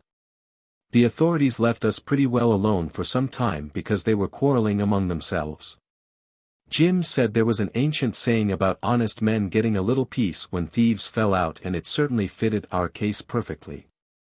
But the peace didn't last forever, and when it broke the bolt that fell was the worst calamity that had ever come to us. One evening father was arrested for trading at night and taken away by the cash guard. They got him as he was returning to the house from the goat pens and would not even permit him to bid goodbye to mother. Juana and I were eating supper in our own house about 300 yards away and never knew anything about it until mother came running over to tell us. She said that it was all done so quickly that they had father and were gone before she could run from the house to where they arrested him. They had a spare horse and hustled him onto it, then they galloped away toward the lake front. It seemed strange that neither Juana nor I heard the hoof beats of the horses, but we did not. I went immediately to Tav and demanded to know why father had been arrested, but he professed ignorance of the whole affair. I had ridden to his place on Red Lightning, and from there I started to the cash guard barracks where the military prison is. It is contrary to law to approach the barracks after sunset without permission, so I left Red Lightning in the shadow of some ruins 100 yards away and started on foot toward that part of the post where I knew the prison to be located. The latter consists of a high stockade around the inside of which are rude shelters upon the roofs of which armed guards patrol. The center of the rectangle is an open court where the prisoners exercise, cook their food, and wash their clothing, if they care to. There are seldom more than 50 confined here at a time, as it is only a detention camp where they hold those who are awaiting trial and those who have been sentenced to the mines. The latter are usually taken away when there are from 25 to 40 of them. After I reached the stockade I was at a loss to communicate with my father, since any noise I might make would doubtless attract the attention of the guard. But finally, through a crack between two boards, I attracted the attention of a prisoner. The man came close to the stockade and I whispered to him that I wished to speak with Julian Laythe. By luck I had happened upon a decent fellow, and it was not long before he had brought father and I was talking with him, in low whispers. He told me that he had been arrested for trading by night and that he was to be tried on the morrow. I asked him if he would like to escape, that I would find the means if he wished me to. But he said that he was innocent of the charge as he had not been off our farm at night for months and that doubtless it was a case of mistaken identity and that he would be freed in the morning. I had my doubts, but he would not listen to escape as he argued that it would prove his guilt and then they would have him for sure. "Where may I go," he asked, "if I escape? I might hide in the woods, but what a life! I could never return to your mother, and so sure am I that they can prove nothing against me that I would rather stand trial than face the future as an outlaw." I think now that he refused my offer of assistance not because he expected to be released but rather that he feared that evil might befall me were I to connive at his escape. At any rate I did nothing, since he would not let me, and went home again with a heavy heart and dismal forebodings. Trials before the Tivos were public, or at least were supposed to be, though they made it so uncomfortable for spectators that few, if any, had the temerity to attend. But under Jartha's new rule the proceedings of the military courts were secret and father was tried before such a court. 8. I horsewhip an officer. We passed days of mental anguish, hearing nothing, knowing nothing, and then one evening a single cash guard rode up to father's house. Juana and I were there with mother. The fellow dismounted and knocked at the door, a most unusual courtesy from one of these. He entered at my bidding and stood there a moment looking at mother. He was only a lad, a big, overgrown boy, and there was neither cruelty in his eyes nor the mark of the beast in any of his features. His mother's blood evidently predominated, and he was unquestionably not all Kalkar. Presently he spoke. "Which is Julian 8th's woman?" he asked, but he looked at mother as though he already guessed. "I am," said mother. The lad shuffled his feet and caught his breath, it was like a stifled sob. "I am sorry," he said, that I bring you such sad news, and then we guessed that the worst had happened. The mines? Mother asked him, and he nodded affirmatively. 10 years. He exclaimed, as one might announce a sentence of death, for such it was. He never had a chance, he volunteered. It was a terrible thing. They are beasts. I could not but show my surprise that a cash guard should speak so of his own kind, and he must have seen it in my face. We are not all beasts, he hastened to exclaim. I commenced to question him then, and I found that he had been a sentry at the door during the trial and had heard it all. There had been but one witness, the man who had informed on father, and father had been given no chance to make any defense. I asked him who the informer was. I am not sure of the name, he replied. He was a tall, stoop-shouldered man. I think I heard him called Peter. But I had known even before I asked. I looked at mother and saw that she was dry-eyed and that her mouth had suddenly hardened into a firmness of expression such as I had never dreamed it could assume. Is that all? She asked. No, replied the youth, it is not. I am instructed to notify you that you have 30 days to take another man, or vacate these premises, and then he took a step toward mother. I am sorry, madam, he said. It is very cruel, but what are we to do? It becomes worse each day. Now they are grinding down even the cash guard, so that there are many of us who... But he stopped suddenly as though realizing that he was on the point of speaking treason to strangers, and turning on his heel he quit the house and a moment later was galloping away. I expected mother to break down then, but she did not. She was very brave, but there was a new and terrible expression in her eyes, those eyes that had shone forth always with love. Now they were bitter, hate-filled eyes. She did not weep, I wish to God she had. Instead she did that which I had never known her to do before, she laughed aloud. Upon the slightest pretext, or upon no pretext at all, she laughed. We were afraid for her. The suggestion dropped by the cash guard started in my mind a train of thought of which I spoke to mother and Juana, and after that mother seemed more normal for a while, as though I had aroused hope, however feeble. Where there had been no hope before. I pointed out that if the cash guard was dissatisfied, the time was ripe for revolution, for if we could get only a part of them to join us there would surely be enough of us to overthrow those who remained loyal to the flag. Then we would liberate all prisoners and set up a republic of our own such as the ancients had had. It took time to develop my plan. I talked with everyone I could trust and found them all willing to join me when we had enough. In the meantime, I cared for my own place and father's as well. I was very busy and time flew rapidly. About a month after father was taken away, I came home one day with Juana who had accompanied me upriver in search of a goat that had strayed. We had found its carcass, or rather its bones, where the hellhounds had left them. Mother was not at our house, where she now spent most of her time, so I went over to father's to get her. As I approached the door I heard sounds of an altercation and scuffling that made me cover the few remaining yards at a rapid run. Without waiting to knock, as mother had taught me always to do, I burst into the living room to discover mother in the clutches of Peter Johansson. She was trying to fight him off. But he was forcing her slowly toward her bedroom, for he was a large and powerful man. He heard me just as I leaped for him and turning, grappled with me. He tried to hold me off with one hand then while he drew his knife. But I struck him in the face with one fist and knocked him from me, way across the room. He was up again in an instant, bleeding from nose and mouth, and back at me with his knife in his hand, slashing furiously.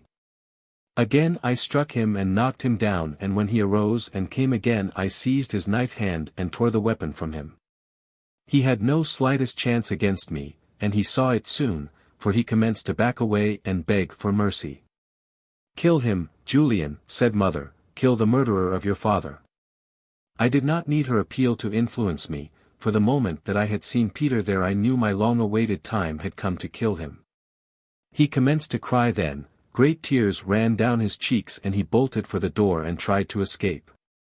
It was my pleasure to play with him as a cat plays with a mouse. I kept him from the door, seizing him and hurling him bodily across the room, and then I let him reach the window, through which he tried to crawl, and I permitted him to get so far that he thought he was about to escape, and then I seized him again and dragged him back to the floor, and lifting him to his feet I made him fight. I struck him lightly in the face many times, and then I laid him on his back across the table, and kneeling on his chest I spoke to him, softly. You had my friend, old Samuels, murdered, and my father, too, and now you come to befoul my mother. What did you expect, swine, but this? Have you no intelligence? You must have known that I would kill you. Speak. They said that they would get you today, he whimpered. They lied to me. They went back on me. They told me that you would be in the pen at the barracks before noon. Damn them, they lied to me. So. That was how it was, eh? And the lucky circumstance of the strayed goat had saved me to avenge my father and succor my mother. But they would come yet. I must hurry, or they might come before I was through. And so I took his head between my hands and bent his neck far back over the edge of the table until I heard his spine part, and that was the end of the vilest traitor who ever lived, one who professed friendship openly and secretly conspired to ruin us. In broad daylight I carried his body to the river and threw it in. I was past caring what they knew. They were coming for me, and they would have their way with me whether they had any pretext or not. But they would have to pay a price for me, that I determined, and I got my knife and strapped it in its scabbard about my waist beneath my shirt, but they did not come. They had lied to Peter just as they lie to everyone. The next day was market day and tax day, so I went to market with the necessary goats and produced to make my trades and pay my taxes. As Sower passed around the marketplace making his collections, or rather his levies, for we had to deliver the stuff to his place ourselves, I saw from the excited conversation of those in his wake that he was spreading alarm and consternation among the people of the commune. I wondered what it might all be about, nor had I long to wait to discover, for he soon reached me. He could neither read nor write. But he had a form furnished by the government upon which were numbers that the agents were taught how to read and which stood for various classes of produce, livestock and manufactures. In columns beneath these numbers he made marks during the month for the amounts of my trades in each item. It was all crude, of course, and inaccurate. But as they always overcharged us and then added something to make up for any errors they might have made to our credit, the government was satisfied, even if we were not. Being able to read and write, as well as to figure, I always knew to a dot just what was due from me in tax, and I always had an argument with Sower, from which government emerged victorious every time. This month I should have owed him 1 goat, but he demanded 3. How is that? I asked. Under the old rate you owed me the equivalent of 1.5 goats, but since the tax had been doubled under the new law you owe me 3 goats. Then it was I knew the cause of the excitement in other parts of the marketplace.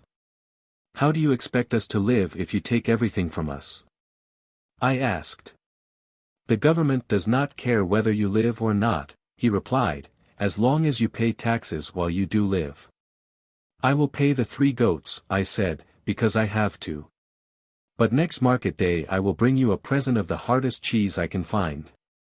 He did not say anything, for he was afraid of me unless he was surrounded by cash guards, but he looked ugly.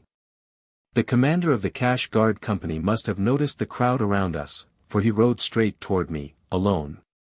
I would not give him the satisfaction of thinking that I feared him, and so I stood there waiting. The officer reined in before me. What are you doing here? He barked. Minding my own business, as you had better do, I replied. You swine are becoming insufferable, he cried. Get to your pen, where you belong. I will stand for no mobs and no insolence. I just stood there looking at him, but there was murder in my heart. He loosened the bull-hide whip that hung at the pommel of his saddle. You have to be driven, do you? He was livid with sudden anger and his voice almost a scream.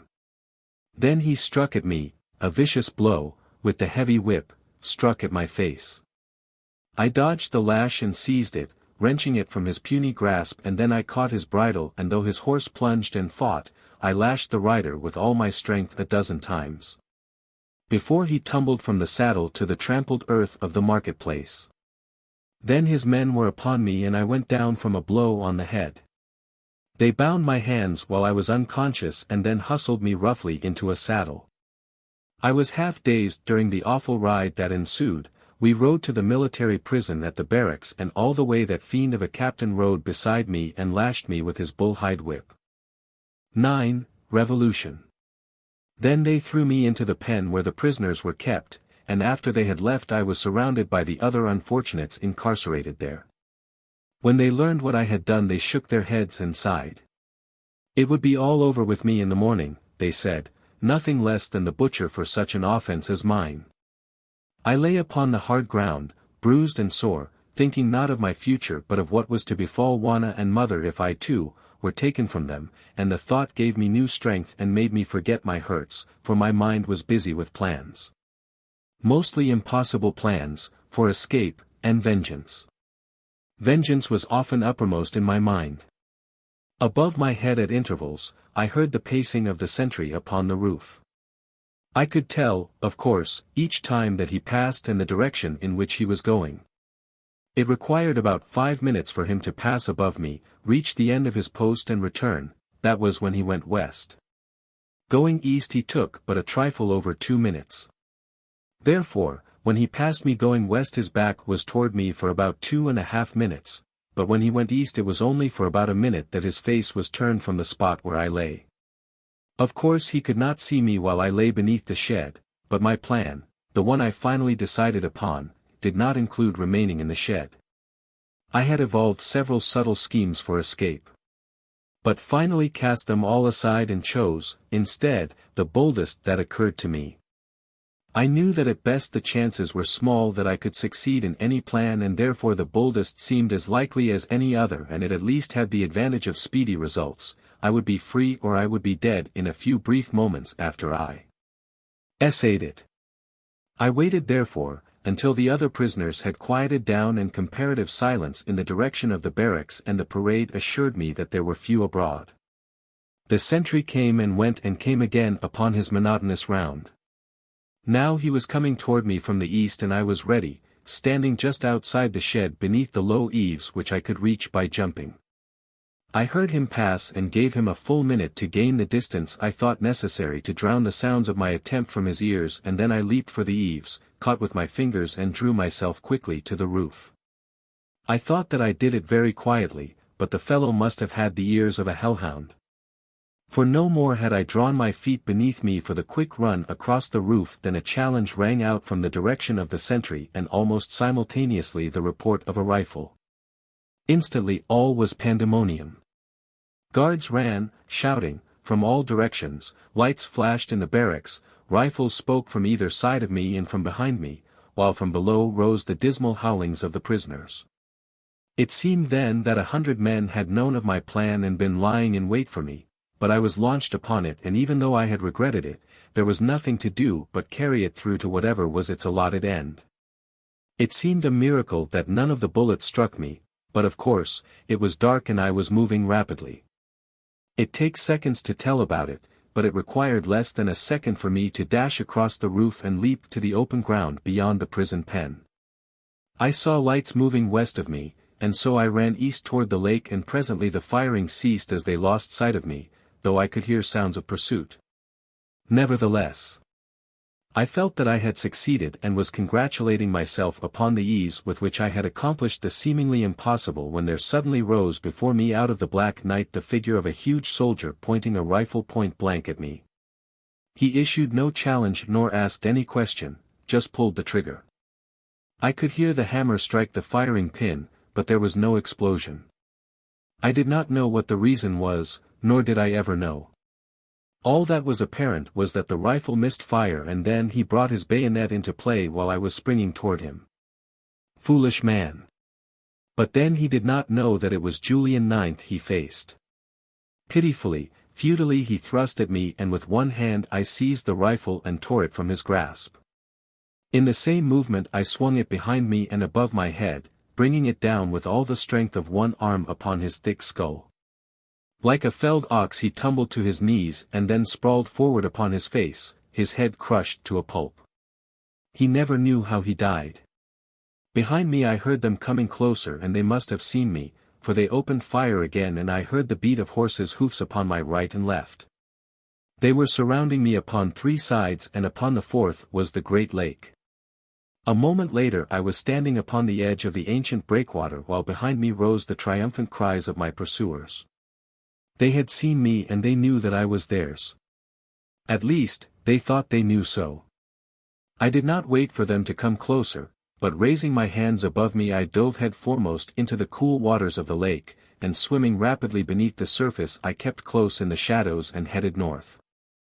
I had spent much of my summer life in the water of the river so that I was as much at home in that liquid element as in air. But this of course, the cash guard did not know. For even had they known that Julian IX could swim they could not at that time have known which prisoner it was who had escaped and so I think they must have thought what I wanted them to think, that I had chosen self-drowning to recapture. However I was sure they would search the shore in both directions and so I kept to the water after I came to the surface and when I was sure that no one was directly above me I swam farther out until I felt there was little danger of being seen from shore. For it was a dark night. And thus I swam on until I thought I was opposite the mouth of the river, when I turned toward the west, searching for it. Luck was with me. I swam directly into it and a short distance up the sluggish stream before I knew that I was out of the lake, but even then I did not take to the shore, preferring to pass the heart of the ancient city before trusting myself to land. At last I came out upon the north bank of the river, which is farthest from the cash guard barracks and made my way as swiftly as possible upstream in the direction of my home. Here, hours later, I found an anxious Juana awaiting me, for already she had heard what had transpired in the marketplace. I had made my plans and had soon explained them to Juana and mother.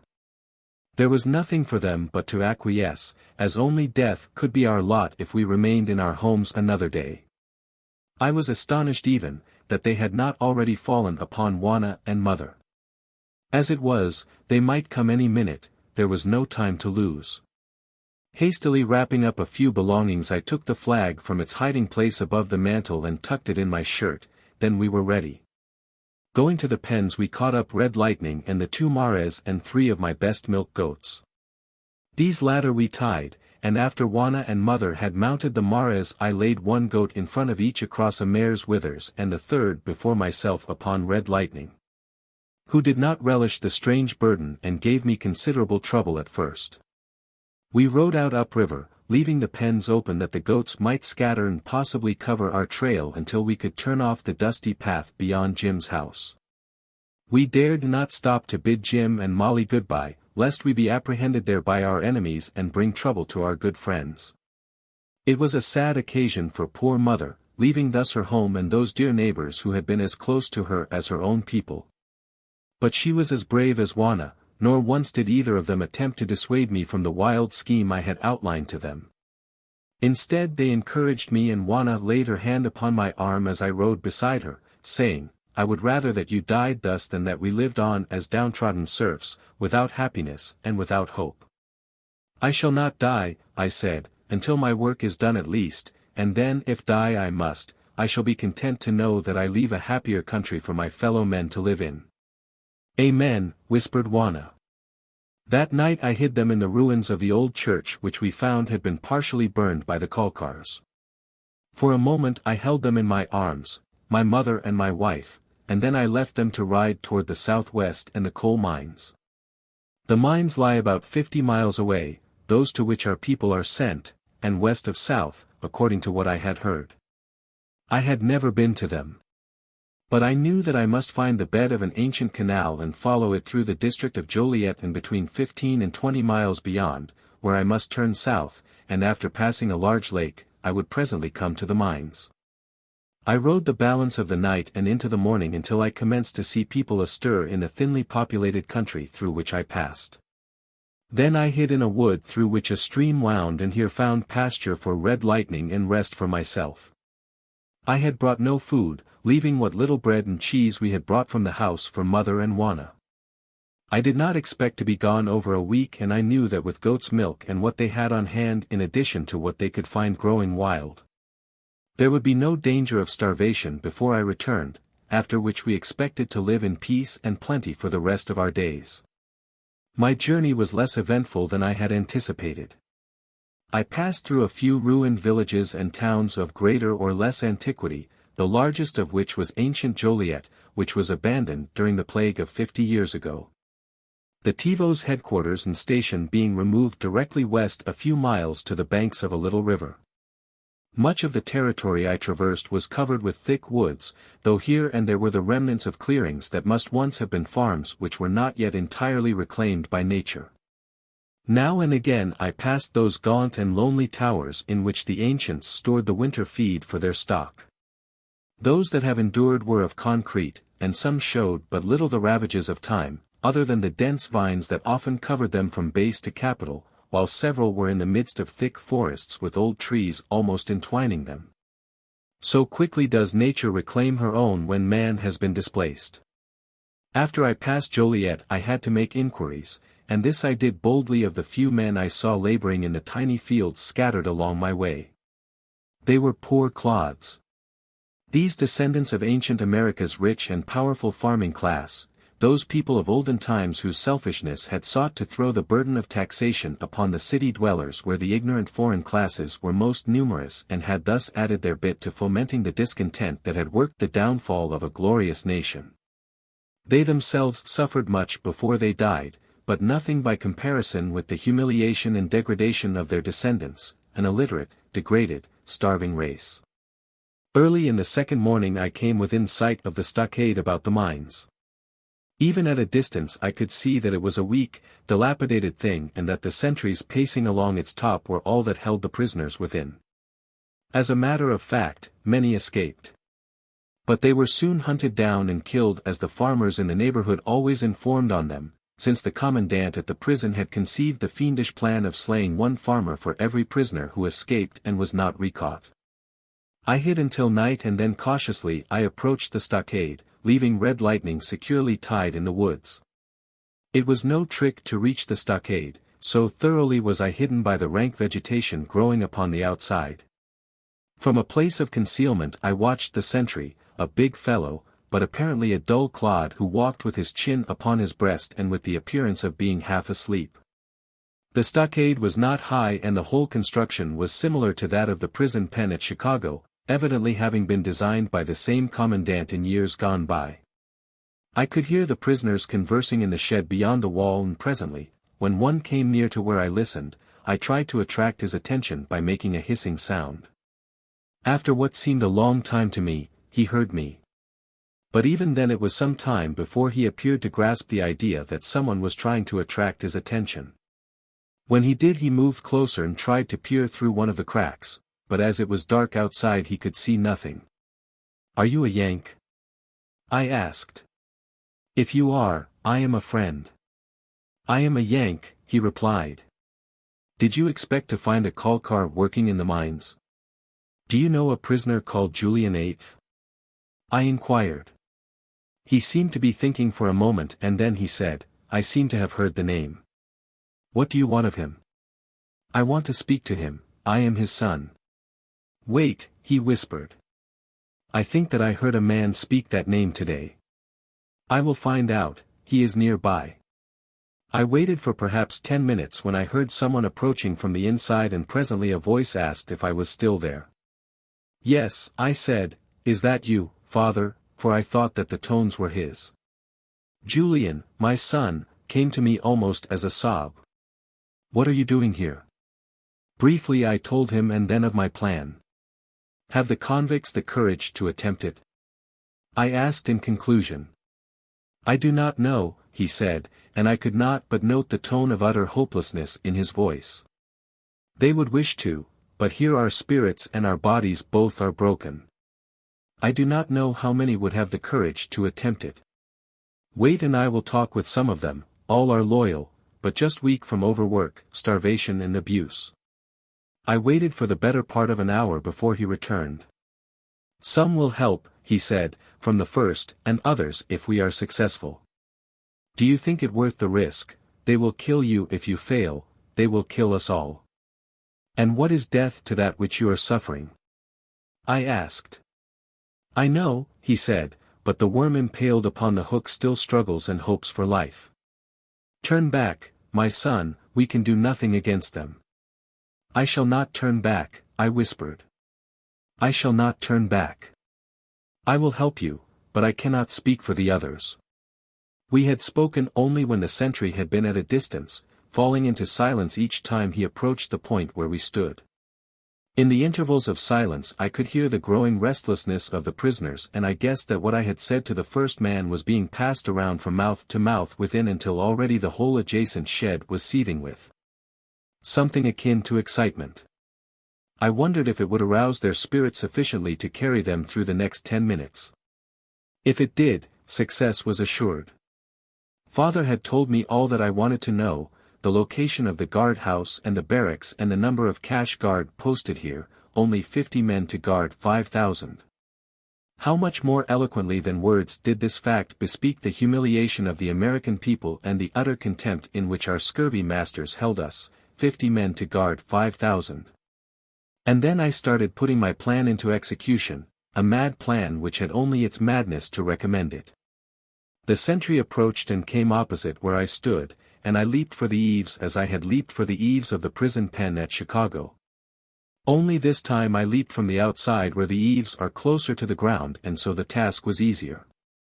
I leaped for them and caught them, and then I scrambled up behind the sentry, and before his dull wits told him that there was someone behind him I was upon his back, and the same fingers that threw a mad bull closed upon his windpipe. The struggle was brief, he died quickly, and I lowered him to the roof. Then I took his uniform from him and donned it, with his ammunition belt, and I took his bayonet rifle and started out upon his post, walking with slow tread and with my chin upon my breast as he had walked. At the end of my post I waited for the sentry I saw coming upon the next, and when he was close to me I turned back and he turned back away from me, and then I wheeled and struck him an awful blow upon the head with my rifle. He died more quickly than the other, instantly, I should say. I took his rifle and ammunition from him and lowered them inside the pen to waiting hands, and then I went on to the next sentry and the next, until I had slain 5 more and passed their rifles to the prisoners below. And while I was doing this, 5 prisoners who had volunteered to father climbed to the roof of the shed and stripped the dead men of their uniforms and donned them. It was all done quietly, and in the black night none might see what was going on 50 feet away. I had to stop when I came near to the guard house. There I turned back and presently slid into the pen with my accomplices who had been going among the other prisoners with father, arousing them to mutiny. Now were most of them ready to follow me, for so far my plan had proven successful. With equal quietness we overcame the men at the guard house and then moved on in a silent body toward the barracks. So sudden and so unexpected was our attack that we met with little resistance, and we were almost 5,000 to 40 now. We swarmed in upon them like wild bees upon a foe, and we shot them and bayonet them until none remained alive. Not one escaped. And now we were flushed with success, so that the most spiritless became a veritable lion for courage. We who had taken the uniforms of the cash guard discarded them for our own garb, as we had no mind to go abroad in the hated livery of our oppressors. That very night we saddled their horses with the 50 saddles that were there, and 50 men rode the balance of the horses bareback, that made 100 mounted men, and the others were to follow on foot, on to Chicago. On to Chicago, was our first slogan. We traveled cautiously, though I had difficulty in making them do so, so intoxicated were they with their first success. I wanted to save the horses, and also I wanted to get as many men into Chicago as possible, so we let the weakest ride, though I had a time of it getting Red Lightning to permit another on his sleek back. Some fell out upon the way, from exhaustion or from fear, for the nearer Chicago we approached the more their courage ebbed. The very thought of the feared Kalkars and their cash guards took the marrow from the hearts of many. I do not know that one may blame them, for the spirit of man can endure only so much, and when it is broken only a miracle can mend it in the same generation. We reached the ruined church a week from the day I left Mother and Juana there, and we reached it with less than 2,000 men, so rapid had been the desertions in the last few miles before we entered the district. Father and I could scarcely wait to see our loved ones, and so we rode on ahead to greet them, and inside the church we found 3 dead goats and a dying woman, my mother with a knife protruding from her breast. She was still conscious when we entered, and I saw a great light of happiness in her eyes as they fell upon Father and upon me. I looked around for Juana and my heart stood still, fearing that I would not find her, and fearing that I would. Mother could still speak, and as we leaned over her as Father held her in his arms she breathed a faint story of what had befallen them. They had lived in peace until that very day when the cash guard had stumbled upon them, a large detachment under Ortiz himself. They had seized them to take them away. But Mother had had a knife hidden in her clothing and had utilized it, as we saw, rather than suffer the fate she knew awaited them. That was all, except that Juana had had no knife and Ortiz had carried her off. I saw Mother die then, in Father's arms, and I helped him bury her after our men came and we had shown them what the beasts had done, though they knew well enough and had suffered themselves enough to know what was to be expected of the swine. The butcher. We went on then, Father and I filled with grief and bitterness and hatred even greater than we had known before. We marched toward the marketplace of our district, and on the way we stopped at Jim's and he joined us. Molly wept when she heard what had befallen Mother and Juana, but presently she controlled herself and urged us on and Jim with us, though Jim needed no urging. She kissed him goodbye with tears and pride mingled in her eyes, and all he said was, "Goodbye, girl, keep your knife with you always." And so we rode away with Molly's, "May the saints be with you," in our ears. Once again we stopped at our abandoned goat pens, and there we dug up the rifle, belt and ammunition of the soldier Father had slain years before. These we gave to Jim. Before we reached the marketplace our force commenced to dwindle again. Most of them could not brave the terrors of the cash guard upon which they had been fed in whispered story and in actual experience since infancy. I do not say that these men were cowards, I do not believe that they were cowards, and yet they acted like cowards. It may be that a lifetime of training had taught them so thoroughly to flee the cash guard that now no amount of urging could make them face it, the terror had become instinctive as is man's natural revulsion for snakes. They could not face the cash guard any more than some men can touch a rattler, even though it may be dead. It was market day and the place was crowded. I had divided my force so that we marched in from 2 directions in wide fronts, about 500 men in each party, and surrounded the marketplace. As there were only a few men from our district among us I had given orders that there was to be no killing other than that of cash guards until we who knew the population could pick out the right men. When the nearest people first saw us they did not know what to make of it, so complete was the surprise. Never in their lives had they seen men of their own class armed and there were 100 of us mounted. Across the plaza a handful of cash guard were lolling in front of Hoffmeyer's office. They saw my party first, as the other was coming up from behind them, and they mounted and came toward us. At the same moment I drew the flag from my breast and waving it above my head, urged Red Lightning forward, shouting, as I rode, "Death to the cash guard! Death to the Kalkars!" And then, of a sudden, the cash guard seemed to realize that they were confronted by an actual force of armed men and their true color became apparent, all yellow. They turned to flee, only to see another force behind them. The people had now caught the idea and the spirit of our purpose and they flocked around us, shouting, screaming, laughing, crying. Death to the cash guard! Death to the Kalkars! The flag! I heard more than once, and bold glory. From some who, like myself, had not been permitted to forget. A dozen men rushed to my side, and grasping the streaming banner pressed it to their lips while tears coursed down their cheeks. The flag! The flag, they cried. The flag of our fathers! It was then, before a shot had been fired, that one of the cash guard rode toward me with a white cloth above his head. I recognized him immediately as the youth who had brought the cruel order to Mother and who had shown sorrow for the acts of his superiors. "Do not kill us," he said, "and we will join with you. Many of the cash guard at the barracks will join, too." And so the dozen soldiers in the marketplace joined us, and a woman ran from her house carrying the head of a man stuck upon a short pole, and she screamed forth her hatred against the Kalkars, the hatred that was the common bond between us all. As she came closer I saw that it was Tov's woman, and the head upon the short pole was the head of Tov. That was the beginning, that was the little spark that was needed.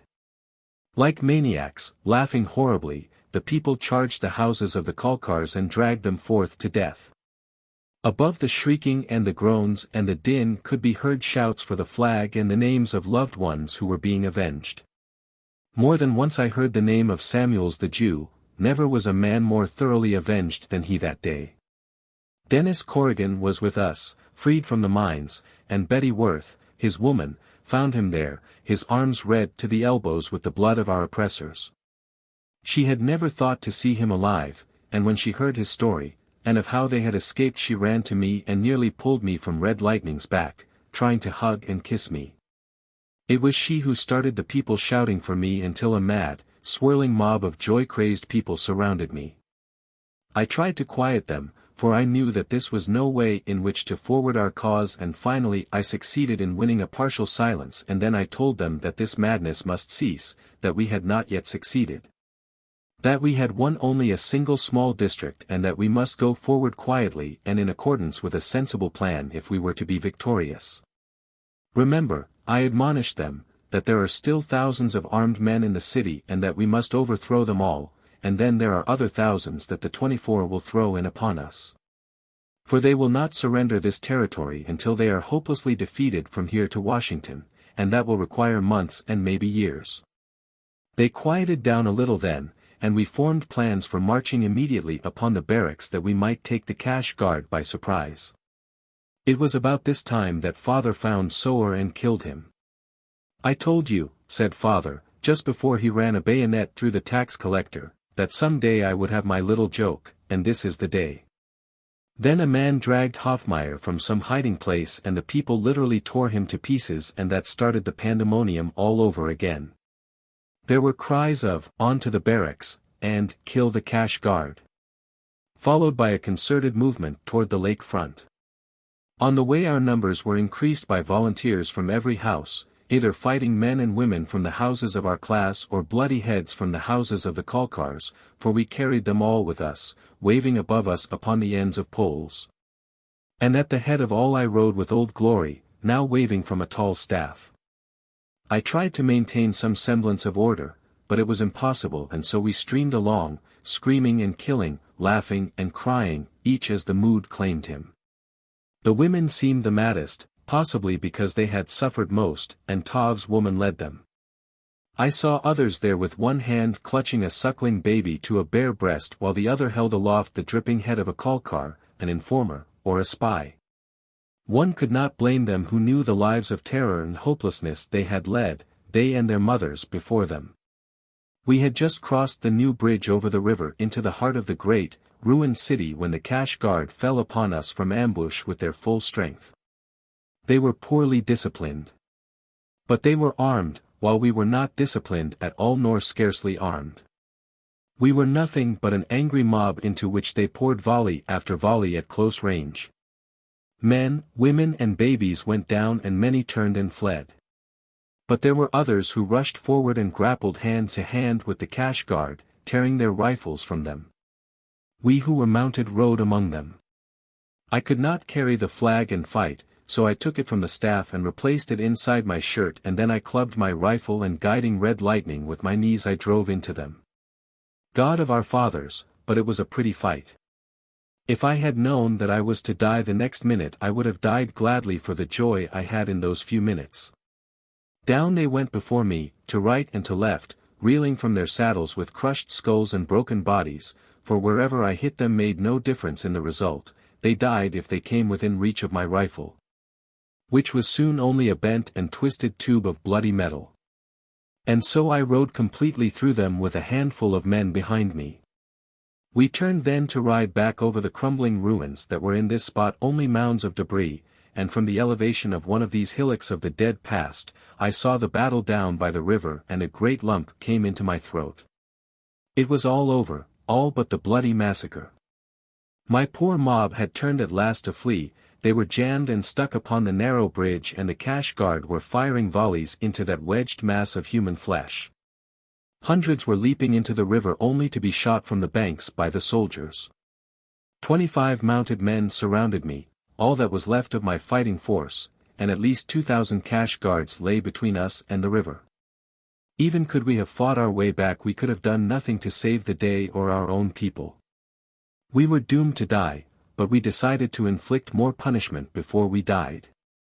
I had in mind Juana in the clutches of Ortiz. Not once had the frightful thought left my consciousness, and so I told them that I would ride to headquarters and search for her, and they said that they would ride with me and that we would slay whom we could before the soldiers returned.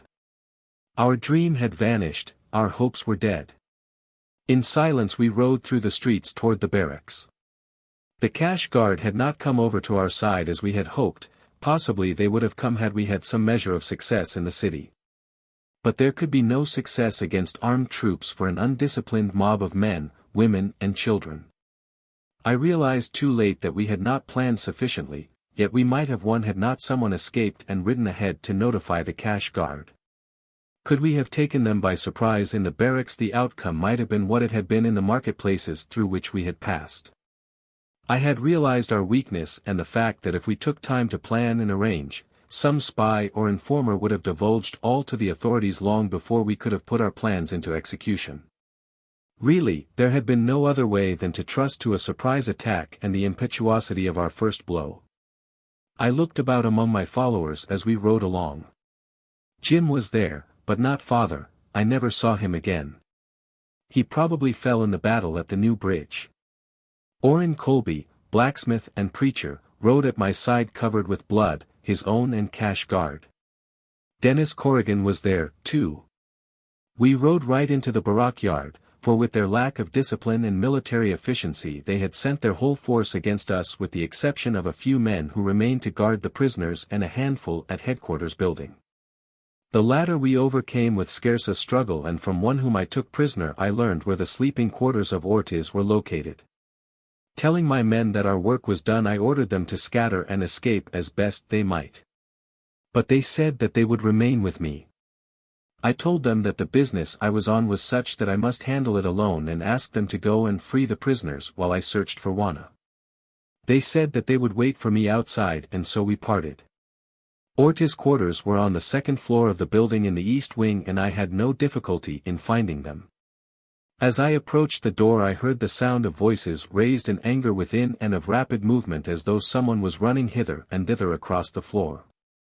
I recognized Ortiz's voice. He was swearing foully, and then I heard a woman scream and I knew that it was Juana. I tried the door and found it locked. It was a massive door, such as the ancients built in their great public buildings, such as this had originally been, and I doubted my ability to force it. I was mad with apprehension and lust for revenge, and if maniacs gain tenfold in strength when the madness is upon them, I must have been a maniac that moment, for when, after stepping back a few feet, I hurled myself against the door, the shot bolt tore through the splintering frame and the barrier swung in upon its hinges with a loud bang. Before me, in the center of the room, stood Ortiz with Juana in his clutches. He had her partially upon a table and with one hairy hand he was choking her.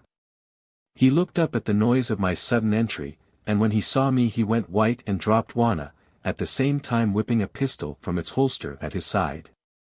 Juana saw me too, and springing for his arm dragged it down as he pulled the trigger, so that the bullet went harmlessly into the floor. Before he could shake her off I was upon him and had wrenched the weapon from his grasp.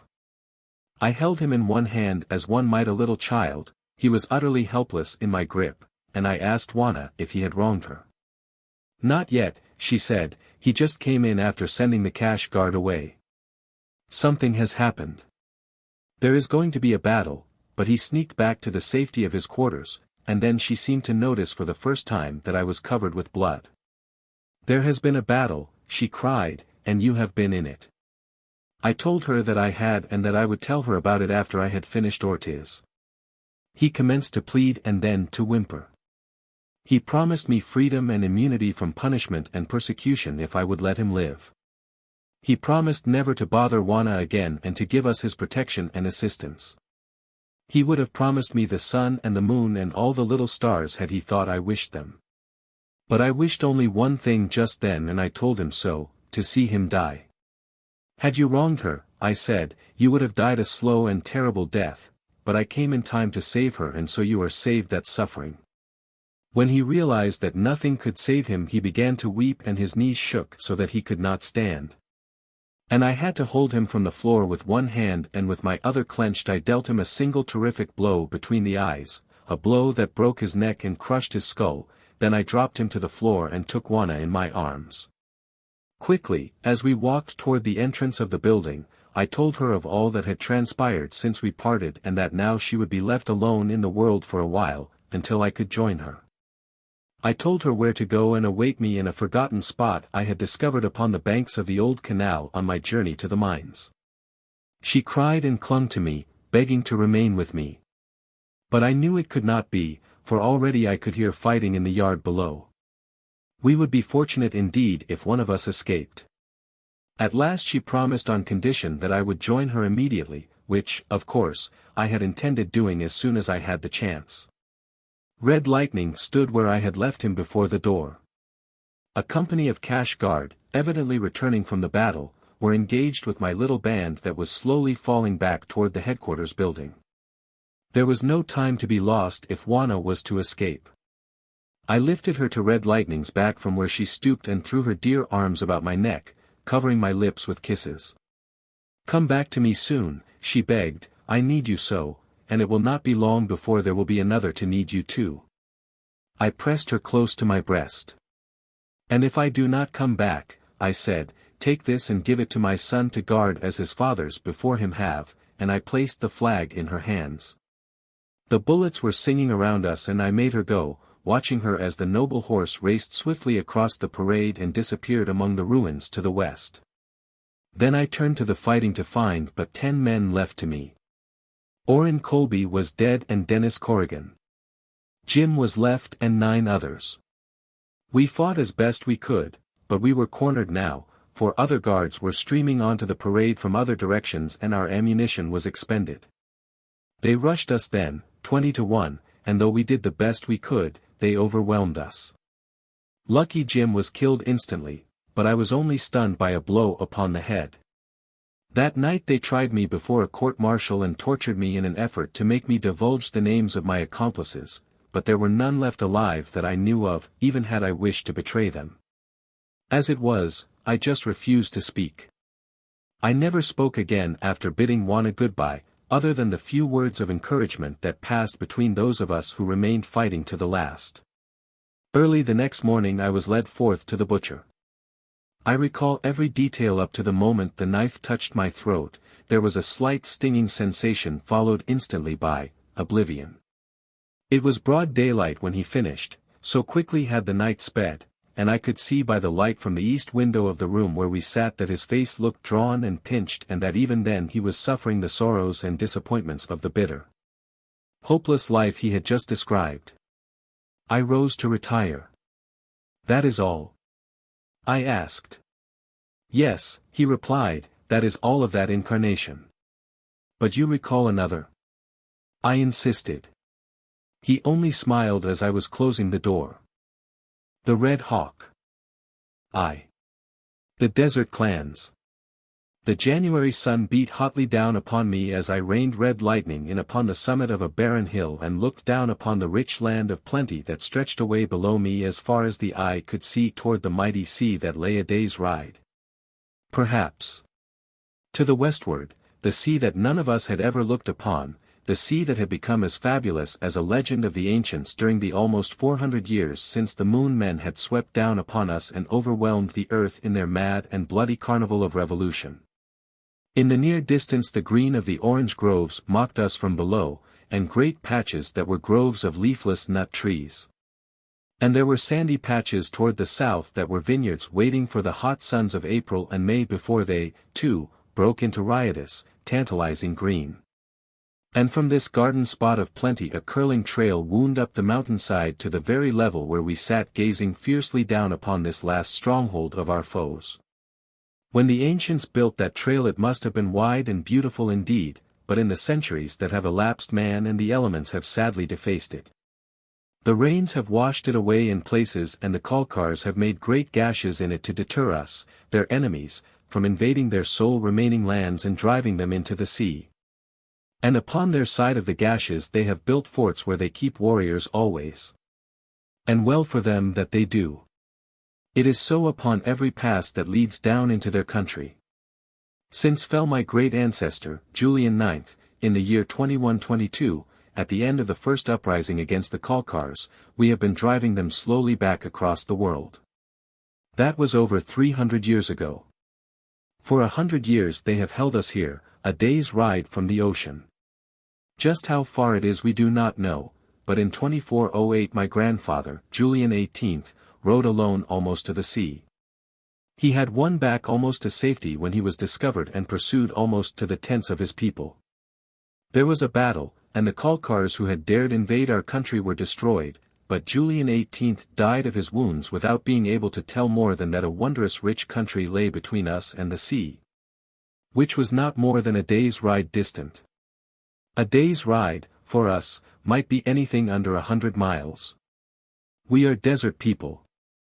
Our herds range a vast territory where feed is scarce that we may be always near the goal that our ancestors set for us 3 centuries ago, the shore of the western sea into which it is our destiny to drive the remnants of our former oppressors. In the forests and mountains of Arizona there is rich pasture, but it is far from the land of the Kalkars where the last of the tribe of Ortiz make their last stand, and so we prefer to live in the desert near our foes. Driving our herds great distances to pasture when the need arises, rather than to settle down in a comparative land of plenty, resigning the age-old struggle, the ancient feud between the house of Julian and the house of Ortiz. A light breeze moves the black mane of the bright bay stallion beneath me. It moves my own black mane where it falls loose below the buckskin thong that encircles my head and keeps it from my eyes. It moves the dangling ends of the great chief's blanket where it is strapped behind my saddle. On the 12th day of the 8th month of the year just gone this great chief's blanket covered the shoulders of my father, Julian XIX, from the burning rays of the summer's desert sun. I was 20 on that day and on that day my father fell before the lance of an Ortiz in the great feud and I became the chief of chiefs. Surrounding me today, as I sit looking down upon the land of my enemies, are 50 of the fierce chieftains of the 100 clans that swear allegiance to the house of Julian. They are bronzed and, for the most part, beardless men. The insignias of their clans are painted in various colors upon their foreheads, their cheeks, their breasts. Ochre, they use and blue and white and scarlet. Feathers rise from the head bands that confine their hair, the feathers of the vulture, the hawk and the eagle. I, Julian XX, wear a single feather. It is from a red-tailed hawk, the clan sign of my family. We are all garbed similarly. Let me describe the wolf, and in his portrait you will see a composite of us all. He is a sinewy, well-built man of 50, with piercing, grey-blue eyes beneath straight brows. His head is well-shaped, denoting great intelligence. His features are strong and powerful and of a certain fierce cast that might well strike terror to a foeman's heart, and does, if the Kalkar scalps that fringe his ceremonial blanket stand for aught. His breeches, wide below the hips and skin tight from above the knees down are of the skin of the buck deer.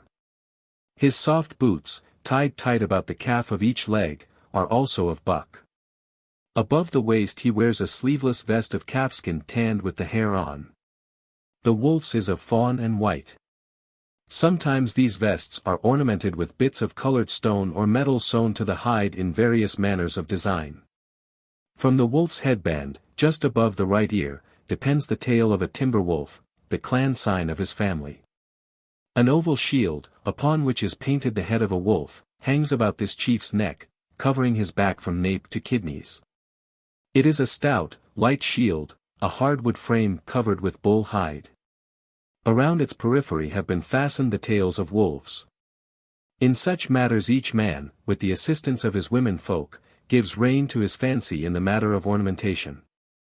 Clan signs and chief signs, however, are sacred. The use of one to which he is not entitled might spell death for any man. I say might, because we have no inflexible laws. We have few laws. The Kalkars were forever making laws, so we hate them. We judge each case upon its own merits, and we pay more attention to what a man intended doing than what he did. The wolf is armed, as are the rest of us, with a light lance about 8 feet in length, a knife and a straight, two-edged sword. A short, stout bow is slung beneath his right stirrup leather and a quiver of arrows is at his saddle bow. The blades of his sword and his knife and the metal of his lance tip come from a far place called Ko-Tah and are made by a tribe that is famous because of the hardness and the temper of the metal of its blades. The Utahs bring us metal, also, but theirs is inferior and we use it only for the shoes that protect our horses' feet from the cutting sands and the rocks of our hard and barren country. The Ko-Tahs travel many days to reach us, coming once in 2 years. They pass, unmolested, through the lands of many tribes because they bring what none might otherwise have and what we need in our never-ending crusade against the Kalkars. That is the only thread that holds together the scattered clans and tribes that spread east and north and south beyond the ken of man. All are animated by the same purpose, to drive the last of the Kalkars into the sea. From the Ko-Tahs we get meager news of clans beyond them toward the rising sun. Far, far to the east, they say, so far that in a lifetime no man might reach it, lies another great sea, and that there, as here upon the world's western edge, a few Kalkars are making their last stand. All the rest of the world has been won back by the people of our own blood, by Americans. We are always glad to see the Ko-Tahs come, for they bring us news of other peoples, and we welcome the Utahs, too, though we are not a friendly people, killing all others who come among us, for fear, chiefly, that they may be spies sent by the Kalkars. It is handed down from father to son that this was not always so, and that once the people of the world went to and fro safely from place to place and that then all spoke the same language, but now it is different. The Kalkars brought hatred and suspicion among us, until now we trust only the members of our own clans and tribes. The Ko-Tahs, from coming often among us, we can understand, and they can understand us, by means of a few words and many signs, though when they speak their own language among themselves we cannot understand them. Except for an occasional word that is like one of ours. They say that when the last of the Kalkars is driven from the world we must live at peace with one another, but I am afraid that that will never come to pass. For who would go through life without breaking a lance or dipping his sword point now and again into the blood of a stranger? Not the wolf, I swear, nor no more the red hawk. By the flag. I take more pleasure in meeting a stranger upon a lonely trail than in meeting a friend, for I cannot set my lance against a friend and feel the swish of the wind as red lightning bears me swiftly down upon the prey as I crouch in the saddle. Nor thrill to the shock as we strike. I am the red hawk. I am but 20, yet the fierce chiefs of 100 fierce clans bow to my will. I am a Julian, the 20th Julian, and from this year, 2434, I can trace my line back 534 years to Julian I, who was born in 1896. From father to son, by word of mouth, has been handed down to me the story of every Julian, and there is no blot upon the shield of one in all that long line, nor shall there be any blot upon the shield of Julian 20th. From my 5th year to my 10th I learned, word for word, as had my father before me, the deeds of my forebears, and to hate the Kalkars and the tribe of Ortiz. This, with riding, was my schooling. From 10 to 15 I learned to use lance and sword and knife, and on my 16th birthday I rode forth with the other men, a warrior. As I sat there this day, looking down upon the land of the accursed Kalkars, my mind went back to the deeds of the 15th Julian, who had driven the Kalkars across the desert and over the edge of these mountains into the valley below just 100 years before I was born. And I turned to the wolf and pointed down toward the green groves and the distant hills and off beyond to where the mysterious ocean lay. For 100 years they have held us here, I said. It is too long. It is too long, replied the wolf. When the rains are over the red hawk leads his people into the land of plenty. The rock raised his spear and shook it savagely toward the valley far below. The scalplock fastened just below its metal-shod tip trembled in the wind. When the rains are over, cried the rock. His fierce eyes glowed with the fire of fanaticism. The green of the groves we will dye red with their blood, cried the rattlesnake. With our swords, not our mouths, I said, and wheeled red lightning toward the east. The coyote laughed and the others joined with him as we wound downward out of the hills toward the desert. On the afternoon of the following day we came within sight of our tents where they were pitched beside the yellow flood of the river. 5 miles before that we had seen a few puffs of smoke rise from the summit of a hill to the north of us. It told the camp that a body of horsemen was approaching from the west. It told us that our sentry was on duty and that doubtless all was well. At a signal my warriors formed themselves in 2 straight lines, crossing one another at their centers. A moment later another smoke signal arose informing the camp that we were friends and us that our signal had been rightly read. Presently, in a wild charge, whooping and brandishing our spears, we charged down among the tents. Dogs, children and slaves scampered for safety, the dogs barking, the children and the slaves yelling and laughing. As we swung ourselves from our mounts before our tents, slaves rushed out to seize our bridle reins, the dogs leaped, growling, upon us in exuberant welcome, while the children fell upon their sires, their uncles or their brothers, demanding the news of the ride or a share in the spoils of conflict or chase. Then we went in to our women. I had no wife, but there were my mother and my 2 sisters, and I found them awaiting me in the inner tent, seated upon a low couch that was covered, as was the floor, with the bright blankets that our slaves weave from the wool of sheep. I knelt and took my mother's hand and kissed it, and then I kissed her upon the lips, and in the same fashion I saluted my sisters, the elder first. It is custom among us, but it is also our pleasure, for we both respect and love our women.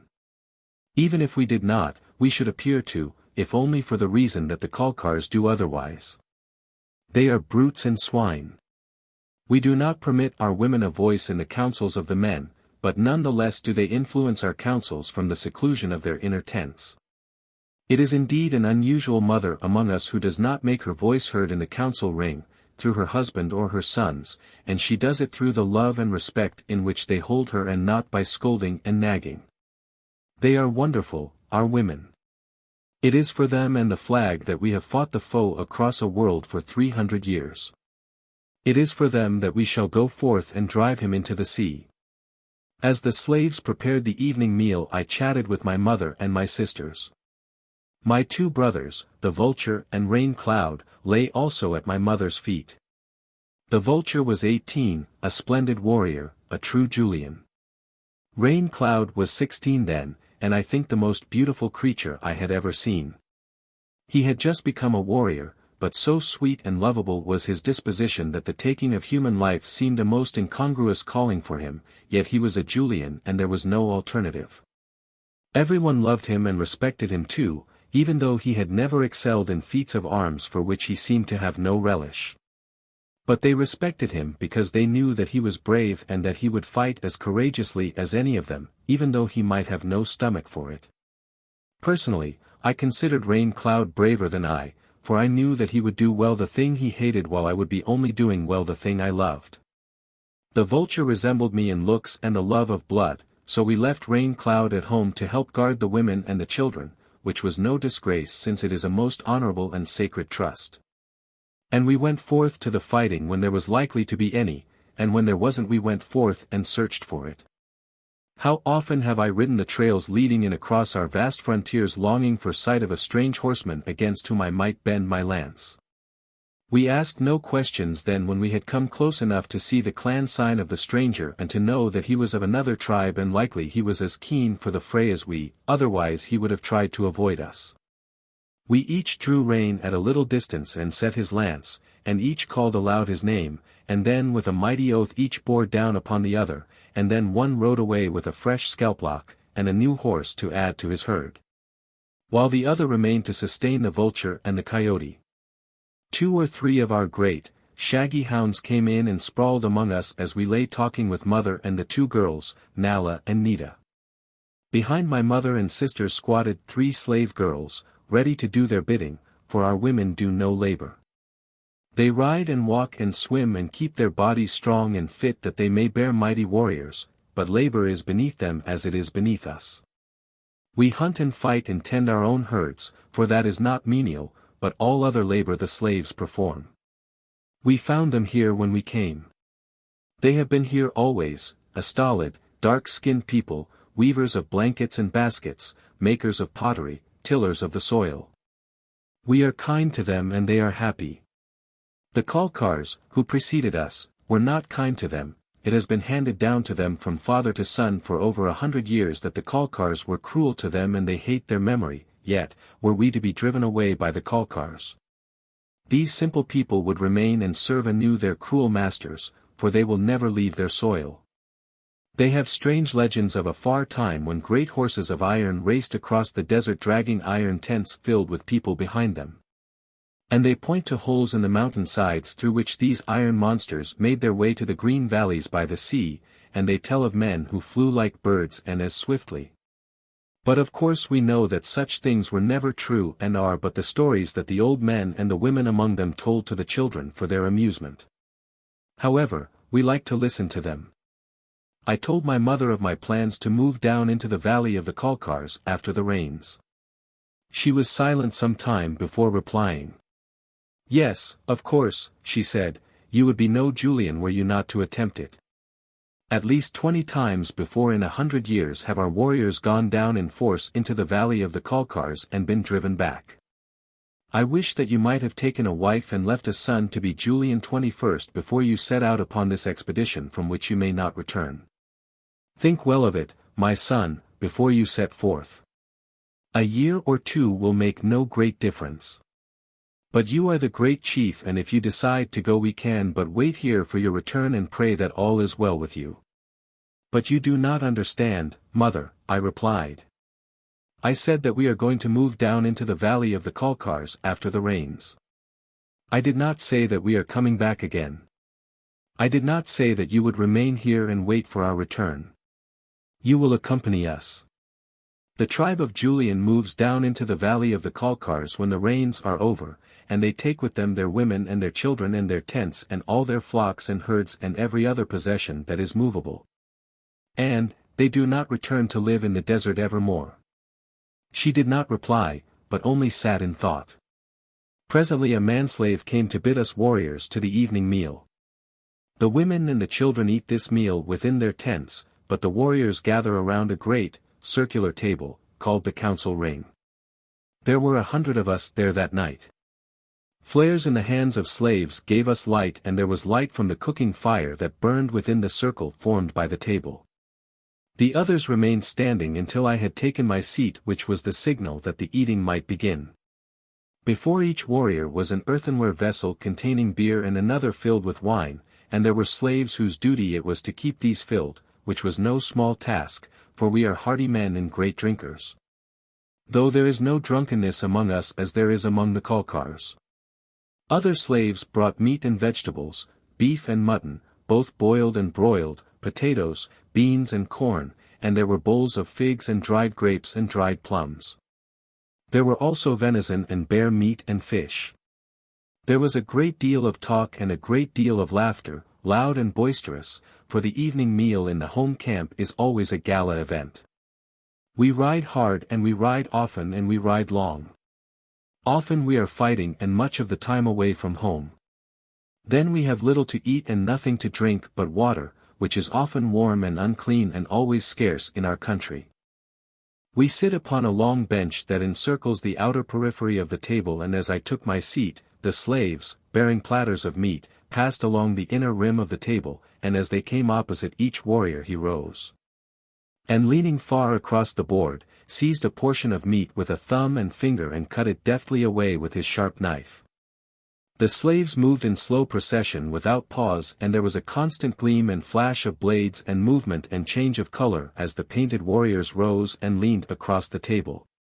The firelight playing upon their beads and metal ornaments and the gay feathers of their headdresses. And the noise. Pacing to and fro behind the warriors were 2 or 3 score shaggy hounds waiting for the scraps that would presently be tossed them, large, savage beasts bred to protect our flocks from coyote and wolf, hellhound and lion. And capable of doing it, too. As the warriors fell to eating the din subsided, and at a word from me a youth at my elbow struck a deep note from a drum. Instantly there was silence. For 100 years we have dwelt beneath the heat of this barren waste land while our foes occupied a flowering garden, their cheeks fanned by the cooling breezes of the sea. They live in plenty.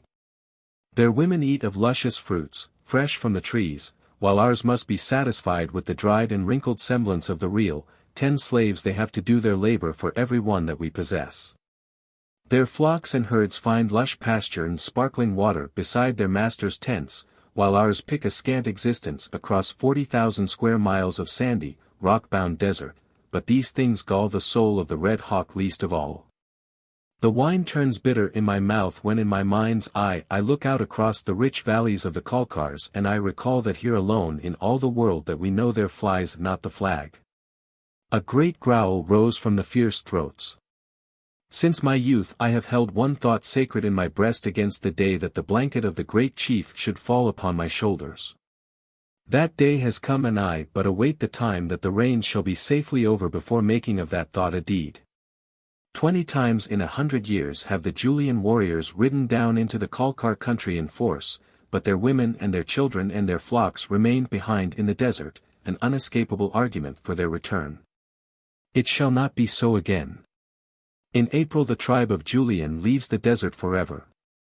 With our tents and our women and all our flocks and herds we shall descend and live among the orange groves. This time there shall be no turning back. I, the Red Hawk, have spoken. 2. Exodus. April arrived and with it the clans, coming at my bidding. Soon there would be little danger of heavy rains in the coast valleys.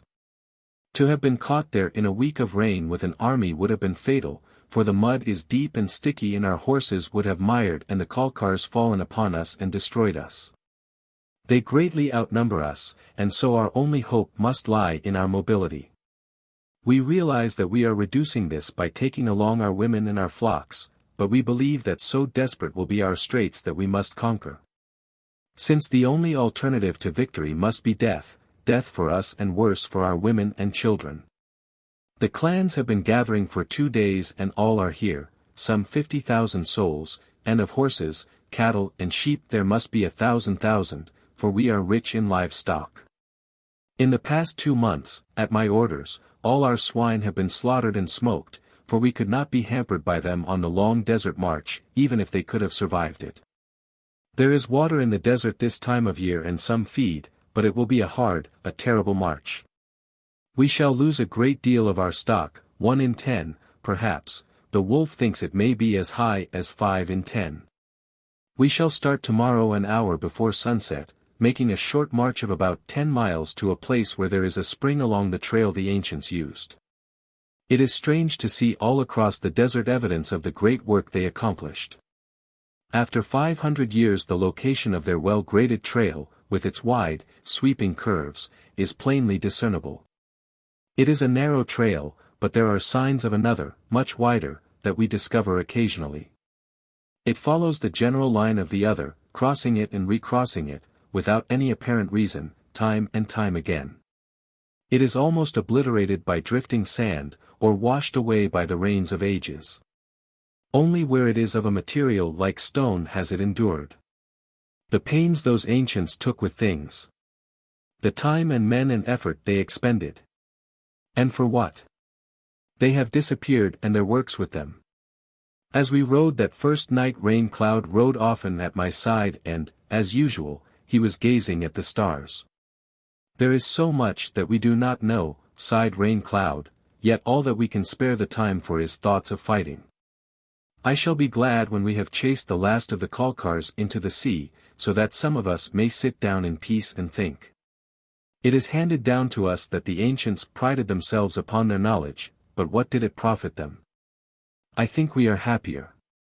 They must have had to work all their lives to do the things they did and to know all the things they knew, yet they could eat no more, or sleep no more, or drink no more in a lifetime than can we. And now they are gone forever from the earth and all their works with them and all their knowledge is lost. And presently we will be gone, said Rain Cloud. And we will have left as much as they to benefit those who follow, I replied. Perhaps you are right, Red Hawk, said Rain Cloud, yet I cannot help wanting to know more than I do know. The second march was also made at night and was a little longer than the first. We had a good moon and the desert night was bright. The third march was about 25 miles and the fourth a short one, only 10 miles. And there we left the trail of the ancients and continued in a southwesterly direction to a trail that followed a series of springs that gave us short marches the balance of the way to a lake called Bear by our slaves. The way, of course, was all well known to us, and so we knew just what was ahead and dreaded the fifth march, which was a terrible one, by far the worst of them all. It lay across a rough and broken area of desert and crossed a range of barren mountains. For 45 miles it wound its parched way from water-hole to water-hole. For horsemen alone it would have been but a hard march, but with cattle and sheep to herd across that waterless waste, it became a terrific undertaking. Every beast that was strong enough carried hay, oats, or barley in sacks, for we could not depend entirely upon the sparse feed of the desert for so huge a caravan. But water we could not carry in sufficient quantities for the stock, transporting enough, however, on the longer marches to ensure a supply for the women and all children under 16. And on the short marches enough for nursing mothers and children under 10.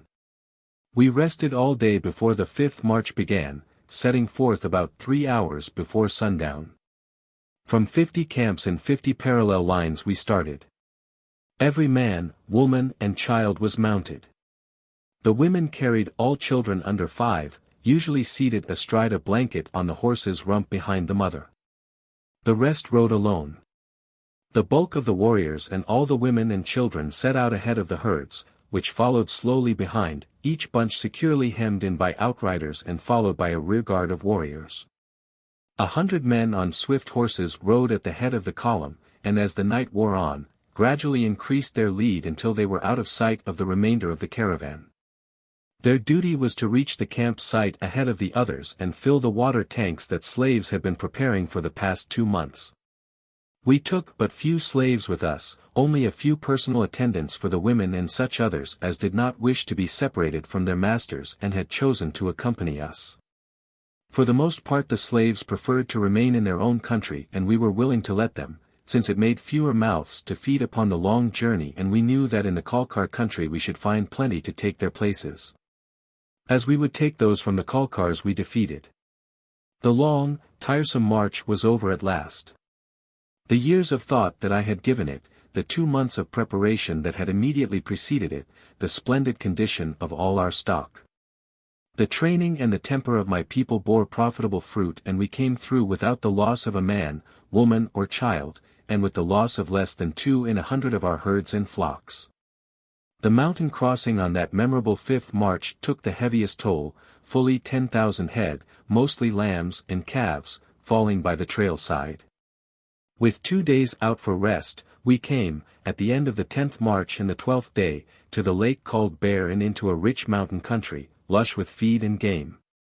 Here deer and wild goats and wild sheep abounded, with rabbit and quail and wild chicken and the beautiful wild cattle that the legends of our slaves say are descended from the domestic stock of the ancients. It was not my plan to rest here longer than was necessary to fully restore the strength and spirits of the stock. Our horses were not jaded as we had had sufficient to change often. In fact we warriors had not ridden our war horses once upon the journey. Red Lightning had trotted into the last camp fat and sleek. To have remained here long would have been to have apprised the enemy of our plans, for the Kalkars and their slaves hunt in these mountains which adjoin their land, and should a single hunter see this vast concourse of Julians, our coming would have been known throughout the valleys in a single day and our purpose guessed by all.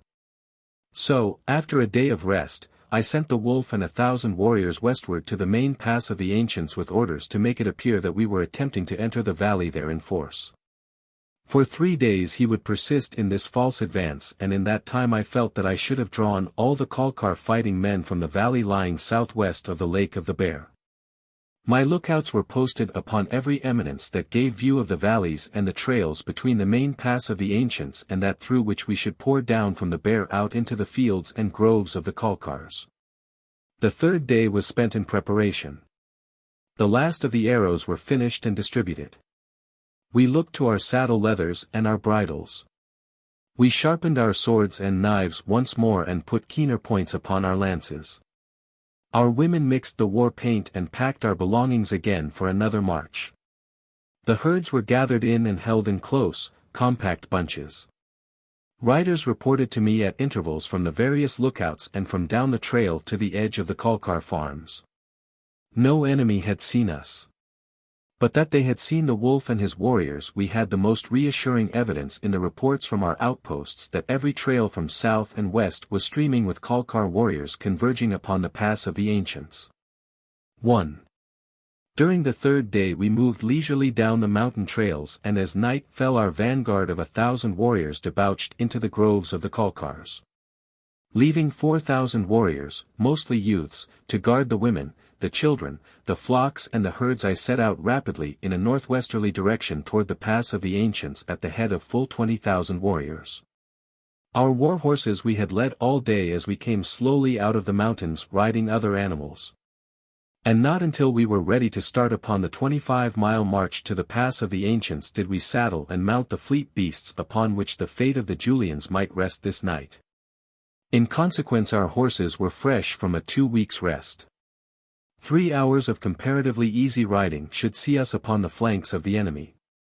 The Rock, a brave and seasoned warrior, I had left behind to guard the women, the children and the stock. The Rattlesnake, with 5,000 warriors, bore along a more westerly trail, after 15 miles had been covered, that he might fall upon the rear of the enemy from one point while I fell upon them from another. And at the same time place himself between their main body, lying at the foot of the pass, and the source of their supplies and reinforcements.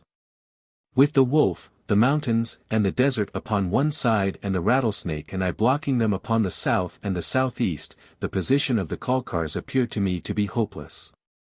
Toward midnight I called a halt to await the report of scouts who had preceded us and it was not long before they commenced to come in. From them I learned that the camp fires of the Kalkars were visible from an eminence less than a mile ahead. I gave the signal to advance. Slowly the great mass of warriors moved forward. The trail dipped down into a little valley and then wound upward to the crest of a low ridge, where a few minutes later I brought Red Lightning to a halt. Before me spread a broad valley bathed in the soft light of moon and stars.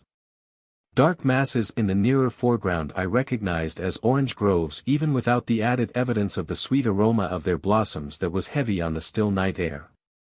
Beyond, to the northwest, a great area was dotted with the glowing embers of 1,000 dying camp fires. I filled my lungs with the cool, sweet air, I felt my nerves tingle, a wave of exaltation surged through me, Red Lightning trembled beneath me. After nearly 400 years a Julian stood at last, upon the threshold of complete revenge. 3. Armageddon. Very quietly we crept down among the orange groves, nearer, ever nearer to the sleeping foe. Somewhere to the west of us, beneath the silvery moon, the Rattlesnake was creeping stealthily forward to strike.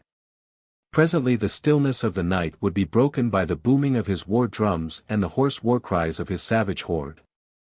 It would be the signal that would send the wolf down from the mountain heights above them and the red hawk from the orange groves below them to sink Fong and Talon into the flesh of the hated Kalkars. And ever the Rattlesnake would be striking at their heels. Silently we awaited the signal from the Rattlesnake. 1,000 bowmen unslung their bows and loosened arrows in their quivers, swords were readjusted, their hilts ready to the hand. Men spat upon their right palms that their lance grip might be the surer. The night dragged on toward dawn. The success of my plan depended upon a surprise attack while the foe slept. I knew that the Rattlesnake would not fail me, but something must have delayed him. I gave the signal to advance silently.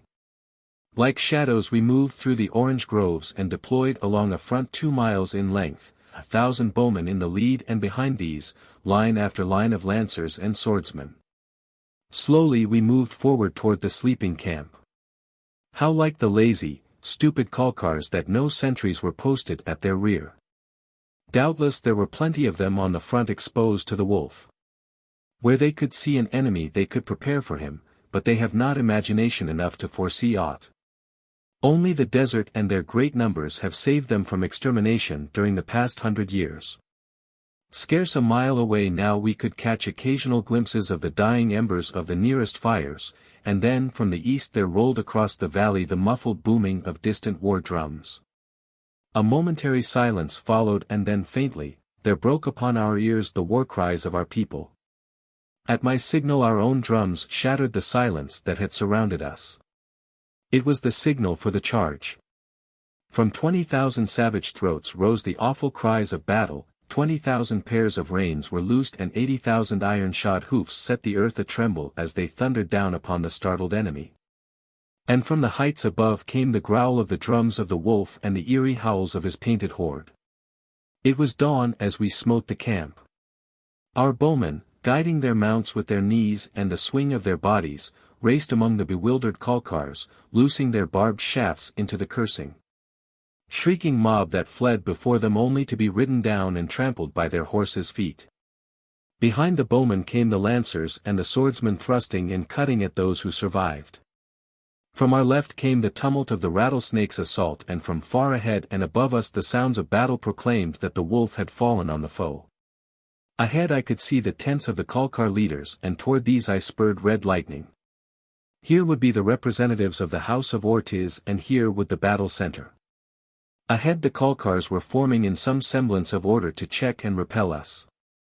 They are huge men and ferocious fighters, but I could see that our surprise attack had unnerved them. They gave before us, before their chiefs could organize them for resistance, yet again and again they reformed and faced us. We were going more slowly now, the battle had become largely a matter of hand-to-hand combats. They were checking us, but they were not stopping us. So great were their numbers that even had they been unarmed it would have been difficult to force our horses through their massed ranks. Back of their front line they were saddling and mounting their horses, which those who had borne the brunt of our first onslaught had been unable to do. We had cut the lines to which their animals had been tethered and driven them, terrified, ahead of us to add to the confusion of the enemy. Riderless horses were everywhere, those of the Kalkars and many of our own, whose riders had fallen in battle. The tumult was appalling, for to the shrieks of the wounded and the groans of the dying were added the screams of stricken horses and the wild, hoarse war cries of battle-maddened men, and underlying all, the dull booming of the war drums. Above us waved the flag, and here were the drums and a massed guard of picked men. The flag and the drums moved forward as we moved. And near me was the clan flag of my family with the red hawk upon it, and with it were its drums. In all there were 100 clan flags upon that field this day, and the drums of each rolled out, incessantly, defiance of the enemy. Their horsemen now were rallied, and the dismounted men were falling back behind them, and presently a Kalkar chief upon a large horse confronted me. Already was my blade red with their blood. I had thrown away my lance long since, for we were fighting in too close quarters for its effective use, but the Kalkar had his spear, and there was a little open space between us. In the instant he crouched and put spurs to his horse and bore down upon me. He was a large man, as most Kalkars are, for they have bred with that alone in mind for 500 years, so that many of them are 7 feet in height and over. He looked very fierce, did this fellow, with his great bulk and his little, bloodshot eyes. He wore a war bonnet of iron to protect his head from sword cuts, and a vest of iron covered his chest against the thrusts of sword or lance, or the barbed tips of arrows.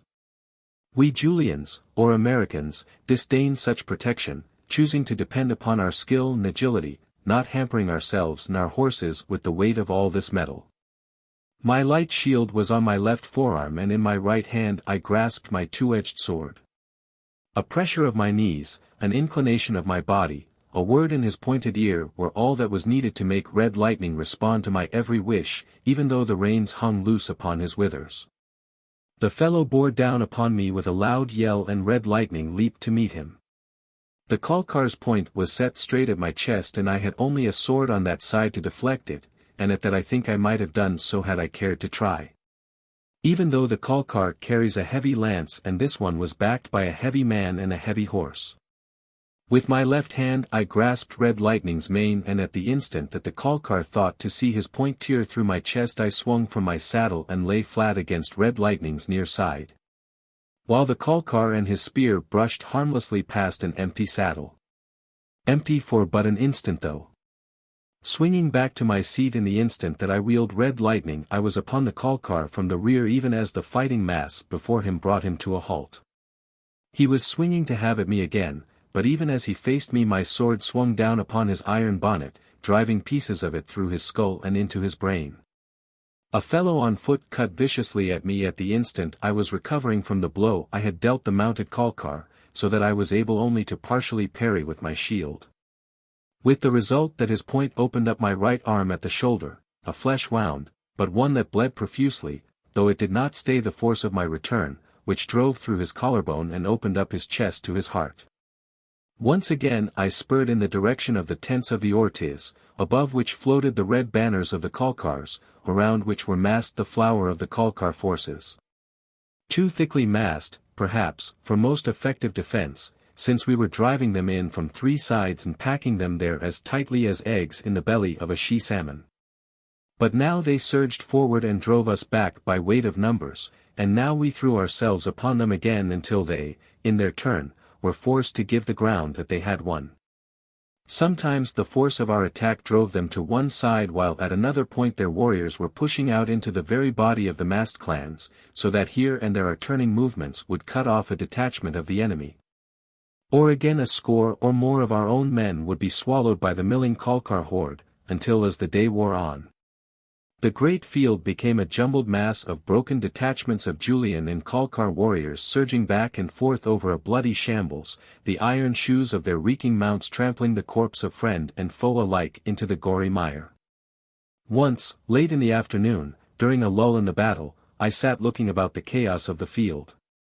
Red with our own blood from a score of wounds and with the blood of friend and foe, Red Lightning and I stood panting in the midst of the welter. The tents of the Ortiz lay south of us, we had fought halfway around them, but they were scarce 100 yards nearer for all those bitter hours of battle.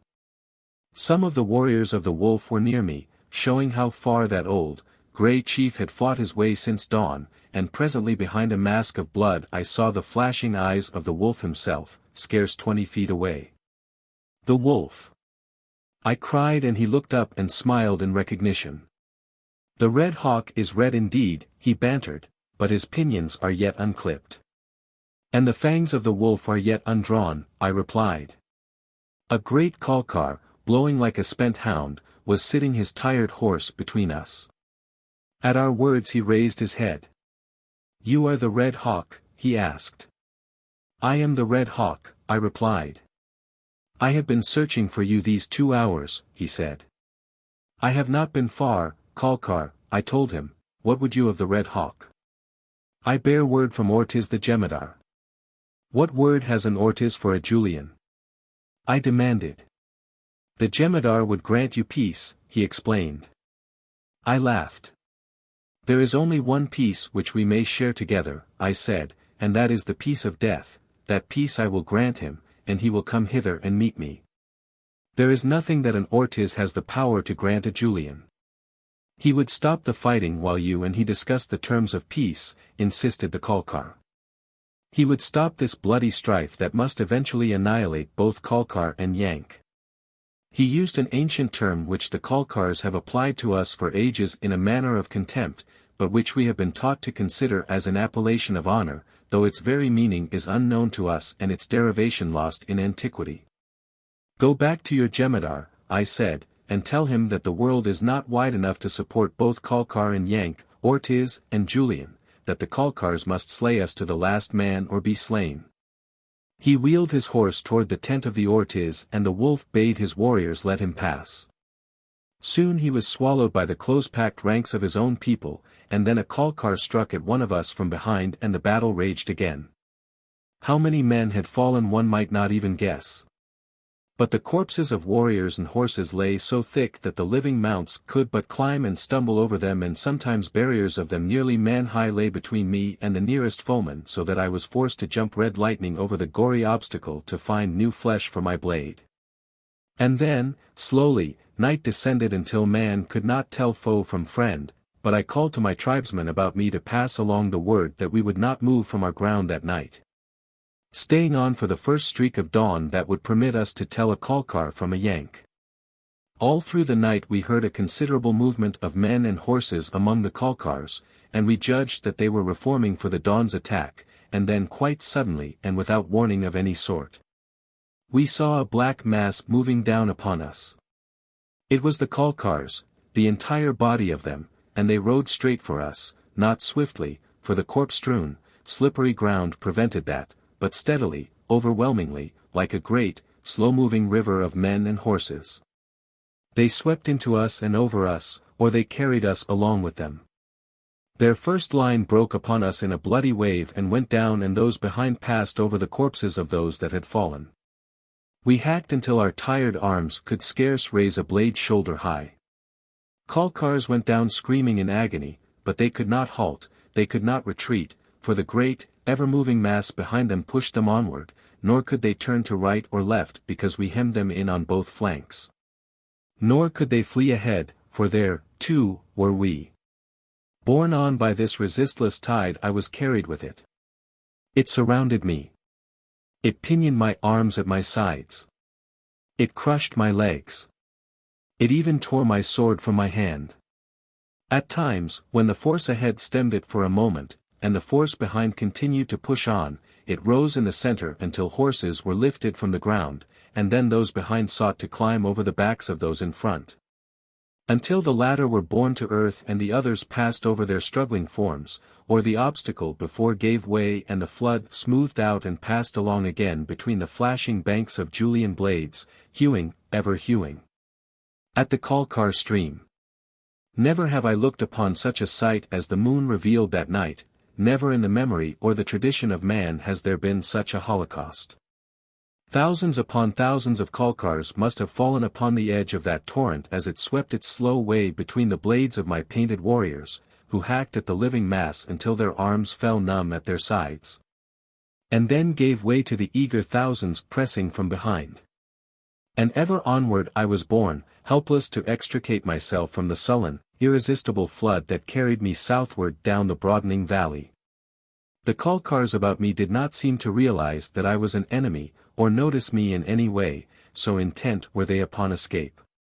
Presently we had passed the field of yesterday's thickest fighting, the ground was no longer strewn with corpses and the speed of the rout increased.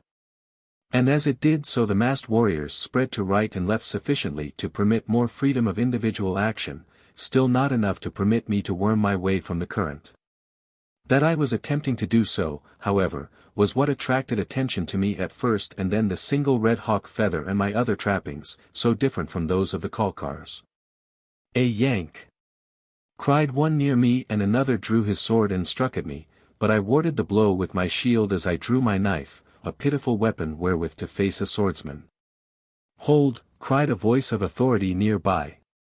"It is he whom they call the Red Hawk, their chief. Take him alive to the Jemadar." I tried to break through their lines, but they closed in upon me, and though I used my knife to good effect upon several of them, they overbore me with their numbers, and then one of them must have struck me upon the head with the flat of his sword. For of a sudden everything went black, and of that moment I remember only reeling in my saddle. 4. The Capital. When I regained consciousness it was night again. I was lying upon the ground, out beneath the stars. For a moment I experienced a sense of utter comfort, but as my tired nerves awoke they spoke to me of pain and stiffness from many wounds, and my head throbbed with pain. I tried to raise a hand to it, and it was then that I discovered that my wrists were bound. I could feel the matted stiffness of my scalp, and I knew that it was caked with dried blood, doubtless from the blow that had stunned me. In attempting to move, that I might ease my cramped muscles, I found that my ankles were fastened together as well as my wrists, but I managed to roll over. And raising my head a little from the ground I looked about and saw that I was surrounded by sleeping Kalkars and that we lay in a barren hollow ringed by hills. There were no fires, and from this fact and the barrenness and seclusion of the camp I guessed that we were snatching a brief rest in hiding from a pursuing foe. I tried to sleep, but could do so only fitfully, and presently I heard men moving about and soon they approached and awakened the warriors sleeping near me. The thongs were removed from my ankles shortly thereafter, and red lightning was brought and I was helped into the saddle. Immediately after, we resumed the march. A glance at the stars showed me that we were moving west. Our way led through hills and was often rough, evidencing that we were following no beaten trail, but rather that the Kalkars were attempting to escape by a devious route. I could only guess at the numbers of them, but it was evident that there was not the great horde that had set forth from the battlefield below the pass of the ancients. Whether they had separated into smaller bands, or the balance had been slain I could not even conjecture, but that their losses must have been tremendous I was sure. We traveled all that day, stopping only occasionally when there was water for the horses and the men. I was given neither food nor water, nor did I ask for either. I would die rather than ask a favor of an Ortiz. In fact, I did not speak all that day, nor did any of the Kalkars address me. I had seen more Kalkars in the past 2 days than in all my life before and was now pretty familiar with the appearance of them. They range in height from 6 to 8 feet, the majority of them being midway between these extremes. There is a great variety of physiognomy among them, for they are a half-caste race. Being the result of hundreds of years of interbreeding between the original moon men and the women of the earth whom they seized for slaves when they overran and conquered the world. Among them there is occasionally an individual who might pass anywhere for a Yank, in so far as external appearances are concerned, but the low, coarse, brutal features of the Kalkar preponderate. They wear a white blouse and breeches of cotton woven by their slaves and long, woolen cloaks fabricated by the same busy hands. Their women help in this work as well as in the work of the fields, for the Kalkar women are no better than slaves, with the possible exception of those who belong to the families of the Jemadar and his nobles. Their cloaks are of red, with collars of various colors, or with borders or other designs to denote rank. Their weapons are similar to ours, but heavier. They are but indifferent horsemen. That, I think, is because they ride only from necessity and not, as we, from love of it. That night, after dark, we came to a big Kalkar camp. It was one of the camps of the ancients, the first that I ever had seen. It must have covered a great area, and some of the huge stone tents were still standing. It was in these that the Kalkars lived or in dirt huts leaning against them. In some places I saw where the Kalkars had built smaller tents from the building materials salvaged from the ruins of the ancient camp, but as a rule they were satisfied with hovels of dirt, or the half-fallen and never-repaired structures of the ancients. This camp lies about 45 or 50 miles west of the battlefield, among beautiful hills and rich groves, upon the banks of what must once have been a mighty river, so deeply has it scoured its pathway into the earth in ages gone. 2. I was hustled into a hut where a slave woman gave me food and water. There was a great deal of noise and excitement outside, and through the open doorway I could hear snatches of conversation as Kalkars passed to and fro. From what I heard, I gathered that the defeat of the Kalkars had been complete and that they were flying toward the coast and their principal camp, called the capital, which the slave woman told me lay a few miles southwest. This, she said, was a wonderful camp, with tents reaching so high into the heavens that often the moon brushed against their tops as she made her way through the sky. They had released my hands, but my feet were still bound and 2 Kalkars squatted just outside the door of the hut to see that I did not escape. I asked the slave woman for some warm water to wash my wounds and she prepared it for me. Not only that, the kindly soul saw to my wounds herself, and after they had been cleansed she applied a healing lotion which greatly soothed them, and then she bound them as best she could. I felt much refreshed by this, and with the food and drink in me was quite happy, for had I not accomplished what my people had been striving after for 100 years, a foothold on the western coast? This first victory had been greater than I had dared to hope. And if I could but escape and rejoin my people, I felt that I could lead them to the waters of the ocean with scarce a halt while the Kalkars still were suffering the demoralization of defeat. It was while I was thinking these thoughts that a Kalkar chief entered the hut. Beyond the doorway the score of warriors that had accompanied him, waited. "Come," commanded the Kalkar, motioning me to arise. I pointed to my tethered ankles. "Cut his bonds," he directed the slave woman. When I was free, I arose and followed the Kalkar without. Here the guards surrounded me and we marched away between avenues of splendid trees such as I never had seen before, to a tent of the ancients, a partially ruined structure of imposing height that spread over a great area of ground. It was lighted upon the inside by many flares and there were guards at the entrance and slaves holding other flares. They led me into a great chamber that must be much as the ancients left it, though I had seen from the outside that in other places the roof of the tent had fallen in and its walls were crumbling. There were many Kalkars in this place, and at the far end of the room, upon a platform, one sat alone on a huge, carved bench, a bench with a high back and arms. I was led before this man. He had a thin face and a long, thin nose, and cruel lips and crafty eyes. His features, however, were good. He might have passed in any company as a full-blood Yank.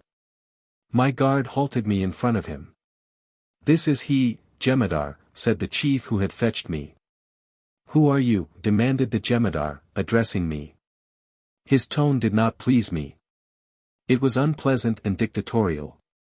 I am not accustomed to that, even from equals, and a Julian has no superiors. I looked upon him as scum. Therefore I did not reply. He repeated his question angrily. I turned to the Kalkar chief who stood at my elbow. "Tell this man that he is addressing a Julian," I said, "and that I do not like his manner. Let him ask for it in a more civil tone if he wishes information." The eyes of the Jemadar narrowed angrily. He half rose from his bench. "A Julian!" he exclaimed. "You are all Julians, but you are the Julian. You are the great chief of the Julians.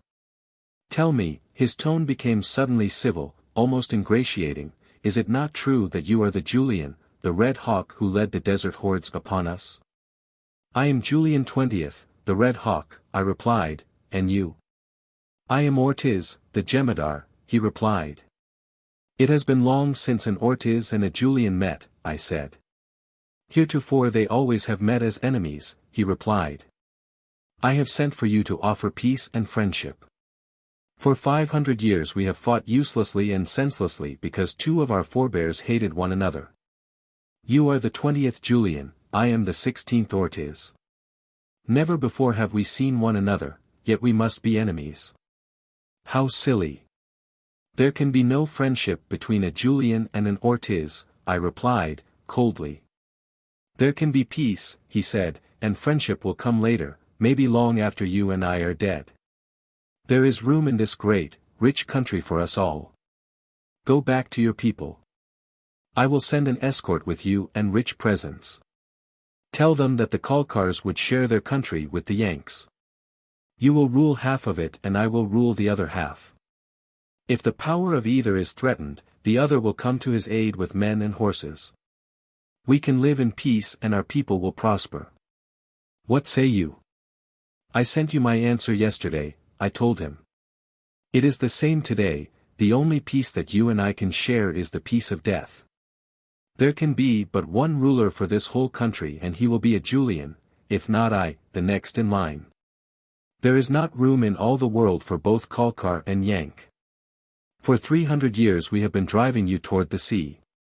Yesterday we started upon the final drive that will not stop until the last of you has been driven from the world you ruined. That is my answer, Kalkar." "Take him away," cried the Jemadar. "Send this message to his people, I offer them peace on these terms, they may have all the country east and southeast of a straight line drawn from the pass of the ancients south to the sea. We will occupy the country to the west and northwest of that line. If they accept I will send back their great chief. If they refuse, he will go to the butcher, and remind them that he will not be the first Julian that an Ortiz has sent to the butcher. If they accept, there are to be no more wars between our people. They took me back then to the hut of the old slave woman, and there I slept until early morning, when I was awakened by a great commotion without. Men were shouting orders and cursing as they ran hurriedly to and fro.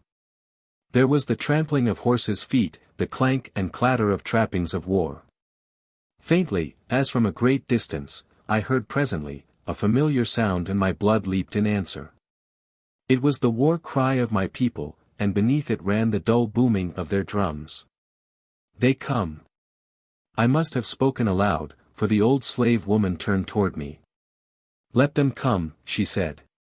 They cannot be worse than these others, and it is time that we changed masters.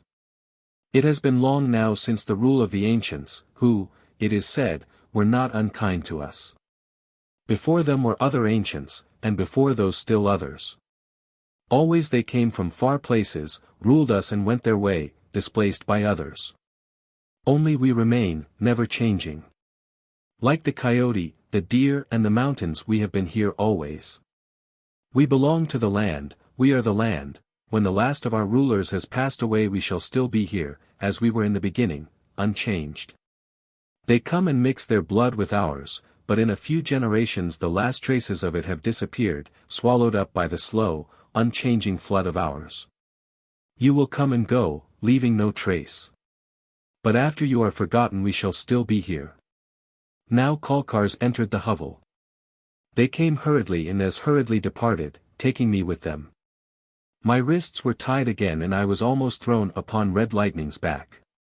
A moment later we were swallowed up by the torrent of horsemen surging toward the southwest. Less than 2 hours later we were entering the greatest camp that man has ever looked upon. For miles we rode through it, our party now reduced to the score of warriors who guarded me. The others had halted at the outskirts of the camp to make a stand against my people, and as we rode through the strange trails of the camp we passed thousands upon thousands of Kalkars rushing past us to defend the capital. We passed vast areas laid out in squares, as was the custom of the ancients, a trail upon each side of the square, and within, the grass-grown mounds that covered the fallen ruins of their tents. Now and again a crumbling wall raised its ruin above the desolation, or some more sturdily constructed structure remained almost intact except for fallen roof and floors. As we advanced, we encountered more and more of the latter, built of that strange, rock-like substance, the secret of which has vanished with the ancients. My guard turned in beneath the high arched entrance of a mighty structure. From the filth of its spacious floor rose mighty columns of polished stone, richly variegated. The tops of the columns were carved and decorated in colors and in gold. The place was filled with horses, tied to long lines that stretched almost the length of the room, from column to column. At one end a broad flight of stone steps led upward to the second floor. After we had dismounted I was led up these steps. There were many Kalkars coming and going. We passed them as I was conducted along a narrow avenue of polished white stone, upon either side of which were openings in the walls leading to other chambers. Through one of these openings we turned into a large chamber, and there I saw again the Ortiz whom I had seen the night before. He was standing before one of the openings overlooking the trail below, talking with several of his nobles. One of the latter glanced up and saw me as I entered, calling the Jemadar's attention to me. Ortiz faced me. He spoke to one near him who stepped to another opening in the chamber and motioned to someone without. Immediately a Kalkar guard entered bringing a youth of one of my desert clans. At sight of me the young warrior raised his hand to his forehead in salute. I give you another opportunity to consider my offer of last night, said the Ortiz, addressing me. Here is one of your own men who can bear your message to your people if you still choose to condemn them to a feudal and bloody struggle, and with it he will bear a message from me, that you go to the butcher in the morning if your warriors do not retire and your chiefs engage to maintain peace hereafter. In that event you will be restored to your people.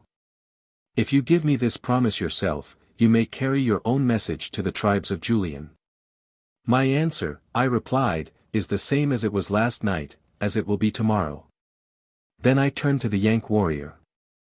If you are permitted to depart, go at once to the vulture and tell him that my last command is that he carry the flag onward to the sea. That is all. The Ortiz was trembling with disappointment and rage. He laid a hand upon the hilt of his sword and took a step toward me, but whatever he intended, he thought better of it and stopped. "Take him above," he snapped to my guard, "and to the butcher in the morning. I will be present," he said to me, "to see your head roll into the dust and your carcass fed to the pigs." They took me from the chamber then and led me up and up along an endless stairway, or at least it seemed endless before we finally reached the highest floor of the great tent. There they pushed me into a chamber, the doorway to which was guarded by 2 giant warriors. Squatted upon the floor of the chamber, his back leaning against the wall, was a Kalkar. He glanced up at me as I entered, but said nothing. I looked about the bare chamber, its floor littered with the dust and debris of ages, its walls stained by the dirt and grease from the bodies that had leaned against it, to the height of a man. I approached one of the apertures in the front wall. Far below me, like a narrow buckskin thong, lay the trail filled with tiny people and horses no bigger than rabbits. I could see the pigs rooting in the filth. They and the dogs are the scavengers of the camp. For a long time I stood looking out over what was to me a strange landscape. The tent in which I was confined was among the highest of the nearer structures of the ancients, and from its upper floor I could see a vast expanse of tent roofs, some of the structures apparently in an excellent state of preservation, while here and there a grass-grown mound marked the site of others that had fallen. Evidences of fire and smoke were numerous, and it was apparent that whatever the ancients had built of other materials than their enduring stone had long since disappeared. While many of the remaining buildings had been gutted by flame and left mere shells, as was attested by hundreds of smoke-blackened apertures within the range of my vision. As I stood gazing out over distant hills beyond the limits of the camp, I became aware of a presence at my elbow. Turning, I saw that it was the Kalkar whom I had seen sitting against the wall as I entered the chamber. "Look well, Yank," he said, in a not unpleasant voice, "for you have not long to look." He was smiling grimly. "We have a wonderful view from here," he continued. "On a clear day you can see the ocean and the island." "I should like to see the ocean," I said. He shook his head. "You are very near," he said, "but you will never see it." "I should like to see it again, myself, but I shall not." "Why?" I asked. "I go with you to the butcher in the morning," he replied, simply. "You?" "Yes, I." "And why?" "Because I am a true Ortiz," he replied. "Why should they send an Ortiz to the butcher?" I demanded. "It is not strange that an Ortiz should send me, the Julian, but why should an Ortiz send an Ortiz?" "He is not a true Ortiz who sends me," replied the man, and then he laughed. "Why do you laugh? Is it not a strange joke of fate," he cried, "that sees the Julian and the Ortiz going to the butcher together? By the blood of my sires! I think our feud be over, Julian, at least so far as you and I are concerned." "It can never be over, Kalkar," I replied. He shook his head. "Had my father lived and carried out his plans, I think it might have ended," he insisted. "While an Ortiz and a Julian lived? Never. You are young, and the hate that has been suckled into you and yours from your mother's breasts for ages runs hot in your veins, but my father was old and he saw things as few of my kind, I imagine, ever have seen them. He was a kindly man and very learned, and he came to hate the Kalkars and the horrid wrong the first Ortiz did the world and our people when he brought them hither from the moon, even as you and yours have hated them always. He knew the wrong and he wished to right it. Already he had planned means whereby he might get into communication with the Julians and join with them in undoing the crime that our ancestor committed upon the world. He was Jem'Hadar, but he would have renounced his throne to be with his own kind again. Our blood strain is as clear as yours, we are Americans. There is no Kalkar or half-breed blood in our veins. There are perhaps 1,000 others among us who have brought down their birthright unsullied. These he would have brought with him, for they all were tired of the Kalkar beasts. But some of the Kalkar nobles learned of the plan, and among them was he who calls himself Ortiz and Jem'Hadar. He is the son of a Kalkar woman by a renegade uncle of mine. There is Ortiz blood in his veins, but a drop of Kalkar makes one all Kalkar, therefore he is no Ortiz. He assassinated my father, and then set out to exterminate every pure-blood Ortiz and all those other uncontaminated Americans who would not swear fealty to him. Some have done so to save their hides, but many have gone to the butcher. In so far as I know, I am the last of the Ortiz line. There were 2 brothers and a sister, all younger than I. We scattered and I have not heard of them since, but I am sure that they are all dead. Yes, if my father had lived the feud might have been ended, but tomorrow the butcher will end it. However, the other way would have been better. What think you, Julian? I stood meditating in silence for a long time. I wondered if, after all, the dead Jemadar's way would not have been better. The sea. It seemed strange indeed to me that I stood conversing thus amicably with an Ortiz. I should have been at his throat, but there was something about him that disarmed me, and after his speech I felt, I am almost ashamed to say, something of friendliness for him. He was an American after all, and he hated the common enemy. Was he responsible for the mad act of an ancestor dead now almost 400 years? But the hate that was almost a part of my being would not down entirely, he was still an Ortiz. I told him as much. He shrugged his shoulders. I do not know that I can blame you, he said, but what matters it? Tomorrow we shall both be dead. Let us at least call a truce until then. He was a pleasant-faced young fellow, 2 or 3 years my senior, perhaps, with a winning way that disarmed malice. It would have been very hard to have hated this Ortiz. Agreed. I said, and held out my hand. He took it and then he laughed.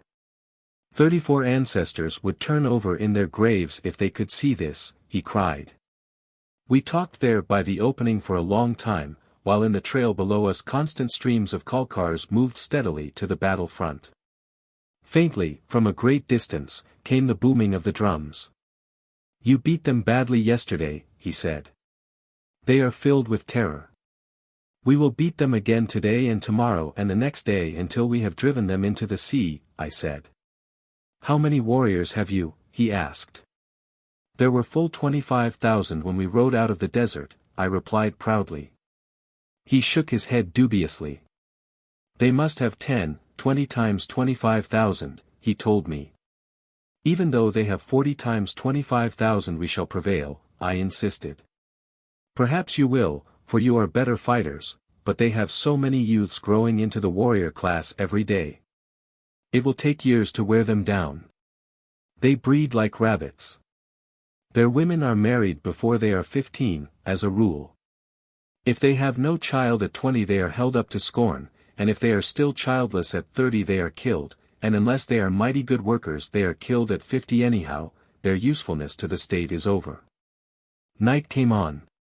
The Kalkars brought us no food or water. It became very dark. In the trail below and in some of the surrounding tents flares gave a weird, flickering light. The sky was overcast with light clouds. The Kalkars in the avenue beyond our doorway dozed. I touched the Ortiz upon the shoulder where he lay stretched beside me on the hard floor. What is it? He whispered. I am going, I said. Do you wish to come? He sat up. How are you going? He demanded, still in a low whisper. I do not know, nor how far I shall go, but I am going, if only far enough to cheat the butcher. He laughed. Good. I will go with you. It had taken me a long time to overcome the prejudices of heredity, and I had thought long before I could bring myself to ask an Ortiz to share with me this attempt to escape, but now it was done. I hoped I would not regret it. I arose and moved cautiously toward the doorway. A wick, burning from the nozzle of a clay vessel filled with oil, gave forth a sickly light. It shone upon 2 hulking Kalkars nodding against the wall as they sat upon the stone floor of the avenue. My knife, of course, had been taken from me and I was unarmed, but here was a sword within my reach and another for the Ortiz. The hilt of one protruded from beneath the cloak of the nearer Kalkar. My hand, reaching forth, was almost upon it when he moved. I could not wait to learn if he was awaking or but moving in his sleep. I lunged for the hilt, grasped it and the fellow was awake. At the same instant the Ortiz sprang upon the other. He whom I had attacked lumbered to his feet, clawing at the hand that had already half drawn his sword from its scabbard, and at the same time he set up a terrific yelling. I struck him on the jaw with my clenched fist. I struck him as hard as I could strike, as he loomed above me his full 8 feet. The Ortiz was having a bad time with his man, who had seized him by the throat and was trying to draw a knife to finish him. The knife must have become stuck in its scabbard for a moment, or his long, red cloak was in the way. I do not know. I saw only a flash of it from the corner of my eye as my man stiffened and then sank to the floor. Then I wheeled upon the other, a naked blade in my hand. He threw the Ortiz aside when he saw me and whipped out his own sword, but he was too slow. As I ran my point into his heart I heard the sound of running footsteps ascending the stairway and the shouts of men. I handed the sword I carried to the Ortiz and snatched the other from the fellow I had just finished. Then I kicked the puny flare as far as I could kick it and called to the Ortiz to follow me. The light went out and together we ran along the dark avenue toward the stairway, up which we could hear the warriors coming in response to the cries of our late antagonists. We reached the head of the stairs but a moment before the Kalkars appeared. There were 3 of them, and one carried a weak, smoking flare that did little but cast large, grotesque, dancing shadows upon wall and stair and reveal our targets to us without revealing us to them. "Take the last one," I whispered to the Ortiz. We leaned over the railing and as he smote the head of the last of the 3 I finished the second. The first, carrying the flare, turned to find himself facing 2 swords. He gave a shriek and started down the avenue. That would not do. If he had kept still we might have let him live, for we were in a hurry, but he did not keep still and so we pursued him. He reminded me of a comet as he fled through the dark with his tail of light, only it was such a little tail. However, he was a little comet. He was a fast comet, though, and we could not catch him until the end of the avenue brought him to bay, then, in turning, he slipped and fell. I was upon him in the same instant, but some fancy stayed my blade when I might have run it through him. Instead I seized him, before he could recover himself, and lifting him from the floor I hurled him through the aperture at the end of the avenue. He still clung to his lamp and as I leaned out above him he appeared a comet indeed, though he was quickly extinguished in the courtyard far below. The Ortiz chuckled at my elbow. "The stupid clod," he ejaculated. He clung to that flare even to death, when, had he thrown it away and dodged into one of these many chambers he could have eluded us and still lived. Perhaps he needed it to light his way to hell, I suggested. They need no help in that direction, the Ortiz assured me, for they will all get there, if there be such a place. We retraced our steps to the stairway again, but once more we heard men ascending. The Ortiz plucked me by the sleeve. "Come," he whispered, "it is futile to attempt escape in this direction now that the guard is aroused. I am familiar with this place. I have been here many times. If we have the nerve we may yet escape. Will you follow me?" "Certainly," I replied. The corpses of 2 of our recent antagonists lay at our feet at the head of the stairs, where we stood. Ortiz stooped and snatched their cloaks and bonnets from them. "We shall need these if we reach the ground, alive," he said. "Follow me closely." He turned and continued along the corridor, presently entering a chamber at the left. Behind us we heard the Kalkars ascending the stairs. They were calling to their fellows above, from whom they would never receive a reply. But they were evidently coming slowly, for which we were both thankful. Ortiz crossed the chamber to an aperture in the wall. "Below is the courtyard," he said. "It is a long way down. These walls are laid in uneven courses. An agile man might make his way to the bottom without falling. Shall we try it? We can go down close to these apertures and thus rest often, if we wish. You go on one side and I will go on the other," I told him. He rolled the 2 cloaks and the bonnets into a bundle and dropped them into the dark void beneath, then we slid over the edge of the aperture. Clinging with my hands I found a foothold and then another below the first. The ledges were about half the width of my hand. Some of them were rounded by time and the weather. These did not afford a very good hold. However, I reached the aperture below without mishap, and there, I am free to confess, I was glad to pause for a moment, as I was panting as though I had run a mile. Ortiz came down in safety, too. The butcher appears less terrible, he said.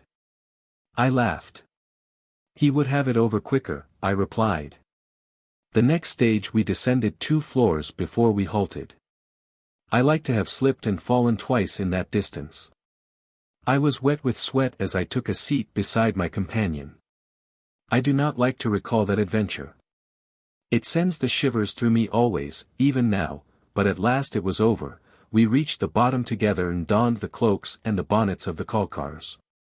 The swords, for which we had no scabbards, we slipped through our own belts, the cloaks hiding the fact that they were scabbardless.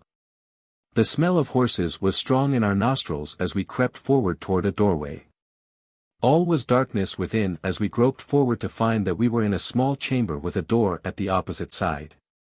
Nearly all the doors of the ancients have been destroyed, either by the fires that have gutted most of the buildings, by decay, or by the Kalkars that have used them for fuel, but there are some left. They are the metal doors, and this was one. I pushed it open enough to see if there was a light beyond. There was. It was in the great chamber on the first floor where the horses were tethered. It was not a brilliant light, but a sad, flickering light. Even the lights of the Kalkars are grimy and unclean. It cast a pallid luminance beneath it, elsewhere were heavy shadows. The horses, when they moved, cast giant shadows upon the walls and floor and upon the great, polished stone columns. A guard loafed before the door that led to the trail in front of the tent. It was composed of 5 or 6 men. I suppose there were others in some nearby chamber. The doorway through which we peered was in shadow. I pushed it open far enough to admit our bodies and we slipped through. In an instant we were hidden from the sight of the guard, among the horses. Some of them moved restlessly as we approached them. If I could but find red lightning. I had searched along one line almost the full length of the chamber and had started along a second when I heard a low nicker close by. It was he. Love of the flag. It was like finding my own brother. In the slovenly manner of the Kalkars, the saddles and bridles lay in the dirt in the aisle behind the horses. Fortunately I found my own, more easily, of course, because it is unlike those of the Kalkars, and while I slipped them quietly upon red lightning, the Ortiz, selecting a mount haphazard, was saddling and bridling it. After a whispered consultation, we led our horses to the rear of the room and mounted among the shadows, unobserved by the guard. Then we rode out from behind the picket lines and moved slowly toward the entrance, talking and laughing in what we hoped might appear an unconcerned manner, the Ortiz riding on the side nearer the guard and a little in advance. That red lightning might be hidden from them, for we thought that they might recognize him more quickly than they would us. As they saw us coming they ceased their chatter and looked up, but we paid no attention to them, riding straight on for the aperture that led into the trail outside the structure. I think we might have passed them without question had there not suddenly burst from the doorway of what was, I judge, the guard-room, an excited figure who shouted lustily to all within hearing of his voice. "Let no one leave. The Julian and the Ortiz have escaped," he screamed. The guard threw themselves across the entrance and at the same instant I put spurs to red lightning, whipped out my sword, and bore down upon them, the Ortiz following my example. I cut at one upon my left front and red lightning bore down another beneath his iron hoofs. We were out upon the trail and the Ortiz was beside us. Reining to the left we bore south a few yards and then turned west upon another trail, the shouts and curses of the Kalkars ringing in our ears. With free rein we led our mounts out to far greater speed than the darkness and the littered trail gave warrant, and it was not until we had put a mile behind us that we drew into a slower gait. The Ortiz spurred to my side. "I had not thought it could be done, Julian," he said, "yet here we ride, as free as any men in all the country wide." But still within the shadow of the butcher, I replied. "Listen. They are following hotfoot. The pounding of the hoofs of our pursuers' horses rose louder and louder behind us as we listened. Again we spurred on, but presently we came to a place where a ruined wall had fallen across the trail. "May the butcher get me!" cried the Ortiz, "that I should have forgotten that this trail is blocked. We should have turned north or south at the last crossing. Come, we must ride back quickly, if we are to reach it before they." Wheeling, we put our mounts to the run back along the trail over which we had but just come. It was but a short distance to the cross trail, yet our case looked bad, for even in the darkness the pursuing Kalkars could now be seen, so close were they. It was a question as to which would reach the crossing first. "You turn to the south," I cried to the Ortiz, "and I will turn to the north. In that way one of us may escape." "Good," he agreed, "there are too many of them for us to stand and fight." He was right, the trail was packed with them, and we could hear others coming far behind the van.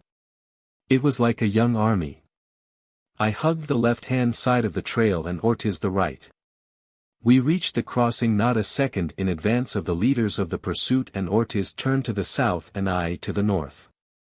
Into the blackness of the new trail I plunged, and behind me came the Kalkars. I urged Red Lightning on, and he responded as I knew he would. It was madness to ride through the black night along a strange trail at such speed, yet it was my only hope. Quickly my fleet stallion drew away from the clumsy, ill-bred mounts of my pursuers. At the first crossing I turned again to the west, and though here I encountered a steep and winding hill, it was fortunately but a short ride to the top, and after that the way was along a rolling trail, but mostly downhill. The structures of the ancients that remained standing became fewer and fewer as we proceeded, and in an hour they had entirely disappeared. The trail, however, was fairly well marked, and after a single, short turn to the south it continued westward over rolling country in almost a straight line. I had reduced my speed to conserve Red Lightning's strength, and as no sign of pursuit developed, I jogged along at a running walk, a gait which Red Lightning could keep up for hours without fatigue. I had no idea where the trail was leading me, and at the time I did not even know that it was bearing west, for the heavens were still overcast, though I judged that this must be the fact. My first thought was to put as much distance as possible between me and the Kalkar camp, and at the first streak of dawn take to the hills and then work my way north and east in an attempt to rejoin my people. And so I moved on, through country that was now level and now rolling, for the better part of 3 hours. A cool breeze sprang up and blew in my face. It had a damp freshness and a strange odor with which I was entirely unfamiliar. I was tired from my long exertions, from loss of sleep and from lack of food and water, yet this strange breeze revived me and filled me with new strength and life. It had become very dark, although I knew that dawn must be near. I wondered how Red Lightning could pick his way through the utter blackness. This very thought was in my mind when he came to a sudden halt. I could see nothing, yet I could tell that Red Lightning had some good reason for his action. I listened, and there came to my ears a strange, sullen roar, a deep pounding, such as I never had heard before. What could it be? I dismounted to rest my beloved friend while I listened and sought for an explanation of this monotonously reiterated sound. At length I determined to await dawn before continuing. With the bridle reins about my wrist I lay down, knowing that if danger threatened, Red Lightning would warn me. In an instant I was asleep. How long I slept I do not know, an hour, perhaps, but when I awoke it was daylight, and the first thing that broke upon my sensibilities was the dull, monotonous booming, the pounding, pounding that had lulled me to sleep so quickly. Never shall I forget the scene that burst upon my astonished eyes as I rose to my feet. Before me was a sheer cliff dropping straight away at my feet, upon the very verge of which Red Lightning had halted the previous night. And beyond, as far as the eye could reach, water, a vast expanse of water, stretching on and on and on, the sea. At last a Julian had looked upon it. It rolled up upon the sands below me, pounding, surging, booming. It rolled back again, resistless, restless, and, at once, terrifying and soothing. Terrifying in its immensity and mystery, soothing in the majestic rhythm of its restlessness. 6. Saku the Nipon. Hungry and thirsty, red lightning and I set off up the canyon away from the sea, presently entering the first side, Canyon 3 bearing in a northerly direction. For it was my desire to pass through these mountains in the hope of finding a valley running east and west, which I could follow back in the direction of my people. We had proceeded only a short distance up the side canyon when I discovered a spring of pure water and around it an abundance of fine pasture, and a moment later Red Lightning and I were drinking avidly from the same pool. Then I removed his saddle and bridle and turned him loose to browse upon the lush grasses, while I removed my clothing and bathed my body, which was, by now, sorely in need of it. I felt much refreshed and could I have found food should soon have been myself again, but without bow and arrows my chances seemed slight unless I were to take the time to construct a snare and wait for prey. This, however, I had no mind to do, since I argued that sooner or later I must run across human habitation, where, unless greatly outnumbered by armed men, I would obtain food. For an hour I permitted Red Lightning to line his belly with nutritious grasses and then I called him to me, resaddled, and was on my way again up the wooded, winding canyon. Following a well-marked trail in which constantly appeared the spoor of coyote, wolf, hellhound, deer and lion, as well as the tracks of domestic animals and the sandaled feet of slaves. But I saw no signs of shod horses to indicate the presence of Kalkars. The imprints of sandals might mark only the passage of native hunters, or they might lead to a hidden camp. It was this that I hoped. I had wound upward for perhaps 2 or 3 miles when I came suddenly upon a little open meadow and the realization of my wish. For there stood 3 of the pointed tents of slaves consisting of a number of poles leaning inward and lashed together at the top, the whole covered by a crazy patchwork consisting of the skins of animals sewn together. These tents, however, were peculiar, in that they were very small. As I came in sight of the camp I was discovered by a horde of scrawny curs that came bristling and yapping toward me, apprising their masters of the presence of a stranger. A head appeared in the opening of one of the tents and was as quickly withdrawn. I called aloud that I would speak with their chief and then I waited through a full minute of silence. Receiving no reply I called again, more peremptorily, for I am not accustomed to waiting long for obedience. This time I received a reply. "Go away, Kalkar," cried a man's voice. "This is our country. Go away or we will kill you." "But I am not a Kalkar.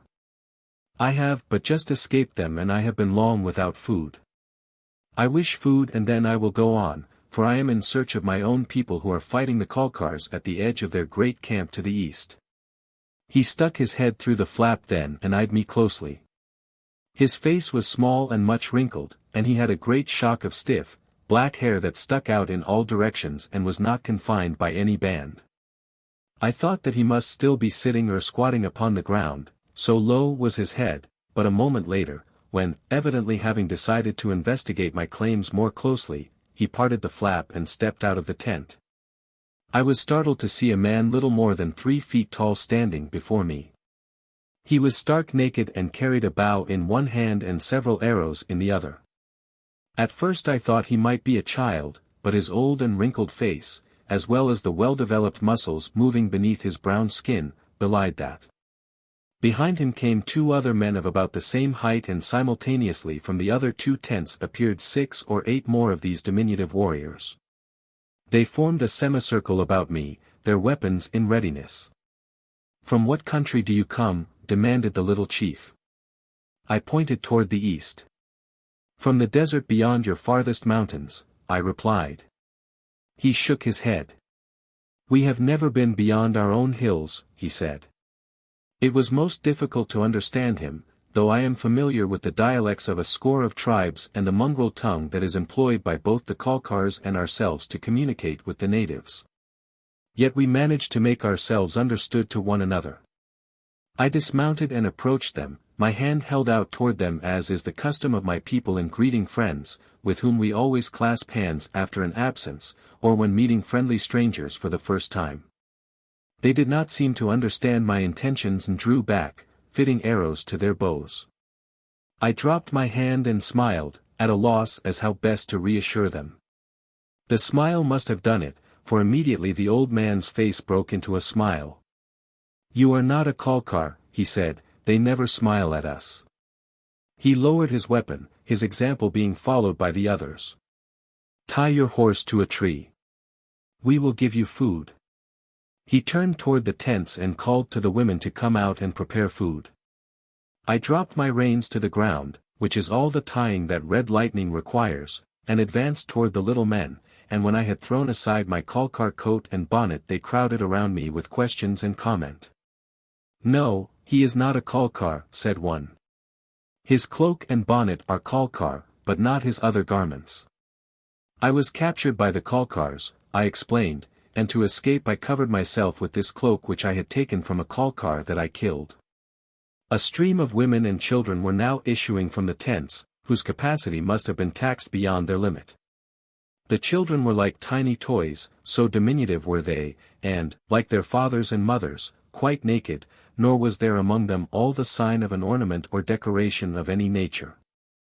They crowded around me, filled with good-natured curiosity, and I could see that they were a joyous, kindly little people. But even as I stood there encircled by them I could scarce bring myself to believe in their existence, rather thinking that I was the victim of a capricious dream, for never had I seen or heard of such a race of tiny humans. As I had this closer and better opportunity to study them, I saw that they were not of the same race as the slaves or Injuns, but were of a lighter shade of brown, with differently shaped heads and slanting eyes. They were a handsome little people and there was about the children that which was at once laughable and appealing, so that one could not help but love them. The women busied themselves making fire and bringing meat, a leg of venison, and flour for bread, with fresh fruits, such as apricots, strawberries and oranges. They chattered and laughed all the time, casting quick glances at me and then giggling behind their hands. The children and the dogs were always underfoot, but no one seemed to mind them and no one spoke a cross word, and often I saw the men snatch up a child and caress it. They seemed a very happy people, quite unlike any other peoples who have lived long in a Kalkar country. I mentioned this fact to the chief and asked him how they could be so happy under the cruel domination of the Kalkars. We do not live under their rule, he replied. We are a free people. When they attempted to harass us, we made war upon them. You made war upon the Kalkars? I demanded, incredulously. Upon those who came into our hills, he replied. We never leave the hills. We know every rock and tree and trail and cave, and being a very little people and accustomed to living always in the hills we can move rapidly from place to place. Long ago the Kalkars used to send warriors to kill us, but they could never find us, though first from one side and then from another our arrows fell among them, killing many. We were all about them but they could not see us. Now they leave us alone. The hills are ours from the great Kalkar camp to the sea and up the sea for many marches. The hills furnish us with all that we require and we are happy. What do you call yourselves? I asked. From where do you come? We are Nipons, he replied. I am Saku, chief of this district. We have always been here in these hills. The first Nipon, our ancestor, was a most honorable giant who lived upon an island far, far out in the middle of the sea. His name was McClurg. He lives there now. When we die we go there to live with him. That is all. The Kalkars no longer bother you? I asked. Since the time of my father's father they have not come to fight with us, replied Saku. We have no enemies other than Rabban, the giant, who lives on the other side of the hills. He comes sometimes to hunt us with his dogs and his slaves. Those whom he kills or captures, he eats. He is a very terrible creature, is Rabban. He rides a great horse and covers himself with iron so that our arrows and our spears do not harm him. He is 3 times as tall as we. I assumed that, after the manner of the ignorant, he was referring to an imaginary personification of some greatly feared manifestation of natural forces, storm, fire, or earthquake, perhaps, probably fire, though. Since his reference to the devouring of his people by this giant suggested fire, and so dismissed the subject from my mind. As I ate, I questioned Saku concerning the trails leading back in the direction of my people. He told me that the trail upon which he was camped led to the summit of the hills, joining with another that led straight down into a great valley which he thought would lead me to my destination, but of that he was not sure. Having only such knowledge of the extent of the valley as one might glean from viewing it from the summit of his loftiest hills. Against this trail, however, he warned me explicitly, saying that I might use it in comparative safety only to the summit, for upon the other side it led straight down past the great stone tent of Rabban the giant. The safer way, he said, is to follow the trail that winds along the summit of the hills, back toward the camp of the Kalkars, a great trail that was built in the time of McClurg, and from which you can ride down into the valley along any one of many trails. Always you will be in danger of Rabban until you have gone a day's march beyond his tent, for he rides far in search of prey, but at least you will be in less danger than were you to ride down the canyon in which he lives. But Rabban, the imaginary giant, did not worry me much, and though I thanked Saku for his warnings, and let him believe that I would follow his advice, I was secretly determined to take the shortest route to the valley beyond the hills. Having finished my meal I thanked my hosts and was preparing to depart when I saw the women and children pulling down the tents to an accompaniment of much laughter and squealing while several of the men started up the canyon, voicing strange cries. I looked at Saku questioningly. "We are moving up the canyon for deer," he explained, "and will go with you part of the way to the summit. There are many trees across the trail that would hinder you, and these we will move or show you a way around. Must you carry all this camp equipment?" I asked him, seeing the women struggling with the comparatively heavy hide tents, which they were rolling and tying into bundles, while others gathered the tent poles and bound them together. "We will put them on our horses," he explained, pointing up the canyon. I looked in the direction he indicated, to see the strangest creatures I had ever looked upon, a string of tiny, woolly horses that were being driven toward camp by the men who had recently gone up the canyon after them. The little animals were scarce half the height of Red Lightning and they moved at so slow a pace that they seemed scarce to move at all. They had huge bellies and most enormous ears set upon great, uncouth heads. In appearance they seemed part sheep, part horse and a great deal of the long-eared rabbit of the desert. They were most docile creatures, and during the business of strapping the loads to them the children played about between their feet or were tossed to their backs, where they frolicked, while the sad-eyed, dejected creatures stood with drooping heads and waving ears. When we started upon the march, the children were all mounted upon these little horses, sometimes perched upon the top of a load, or again there would be 3 or 4 of them upon the back of a single beast. It did not take me long to discover that Red Lightning and I had no place in this cavalcade, for if we went behind we were constantly trampling upon the heels of the slow-moving little horses, and if we went ahead we lost them in a few yards. And so I explained to Saku that my haste made it necessary for me to go on, but that if I came to any obstacle I could not surmount alone I would wait there for them to overtake me. I thanked him again for his kindness to me, and we exchanged vows of friendship which I believe were as sincere upon his part as they were upon mine. They were a happy, lovable little people and I was sorry to leave them. Pushing rapidly ahead I encountered no insuperable obstacles and after a couple of hours I came out upon a wide trail at the summit of the hills and saw spread before me a beautiful valley extending far to the east and to the west.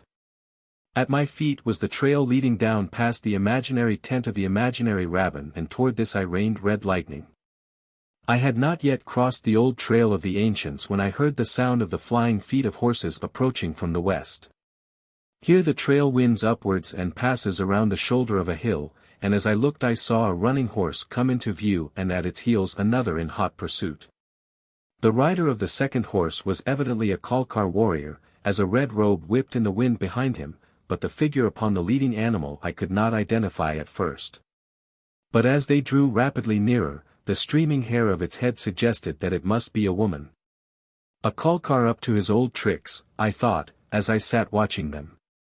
So intent was the man upon his prey that he did not notice me until after he had seized the bridle rein of his quarry and brought both animals to a halt not a score of feet from me, then he looked up in surprise.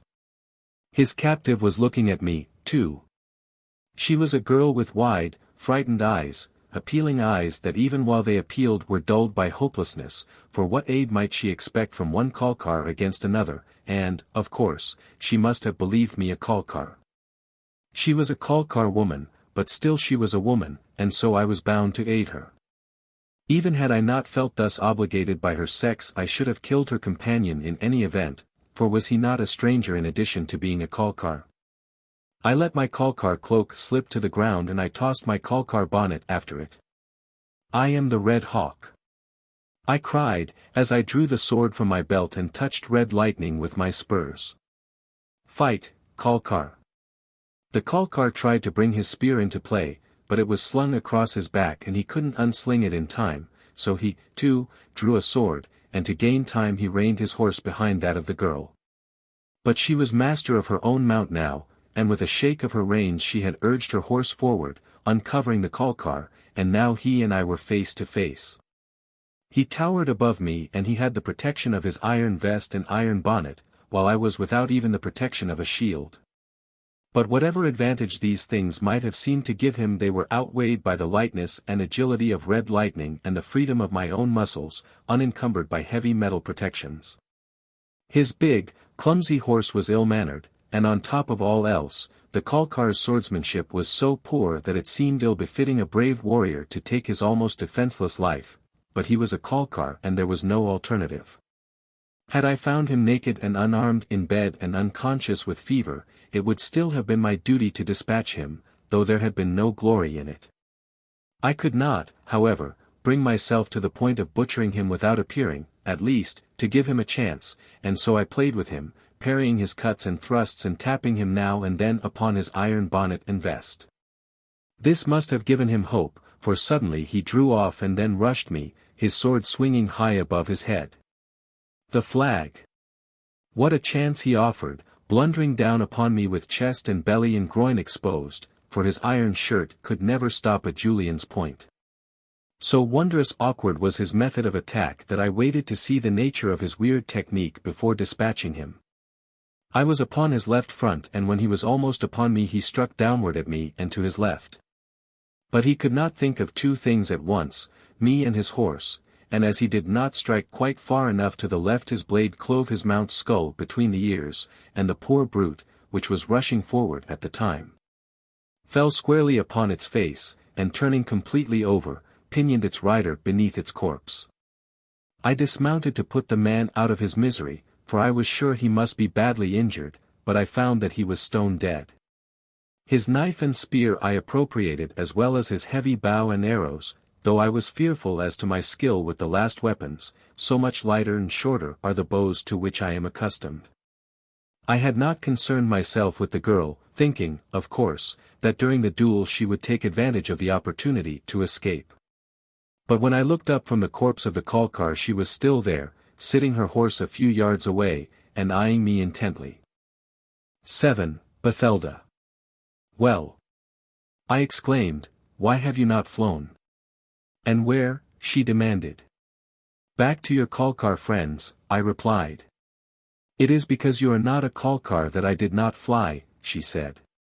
"How do you know that I am no Kalkar?" I demanded, "and why, if I am not, should you not fly from me, who must be an enemy of your people?" "You called him Kalkar as you charged him," she explained, "and one Kalkar does not call another Kalkar that. Neither am I a Kalkar." I thought then of what the Ortiz had told me of the 1,000 Americans who had wished to desert the Kalkars and join themselves with us. This girl must be of them, then. "Who are you?" I asked. "My name is Bathelda," she replied. "And who are you?" She looked me squarely in the eyes with a fearless frankness that was anything but Kalkarian. It was the first time that I had had a good look at her. By the flag! She was not difficult to look at. She had large, grey-green eyes and heavy lashes and a cheerful countenance that seemed even now to be upon the verge of laughter. There was something almost boyish about her and yet she was all girl. I stood looking at her for so long a time without speaking that a frown of impatience clouded her brow. "I asked you who you are," she reminded me. "I am Julian 20th, the Red Hawk," I replied, and I thought for an instant that her eyes went a little wider and that she looked frightened, but I must have been mistaken, for I was to learn later that it took more than a name to frighten Bathelda. "Tell me where you are going," I said, "and I will ride with you, lest you be again attacked." "I do not know where to go," she replied, "for wherever I go I meet enemies." "Where are your people?" I demanded. "I fear that they are all slain," she told me, a quiver in her voice. "But where were you going? You must have been going somewhere." "I was looking for a place to hide," she said. "The Nipons would let me stay with them if I could find them. My people were always kind to them. They would be kind to me. Your people were of the Kalkars, even though you say you are no Kalkar, and the Nipons hate them. They would not take you in. My people were Americans. They lived among the Kalkars, but they were not Kalkars. We lived at the foot of these hills for almost 100 years and we often met the Nipons. They did not hate us, though they hated the Kalkars about us." "Do you know Saku?" I asked. "Since I was a little child I have known Saku, the chief," she replied. "Come, then," I said, "I will take you to Saku. You know him? He is near." "Yes, come." She followed me down the trail up which I had so recently come, and though I begrudged the time that it delayed me, I was glad that I might have her off my hands so easily and so quickly, for, of a certainty, I could not leave her alone and unprotected, nor could I take her upon my long journey with me, even could I have prevailed upon my people to accept her. In less than an hour we came upon Saku's new camp, and the little people were surprised indeed to see me, and overjoyed when they discovered Bathelda. More than assuring me by their actions that the girl had been far from stating the real measure of the esteem in which the Nipons held her. When I would have turned to ride away they insisted that I remain until morning, pointing out to me that the day was already far gone and that being unfamiliar with the trails I might easily become lost and thus lose more time than I would gain. The girl stood listening to our conversation, and when I at last insisted that I must go because, having no knowledge of the trails anyway, I would be as well off by night as by day, she offered to guide me. "I know the valley from end to end," she said. "Tell me where you would go and I will lead you there as well by night as by day." "But how would you return?" I asked. "If you are going to your people perhaps they would let me remain, for am I not an American, too?" I shook my head. "I am afraid that they would not," I told her. "We feel very bitterly toward all Americans that cast their lot with the Kalkars, even more bitterly than we feel toward the Kalkars themselves." "I did not cast my lot with the Kalkars," she said, proudly. "I have hated them always, since I was old enough to hate. If 400 years ago my people chose to do a wicked thing, is it any fault of mine? I am as much an American as you, and I hate the Kalkars more because I know them better." "My people would not reason that way," I said. "The women would set the hounds on you and you would be torn to pieces." She shivered. "You are as terrible as the Kalkars," she said, bitterly. "You forget the generations of humiliation and suffering that we have endured because of the renegade Americans who brought the Kalkar curse upon us," I reminded her. "We have suffered, too," she said, "and we are as innocent as you," and then, suddenly, she looked me squarely in the eyes. "How do you feel about it? Do you, too, hate me worse than as though I were a Kalkar? You saved my life, perhaps. You could do that for one you hate. You are a girl," I reminded her, "and I am an American, a Julian," I added, proudly. "You saved me only because I am a girl," she insisted. I nodded. "You are a strange people," she said, "that you could be so brave and generous to one you hate and yet refuse the simpler kindness of forgiveness of a sin that we did not commit." I recalled the Ortiz, who had spoken similarly, and I wondered if, perhaps, they might not be right, but we are a proud people and for generations before my day our pride had been ground beneath the heel of the victorious Kalkar. Even yet the wound was still raw. And we are a stubborn people, stubborn in our loves and our hatreds.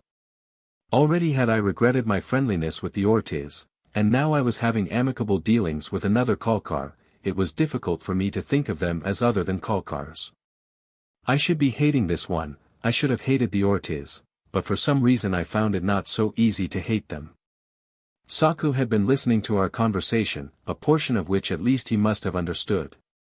"Wait until morning," he said, "and then she can at least go with you as far as the top of the hills and point out the way for you, but you will be wise to take her with you. She knows every trail, and it will be better for her to go with you to your own people. She is not Kalkar, and if they catch her they will kill her. Were she Kalkar we would hate her and chase her away. But though she is welcome among us it would be hard for her to remain. We move camp often, and often our trails lead where one so large as she might have difficulty in following, nor would she have a man to hunt for her. And there are times when we have to go without food because we cannot find enough even for our own little people." "I will wait until morning," I said, "but I cannot take her with me, my people would kill her." I had two motives in remaining overnight. One was to go forth early in the morning and kill game for the little Nipons in payment for their hospitality, and the other was to avail myself of the girl's knowledge of the trails, which she could point out from some lofty hilltop. I had only a general idea of the direction in which to search for my people, and as I had seen from the summit that the valley beyond was entirely surrounded by hills, I realized that I might gain time by waiting until morning, when the girl should be able to point out the route to the proper pass to my destination. After the evening meal that night I kept up a fire for the girl, as the air was chill and she was not warmly clad. The little people had only their tents and a few skins for their own protection, nor was there room in the former for the girl, so already overcrowded were they. The Nipons retired to their rude shelters almost immediately after eating, leaving the girl and me alone. She huddled close to the fire and she looked very forlorn and alone. I could not help but feel sorry for her. "Your people are all gone?" I asked. "My own people, my father, my mother, my 3 brothers, all are dead, I think," she replied. "My mother and father I know are dead. She died when I was a little girl. 6 months ago my father was killed by the Kalkars. My 3 brothers and I scattered, for we heard that they were coming to kill us, also. I have heard that they captured my brothers, but I am not sure. They have been killing many in the valley lately, for here dwell nearly all the pure descendants of Americans, and those of us who were thought to favor the true Ortiz were marked for slaughter by the false Ortiz. I had been hiding in the home of a friend of my father, but I knew that if I were found there, it would bring death to him and his family, and so I came away, hoping to find a place where I might be safe from them. But I guess there is no place for me, even my friends, the Nipons, though they would let me stay with them, admit that it would be a hardship to provide for me." "What will you do?" I asked. Somehow I felt very sorry for her. "I shall find some nearly inaccessible place in the hills and build myself a shelter," she replied. "But you cannot live here in the hills alone," I remonstrated. She shrugged her shoulders. "Where may I live, then?" "For a little while, perhaps," I suggested, "until the Kalkars are driven into the sea." "Who will drive them into the sea?" she asked. "We," I replied, proudly. "And if you do, how much better off shall I be? Your people will set their hounds upon me, you have said so yourself. But you will not drive the Kalkars into the sea. You have no conception of their numbers. All up and down the coast, days' journeys north and south, wherever there is a fertile valley, they have bred like flies. For days they have been coming from all directions, marching toward the capital. I do not know why they congregate now, nor why only the warriors come. Are they threatened, do you think?" A sudden thought seemed to burst upon her. "It cannot be," she exclaimed, "that the Yanks have attacked them. Have your people come out of the desert again?" "Yes," I replied. "Yesterday we attacked their great camp, today my warriors must have eaten their evening meal in the stone tents of the Kalkars." "You mean the capital?" "Yes. Your forces have reached the capital. It seems incredible. Never before have you come so far. You have a great army. 25,000 warriors marched down out of the desert beneath the flag," I told her, and we drove the Kalkars from the Pass of the Ancients back to the capital, as you call their great camp. You lost many warriors. You must have. Many fell, I replied, thousands. Then you are not 25,000 now, and the Kalkars are like ants. Kill them and more will come. They will wear you down until your few survivors will be lucky if they can escape back to their desert. You do not know us, I told her. We have brought our women, our children, our flocks and herds down into the orange groves of the Kalkars, and there we shall remain. If we cannot drive the Kalkars into the sea today, we shall have to wait until tomorrow. It has taken us 300 years to drive them this far, but in all that time we have never given back a step that we have once gained, we have never retreated from any position to which we have brought our families and our stock. You have a large family? She asked. I have no wife, I replied as I rose to add fuel to the fire. As I returned with a handful of sticks, I saw that she hugged closer to the blaze and that she shivered with the cold. I removed my Kalkar robe and threw it across her shoulders. No, she cried, rising, I cannot take it. You will be cold. She held it out toward me. Keep it, I said. The night will be cold, and you cannot go until morning without covering. She shook her head. No, she repeated. I cannot accept favors from an enemy who hates me. She stood there, holding the red robe out toward me. Her chin was high and her expression haughty. I stepped forward and took the robe, and as her hand dropped to her side I threw the woolen garment about her once more and held it there upon her slim figure.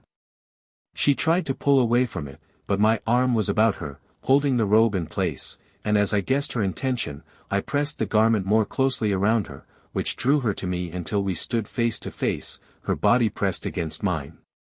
As I looked down into her upturned face, our eyes met, and for a moment we stood there as though turned to stone. I do not know what happened.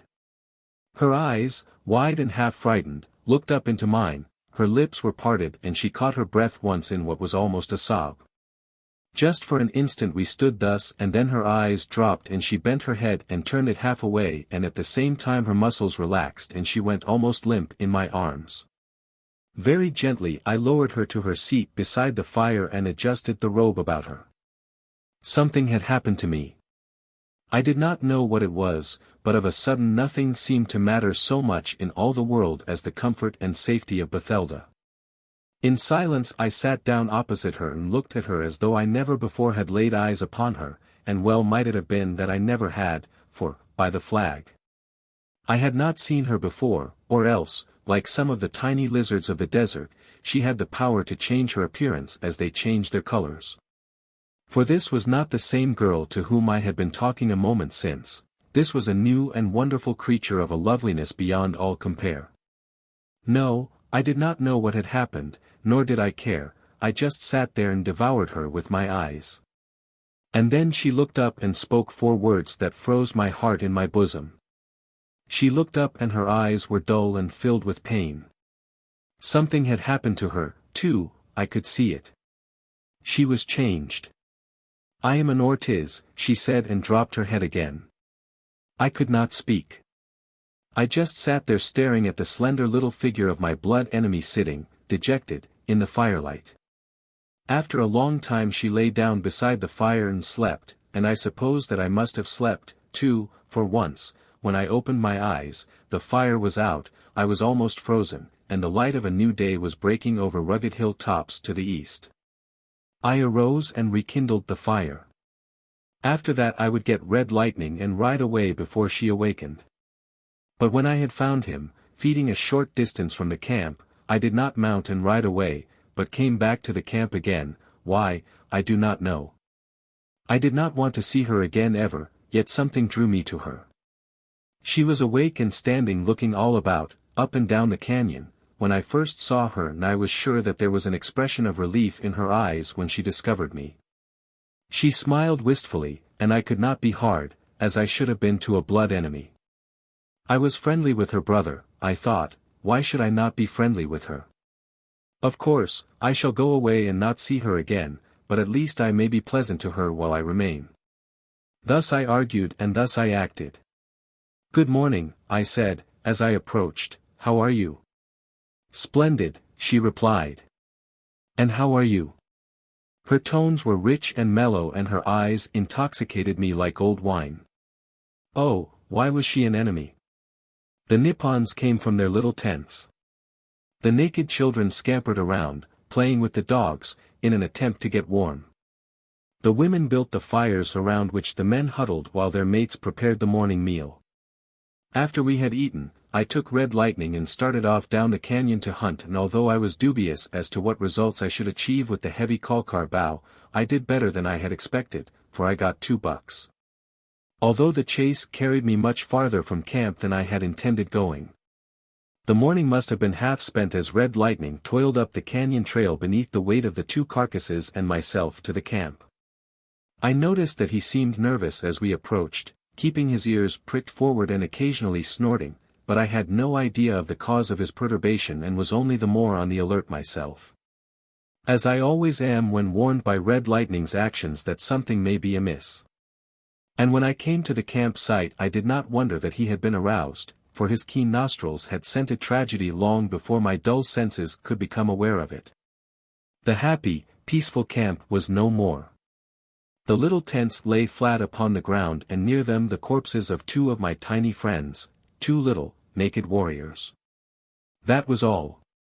Silence and desolation brooded where there had been life and happiness a few short hours before. Only the dead remained. Bathelda. What had become of her? What had happened? Who had done this cruel thing?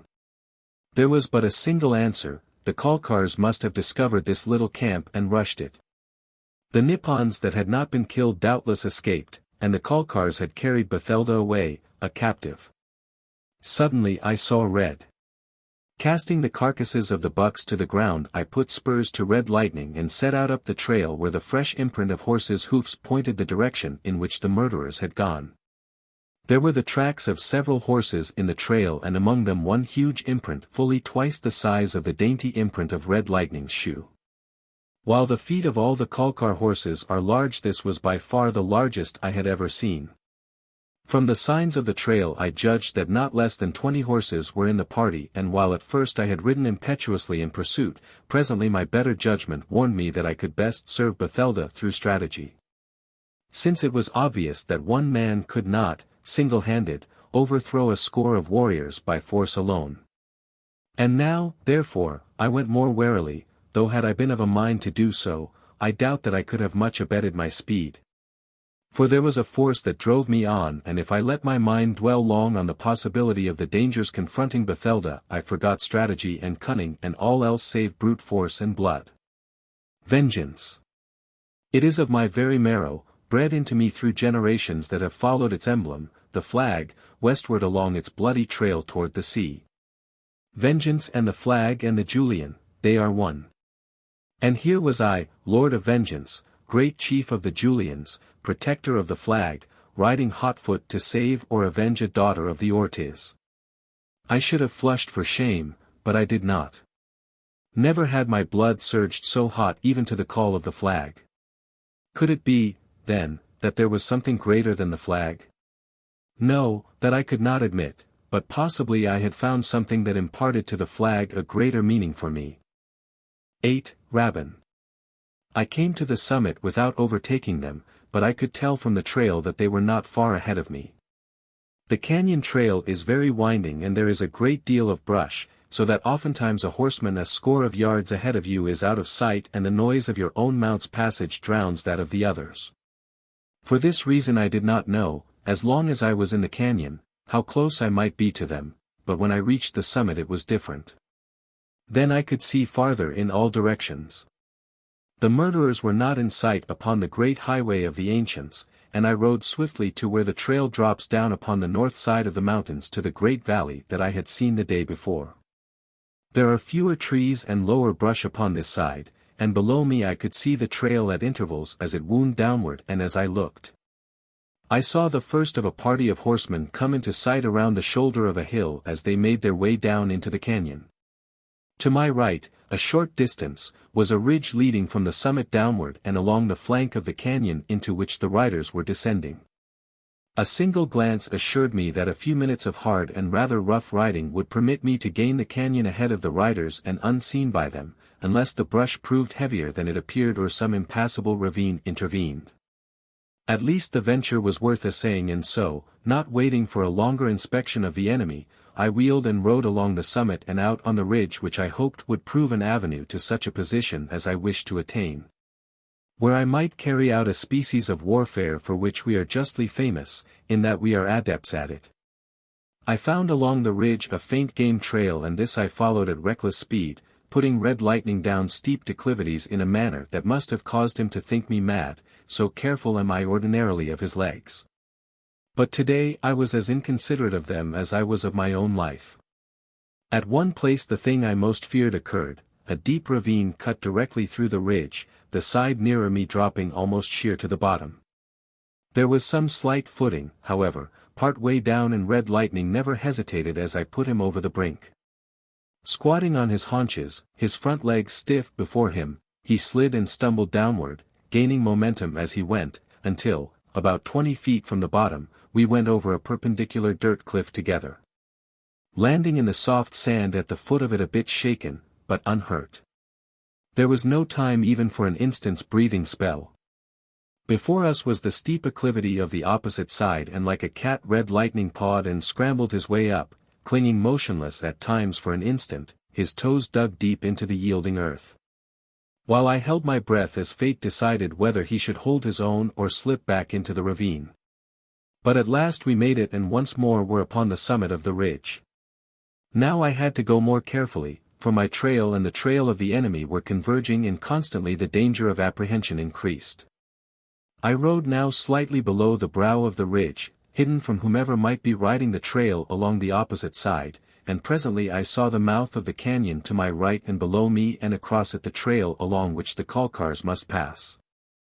That they had not already done so I was confident, for I had ridden hard and almost in a straight line, while they had been riding slowly when I saw them, and the trail they were following wound back and forth at an easy grade.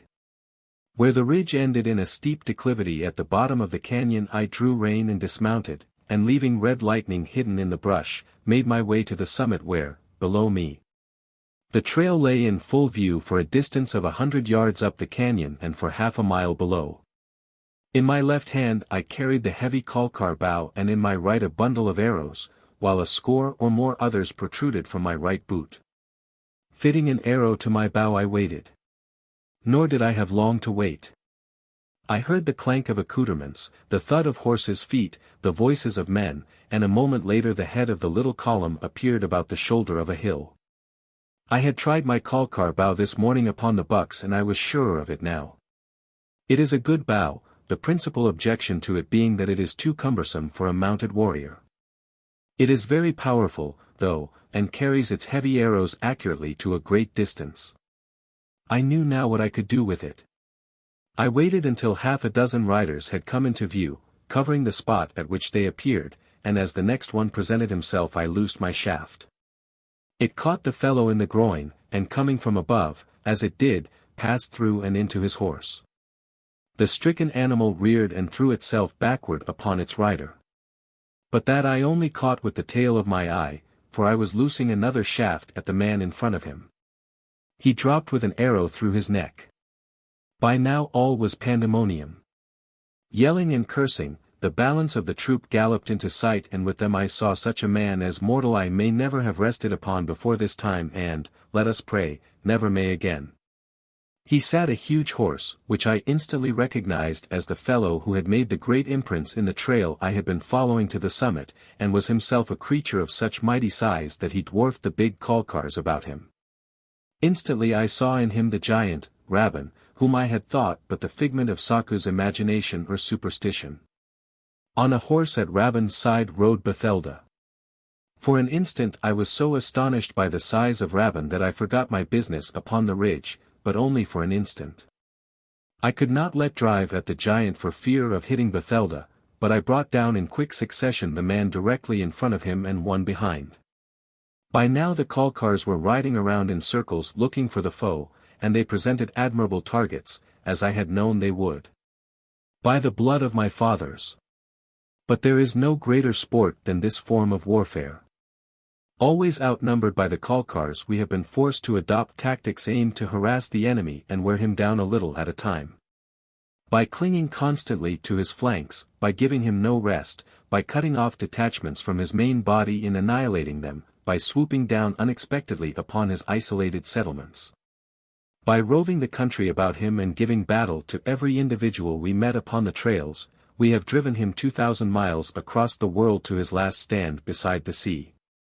As the Kalkars milled about in the canyon bottom, I drove shaft after shaft among them, but never could I get a fair shot at Rabban the giant, for always he kept Bathelda between us after he had located me, guessing, evidently, that it was because of her that I had attacked his party. He roared like a bull as he sought to urge his men up the ridge to attack me, and some did make the attempt, half-heartedly, prompted, no doubt, by fear of their master, a fear that must have been a little greater than fear of the unknown enemy above them. But those who started up after me never came far, for they and I soon discovered that with their heavy bow I could drive their heavy arrows through their iron vests as if they had been wool. Rabban, seeing that the battle was going against him, suddenly put spurs to his great mount and went lumbering off down the canyon, dragging Bathelda's horse after him, while those of his men who remained covered his retreat. This did not suit me at all. I was not particularly interested in the Kalkars he was leaving behind, but in him and his captive, and so I ran to Red Lightning and mounted. As I reined down the flank of the ridge toward the canyon bottom, I saw the Kalkars drawing off after Rabban. There were but 6 of them left, and they were strung out along the trail. As they rode, they cast backward glances in my direction as though they were expecting to see a great force of warriors appear in pursuit. When they saw me, they did not return to engage me, but continued after Rabban. I had reslung my bow beneath my right stirrup leather and replaced the few arrows in my quiver as Red Lightning descended the side of the ridge, and now I prepared my lance. Once upon the level trail of the canyon bottom, I whispered a word into the pointed ear before me, couched my lance, and crouched in the saddle as the 30th descendant of the first Red Lightning flattened in swift charge. The last Kalkar in the retreating column, rather than receive my spear through the small of his unprotected back, wheeled his horse, unslung his spear and awaited me in the middle of the trail. It was his undoing. No man can meet the subtle tricks of a charging lancer from the back of a standing horse, for he cannot swerve to one side or the other with the celerity oft necessary to elude the point of his foe's lance, or take advantage of what opening the other may inadvertently leave him, and doubly true was this of the Kalkar upon his clumsy, splay-footed mount. So awkward were the twain that they could scarcely have gotten out of their own way, much less mine, and so I took him where I would as I crashed into him, which was the chest, and my heavy lance passed through him, carrying him over his horse's rump, splintering as he fell to earth. I cast the useless stump aside as I reined Red Lightning in and wheeled him about. I saw the nearer Kalkar halted in the trail to watch the outcome of the battle, and now that he saw his companion go down to death and me without a lance, he bore down upon me, and I guess he thought that he had me on the run. For Red Lightning was indeed racing away from him, back toward the fallen foe. But with a purpose in my mind that one better versed in the niceties of combat might have sensed. As I passed the dead Kalkar, I swung low from my saddle and picked his lance from where it lay in the dust beside him, and then, never reducing our speed, I circled and came back to meet the rash one riding to his doom. Together we came at terrific speed, and as we approached one another I saw the tactics that this new adversary was bent upon using to my destruction, and I may say that he used judgment far beyond the seeming capacity of his low forehead. For he kept his horse's head ever straight for Red Lightning's front with the intention of riding me down and overthrowing my mount, which, considering the disparity of their weights, he would certainly have accomplished had we met full on. But we did not. My reins lay on Red Lightning's withers. With a touch of my left knee I swung the red stallion to the right and passed my spear to my left hand, all in a fraction of the time it takes to tell it, and as we met I had the Kalkar helpless, for he was not expecting me upon his left hand. His heavy horse could not swerve with the agility of Red Lightning, and so I had but to pick my target and put the fellow out of his misery, for it must be misery to be a low creature of a Kalkar. In the throat my point caught him, for I had no mind to break another lance since I saw two more of the enemy riding toward me, and being of tough wood, the weapon tore out through the flesh as the fellow tumbled backward into the dust of the trail. There were 4 Kalkars remaining between me and the giant who, somewhere down the canyon and out of sight now, was bearing Bathelda off, I knew not where or to what fate. The 4 were strung out at intervals along the trail and seemed undecided as to whether to follow Rabban or wait and argue matters out with me. Perhaps they hoped that I would realize the futility of pitting myself against their superior numbers, but when I lowered my lance and charged the nearer of them, they must have realized that I was without discretion and must be ridden down and dispatched. Fortunately for me they were separated by considerable intervals and I did not have to receive them all at once. The nearer, fortified by the sound of his companion's galloping approach, couched his lance and came halfway to meet me. But I think much of his enthusiasm must have been lost in contemplation of the fate that he had seen overtake the others that had pitted their crude skill against me, for certainly there were neither fire nor inspiration in his attack, which more closely resembled a huge, senseless boulder rolling down a mountainside than a sentient creature of nerves and brain driven by lofty purposes of patriotism and honor. Poor Claude! An instant later the world was a better place in which to live, by at least one less Kalkar. But he cost me another lance and a flesh wound in the upper arm, and left me facing his 3 fellows, who were now so close upon me that there was no time in which to retrieve the lance fallen from his nerveless fingers. There was recourse only to the sword, and drawing, I met the next of them with only a blade against his long lance, but I eluded his point, closed with him and, while he sought to draw, clove him open from his shoulder to the center of his chest. It took but an instant, yet that instant was my undoing, for the remaining 2 were already upon me. I turned in time to partially dodge the lance point of the foremost, but it caught me a glancing blow upon the head and that is the last that I remember of immediately ensuing events. When next I opened my eyes I was jouncing along, lashed to a saddle, belly down across a horse.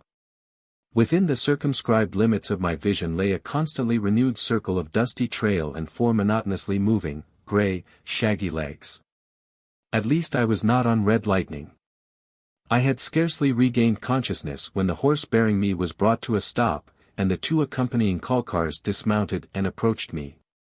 Removing the bonds that held me to the saddle, they dragged me unceremoniously to the ground and when I stood erect they were surprised to see that I was conscious.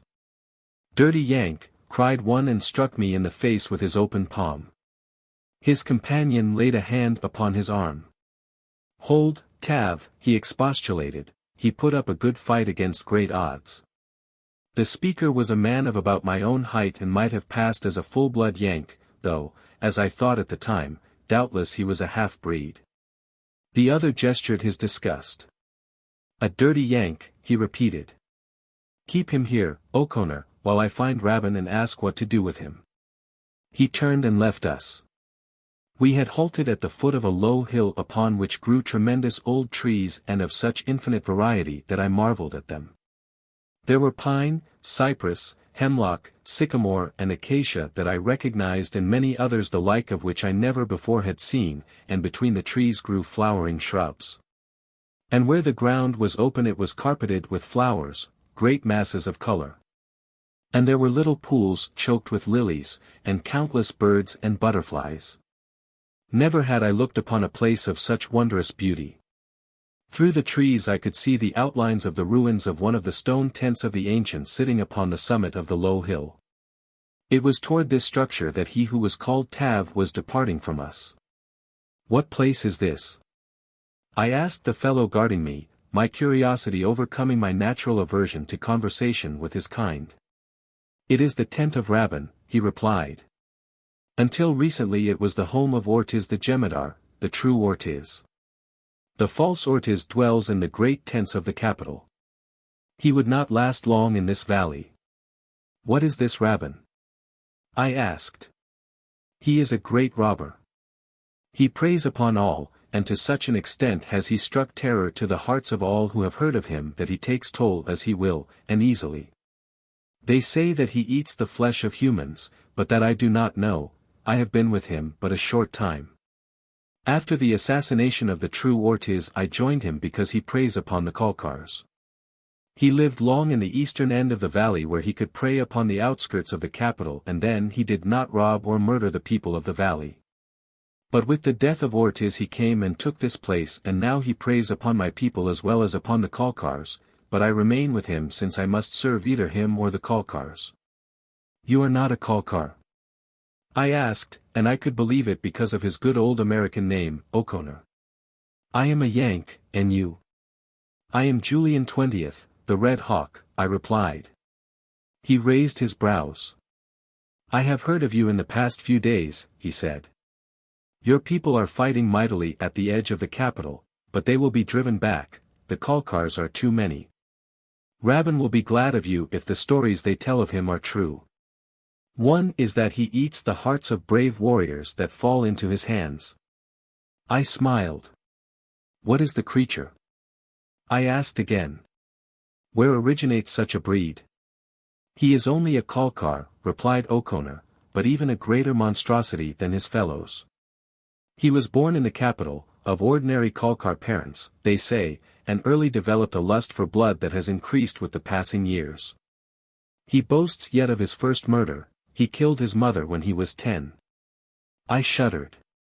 And it is into the hands of such that a daughter of the Ortiz has fallen, I said, and you, an American, aided in her capture. He looked at me in startled surprise. The daughter of an Ortiz, he cried. Of the Ortiz, I repeated. I did not know, he said. I was not close to her at any time and thought that she was but a Kalkar woman. What are you going to do? Can you save her? He drew his knife and cut the bonds that held my arms behind me. Hide here among the trees, he said, and watch the Rabban until I return. It will be after dark, but I will bring help.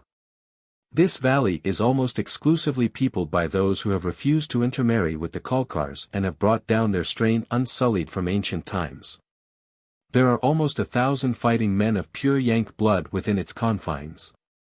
I should be able to gather enough to put an end to Rabban for all time, and if the danger of a daughter of Ortiz cannot move them from their shame and cowardice, they are hopeless indeed. He mounted his horse. Quick! He cried, get among the trees. Where is my horse? I called as he was riding away. He was not killed. No, he called back, he ran off when you fell. We did not try to catch him. A moment later he disappeared around the west end of the hill and I entered the miniature forest that clothed it. Through the gloom of my sorrow broke one ray of happiness, red lightning lived. About me grew ancient trees of enormous size with boles 5 or 6 feet in diameter and their upper foliage waving 100 and more feet above my head. Their branches excluded the sun where they grew thickest and beneath them baby trees struggled for existence in the wan light, or hoary monsters, long fallen, lay embedded in leaf mold. Marking the spot where some long-dead ancient set out a tiny seedling that was to outlive all his kind. It was a wonderful place in which to hide, though hiding is an accomplishment that we Julians have little training in and less stomach for. However, in this instance it was in a worthy cause, a Julian hiding from a Kalkar in the hope of aiding an Ortiz. Ghosts of 19 Julians. To what had I brought my proud name? And yet I could not be ashamed. There was something stubbornly waging war against all my inherited scruples, and I knew that it was going to win, had already won. I would have sold my soul for this daughter of my enemy. I made my way up the hill toward the ruined tent, but at the summit the shrubbery was so dense that I could see nothing. Rose bushes 15 feet high and growing as thickly together as a wall hid everything from my sight. I could not even penetrate them. Near me was a mighty tree with a strange, feathery foliage. It was such a tree as I had never seen before, but that fact did not interest me so much as the discovery that it might be climbed to a point that would permit me to see above the top of the rose bushes. What I saw included 2 stone tents not so badly ruined as most of those one comes across, and between them a pool of water, an artificial pool of straight lines. Some fallen columns of stone lay about it and the vines and creepers fell over its edge into the water, almost concealing the stone rim. As I watched, a group of men came from the ruin to the east through a great archway, the coping of which had fallen away. They were all Kalkars and among them was Rabban. I had my first opportunity to view him closely. He was a most repulsive appearing creature. His great size might easily have struck with awe the boldest heart, for he stood a full 9 feet in height and was very large in proportion about the shoulders, chest and limbs. His forehead was so retreating that one might with truth say he had none, his thick thatch of stiffly erect hair almost meeting his shaggy eyebrows. His eyes were small and set close to a coarse nose and all his countenance was bestial. I had not dreamed that a man's face could be so repulsive. He was speaking to that one of my captors who had left me at the foot of the hill to apprise Rabban of my taking, that fellow who struck me in the face while my hands were bound and whose name was Tav. He spoke in a roaring, bull-like voice which I thought at the time was, like his swaggering walk and his braggadocio, but opposed to strike terror in those about him. I could not look at the creature and believe that real courage lay within so vile a carcass. I have known many fearless men, the vulture, the wolf, the rock and hundreds like them, and in each, courageousness was reflected in some outward physical attribute of dignity and majesty. "Fetch him," he roared at Tav. "Fetch him. I will have his heart for my supper," and after Tav had gone to fetch me, the giant stood there with his other followers, roaring and bellowing and always about himself and what he had done and what he would do. He seemed to me an exaggeration of a type I had seen before, wherein gestures simulate action, noise counterfeits courage, and wind passes for brains. The only impressive thing about him was his tremendous bulk, and yet even that did not impress me greatly. I have known small men, whom I respected, that filled me with far greater awe. I did not fear him. I think only the ignorant could have feared him at all, and I did not believe all the pother about his eating human flesh. I am of the opinion that a man who really intended eating the heart of another would say nothing about it. Presently Tav came running back up the hill. He was much excited, as I had known that he would be, even before he started off to fetch me. "He is gone," he cried to Rabban. "They are both gone, O'Connor and the Yank. Look." He held out the thongs that had fastened my wrists. "They have been cut." How could he cut them with his hands bound behind him? That is what I want to know. How could he have done it? He could not unless. There must have been others with him, roared Rabban. They followed and set him free, taking O'Connor captive. There were no others, insisted Tav. Perhaps O'Connor freed him, suggested another. So obvious an explanation could not have originated in the pea-girth brain of Rabban, and so he said, "I knew it from the first, it was O'Connor. With my own hands I shall tear out his liver and eat it for breakfast." Certain insects, toads and men make a lot of unnecessary noise, but the vast majority of other animals pass through life in dignified silence. It is our respect for these other animals that cause us to take their names. Whoever heard of a red hawk screeching his intentions to the world? Silently he soars above the treetops, and as silently he swoops and strikes. 9. Reunion. Through the conversation that I overheard between Rabban and his minions I learned that Bathelda was imprisoned in the westerly ruin. But as Rabban did not go thither during the afternoon, I waited in the hope that fortune would favor me with a better opportunity after dark to attempt her liberation with less likelihood of interruption or discovery than would have been possible during the day, when men and women were constantly passing in and out of the easterly tent. There was the chance, too, that O'Connor might return with help, and I did not want to do anything while that hope remained that might jeopardize Bathelda's chances for escape. Night fell and yet there was no sign of O'Connor. Sounds of coarse laughter came from the main ruin, and I could imagine that Rabban and his followers were at meat, washing down their food with the fiery liquor of the Kalkars. There was no one in sight, and so I determined to come out of my concealment and investigate the structure in which I believed Bathelda imprisoned. If I could release her, well and good, if not I could but wait for O'Connor. As I was about to descend from the tree there came down with the wind from out of the canyon to the south a familiar sound, the nicker of a red stallion. It was music to my ears. I must answer it even though I chanced arousing the suspicion of the Kalkars. Just once my answering whistle rose sharp and clear above the noises of the night. I do not think the Kalkars heard it, they were making too much noise of their own within doors, but the eager whinny that came thinly down the night wind told me that two fine, slim ears had caught the familiar summons. Instead of going at once to the westerly ruin, I made my way down the hill to meet Red Lightning, for I knew that he might mean, in the end, success or failure for me, freedom or death for Bathilda.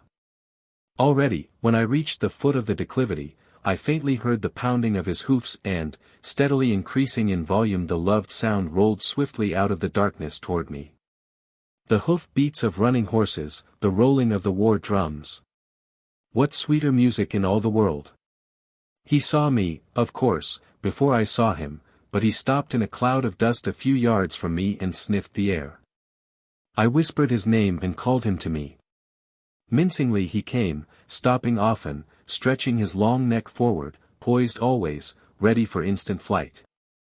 A horse depends much upon his eyes and ears and nostrils, but he is never so fully satisfied as when his soft, inquisitive muzzle has nosed an object of suspicion. He snorted now, and then he touched my cheek with his velvet lip and gave a great sigh and rubbed his head against me, satisfied. I hid him beneath the trees at the foot of the hill and bade him wait there in silence. From the saddle I took the bow and some arrows, and following the route that Tav had taken to the top of the hill, I avoided the hedge of roses and came presently before the south archway of the ruin. Beyond was a small central court with windows and doors opening upon it. Light from flares burning in some of the rooms partially illuminated the court, but most of it was in shadow. I passed beneath the arch and to the far end of the enclosure, where, at my right, I saw a window and a door opening into two rooms in which a number of Kalkars were eating and drinking at two long tables. I could not see them all. If Rabban was there, he was not within range of my vision. It is always well to reconnoiter thoroughly before carrying out any plan of action, and with this idea in mind I left the court by the way I had entered and made my way to the east end of the structure. Intending to pass entirely around it and along the north side of the westerly ruin, where I hoped to find Bathilda and devise means for her rescue. At the southeast corner of the ruin are three gigantic cypress trees, growing so closely together as to almost resemble a single huge tree, and as I paused an instant behind them to see what lay before me, I saw a single Kalkar warrior come from the building and walk out into the rank grass that grew knee-high on a level space before the structure. I fitted an arrow to my bow. The fellow had that which I craved, a sword. Could I drop him noiselessly? If he would turn, I was sure of it, and turn he did as though impelled to it by my insistent wish. His back was toward me. I drew the shaft far back. The cord twanged as I released it, but there was no other sound, except the muffled thud as the arrow entered its victim's spine at the base of the brain. Mute, he died. No other was around. I ran forward and removed his sword belt, to which were attached both sword and knife. As I arose and buckled the weapons about me, I glanced into the lighted room from which he had just come. It was the same that I had seen from the court upon the other side, and directly adjoining it was the other room that I had seen. Now I could see all of them that I had not seen before. Rabban was not there. Where was he? A cold terror ran suddenly through me. Could it be that in the brief interval that had elapsed while I went down to meet Red Lightning he had left the feast and gone to the westerly ruin? I ran swiftly across the front of the house and along the north side toward the other structure. I stopped before it and listened. I heard the sound of voices. From whence came they? This was a peculiar structure, built upon a downward sloping hill, with one floor on a level with the hilltop, another above that level and a third below and behind the others. Where the various entrances were and how to find the right one I did not know. From my hiding place in the tree I had seen that the front chamber at the hill-top level was a single apartment with a cavernous entrance that stretched the full width of the ruin. While upon the south side and to the rear of this apartment were two doors, but where they led I could not guess.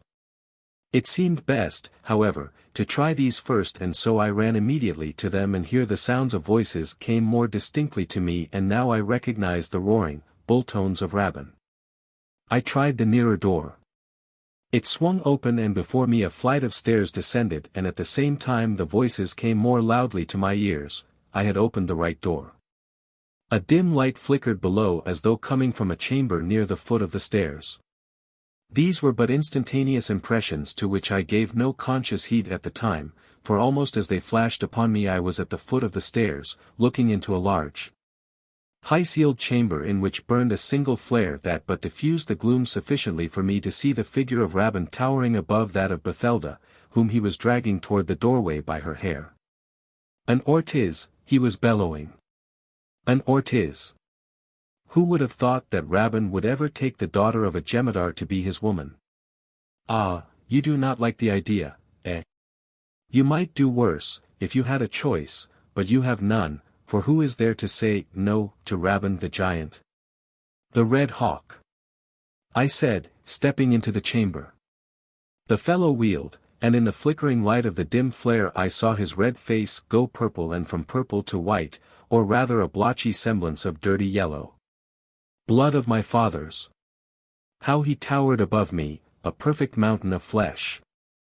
I am 6 feet in height, and Rabban must have been half again as tall, a good 9 feet, but I swear he appeared all of 20, and broad. For a moment he stood in silence glaring at me as though overcome by surprise, and then he thrust Bathelda aside and drawing his sword advanced upon me, bellowing and roaring as was his wont for the purpose, I presume, of terrifying me, and also, I could not help but think, to attract the attention and the aid of his fellows. I came to meet him then, and he appeared a mountain, so high he loomed. But with all his size I did not feel the concern that I have when meeting men of my own stature whose honor and courage merited my respect, and it is well that I had this attitude in mind to fortify me in the impending duel, for, by the flag, I needed whatever of encouragement I might find in it. The fellow's height and weight were sufficient to overcome a mighty warrior had Rabban been entirely wanting in skill, which he by no means was. He wielded his great sword with a master hand, and because of the very cowardice which I attributed to him he fought with a frenzy wrought by fear, as a cornered beast fights. I needed all my skill, and I doubt that that alone would have availed me had it not been upborne and multiplied by love and the necessity for protecting the object of my love. Ever was the presence of Bathelda, the Ortiz, a spur and an inspiration. What blows I struck for her, what I parried, it was as though I parried from her soft skin. As we closed he swung mightily at me a cut that would have severed me in twain, but I parried and stooped beneath it at once, and found his great legs unguarded before me and ran my sword through a thigh. With a howl of pain, Rabban leaped back, but I followed him with a jab of my point that caught him just beneath the bottom of his iron vest and punctured his belly. At that he gave forth a horrible shriek, and though sorely wounded began to wield his blade with a skill I had not dreamed lay in him. It was with the utmost difficulty that I turned his heavy sword, and I saved myself as many times by the quickness of my feet as by the facility of my blade. And much do I owe, too, to the cleverness of Bathelda, who, shortly after we crossed swords, had run to the great fireplace and seized the flare from where it had reposed upon the stone shelf above. And ever after had kept just behind my shoulder with it, so that whatever advantage of light there might be lay with me. Her position was a dangerous one, and I begged her to put herself at a safe distance, but she would not, and no more would she take advantage of this opportunity to escape. Momentarily I had expected to see Rabban's men rushing into the chamber, for I could not understand that his yells had not reached every ear within a mile or more. And so I fought the more desperately to be rid of him and on our way before they came. Rabban, now panting for breath, had none left with which to yell, and I could see that from exertion, terror, and loss of blood he was weakening. It was now that I heard the loud voices of men without and the tramp of running feet. They were coming. I redoubled my efforts, and Rabban his, I to kill, he to escape death until succor came. From a score of wounds was he bleeding, and I was sure that in his abdomen alone must prove fatal.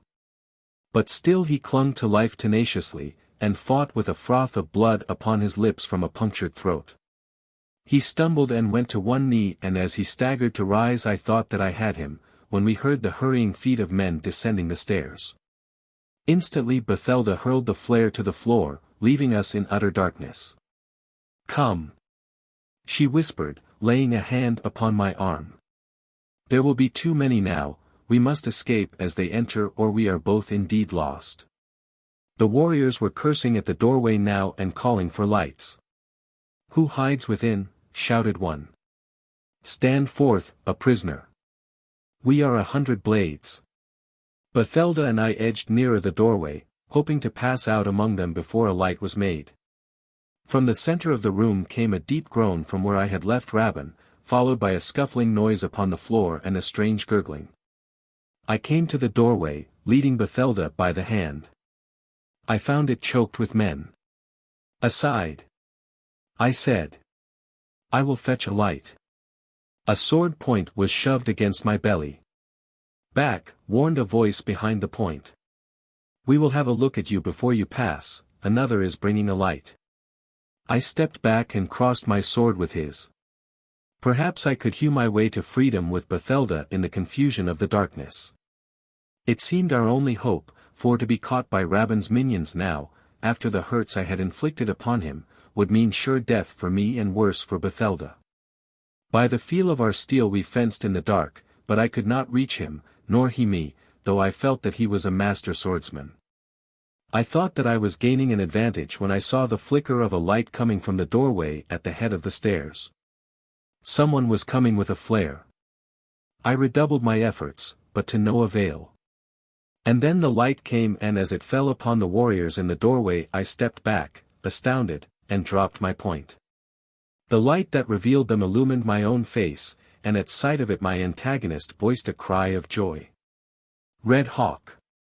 he cried and seized me by the shoulder. It was the vulture, my brother, and with him were the rattlesnake and 100 warriors of our own beloved clans.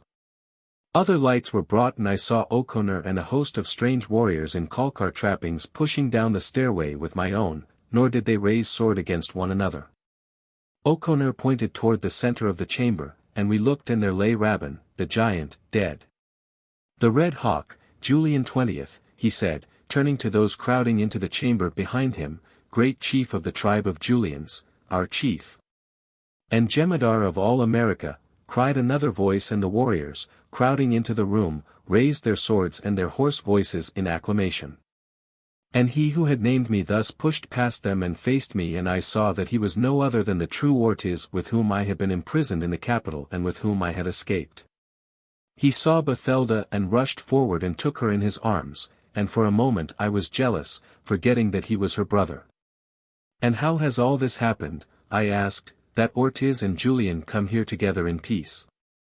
"Listen," said my brother, "before you pass judgment upon us. Long has run the feud between Julian and Ortiz for the crime of a man dead now hundreds of years. Few enough are the Americans of pure blood that they should be separated by hate when they would come together in friendship. Came the Ortiz to us after escaping the Kalkars and told of your escape and of the wish of his father that peace be made between us. And he offered to lead us against the Kalkars by ways that we did not know, and the wolf took counsel with me, and there was also the rock, the rattlesnake and the coyote, with every other chief who was at the front. And in your absence I dissolved the feud that has lain between us, and the chiefs applauded my decision. Then, guided by the Ortiz, we entered the capital and drove the Kalkars before us. Great are their numbers, but they have not the flag with them, and they must fall. Then," he continued, "came word, brought by the little Nipons of the hills, that you were in the mountains near the tent of Rabban the giant, and we came to find you. And on the way we met O'Connor with many warriors, and glad were they of the peace that had been made, and we joined with them who were also riding against Rabban to rescue the sister of the Ortiz. And we are here awaiting the word of the great chief. If it is for peace between the Julian and the Ortiz, we are glad; if it is for war, our swords are ready." "It is for peace, ever," I replied, and the Ortiz came and knelt at my feet and took my hand in his. "Before my people," he said, very simply, "I swear allegiance to Julian 20th, Jemadar of America. X. Peace." There was still much fighting to be done, for though we had driven the Kalkars from the capital they held the country to the south and west and we could not be satisfied until we had driven them into the sea. And so we prepared to ride to the front again that very night, but before we left I wanted a word with Bathelda who was to remain here with a proper retinue and a sufficient guard in the home of her people. Leading Red Lightning I searched about the grounds around the ruins and at last I came upon her beneath a great oak tree that grew at the northeast corner of the structure, its mighty limbs outspreading above the ruin. She was alone and I came and stood beside her. "I am going now," I said, "to drive your enemies and mine into the sea. I have come to say goodbye." "Goodbye, Julian." She held out her hand to me. I had come full of brave words and mighty resolve, but when I took that slim and tender hand in mine I could but stand there mute and trembling. I, Julian 20th, the Red Hawk, for the first time in all my life, knew fear. A Julian quailed before an Ortiz. For a full minute I stood there trying to speak and could not, and then I dropped to my knee at the feet of my enemy and with my lips against her fair hand I murmured what I had been too great a coward to look into her eyes and say, "I love you." She raised me to my feet then and lifted her lips to mine and I took her into my arms and covered her mouth with kisses, and thus ended the ancient feud between Julian and Ortiz, that had endured 400 years and wrecked a world. 2 years later and we had driven the Kalkars into the sea, the remnants of them flying westward in great canoes which they had built and launched upon a beauteous bay 100 miles or more south of the capital. The rain cloud said that if they were not overcome by storms and waves they might sail on and on around the world and come again to the eastern shores of America. But the rest of us knew that they would sail to the edge of the earth and tumble off and that would be the end of them. We live in such peace now that it is difficult to find an enemy upon whom to try one's lance, but I do not mind much, since my time is taken with the care of my flocks and herds, the business of my people and the training of Julian 21st. The son of a Julian and an Ortiz, who will one day be Jemadar of all America over which, once more, there flies but a single flag, the flag. The end.